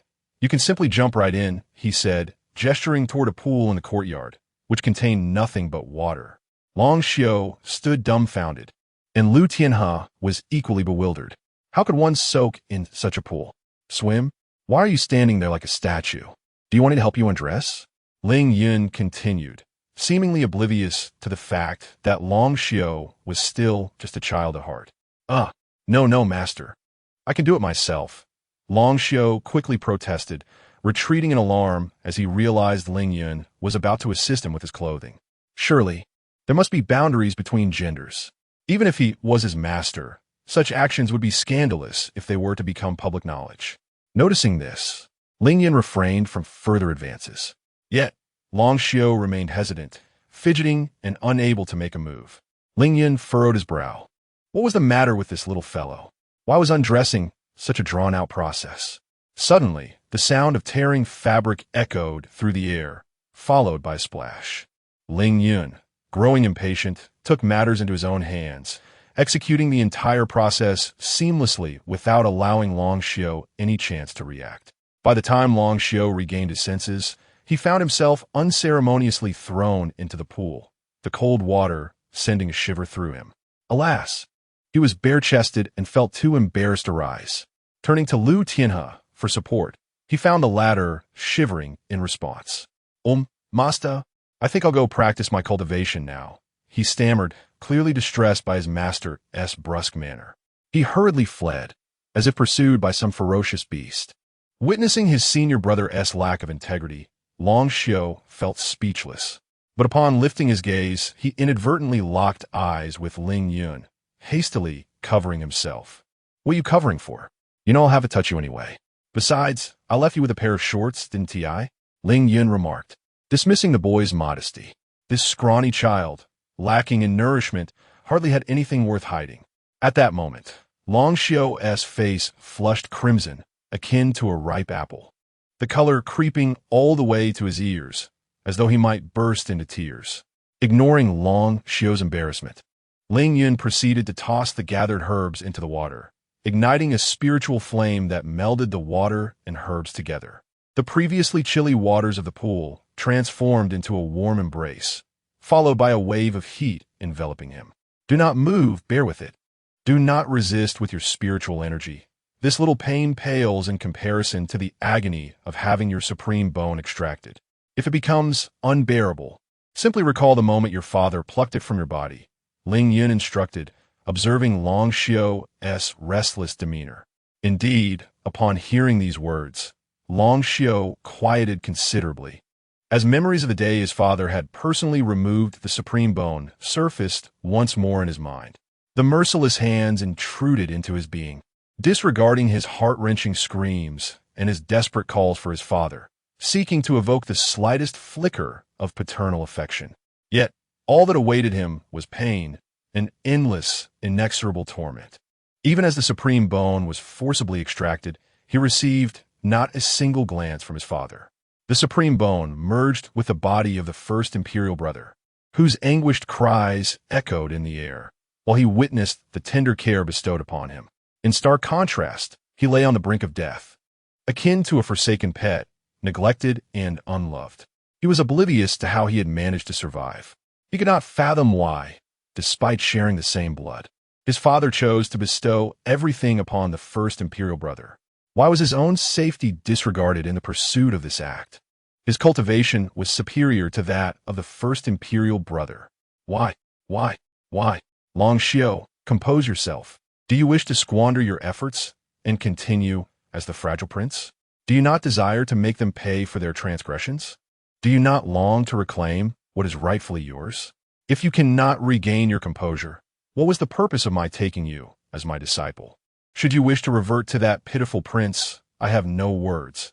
I can only lament my own folly in misjudging your character and choosing the wrong apprentice. However, this does not affect me. Long Xiu, I can assist you in eliminating them.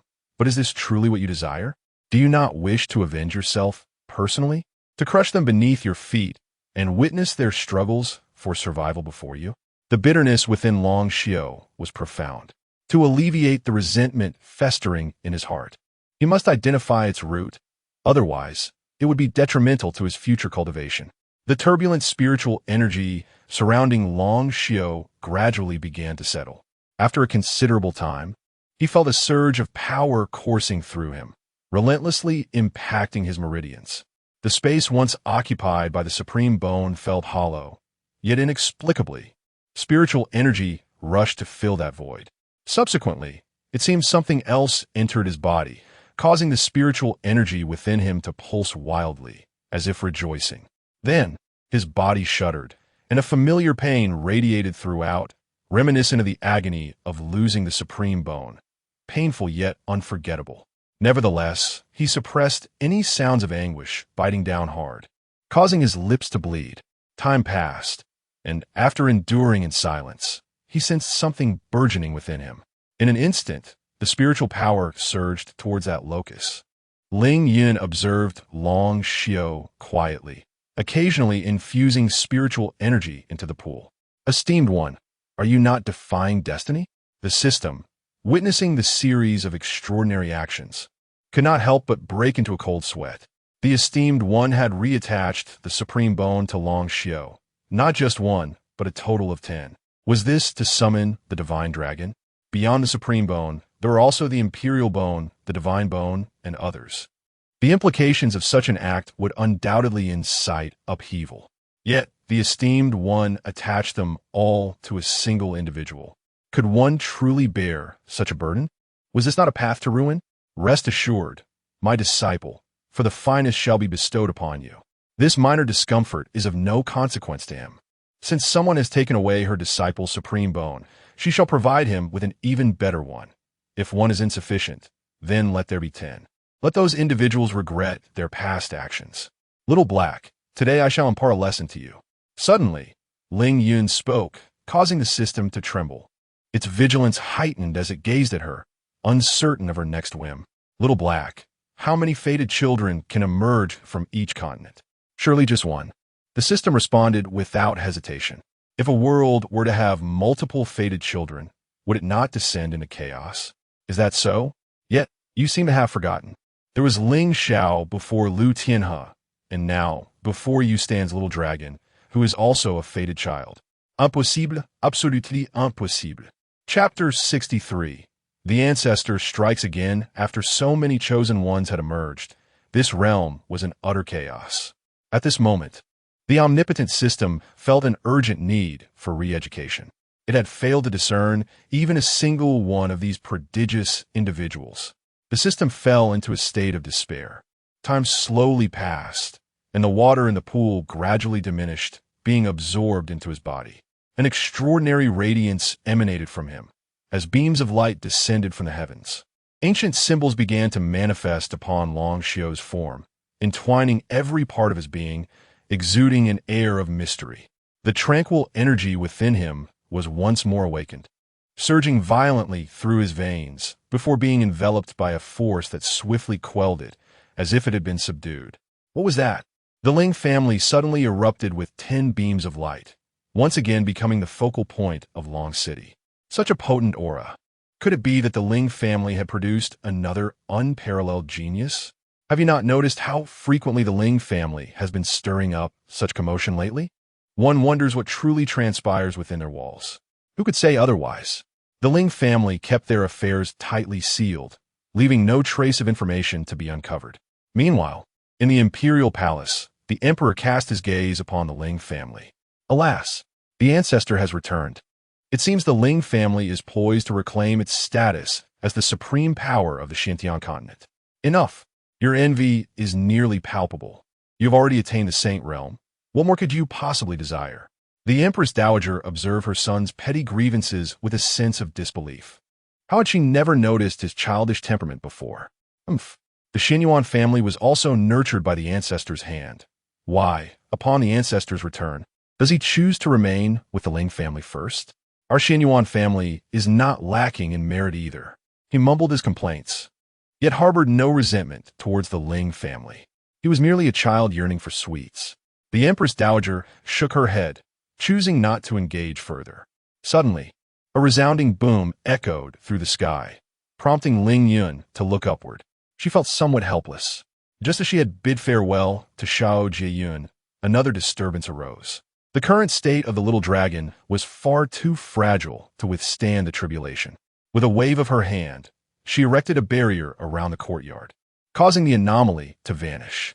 The heavenly tribulation clouds were left bewildered. Whom was it meant to strike? Where had such a grand spectacle disappeared to in an instant? Could it have been an illusion? Surely it could not be. How could it possibly make an error? Suddenly, the image of Ling Yun flashed in its mind, causing it to tremble. Had it truly been less than a day since parting ways with the esteemed one? Perhaps it had misjudged. It was certainly not a commotion conjured by that prominent figure. Yes, it must not be. The question now was whether to depart or remain. What was happening? Why had the anomaly vanished so abruptly? Those who had been closely observing the Ling family were equally perplexed. Was it merely a fleeting moment?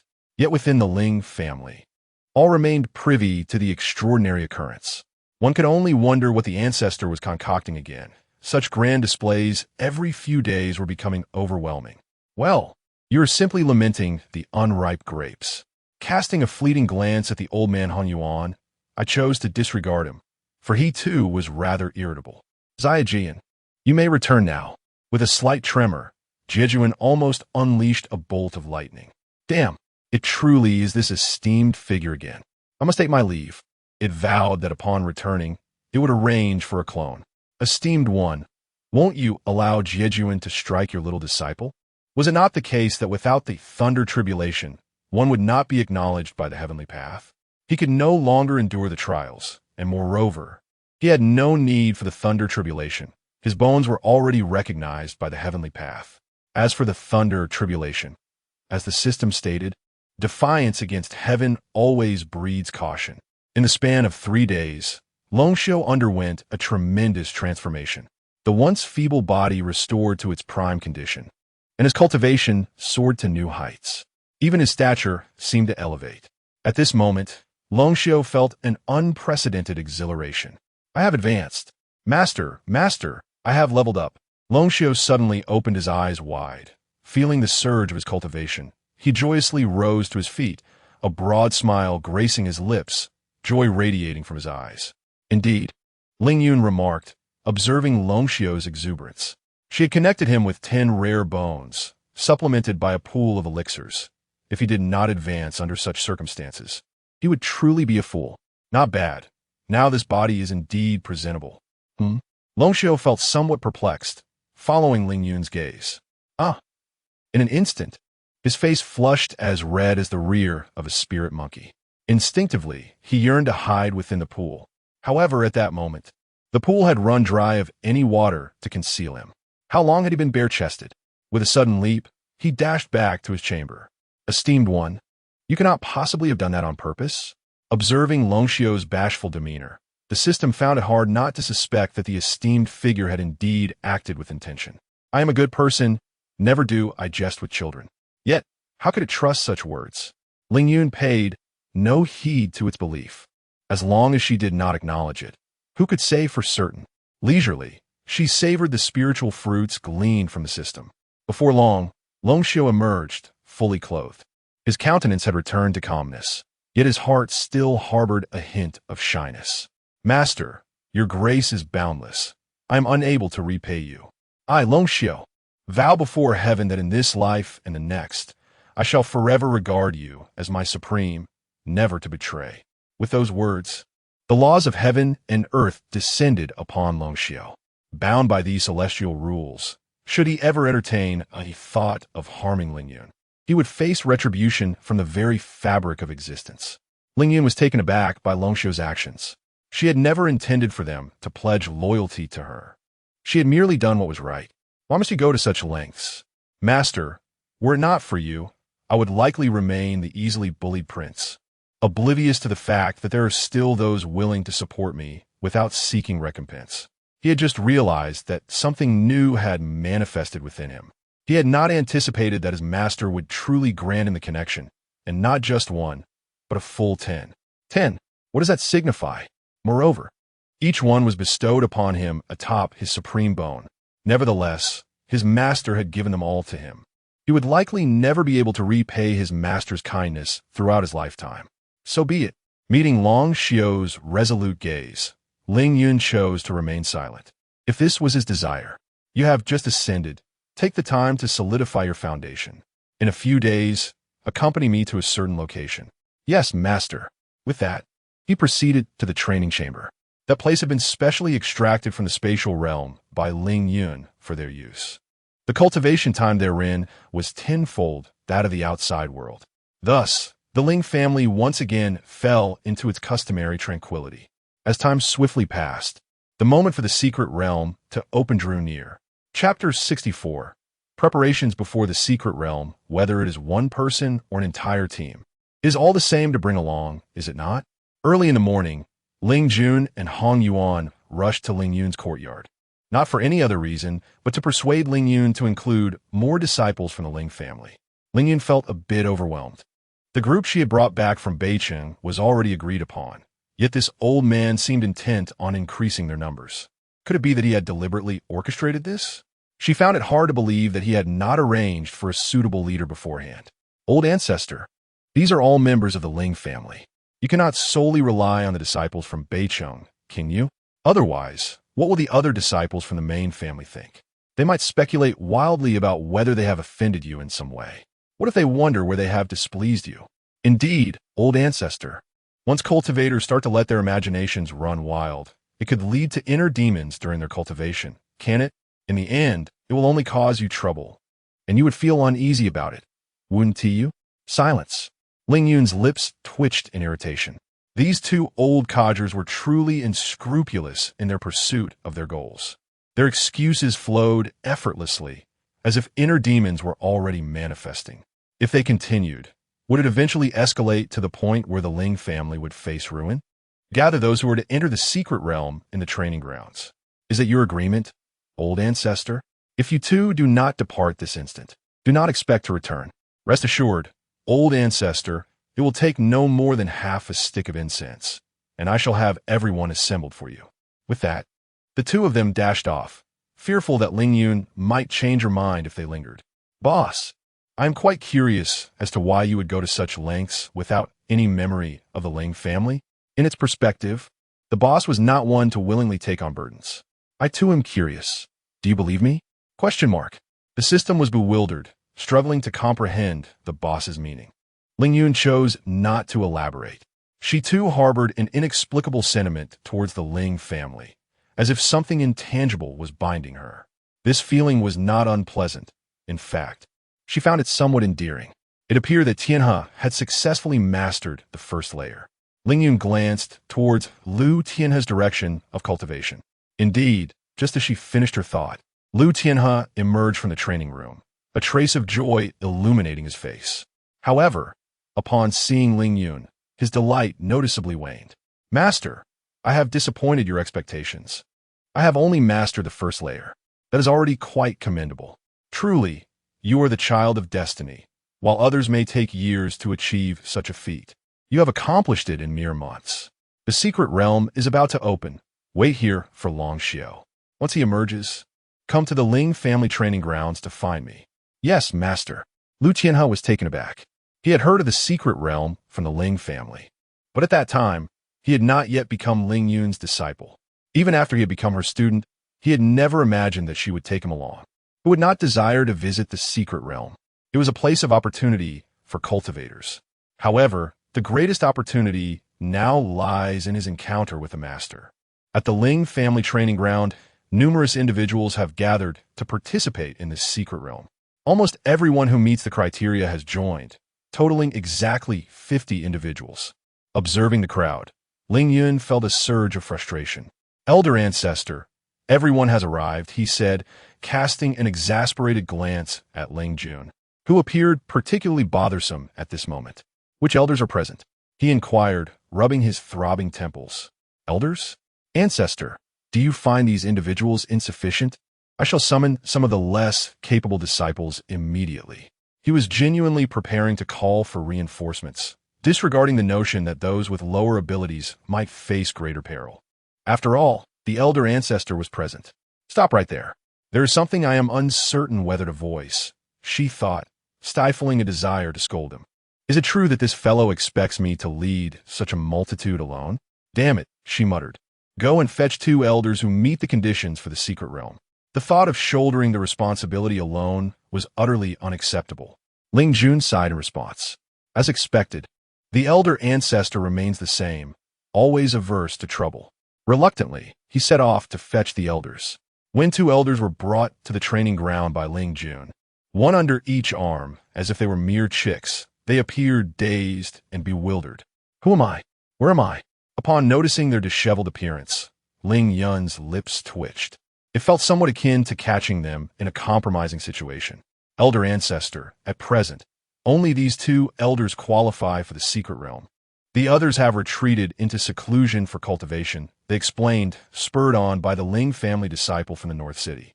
Ling Yun did not dwell on the details. As long as their strength was adequate, it sufficed. Raise your hands, she commanded. Though the others were perplexed, they complied. You are of no use to me, she said, casting a dismissive glance at Ling Yun and the other elders. With a swift motion, each individual's finger was pricked, a drop of blood flying forth to land before Ling Yun. Subsequently, she produced an unknown object into which the blood was directly dripped. With a flourish of her hand, a communication stone appeared before each person. Once inside the secret realm, it is advisable for you to form groups of 5 and act independently. Opportunities such as these are seldom best pursued in pairs. Ling Yun continued, you all understand the significance of the items before you. Should any situation arise that you cannot resolve, do not hesitate to summon me. and I shall come at once. However, I implore you to exert your utmost efforts, barring matters that threaten your very lives." The Grand Elder from North City was dispatched back to gather all the Ling family members. With so many individuals involved, a flying vessel would be necessary. This time, the system remained quite proactive, as only those of significant prowess could complete the tasks within its framework. "Ling Qi, this item is for you." Suddenly called upon, Ling Qi was momentarily taken aback. "For me?" Before she could voice her confusion, the object was tossed to her, and instinctively, she reached out to catch it. Staring at the flying vessel in her hands, her mind momentarily faltered. "Is this really a flying vessel? Just like that, it is bestowed upon me? Why?" In her previous life, she had never even set foot on a flying vessel, and now she possesses one outright. The suddenness of this delight leaves her feeling as though she is caught in a dream. As for why does Ling Qi, well, this little one has managed to elude everyone's notice except for her own. Truly, as a reborn individual, even if not the destined child, her cultivation has advanced remarkably, merely a step away from entering the sacred realm. It is easy to surmise that she must have endured considerable hardship during this time. "Ancestor, the Emperor and the Crown Prince seek an audience," a disciple hastily announces. "Why have these two arrived at this moment? Surely, they cannot be here regarding the matter of the secret realm? Yet, there seems to be no necessity for them to seek her out. Wait, a sudden thought strikes her, recalling the Empress Dowager's respectful title for her. A wave of ominous premonition flashes through her mind. Could it be that this father and son duo wishes for her to escort them, the members of the royal family? Chapter 65. Frustration in the Grand Hall. Ling Yun wore a grim expression, standing in stark contrast to the playful demeanor of Emperor Xianyuan. Her suspicions had proven accurate.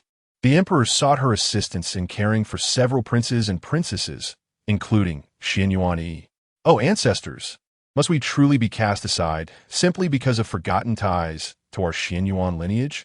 At this moment, not only did Ling Yun feel a sense of embarrassment, but Xianyuan Yi and the others also found it difficult to face their shameless father. It was only in recent days that they discovered the shared ancestral connection between the Xianyuan clan and the Ling family. Now, they understood why the emperor seemed unfazed by the prospect of Ling family members entering official positions, granting them such significant power. He knew they were kin. However, Ling Jun and the others remained oblivious to this truth, their expressions a blend of shock as they gazed at Emperor Xianyuan, then at the aloof ancestor beside them. "Don't look at me. I am just as in the dark," Ling Yun remarked impatiently upon sensing Ling Jun's gaze. She had not investigated the Xianyuan clan and felt no trace of her own bloodline among them, leaving her uncertain of the reality of the situation. "Ancestor, you wouldn't truly intend to disown us, would you? What evidence do you have?" "Evidence? Yes, I nearly forgot. Ancestor, unlike the Ling family, our bloodline power has been sealed by you," Xianyuan Emperor said, casting a pitiful glance at Ling Yun. "Sealed? You sealed it?" she questioned, bewildered. "Why?" Upon examining their physical states, she indeed found a seal within them, and it was undoubtedly of her own making. Yet, why had she done such a thing? How vexing! Who could have erased her memories? Was it truly that entity known as the Heavenly Path? Somewhere in a distant abyss, a figure sneezed abruptly. Yet, since she had granted the Xianyuan clan bloodline, why had she chosen to seal it?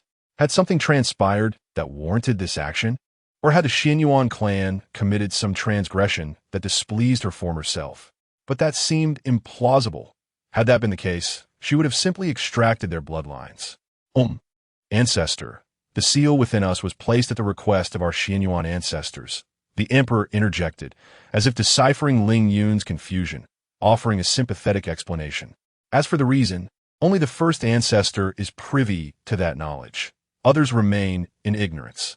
He is quite helpless in this matter." On the flying vessel, Ling Yun felt increasingly constrained. She increasingly perceived herself as a caretaker for both families. The system, too, refrained from making its presence known, wary of invoking bad luck. The secret realm appeared at the center of the Imperial Sea, with a towering stone gate standing in the midst, surrounded by throngs of people.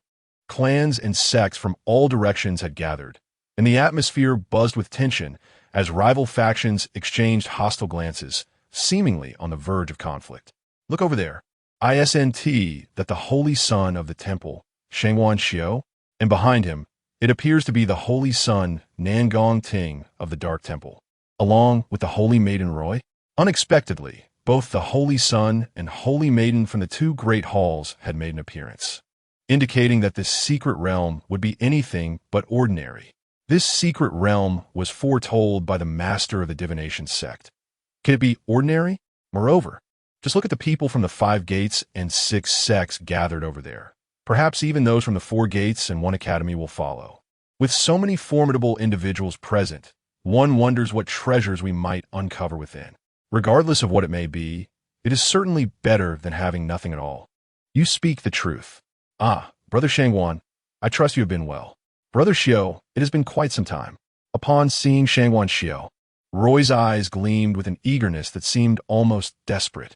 Brother Nangong, what a pleasure to meet you. As for Roy, Shangwan Xiao appeared to disregard her entirely, as though she were invisible. Why does Brother Xiao treat me so coldly? Are you still upset with me, Roy? Shangwan Xiao remained silent, not even casting a glance in her direction. Roy's expression shifted slightly, revealing her discomfort. Nangong Ting chose not to comment, fully aware of Shangwan Xiao's disdain for Roy. After all, who could bear the thought of a man's purity nearly tarnished by a woman, especially someone like Shangwan Xiao, who embodied the essence of sanctity? The very notion was utterly revolting. From afar, I heard a cacophony of cackling. I thought it was some bird, only to discover it was the holy maiden of the Dark Palace. Feng Qingqing, whom do you insult? I insult you, and what of it? You shameless woman. Do you truly think you are worthy of my senior brother? You ought to take a good look in the mirror. Do you think you could ever compare? Even if you stripped bare and presented yourself before him, he wouldn't spare you a glance. You, Qingqing, I am here. Roy, flustered and crimson-faced, struggled to formulate a retort, but found herself at a complete loss for words. She had not anticipated that Feng Qingqing would publicly humiliate her in such a manner. After all, she was the holy maiden of the Dark Palace. To have this matter laid bare in such a blatant fashion not only tarnished her own reputation, but also that of the Dark Palace. Overcome with trepidation, she furtively glanced at Nangong Ting beside her. As expected, his expression was rather grim. Feng Qingqing was the daughter recently recovered by the lord of the Holy Palace. Her birth mother had perished while fleeing from enemies who sought her life, and thus the lord held her in the highest regard. The Dark Palace and the Holy Palace had always maintained a stance of non-interference. However, their private interactions were quite frequent. Nangong Ting's ire was not directed at Feng Qingqing, but rather at Roy. Everyone in the Dark Palace was aware that she harbored feelings for Shangwan Xiao, yet he did not reciprocate her affections. Little did she know, she had not only pursued him, but had resorted to such underhanded tactics as well. Brother Xiao, will you simply allow her to humiliate me thus? Is that humiliation? I merely speak the truth. Were it not for your unspeakable actions, I would not be seeking trouble here. The commotion caused by Feng Qingqing attracted the attention of those around them. Upon hearing her words, many were taken aback and began to whisper and point at Roy, astonished that the holy maiden of the Dark Palace could be so utterly shameless. Who would disagree? The previously perceived icy and haughty demeanor was merely a facade. Nevertheless, one must concede that this holy son of the temple is indeed a person of sanctity. Even when confronted by the beauty of a naked woman standing before him, he remains unfazed. Can you silence yourself? Upon hearing the surrounding crowd's incessant chatter about her, she was filled with exasperation. Feng Qingqing, I will end you. Roy, consumed by fury, was ready to eliminate Feng Qingqing without a second thought, summoning his weapon to launch an attack against her. Feng Qingqing, lacking the cultivation to match Roy's prowess, found herself utterly defenseless against his full-force assault. She had not anticipated that Roy would strike at such a moment, leaving her momentarily paralyzed with fear. Qingqing, Roy's attack was executed with such unexpected swiftness that she had no time to react. Chapter 66, The Beautiful Ancestor Bang. In a moment of peril, everyone witnessed a figure flash by, gently embracing Feng Qingqing while a surge of spiritual power effortlessly thwarted Roy's attack. Little girl, What grievances compel you to seek another's demise? Ancestor. Upon recognizing the newcomer, Shangwan Xiao was overwhelmed with excitement. Here, I return your junior sister. With that, he tossed Feng Qingqing directly to Shangwan Xiao, completely shedding the earlier demeanor of tenderness. Junior sister, are you all right?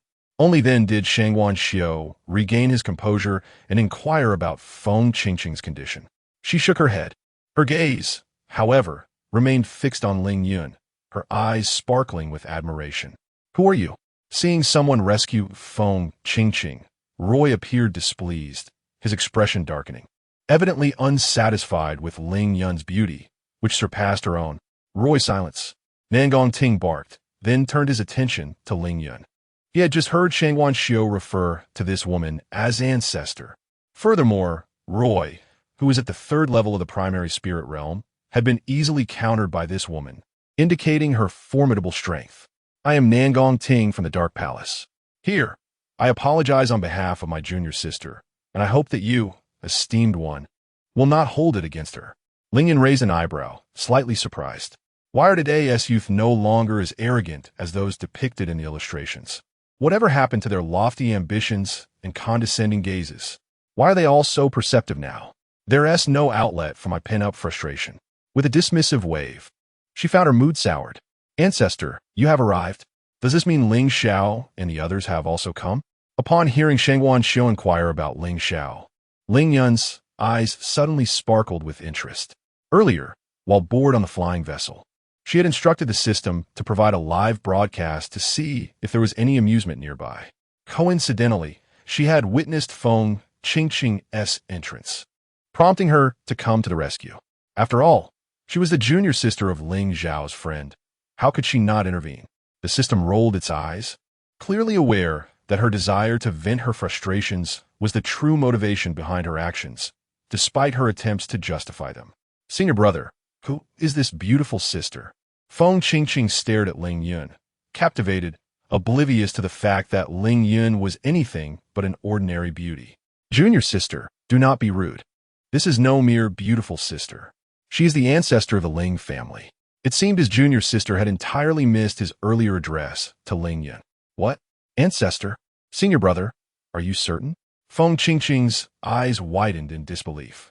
She could not reconcile this woman with the image of an esteemed ancestor. The mere thought of those stuffy old men from the holy temple dampened her spirits. Glancing back at Ling Yun, she thought her senior brother must be joking. Yet, he had never lied to her. At that moment, she felt as though her light had dimmed. Stop right there. Do not associate me with those decrepit old men. Sensing Feng Qingqing's thoughts, Ling Yun quickly interjected. Though she had lived for quite some time, her age had remained perpetually at 20. Consequently, the age-testing stone would only reflect a youthful 20. Indeed, the esteemed ancestor. Ling Yun's lips curled in skepticism. Esteemed ancestor? One odd title. It sounds rather peculiar. Nangong Ting had been observing the situation surrounding Shangwan Xiao. The ancestor of the Ling family? Could it be that renowned figure from the illustrious Ling family that has been the talk of the town recently? It seemed to affirm his thoughts as members of the Ling family hastened to arrive quickly to the flying vessel. This vessel appeared unfamiliar, leaving one to wonder who might be aboard. Those who possess such a vessel are certainly not ordinary individuals, aside from the elite members of the First Academy. The Second Palace, the Third Association, the Four Great Families, the Five Gates, and the Six Sects, few possess such power. Ancestor, at last, I have caught up with you. The 13th elder leaped from the flying vessel, landing before Ling Yun. Heaven knows how worried he was when the ancestor suddenly vanished.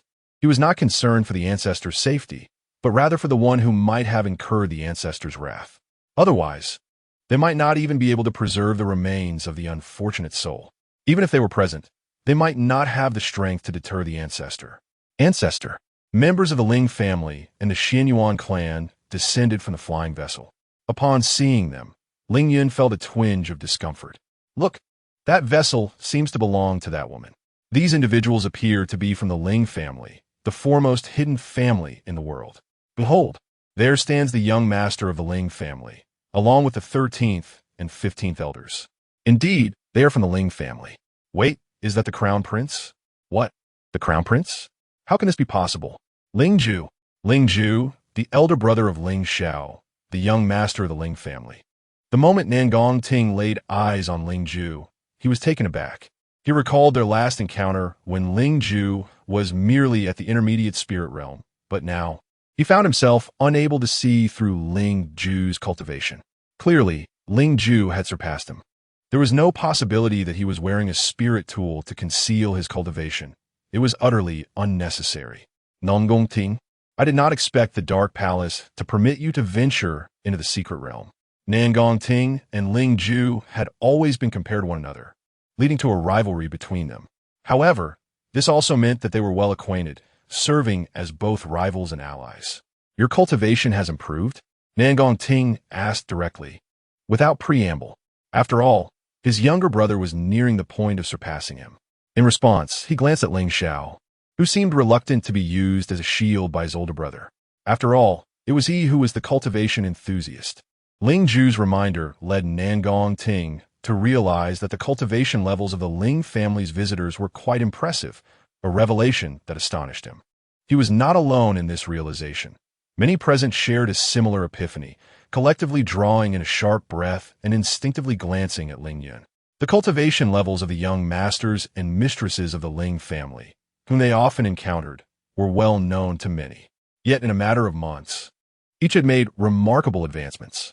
How could this not lead them to ponder the sudden emergence of the Ling family's esteemed ancestor? Regarding the esteemed ancestor of the Ling family, they had long heard tales of her. Now, they were even more intrigued by how she managed to elevate the cultivation of so many individuals in such a brief span of time, especially that girl wielding the flying vessel. They found themselves utterly unable to see through her. Senior brother, should we approach and inquire? At one end of the crowd, Yi Tian and his companions had been closely observing them since Ling Yun made her appearance. No need, he replied. With so many people around, it is unwise to draw near. Once we enter the secret realm, we shall have ample time to uncover the truth. Yi Tian gazed at Ling Yun, hoping that the person before him was merely a doppelganger of his sixth junior sister. As for Yi Tian's side, Ling Yun was well aware of their presence. However, she preferred to refrain from any interaction with them. This group of individuals was best left for the original owner to deal with. Chapter 67. Entering the secret realm, do not look any further. The senior sister is not present this time. Upon seeing Xian Yuan, he scanning the crowd. Shang Wanxiu immediately understood whom he was searching for. Who else could it be but the senior sister? Others in the vicinity also turned their gazes toward him, causing his face to flush with embarrassment. This time, Ling Wanxin had not returned to the Ling family, leaving Xian Yuan somewhat disheartened. He had hoped for a reunion in the secret realm, yet once again his expectations were dashed. The younger members of the Ling family chuckled quietly amongst themselves. The entrance to the secret realm had opened. Suddenly, someone in the crowd shouted, prompting a rush as most quickly surged forward, fearing that they might miss their chance. "Elder, are we not entering?" A voice inquired, noticing Ling Yun standing aside, seemingly unperturbed by the unfolding excitement. "What is the rush? Do you wish to experience the throngs of people?" The 13th elder discreetly fell silent, originally intending to enter the secret realm. Shang Wanxiu and Nangong Ting exchanged glances at the chaotic scene, choosing to remain in place. However, this decision displeased Roy significantly. "Brother, why waste time here when the secret realm has opened? If we do not move soon, the opportunities will be seized by others." Roy expressed his irritation, particularly towards Feng Qingqing, whom he found even more displeasing, as she appeared more attractive and seemingly possessed greater strength. Unable to defeat her, he could only concede. "If you are in such a hurry, you may enter first," he retorted, lacking any strong sense of camaraderie with Roy. Angered by this, Roy stormed off with several companions in tow. "Step aside." With a swift flick of her long whip, the Dark Palace's saintess cleared a path through the thronging masses. Many among the crowd muttered with reluctance upon recognizing her. The Dark Palace was not to be trifled with. "Nangong Ting, your junior sister has quite the temper," one remarked. "What? Do you fancy her? Shall I speak to the Dark Master on your behalf?" "Enough. I fear I am not worthy of such a fate," came the light-hearted reply. Marrying a woman of that caliber might lead to chaos. Ling Yun glanced at Ling Ju, noting that he was not lacking in stature. Regardless, he wondered why such disdain was directed at someone as esteemed as the Dark Palace's saintess. Brother, most people have already entered the secret realm. We should hasten as well, Qing Xiao suggested, observing the dwindling crowd. Indeed, brother, the majority have already departed. Let us proceed swiftly, lest we lose our opportunities, echoed Jiang Ruhan. Unbeknownst to anyone, Jiang Ruhan had stealthily positioned herself behind Zhou Wenxuan, striving to minimize her presence. In the past, she would have encouraged her so-called seniors to greet the crowd, but upon catching sight of Ling Xiao and the others, she was taken aback. Why were they here? Could it be that the Ling family of Beicheng was indeed a branch of the illustrious Ling family? The realization sparked a flicker of resentment in her eyes. Had the Ling family informed them earlier that they were a branch of the illustrious Ling family of the QNGL Ing Kingdom, she would have certainly refrained from entering the heavenly sect and would not have clashed with Ling Yun. In that case, she would now be regarded as a member of the foremost family. However, it was too late to lament such matters. Suddenly, an idea struck her. Her gaze fell once more upon Ling Yun. At that moment, she swore that the person before her was indeed the Ling Yun she was familiar with. While people may bear resemblance, they could never be entirely identical. Yet, why had she, a young lady of the Ling family from Northern City, transformed into the esteemed ancestor of the foremost family? What was the meaning of this? Upon hearing her thoughts, Yi Tian regained his composure. Let us depart. Uncertain if it was merely a figment of his imagination, he perceived that the ancestor of the Ling family seemed to harbor a certain displeasure towards them. Moreover, the relationship between their Tianshan sect and the Dark Palace was far from amicable, and he wished to avoid any unnecessary conflict at this juncture. Ancestor, do you know anyone from the heavenly sect? After Yi Tian and the others had left, Ling Xiao finally posed a question. Ling Yun did not respond immediately. Instead, she gazed at him in silence, leaving Ling Xiao somewhat perplexed. Ancestor, why do you look at me so? Have I said something amiss?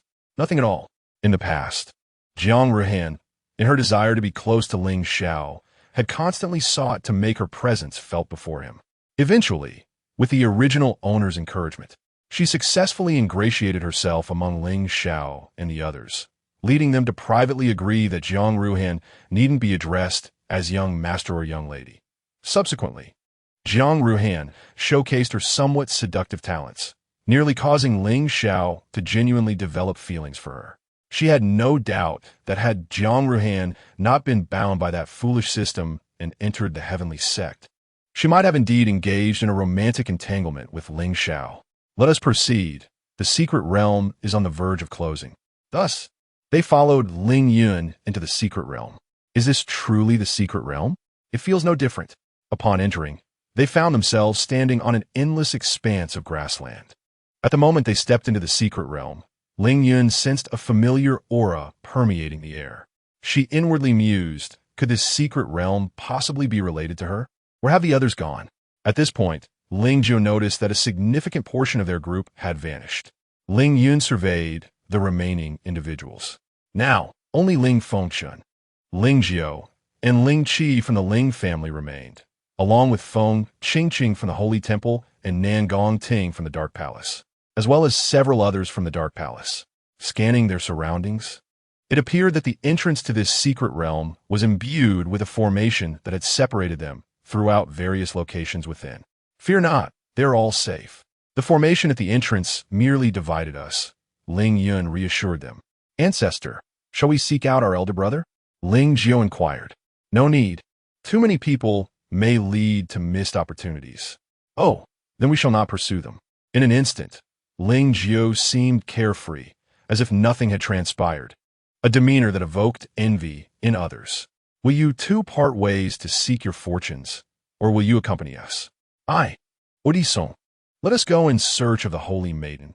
If something were to happen to her, we would find it difficult to explain to the Dark Lord. Nan Gongting initially intended to follow Ling Yun, eager to gain insight into the venerable ancestor of the Ling family.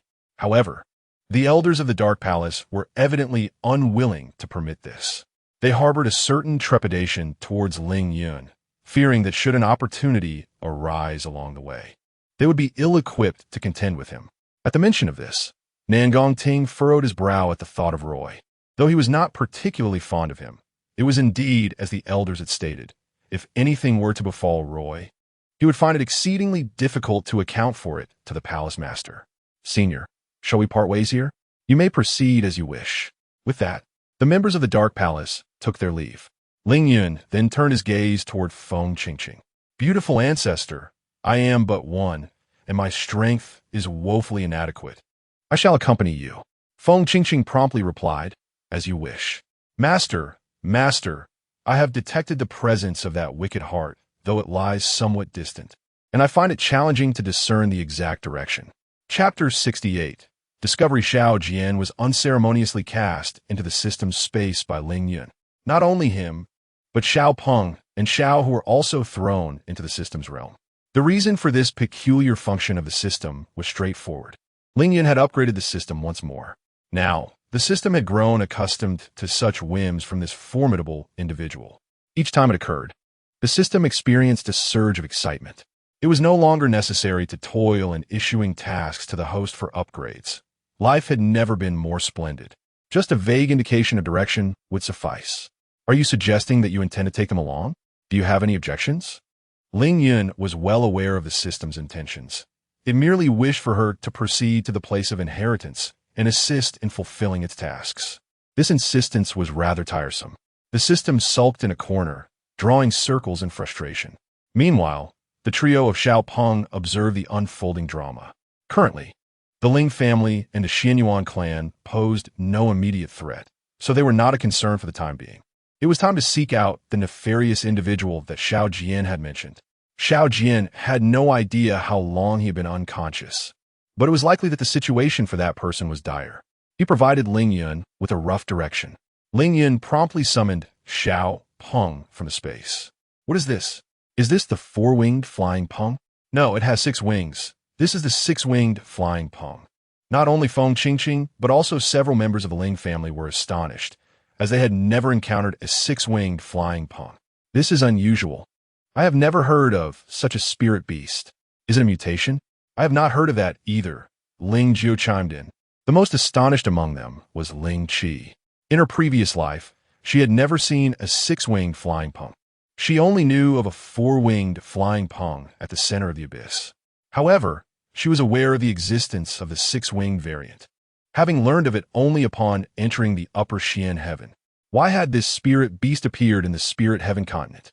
Why did everything differ so dramatically from her past life after her rebirth? You are the one who has mutated. Your entire family has mutated, you sheltered human. The 6-winged flying Peng exploded in fury, directing a vehement roar at Feng Qingqing. Its demeanor was reminiscent of a foul-mouthed vendor in the bustling marketplace. It could not scold a member of its master's family, yet it felt entitled to berate an outsider. Ling Jiu was taken aback by Xiao Peng's antics and hurriedly retreated behind Ling Yun. Master, it appears that your spirit beast has a rather fierce disposition. Upon hearing this, Xiao Peng quivered. Fierce? Am I fierce? I am not fierce. In the next moment, the still fuming Xiao Peng donned an ingratiating smile. Ah, dear human, I assure you, I am a well-mannered spirit beast. I rarely engage in cursing. Ling Yun could not help but twitch her lips and swiftly smacked Xiao Peng on the head. Be serious. Yes, master. Which direction shall we proceed? Of course, master. With that, Xiao Peng immediately reverted to its true form, and Ling Yun leapt onto its back. What are you standing there for? Get on. Observing the others frozen in place, she furrowed her brow. Time was of the essence. Otherwise, she would not have released Xiaoping. Yet, they were genuinely apprehensive. After all, this was a sacred beast, and they feared being flung off. After a moment of hesitation, Lingxi was the first to mount Xiaoping's back. With the ancestor present, what was there to fear? The remaining 3 exchanged glances before they too leapt onto the creature. Xiaoping felt somewhat uneasy being ridden by humans other than the leader, yet there was no alternative. Master, it is just ahead. The aura is growing stronger, Xiaojin exclaimed, jumping within the system space. This time, without needing to be prompted, Ling Yun also sensed a familiar presence leading them to a chasm. Xiaoping's speed diminished, and its body began to descend. Leader, the air here feels strange. I seem to be losing strength, Xiaoping voiced in panic. Xiaoping, find a place to land, Ling Yun instructed, noting the influence of an unknown force on the spirit beast. Suddenly, before they could reach the ground, Xiaoping lost its strength and plummeted from the sky. Ling Yun swiftly leaped, using spiritual energy to catch the others and prevent their fall. Upon landing, Ling Yun checked on Xiaoping's condition, and upon seeing it was unscathed, he felt relieved. Ancestor, is it all right? Leader, it's not your fault. Rest for now. Later, you can retrieve some elixirs from Xiaozi. He then transported Xiaoping into the system space. This time, without needing further instruction, Xiaozi proactively administered elixirs to Xiaoping. Ancestor, something seems amiss here. Not only Ling Yun, but even Ling Qi sensed the anomaly. The path ahead was one they would have to navigate alone. The gases in the air posed no harm to humans, but for spirit beasts, inhalation rendered them weak. Ancestor, it seems we cannot summon our spiritual artifacts. Ling Feng's expression changed. Hearing this, Ling Tian glanced at the group. Esteemed one, it appears something is suppressing the spirit artifacts within everyone, preventing them from being summoned, he stated. Ling Yun soared into the air, observing from above. Indeed, this place was distinct from others, and it was not a formation. It seemed intentionally crafted by someone. It appeared to harbor no malice, merely a desire for those who entered to leave. Yet, the question lingered, what was the purpose behind this? Or was there something here that must remain undisclosed? Nevertheless, the direction indicated by Xiao Jian was unmistakably correct. Master, this is bad. That black-hearted fellow's aura seems to be weakening. What should we do? What should we do? He can't be dying, can he? Woo-woo. Master, please think of a way to save him. Xiao Jian cried in distress. Though it had never seen eye to eye with that black-hearted creature and had not formed a contract, their years of coexistence had fostered some semblance of affection. As for the contract, that black-hearted creature believed it could only belong to its master, which was why it had hesitated to bond with Xiao Jian all this time. It is essential to understand that there has never been a covenant between it and its master. Alas, wicked creature, you must not perish. It has yet to exhaust its strength against him. Observing the small sword in such a state, Ling Yun was taken aback. To capture a divine artifact without any binding contract is indeed a remarkable feat. Do not weep. He shall not come to harm. Although his vitality has waned somewhat, he is not yet at death's door. It appears he is struggling to hold on. She must hasten to locate this individual, lest he truly succumb. Using her mental prowess, she scanned the surroundings. In that instant, the force that had barred others from entering this place suddenly receded. At that moment, as though recognizing a long-lost kin, they parted ways, even guiding Ling Yun towards a particular direction. I have found it. Chapter 69. The pain confirms reality, ancestor. There lies a cliff ahead. Ling Yun exclaimed as she ventured forth, her companions hastily trailing behind her. To their astonishment, they were met with an unfathomable precipice. Could it be yet another deceptive formation? In her previous life, she had witnessed many formation masters employing illusions to bewilder others. However, this was no mere trick. Below lay an abyss of immeasurable depth, seemingly separated from the outside world by an unseen barrier, as if obstructing something ominous. Ling Qi, you shall lead them to seek their own fortunes. The path ahead is no longer suitable for your company. Ling Qi, suddenly addressed, stood momentarily bewildered, unsure of the ancestor's intent. Among their group, she was the youngest. Why was she chosen to lead instead of their elder brother? Was the ancestor intending to part ways with them and descend into the chasm alone? This place is not meant for you, and among you, only your cultivation is sufficiently advanced. Ling Qi's gaze snapped to Ling Yun. Did the ancestor discern her true prowess? Or was there more the ancestor knew? I have known from the very beginning. Known? Known what? I do not comprehend your fears or what you might be concealing. Yet, this is your prerogative. I am not privy to inquire. I merely wish to convey that I can mend the heavens you pierce, is not a mere saying, but a reality that stands true. Thus, you need not suppress your cultivation. Instantly, tears brimmed in Ling Qi's eyes. She had always believed herself to be adept at concealment, unaware that the ancestor had been cognizant all along, yet chose to remain silent. Despite this, the ancestor had treated her equitably, never withholding the resources she deserved.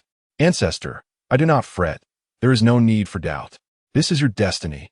The path you choose to tread, whether to relive your past life or forge a new one, remains unimpeded as long as you believe in the worth of your choices. Yes, ancestor, I understand. Initially, she had harbored trepidation regarding her rebirth, gradually distancing herself from her parents and familiar friends. Yet upon hearing the ancestor's words, clarity washed over her. Indeed, she had merely been reborn. It did not render her any less Ling Qi. The others gazed at Ling Yun and Ling Qi in utter confusion, unable to grasp their exchange. However, one thing was clear. Ling Qi's cultivation surpassed theirs? How could that be?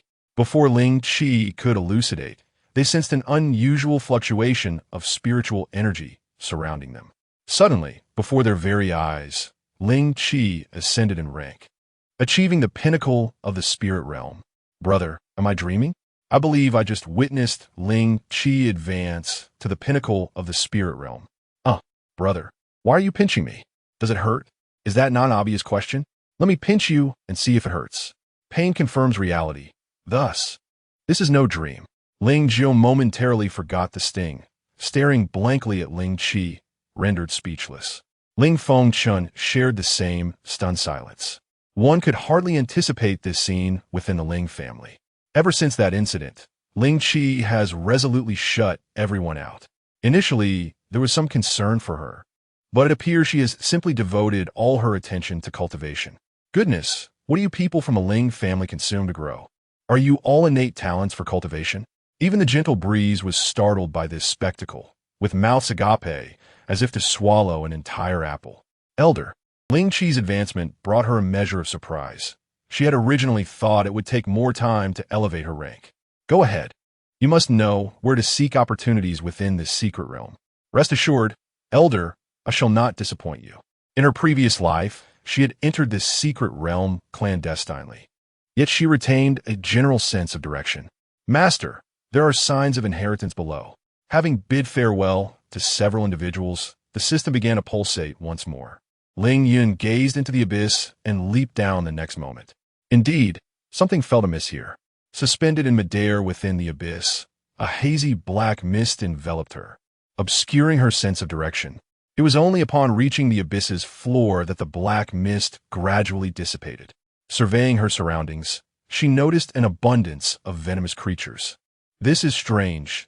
The nefarious Blackheart had not encountered such a multitude of toxins. Could it be that he fled from his previous location here? Ling Yun summoned her small sword, and the surrounding toxic beings seemed to sense a terrifying presence, parting to create a path. Yet, they appeared reluctant to let such a substantial meal escape, lingering nearby in search of an opportunity to strike. At that moment, Ling Yun suddenly sensed something, her brow furrowing involuntarily. How could they be here? Meanwhile, within a cavern, Lu Tianhe and Long Xiu had just crossed paths. Senior brother, junior disciple. Both were taken aback and pleasantly surprised to see one another. Senior brother, did you not accompany master? Lu Tianhe shook his head. It seems we have all been scattered. We entered through the secret realm's entrance and found ourselves here. Me too. I have no idea where this place is. After searching for a long time, I still have not located an exit.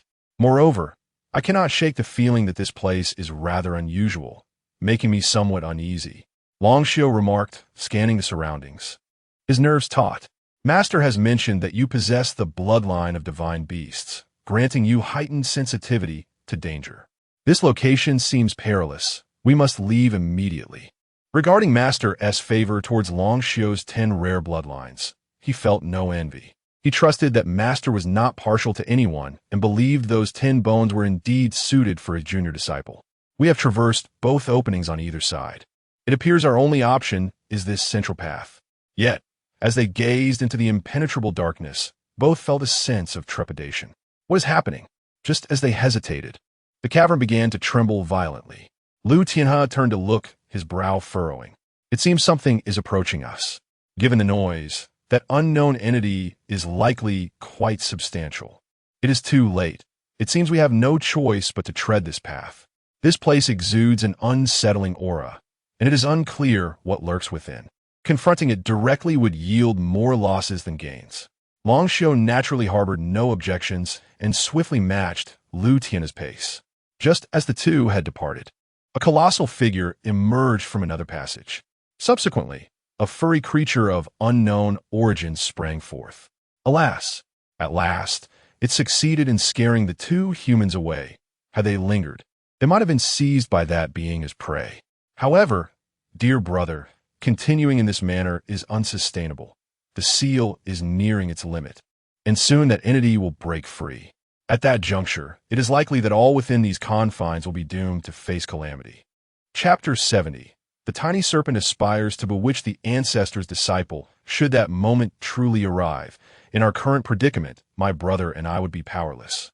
All we can do now is hope that our master returns. Otherwise, this small realm is destined to collapse. Our master has been gone for an interminable duration, and her absence raises the fear that we may have been forgotten. With a sharp slap, I struck my younger brother's furry head upon hearing him speak ill of our master. How dare he utter such nonsense? Our master is not the ungrateful type. She assured us she would return, and perhaps she is merely delayed by unforeseen circumstances. My fluffy younger sibling felt aggrieved. Yet the ferocity in my gaze quelled any rebellion within him. Brother, trouble looms. That creature has gone to attack the human we encountered last time. What? This persistent fiend refuses to relent. Come, let us ascertain what mischief it is up to now. The two of us, resembling fluffy orbs, darted towards another tunnel. Meanwhile, Lu Tianhe and his companion found themselves once again disoriented. This place exuded an unsettling aura. The surroundings were grim, the stone walls shrouded by plants of indeterminate origin, with droplets of an unknown liquid occasionally falling from above. Drip, drop. The echoes within the silent cavern amplified the eeriness. Master brother, look. The stone wall appears to bear inscriptions. Lu Tianhe approached to examine the wall. The characters seemed to have endured the passage of time. Strangely, despite having never encountered such script before, he felt an inexplicable understanding of it. As Lu Tianhe's fingers grazed the inscriptions, they appeared haphazard, emanating an unsettling energy. The more he gazed, the more he felt as though he were becoming possessed, his gaze fixated upon the wall. The characters writhed like a serpent, seemingly animated. Noticing his brother's peculiar state, Long Xiu rushed forward to rouse Lu Tianhe. Yet, no matter how fervently he called, Lu Tianhe remained oblivious. Entranced by the script, as though he beheld his beloved, a sense of alarm welled within Long Xiu, prompting him to forcibly extricate Lu Tianhe from the stone wall. However, as he reached out, a chilling gaze bore into him from behind. Turning around, he found nothing. Master brother. Turning back, Lu Tianhe had inexplicably vanished from beside the wall. Master brother. Master brother. Long Xiu frantically searched, yet not a trace of Lu Tianhe remained. Curse it! The inscriptions on the stone wall had also evaporated. Lu Tianhe had not truly vanished. Instead, he had been drawn into another realm by the very words he had touched. His eyes were vacant, as if under some spell, advancing emotionlessly towards an unseen destination. Hiss, hiss, hiss, a series of bone-chilling sounds reverberated around him. Gradually, the noise intensified and drew nearer. Lu Tianhe arrived at a stone gate, adorned with the engraving of a serpent possessing a lengthy body and wings, its scales intricately patterned. Though an ordinary design, it emanated an aura of unique mystery. The stone gate appeared as if it were vigilantly guarded. As Lu Tianhe approached, it opened of its own accord. In that fleeting moment, a chilling scene unfolded. Surrounding him were various serpents coiling upon the ground, seemingly entranced, their heads raised and tongues flickering. The sound of their tongues was spine-tingling. Yet, Lu Tianhe remained unfazed, even as a white serpent coiled around his foot, unnoticed. His gaze remained steadfast ahead as he advanced. In the center stood a stone statue of a serpent, mirroring the one above the gate. At that moment, the statue appeared almost lifelike, its eyes fixated intently on Lu Tianhe. The white serpent at his feet recoiled, as if startled. "Child, you have arrived." A voice, ambiguous in gender, resonated in Lu Tianhe's ears, but he showed no reaction, halting at the stone's edge. On the opposite side lay a waterway, teeming with serpents, densely packed. Then, a miraculous event transpired. The serpents in the water swam toward Lu Tian's feet, connecting one after another to form a bridge. He stepped upon it, moving closer to the serpent statue. Suddenly, the statue stirred. Lu Tianhe remained oblivious, continuing toward it. "Child, come, hurry over," the beguiling voice persisted. He stood before the statue, entranced, reaching out to caress it, gradually leaning in. At that moment, a faint smile graced his lips, as if he had found solace in a maternal embrace. "This is not good. The human seems to have trespassed into the realm of that creature seal," exclaimed two plush entities, their bodies trembling. "No, how'd he end up there?" They hastened, realizing that not only had the human not fled, but had ventured further into the sealed domain. Uncertainty loomed as to whether the misfortune belonged to the human or the two brothers. They could not afford to be careless. Their pace quickened. Should that creature succeed, all their efforts would be rendered futile. They resolved that before their master returned, that entity must not breach the seal. Meanwhile, Ling Yun, still engaged in neutralizing surrounding toxins and searching for an entrance, suddenly altered her demeanor, narrowing her eyes in a dangerous gaze toward a particular direction. Before the system could comprehend the situation, Ling Yun accelerated, unleashing her spiritual energy. All the surrounding toxins seemed to sense an overwhelming terror and fled in panic. "Master, what troubles you?" Xiao Jian sensed Ling Yun's unease, observing her apparent anger with concern. "Humph, a mere serpent dares to ensnare my disciple, seeking death." Ling Yun fumed, unleashing a formidable surge of spiritual energy that shattered the stone barrier. Long Xiu seemed to have heard the voice of his master, and he quickly followed the sound. "Brother, I believe I heard the master's voice." "I heard it too." Just as the fluffy creature was about to rush towards the place of the seal, it suddenly halted and swiftly flew in the direction of Ling Yun. The serpent statue nearby was startled by Ling Yun's voice. Upon hearing it, an inexplicable sense of familiarity washed over it. Could she have returned? Impossible, how could that be? After all, it had personally sensed the complete dissipating of her life force long ago. Yet, contemplating that individual's formidable strength, it found itself uncertain. Regardless, a century ago, it had missed its chance. Today, having finally lured the destined child of humanity here, it vowed to shatter this damned seal at all costs. Chapter 71. Ling Yun, Master? Beast, seeking death.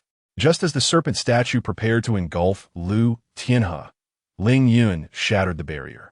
In an instant, a sharp sword was plunged directly into the serpent statue. A dreadful scream echoed throughout the cave. "Brother, is that the voice of that creature? Let us move."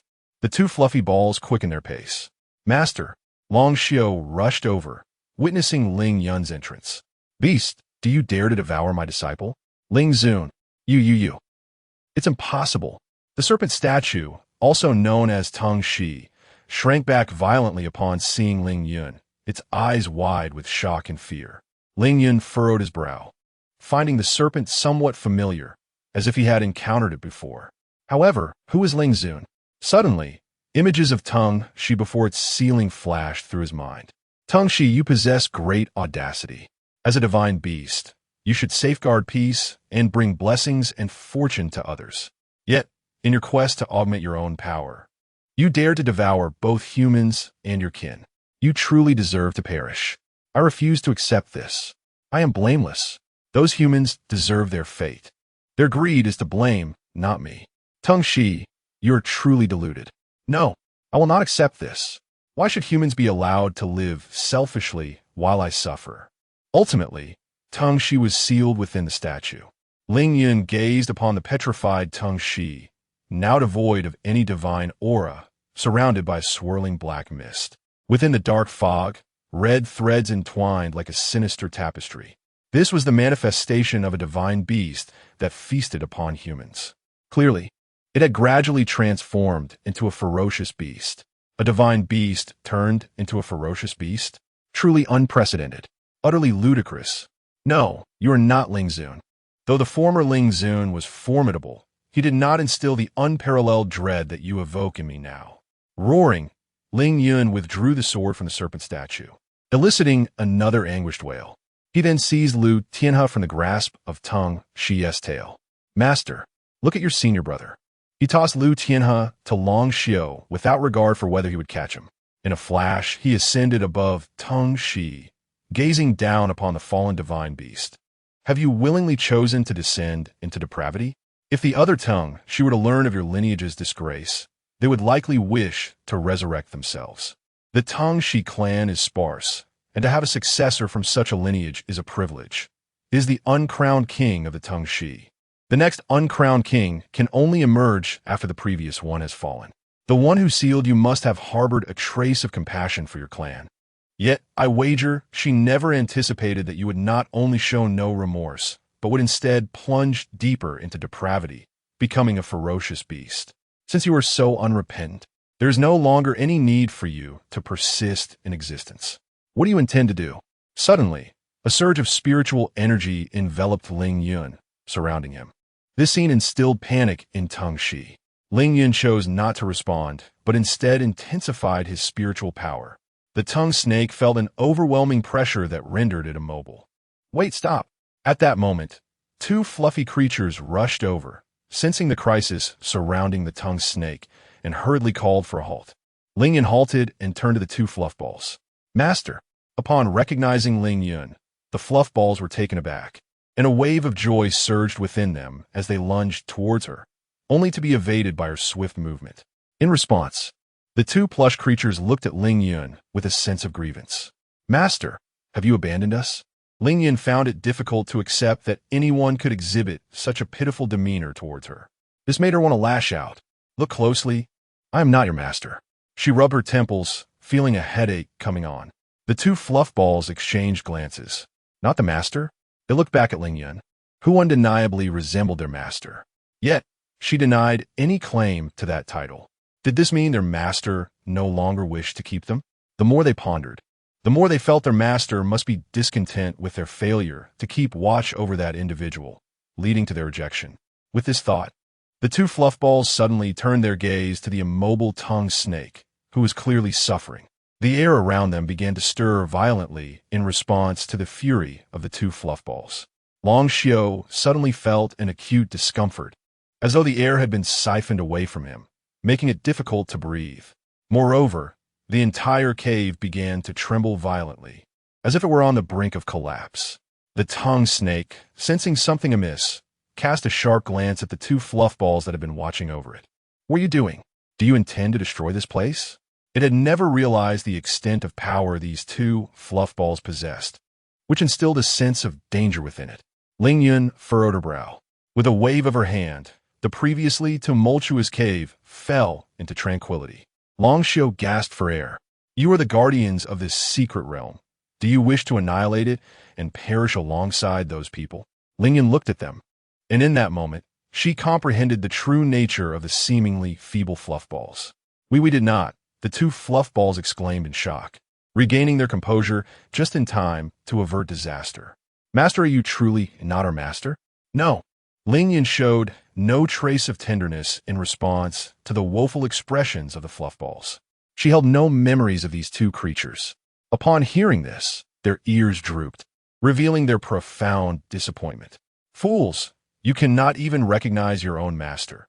Do you not see the vast difference in strength between this person and Ling Zun?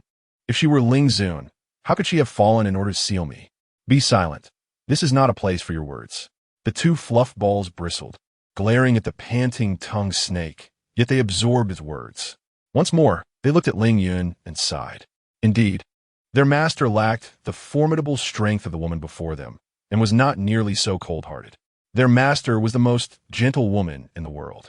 If they had an owner, they would never gaze upon them with sorrowful tears. My lord, I beg your pardon. We have mistaken the person. The master once said that acknowledging one's mistakes and correcting them is of utmost importance. They are noble guardians. A mistake is merely a mistake, and they would never stubbornly refuse to accept it. Pray tell, why did you just prevent me from ending its life? Once again, my gaze fell upon the serpent. Perhaps, due to the fury of the two small ones, the seal was shaken, and much of its petrification had crumbled away. Yet it remained frozen in place, unable to move, for Ling Yun had restrained its actions. Previously, a human had inadvertently wandered into this realm, disrupting the seal, which led to the serpent ensnaring that individual in a state of confusion. Now, the human remains entrapped in its enchantment. To rescue them, the serpent must personally break the spell, lest the human perish as a consequence. Chapter 72. Eyes that do not desire. I can extract them for you humans? Yes, my lord. Fortunately, we discovered it in time, allowing my brother and me to protect that human.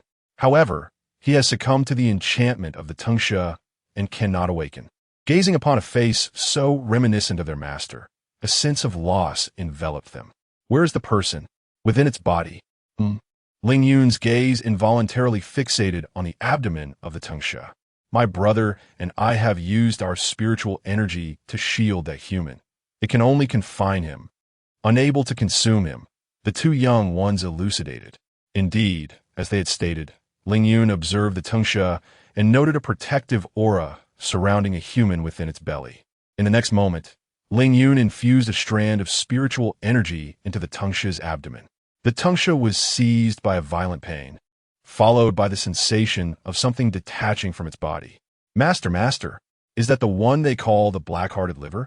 Xiao Jian darted from behind Ling Yun, swirling above the figure. Hey, black-hearted liver, wake up. I brought the master to rescue you. Xiao Jian called out to Mou. Yet the latter offered no response, causing Xiao Jian to grow anxious. Master. Ling Yun turned to Mou, whose visage resembled finely chiseled jade, with distinct contours. Undeniably a handsome man. Observing his features invoked a sense of familiarity, and inexplicably, she felt no aversion toward him. She rummaged through her mind for memories related to him. However, despite the familiarity, she could uncover no concrete recollections. It's all right. He is alive, merely ensnared by the curse of the Tungsha clan. Even if I were to perish, I would never lift the curse within this human.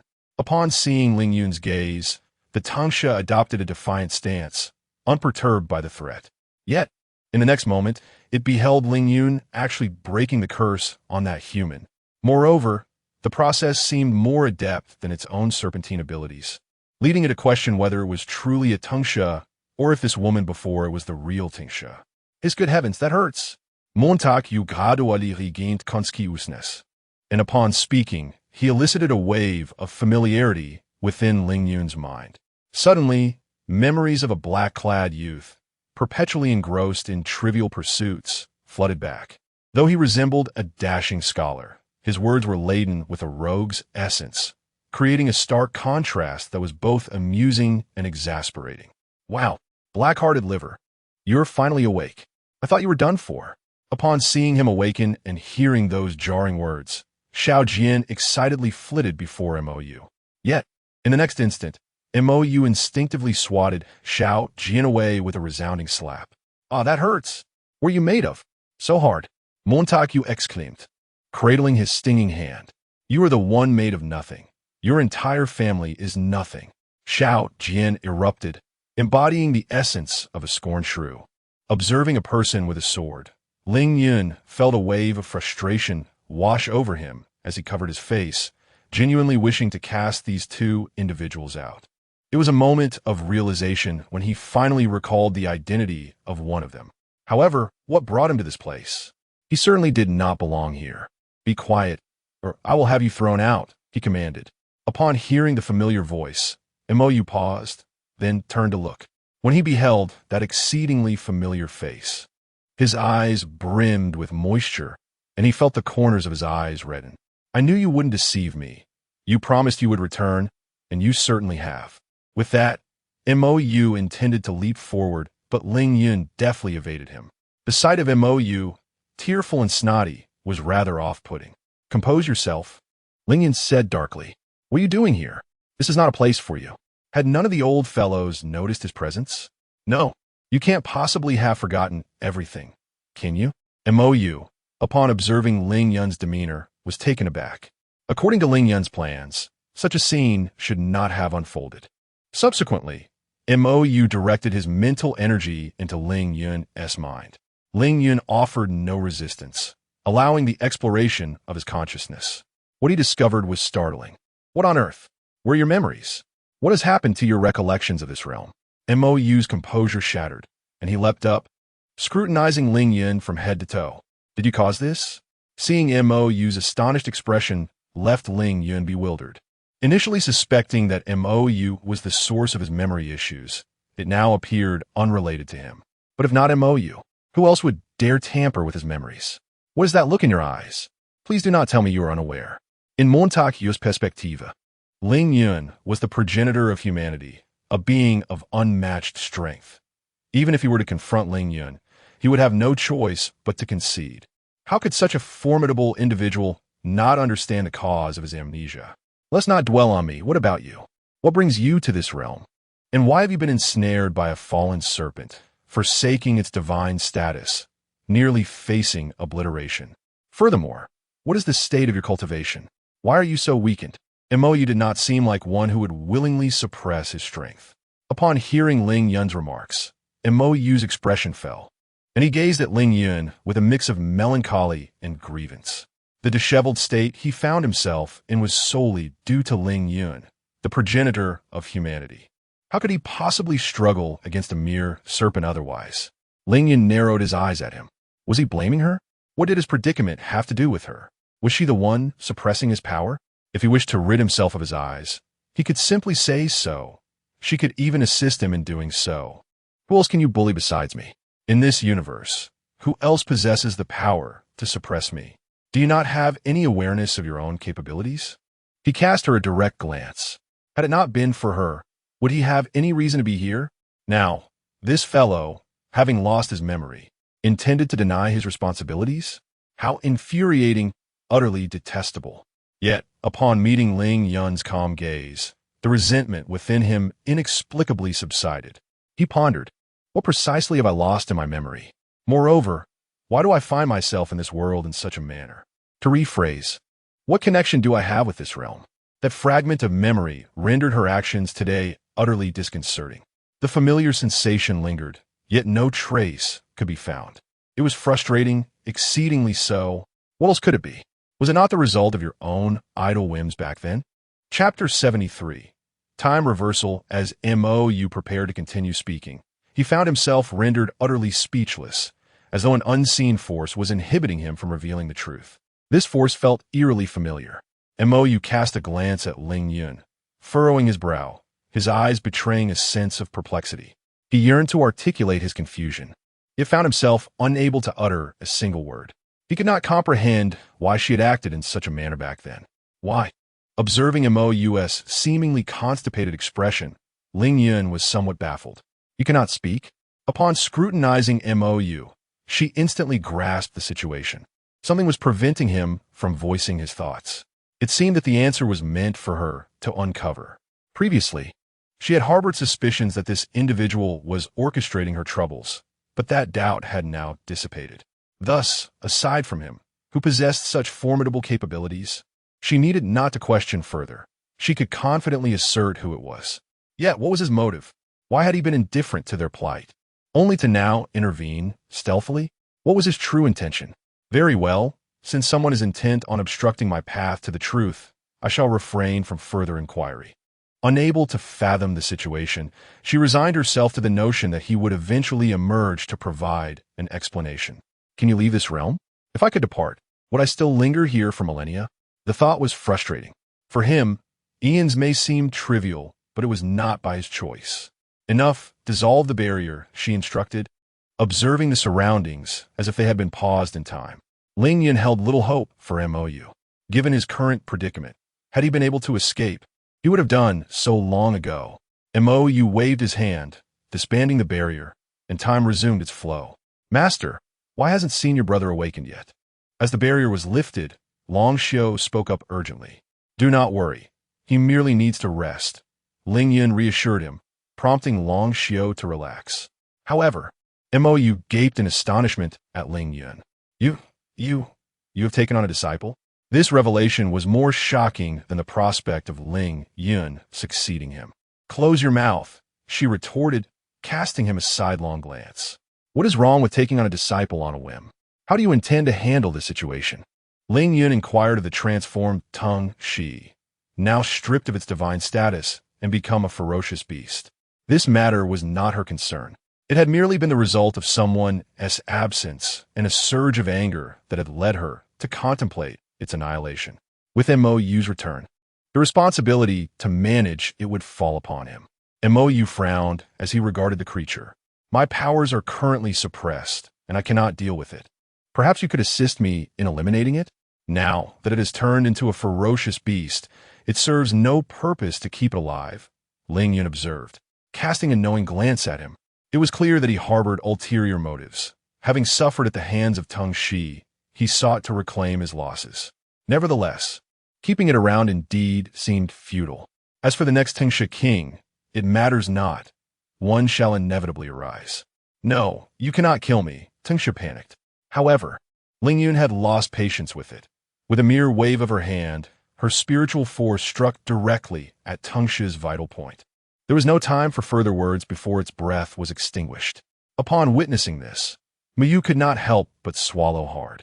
This fellow remained as ruthless as ever, speaking little yet acting decisively, showing no mercy. With Teng Shi's demise, the toxic gas outside began to dissipate. This place is not a secret realm. Ling Yun observed the two small guardians still in a daze. The two little ones nodded in unison, responding, "My lord, this is indeed not a secret realm, but a small world. However, since our master departed, the rules of this small world have gradually begun to fade, leading to spatial chaos, which allowed others to enter.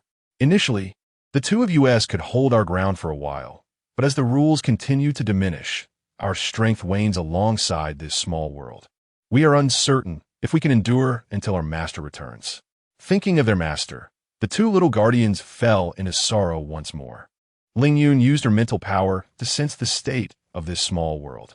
Indeed, the strength of the rules had begun to fade, forming a secret realm. It seemed that within a few years, the two guardians would vanish alongside the disappearance of the rules' power. She felt a curious intrigue about who their master was, possessing such ability to create a small realm. "Are you planning to use time reversal?" Mou inquired, noticing Ling Yun's demeanor. "Why not? This world seems to impose no constraint upon me. In any other world, I would invariably feel the influence of the rules." At this, Mou curled his lips in disdain. To be influenced would be absurd. Nevertheless, he conceded that even without any restrictions, he could not match her strength, especially in her current state. Longxiu looked at his master with confusion, occasionally glancing at Mou. From the beginning, he found it peculiar. This person seemed to be acquainted with his master, and their rapport appeared quite amicable. He had never seen anyone so relaxed in his master's presence. Yet, the most perplexing aspect for him was their conversation. He understood every word, yet when strung together, he grasped not a single sentence. The two little guardians sensed a force probing them, yet they could not resist. They suddenly turned their gaze towards Ling Yun. They understood that this powerful figure before them was formidable, yet they did not expect to feel such fear. In their own territory, they found themselves unable to exert control. Thus, the two little ones tacitly refrained from resistance, knowing it would be futile. In the midst of time reversal, Ling Yun beheld a woman bearing an identical visage to her own, yet she was certain this person was not herself. The woman wore a flowing white gown, her smile radiant, akin to the warm breeze of spring, bringing comfort. This was a quality Ling Yun had never possessed. Most importantly, the woman's eyes seemed to convey an emotion that eluded her understanding, a sentiment she had often observed in the eyes of those consumed by infatuation. Surrounding her, in addition to the two diminutive guardians, were numerous contracted beasts. "Master, do you truly deserve this?" "I do not know." "Do not know? Then why persist in this endeavor?" "Perhaps I still harbor some hope for him, a hope that one day he might return, and when that time comes, we could escape the clutches of this world and dwell in our own little realm. But, Master, it is impossible for you and him. The divine rulers of your clans would never permit your union, nor could the heavenly Tao tolerate it. When the divine retribution descends, you would be utterly powerless to avert it." The spirit beasts surrounding the girl implored her to reconsider. Upon hearing their words, a melancholic aura enveloped the young woman. "I know, we all know, how much better it would be if we could be a little more selfish. Otherwise, why have we arrived at this lamentable state? Chapter 74. Ancestor of Humanity. Have you ever loved? The woman spoke with a hint of self-deprecation, her eyes vacant and unfocused. The contract beasts by her side sensed their master's sorrow, and one by one, they fell silent. They wished to shield her from distress. Yet they also feared the repercussions of divine retribution. Ling Yun was perplexed. What kind of union could provoke such severe consequences from the heavens? Suddenly, the scene shifted to a realm shrouded in darkness, the air thick with the scent of blood. All around lay the remnants of countless corpses, humans, beasts, celestial beings, demons, and even souls from the underworld. In the midst of this chaos stood a man and a woman, besieged on all sides. Ling, do you truly forsake all life in your obstinacy? The divine sovereign questioned. I do not comprehend, she replied. We are merely in love. How could this incite the annihilation of our races? Is it solely because I am a princess of a celestial clan, and he is the revered monarch of the demon clan? Their hands were clasped tightly, their gazes locked solely upon each other. They had come to know and cherish one another, even willing to relinquish their powers and bloodlines for the sake of their union. Yet, to their astonishment, their powers did not wane, but rather intensified overnight. The sacrifice of their bloodline powers merely led to a rebirth. The divine sovereign remained silent, lost in thought. Why waste words with them? Simply separate the two, suggested another voice. Indeed, another chimed in. You, the esteemed monarch of the demon clan, disregard the lives of your kin. You are unworthy to lead them. A chorus of voices arose, each expressing their disdain, eager to see the couple dealt with swiftly. However, the bloodline powers within them were not something that could be extinguished easily. I once believed that after the previous incident, you would grasp your own destiny. The divine sovereign began, her voice heavy with age. Yet it seems you remain unable to let go. Therefore, I shall not keep anything from you. At that moment, Ling and the demon monarch turned their gazes toward the divine sovereign. Have you not always yearned to understand why we oppose your union? Allow me to enlighten you. You are the embodiment of light, while he is the embodiment of darkness. Upon hearing this, their pupils dilated in shock. They were all too familiar with the significance of the light and dark embodiments. It was said that those with the light embodiment were harbingers of illumination, while those of the dark embodiment were the bearers of shadow. They were destined to represent the future of both realms. Light and dark could not coexist. Thus, their lives were fated to be apart. Yet, against all odds, they had fallen in love. The union of light and darkness was a burden beyond their capacity to bear. The direst consequence would be the divine balance being disrupted, resulting in their execution by celestial decree. Yet, with the arrival of such punishment, the world itself would crumble, ultimately leading to its annihilation and rebirth. In that moment, Ling's resolve began to waver, transforming into unease. The demon monarch sensed her turmoil. He remained silent, holding her hand with unwavering strength. He loved her, and thus, he understood her deeply. At the instant the divine sovereign unveiled their true identities, he recognized that Ling had made her choice. Was it that she did not love him enough? No, she loves him, even at the cost of her own life. Yet, she cannot be as indifferent to others as he is. Regardless of your choices, I shall respect you and follow your heart. Unsurprisingly, Ling chose the world. From that moment on, the two never met again. It was also on that day that Emotion vanished. The scene shifted once more. Ling found herself back in the small world she had painstakingly created. At this moment, all her contract beasts had been released. Upon seeing her, a smile reminiscent of the warm spring breeze no longer graced her face. Instead, an aura of desolation enveloped her. Suddenly, Ling turned to gaze in the direction of Ling Yun. Ancestor of humanity, do you believe my initial decision was right or wrong?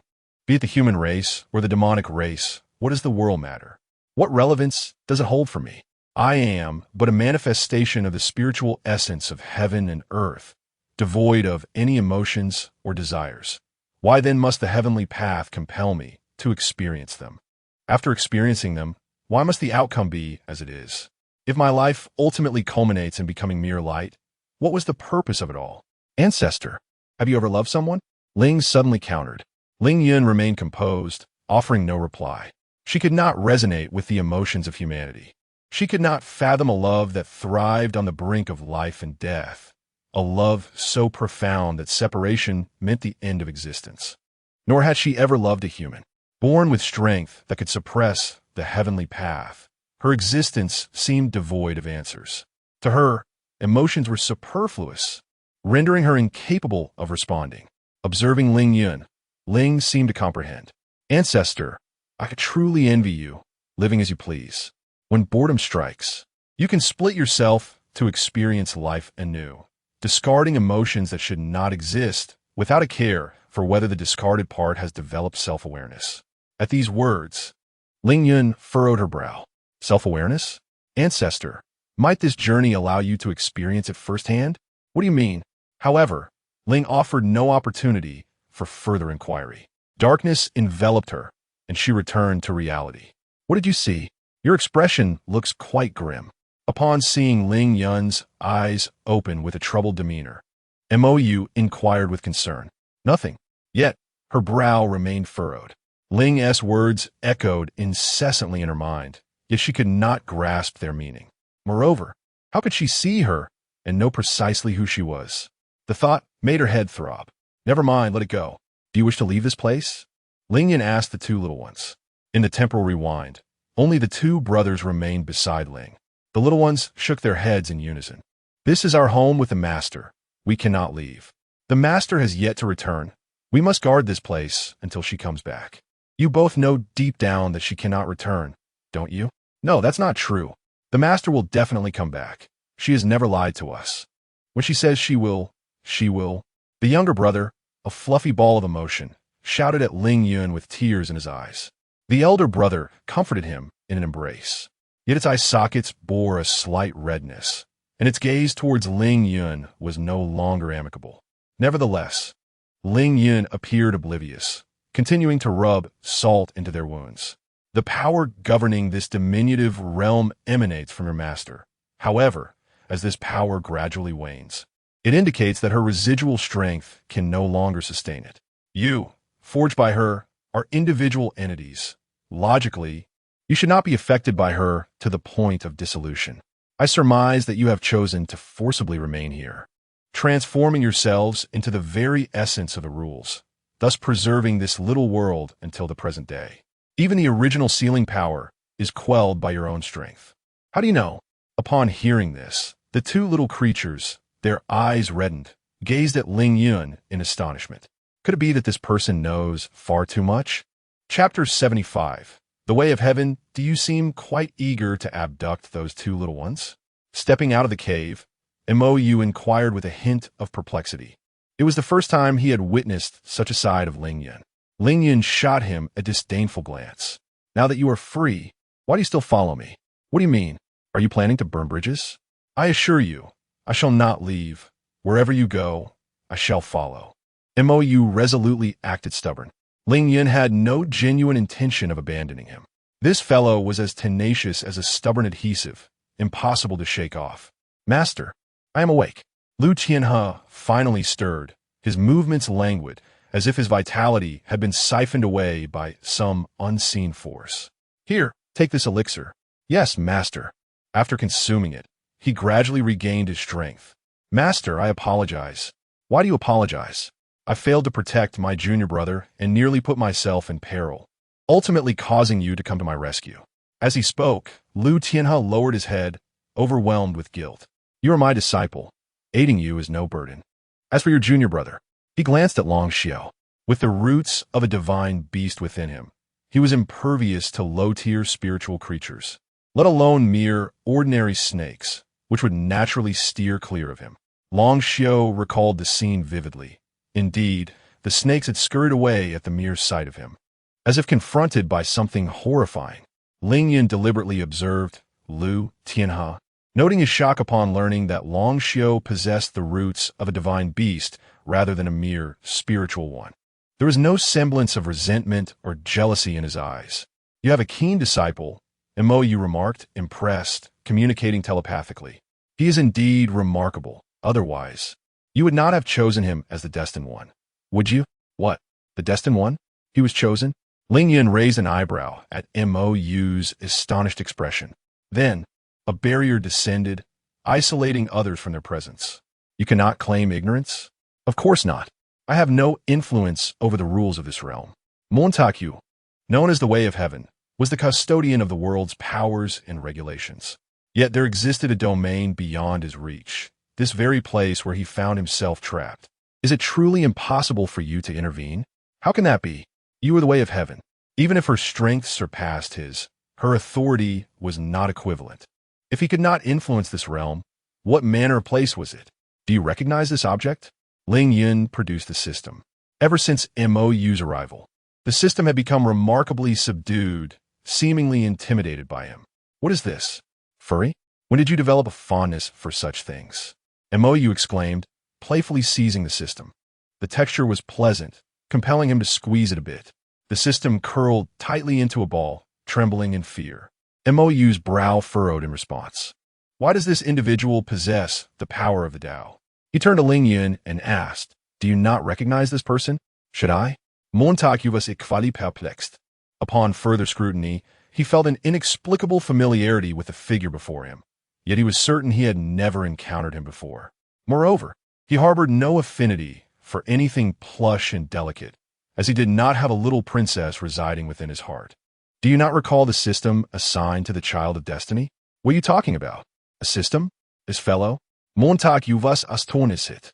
This individual bore no resemblance to the system he had created. I crafted him a body and upgraded him, yet the residual aura indeed emanates from you. Mo delved into the system's essence using the power of the Tao, eager to investigate further. However, no sooner had he sensed a trace of the Tao's power than the system immediately triggered an alarm. Warning, warning, invasion of foreign entities detected. Warning, warning, invasion of foreign entities detected. Warning, warning, invasion of foreign entities detected. The system's form began to tremble violently, as if it were on the verge of self-destruction. Initially unfazed, Mo intended to continue his probing, only to be abruptly ejected by an unseen force. Who am I? Where am I? What am I doing? Mo was utterly bewildered. In that fleeting moment, he realized that the entity in his grasp indeed seemed to originate from his own creation. Yet he retained no recollection of this system. This should not be. He was not like that fellow Ling Yun, who frequently erased memories from his mind. More importantly, if it were his creation, the system should not have been able to expel him. Could it be? Mo glanced at Ling Yun, who awkwardly averted her gaze. He pondered internally. Perhaps she had inadvertently altered some settings during the system's upgrade, resulting in its rejection of the Tao's exploration. I ask you, how many times have you led me into this predicament? Mo was at a loss for words. It was always the same, and he bore the brunt of the consequences. The system quivered in fear. It had never anticipated encountering the Tao again. Even more terrifying was Ling Yun. It never crossed its mind that this formidable being was acquainted with the Tao. Most perplexingly, why did the Tao seem to view her as a younger sibling? Did you drink counterfeit wine back then? How could you create such a foolish system? Ling Yun recounted to Mo how she had mistakenly bound the system to the wrong host and inadvertently caused the original to suffer. She did not forget to taunt him a couple of times. Mo remained silent. He should not have made such a basic error. Even if the system formed from the power of the Tao was bound to the wrong host, it should not pose a threat to the child of destiny. Ultimately, it would choose self-destruction. Ling Yun had initially shared the same doubts. However, the power of the Tao within the system was unmistakable, leading her to conclude that this was indeed a mistake of the Tao. Yet, upon reflection, although the Tao's strength was inferior to hers, it would never err. For it is the Tao, the sovereign of the laws of creation. Yet, the system's mistakes were undeniably real. So where lay the flaw? As she extracted items from the system, a sense of familiarity grew within her. Some of these items seemed reminiscent of those she had disdainfully discarded. Do you need to recycle this? The system trembled slightly. Recycle? Surely not. After all this time with the boss, she is still contemplating its reclamation. I am currently unable to do so. Mo expressed her frustration. What a waste. She muttered, casting Mo a disapproving glance. Hey. One should not resort to personal attacks like that. Montag irritated, visibly irate. Yet Ling Yun offered not a single glance in her direction. Shall I assist you in disposing of it? She suggested, noting that this item was rather superfluous and had a penchant for incessantly repeating tasks in her ear. Perhaps it's best to refrain. I lack the means to conjure another system at present. Such ambition, she quipped, merely voicing her thoughts. This system still possessed the power of the heavenly Tao. Had MOU not been in such a predicament, its destruction might have been feasible. Now, however, the look in her eyes suggested she was once again inclined to violence. Chapter 76. What should I call you? Senior? Master Uncle? Oh, esteemed one, please do not abandon me. I still possess considerable value. At worst, I shall refrain from undertaking tasks. The system conveyed its unease. Why does this esteemed individual constantly contemplate its destruction? Refusing to complete tasks was its final act of defiance. Ling Yun ignored it. The heavenly laws governing this realm were far too feeble. Forsaking tasks was not a viable option. Yet, she was reluctant. Senior brother, what do you believe is the relationship between our master and that individual? Dragon Xiao inquired, observing Ling Yun and MOU within the barrier. They could not overhear their conversation, but their expressions suggested that the matters being discussed were likely complex. Lu Tianhe shook his head, admitting his ignorance. He did not possess a deep understanding of their master. Junior brother, I wish to explore this secret realm, Lu Tianhe suddenly declared. Dragon Xiao was somewhat taken aback, but soon understood. After the recent encounter with the Tongsha, he realized that despite his exceptional innate talent, his cultivation level did not suffice. He needed to grow stronger, to become even more formidable. It was not merely about protecting their master. He wanted the world to recognize that their master's disciples were not mere waste, despite possessing extraordinary physiques. Senior brother, I too wish to venture out for some training. The two brothers exchanged knowing smiles. Then let us agree to see whose cultivation progresses more swiftly before the conclusion of this secret realm. Agreed. Thus, the two brothers made their pact. As Ling Yun exited the barrier, she chanced upon the two of them appearing to make an agreement. Master, are you both planning to embark on your own training journey? Her perceptive nature was evident. She could discern their intentions without prompting. Lu Tianhe momentarily paused before regaining his composure. In his eyes, their master was an omnipotent being. Go if you wish. I shall never impose restrictions upon your endeavors. Yes, master. Then my junior brother and I shall take our leave. Go forth. Each person has their own path to tread. Wait. At that moment, MOU called out to the two, leaving Ling Yun somewhat puzzled as to his intentions. During our first encounter, I lacked a proper greeting gift, so I shall bestow upon you several excellent techniques, he said, offering no opportunity for refusal. A surge of divine consciousness entered their minds, instantly filling their thoughts with a plethora of techniques, each of unknown rank, yet undoubtedly powerful. Senior what? Call me Master Uncle. Bang! As soon as MOU finished speaking, Ling Yun delivered a merciless kick, sending him flying several yards away. It was evident that her strike held no mercy. Is why are you so ruthless? Do you not realize I am quite fragile at present? You do not fear accidentally killing me? MOU returned, feigning grievance. Lu Tianhe and Dragon Xiao could not help but twitch at the corners of their mouths. Fragile? The demeanor he has displayed is hardly one of fragility. Rest assured, even if I were to reduce you to a pulp, you would not perish. Would you care to test that theory? Upon perceiving the enigmatic smile on Ling Yun's face, MOU shuddered and retreated repeatedly. All right, I concede. I was merely jesting. Must you be so ruthless? He exclaimed. Do you wish for me to be gentle? Very well. Shall I demonstrate now? No, that won't be necessary. You are my sister, my true sister. Is that sufficient? MOU dared not to test the waters. He could hardly withstand it. If those fellows were to witness his predicament, they would surely mock him with serves you right. He was acutely aware that he had never gained favor in Ling Yun's presence. Yet he still provoked her. Was that not deserving of reproach? Senior, the items you have bestowed upon us are far too valuable, Lu Tianhe interjected, but was met with a dismissive wave. Valuable? They are merely a few broken cultivation techniques. Were it not for the current circumstances preventing my return, I would have arranged a bit of fortune for you. Liu Tianhe and his companion were rendered speechless. A few broken techniques?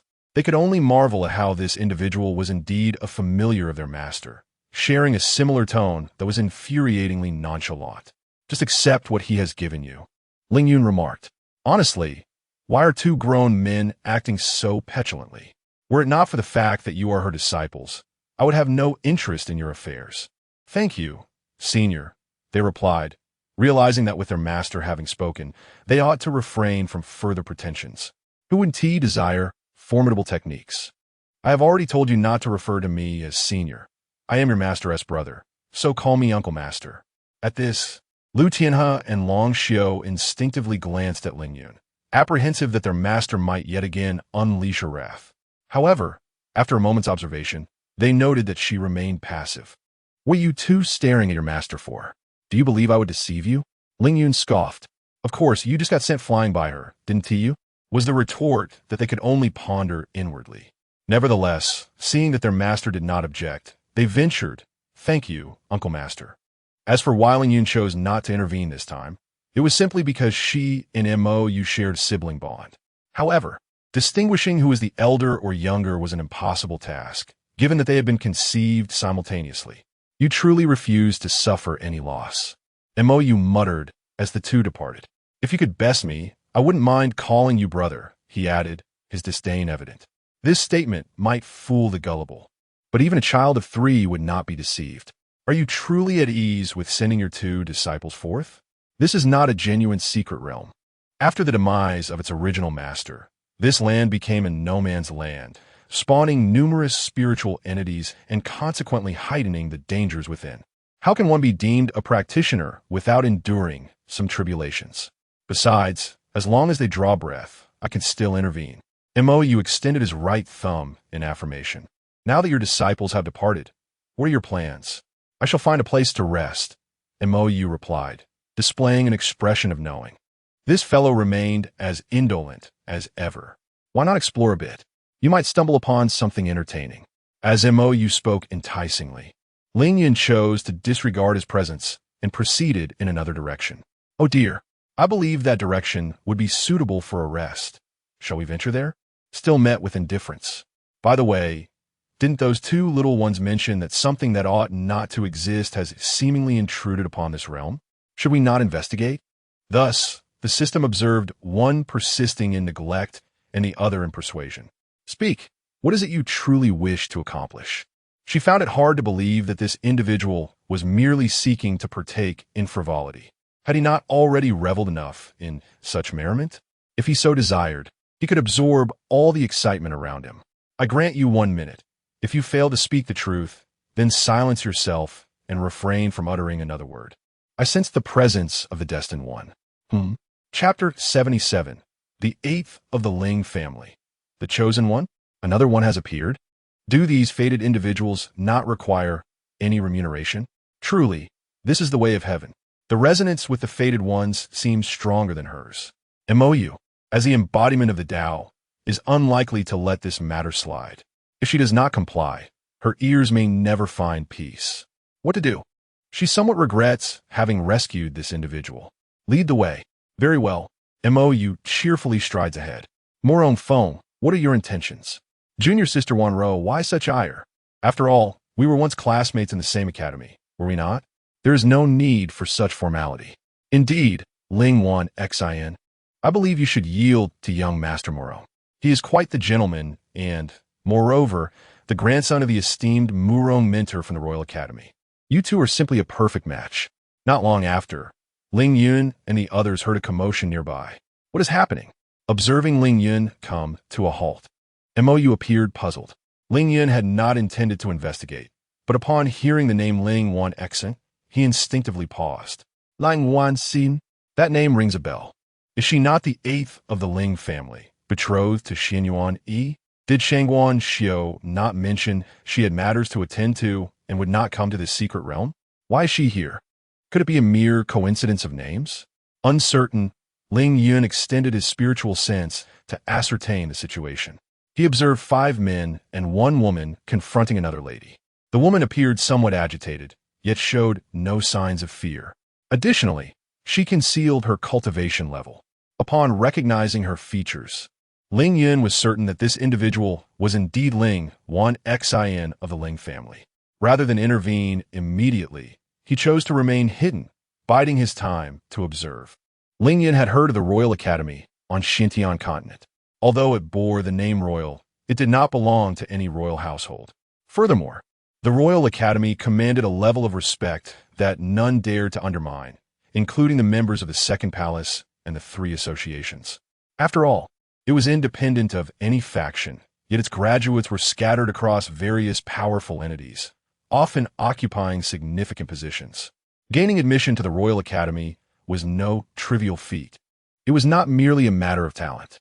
Once admitted, regardless of one's background or wealth, every individual was treated equally as a student. Each graduate of the Royal Academy emerged as a legendary figure. This phenomenon led to a frenzy during the Academy's recruitment seasons, compelling other factions to adjust their own talent searches accordingly, lest they suffer dire consequences. Junior Sister 1xin. You must be well aware that from the very first moment I laid eyes on you, I was captivated. I had hoped to engage in a meaningful conversation, but who would have anticipated your sudden withdrawal? As Murong Feng spoke, his gaze fixated on Ling Yun, internally reflecting after years apart. I never expected Ling Yun to have blossomed into such a captivating beauty, especially that figure. It leaves one in a state of uncertainty.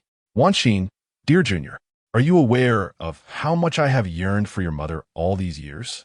You truly make it difficult for me to find you. This, of course, is a fabrication. After Ling Wanxin departed, he indeed made some inquiries. However, his knowledge of Ling Wanxin was scant. He had no idea where her family resided, rendering his search futile. As for the thought of the similarly named 8th Miss of the Ling family, he had never even considered that possibility. Even if he had, he lacked the audacity to approach the Ling family. Ultimately, he was left with nothing but disappointment. Murong Feng, it seems that after years apart, you have forgotten the humiliation of being stripped and hung in the woods by me. Observing Murong Feng's detestable demeanor, Ling Wanxin's restraint in not immediately retaliating could be seen as a testament to her good temper. Yet, this scoundrel not only failed to show any restraint, but continued to gaze at her with that loathsome look, which was truly infuriating. She somewhat regretted not having been more decisive in the past. Otherwise, why would he still dare to act so brazenly before her? Murong Feng, upon Ling Wanxin's reminder, found his expression instantly awkward. The others clearly recalled the events of that day, each stifling their laughter, fearful of inciting Murong Feng's wrath. The sight of them with their heads bowed and shoulders trembling only served to make their already unattractive faces even more so. From a young age, Ling Wanxin was a beauty, thus never lacking suitors. However, unlike her appearance, she was not gentle. She devoted herself entirely to cultivation. Consequently, she was the youngest student ever admitted to the Royal Academy.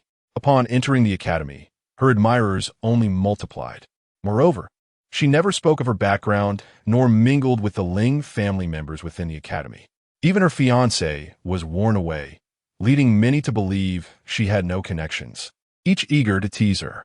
The outcome was predictable. Although young, her prowess was formidable. One by one, they were soundly dealt with, including Murong Feng himself. From that moment on, those who wished to tease her had to first consider their own capabilities. Later, in less than half a year, she caught the attention of the Holy Temple's leader, who took her on as a personal disciple, thus departing from the Royal Academy. Ling Wanxin, put away that self-satisfied demeanor of yours. Do you still think I am the same Murong Feng from back then? With a scowl, Murong Feng wished he could tear her apart on the spot. Ling Wanxin, let me tell you, no matter your talent, what does it matter? After leaving the Royal Academy, you squandered a promising future. With your current level of cultivation, you would likely struggle to withstand even a single strike from me. However, he then wore a repugnant expression, fixating his gaze on Ling Wanxin's chest. Ling Wanxin's face darkened. But if you agree to become my woman and serve me well, I will pretend that the past never occurred and will ensure your safety within this secret realm. As he spoke, Murong Feng seemingly sought to flaunt his prowess, deliberately showcasing his cultivation. Ling Wanxin regarded him as if he were a fool, unable to comprehend how such a person could still be alive. Given his demeanor, it would be nothing short of miraculous for him to escape death. Ling Yuan, you see how much our young Master Morong values you. Why not accept his affections? Do not let the opportunity to be with such an admirable man slip away, for regret would come too late. Indeed, if I were a woman, what would I be waiting for? I would have agreed long ago. The others, reveling in the commotion, joined in the jest. Yet among them, the sole female presence wore a countenance of disdain upon first sight of Ling Yuan, as if she had encountered an enemy. Ling Yuan feigned ignorance, choosing to disregard them. Their words suggested that perhaps it was she who lacked discernment, and thus. Chapter 78. The Empress Ling Yuan gazed menacingly at Murong Feng. Before she could finish her words, she drew her sword without hesitation. The onlookers were caught off guard, only to hear Murong Feng clutching his lower body, emitting a piercing cry of agony. Brother Feng. The woman was still in shock when Murong Feng collapsed, her eyes widening in horror at the blood staining his lower body. Murong Feng let out a heart-wrenching scream, his body convulsing violently. Ling Yuan, you. The woman could scarcely believe the madness of Ling Yuan, who had dared to. Not just her, but everyone present understood the gravity of Murong Feng's plight. Instinctively, they felt a chill in their own lower regions, subconsciously covering themselves and clenching their legs tight. Was Ling Yuan truly insane? Murong Feng was the beloved grandson of Master Morong and the last of his line. This act would surely lead to the extinction of the Morong family. They had always known her to be unhinged, but she had become even more deranged over the years. Even Ling Yun, hidden in the shadows, was taken aback. The eighth member of the Ling family was indeed ruthless. Suddenly sensing something amiss beside her, Mou turned to look. She saw Mou's legs tightly squeezed together, her face contorted in discomfort. This young girl, so seemingly innocent, was exhibiting an alarming ruthlessness. Where had she learned such sinister techniques? The sight was enough to elicit discomfort. Ling Yuan, pain surged through Murong Feng like a relentless tide, assaulting his every nerve. He clenched his teeth, blood seeping from the corners of his mouth, and roared in fury, akin to a beast cornered in desperation. He glared at Ling Yuan, an inferno of rage igniting in his eyes. Struggling to rise, he longed to strip Ling Yuan bare and cast her into the jaws of a beast. Yet even that would not quell his current wrath. Ling Yuan, however, appeared utterly unfazed, regarding him as if he were nothing more than a lifeless object. Something was off about this girl, Mou remarked suddenly, her previous discomfort replaced by vigilant scrutiny of Ling Yuan. Ling Yun also sensed the anomaly. The demeanor Ling Yuan exhibited was incongruent with her age and experience. It was far too mature. Had it been Ling Qi, there would have been no surprise. Wait, sister, it seems she harbors more than one soul within her. Mou did not find Ling Yun's address to her bothersome. Although her current cultivation was not as formidable as in her prime, she still possessed the ability to discern that which should not exist. Ling Yun observed Ling Yuan with keen insight. At this moment, she was likely no longer the Ling Yuan they knew. Her body had been overtaken by another presence. Unlike Ling Qi, who had undergone a rebirth with a soul in harmony, Ling Yuan's body seemed to harbor an additional soul, an external entity. Yet, this spirit appeared to pose no harm to Ling Yuan. Rather, it was protecting her body. In short order, Ling Yun discerned the truth. The soul that had latched onto Ling Yuan was no ordinary spirit. It was the essence of a sovereign empress. In light of this, Ling Yun truly feels wearied. What exactly is the situation with the Ling family? Why do all the fated individuals seem to gather there? The fated individual discovered the empress's bearer, Ling Yuan. Just as Ling Yun confirmed her thoughts, the previously silent system suddenly activated. Ling Yun was taken aback, and then somewhat surprised. Why was it that this time, it could sense the fated individual when it had failed to do so in previous instances? Boss, do you believe me when I say I didn't mean to interrupt? The system expressed its own helplessness. It had not intended to speak. However, due to its programming, it was unable to avoid this. How was it able to identify the fated individual so swiftly this time? Ling Yun's remark caused the system to pause. Indeed, how had it managed to discover this so quickly? Was it perhaps because the heavenly Tao was nearby?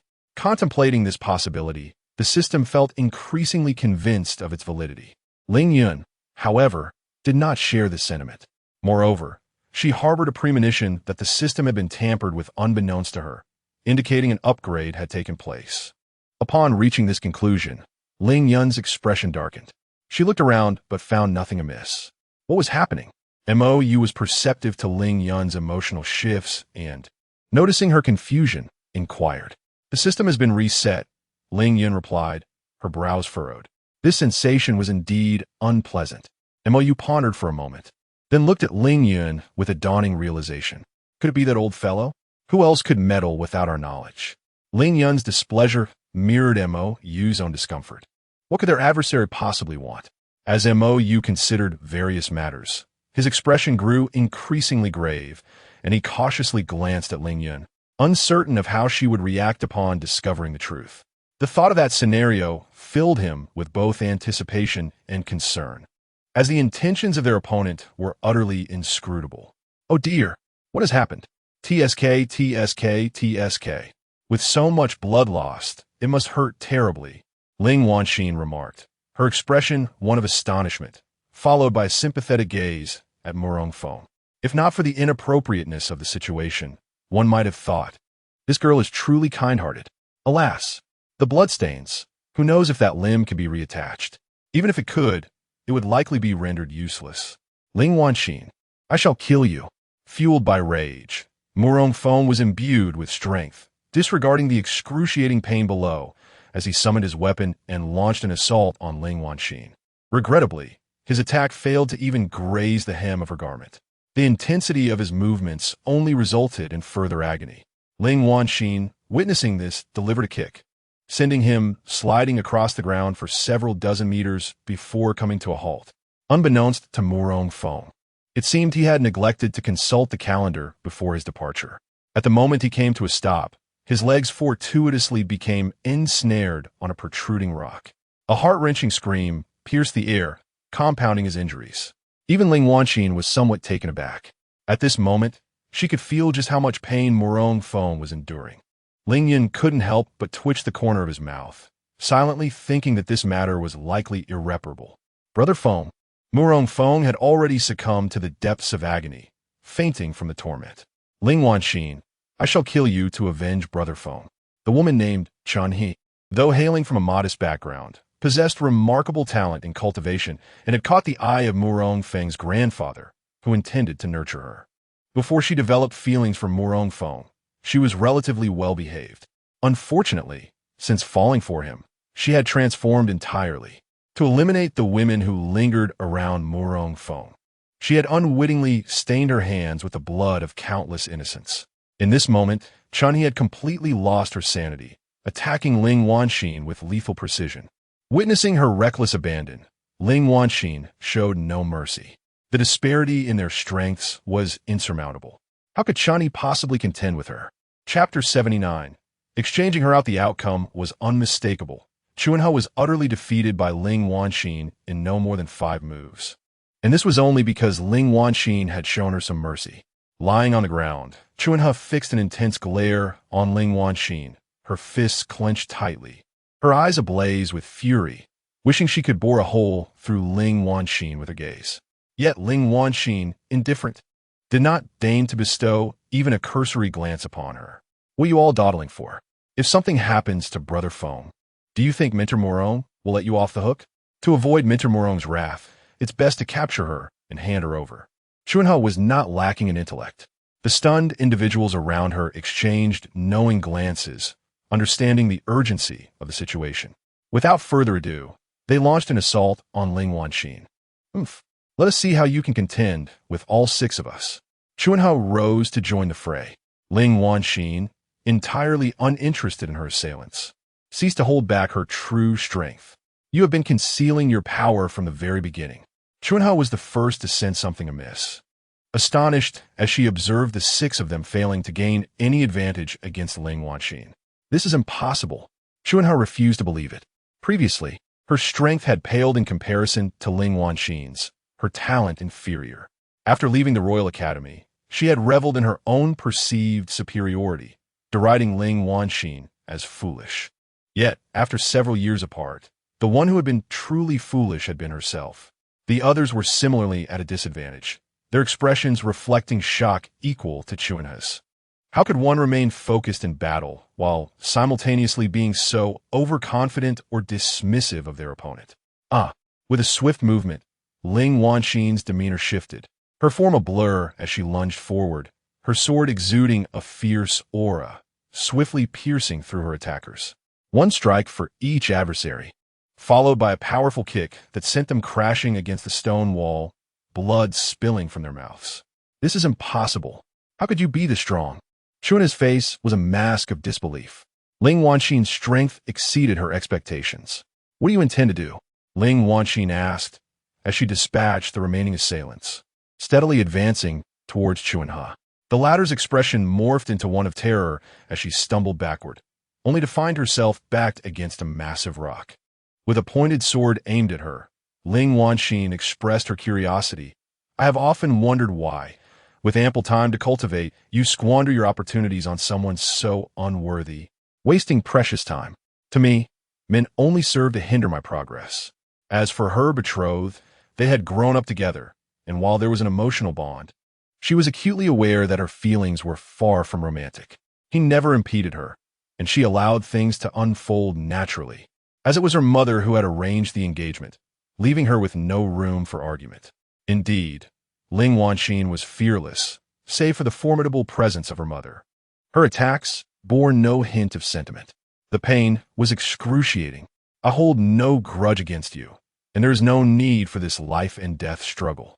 Chuanha was momentarily taken aback by Ling Wanxin's inquiry, her gaze shifting to Murong Feng, lost in thought. Upon witnessing this, Ling Wanxin withdrew her weapon. At the moment she turned, she failed to notice the venomous gaze that Chuanha cast upon her. What on earth was this girl thinking? Was she truly letting go of an enemy intent on her demise? Ling Yun furrowed her brow in contemplation. Was there truly such a simpleton in the Ling family? This could lead to significant repercussions. However, in the next instant, Ling Yun's lips curled into a faint smile. As she suspected, given the Ling family's demeanor, it would be quite challenging to produce a fool among their descendants. Ling Wanxin, meet your end. With a fierce determination, Chuanha channeled all her spiritual power into her sword, intent on delivering a fatal blow to Ling Wanxin. Just as Chuanha believed Ling Wanxin was destined to perish at her hands, a triumphant smile graced her face. Yet, Ling Wanxin had long been prepared. She confronted the attack head-on, skillfully deflecting Chuanha's blade. With a sickening thrust, the sword pierced Chuanha, causing her smile to freeze in an expression of disbelief. How could this be possible? Ultimately, she fell, her eyes wide open in shock. The other youths looked on, terror-stricken. Their eyes widened in disbelief. She killed Chuanha? What do you intend to do? As Ling Wanxin suddenly turned her gaze towards them, they recoiled in fear, their faces pale and cold sweat dripping from their brows. Their hearts raced, nearly leaping into their throats. However, Ling Wanxin paid them no further attention and turned to leave. Yet, she had scarcely taken a few steps when a series of muffled groans erupted behind her, followed by the sound of bodies collapsing. Turning around, she beheld the youths, their eyes wide open, rendered utterly silent. Ling Wanxin was taken aback, her senses heightened as she scanned her surroundings. Little girl, do you not understand the wisdom of removing the roots of the weeds? A spring breeze will only cause them to sprout anew. Ling Yun appeared before Ling Wanxin. Upon seeing the woman before her, Ling Wanxin's initial reaction was shock, followed by a sense of familiarity, and then, "You are our ancestor." Ling Wanxin's gaze shifted from Ling Yun to the figure beside her, MOU. Unfamiliar, unrecognized, easily disregarded. Ling Yun was hardly surprised by Ling Wanxin's recognition. She approached the fallen youths. "So you're the eighth? Your prowess is indeed commendable. They pose no threat to you. However, do not forget, if you can resolve all issues at once, why leave yourself with complications?" As she spoke, she moved towards the unconscious Murong Feng and proceeded to deal with him without mercy. The swift manner in which she acted left Ling Wanxin momentarily stunned. She mused. Has the ancestor been observing from the shadows for a considerable time? Nevertheless, contemplating the ancestor's words, she frowned slightly, her gaze resting upon Muron Fong and his companions. Should they be allowed to depart, it was certain they would inform the Royal Academy. This would indeed pose a significant problem. Failing to consider this at the time was her oversight. The ancestor's admonition was valid. She vowed never to err again. Her time had always been devoted to cultivation, leaving little room for contemplation of such matters. Ling Yun silently scrutinized Ling Wanxin, who felt increasingly uneasy under his gaze. Ancestor, why do you look at me so? Is there something on my face? Perhaps a smear of blood? She instinctively reached up to wipe her face. Bring her out. Huh? Who? For a moment, Ling Wanxin was taken aback. Ancestor, are you speaking to me? She glanced around. Apart from the ancestor and herself, there was only the unfamiliar man. Clearly, the ancestor was not addressing him. Little girl, your ancestor wishes for you to summon the one within you. Ling Wanxin's body jolted. She abruptly turned her gaze from MOU to the ancestor. How could they possibly know? She had believed that in this realm, no one could discover her existence except for herself.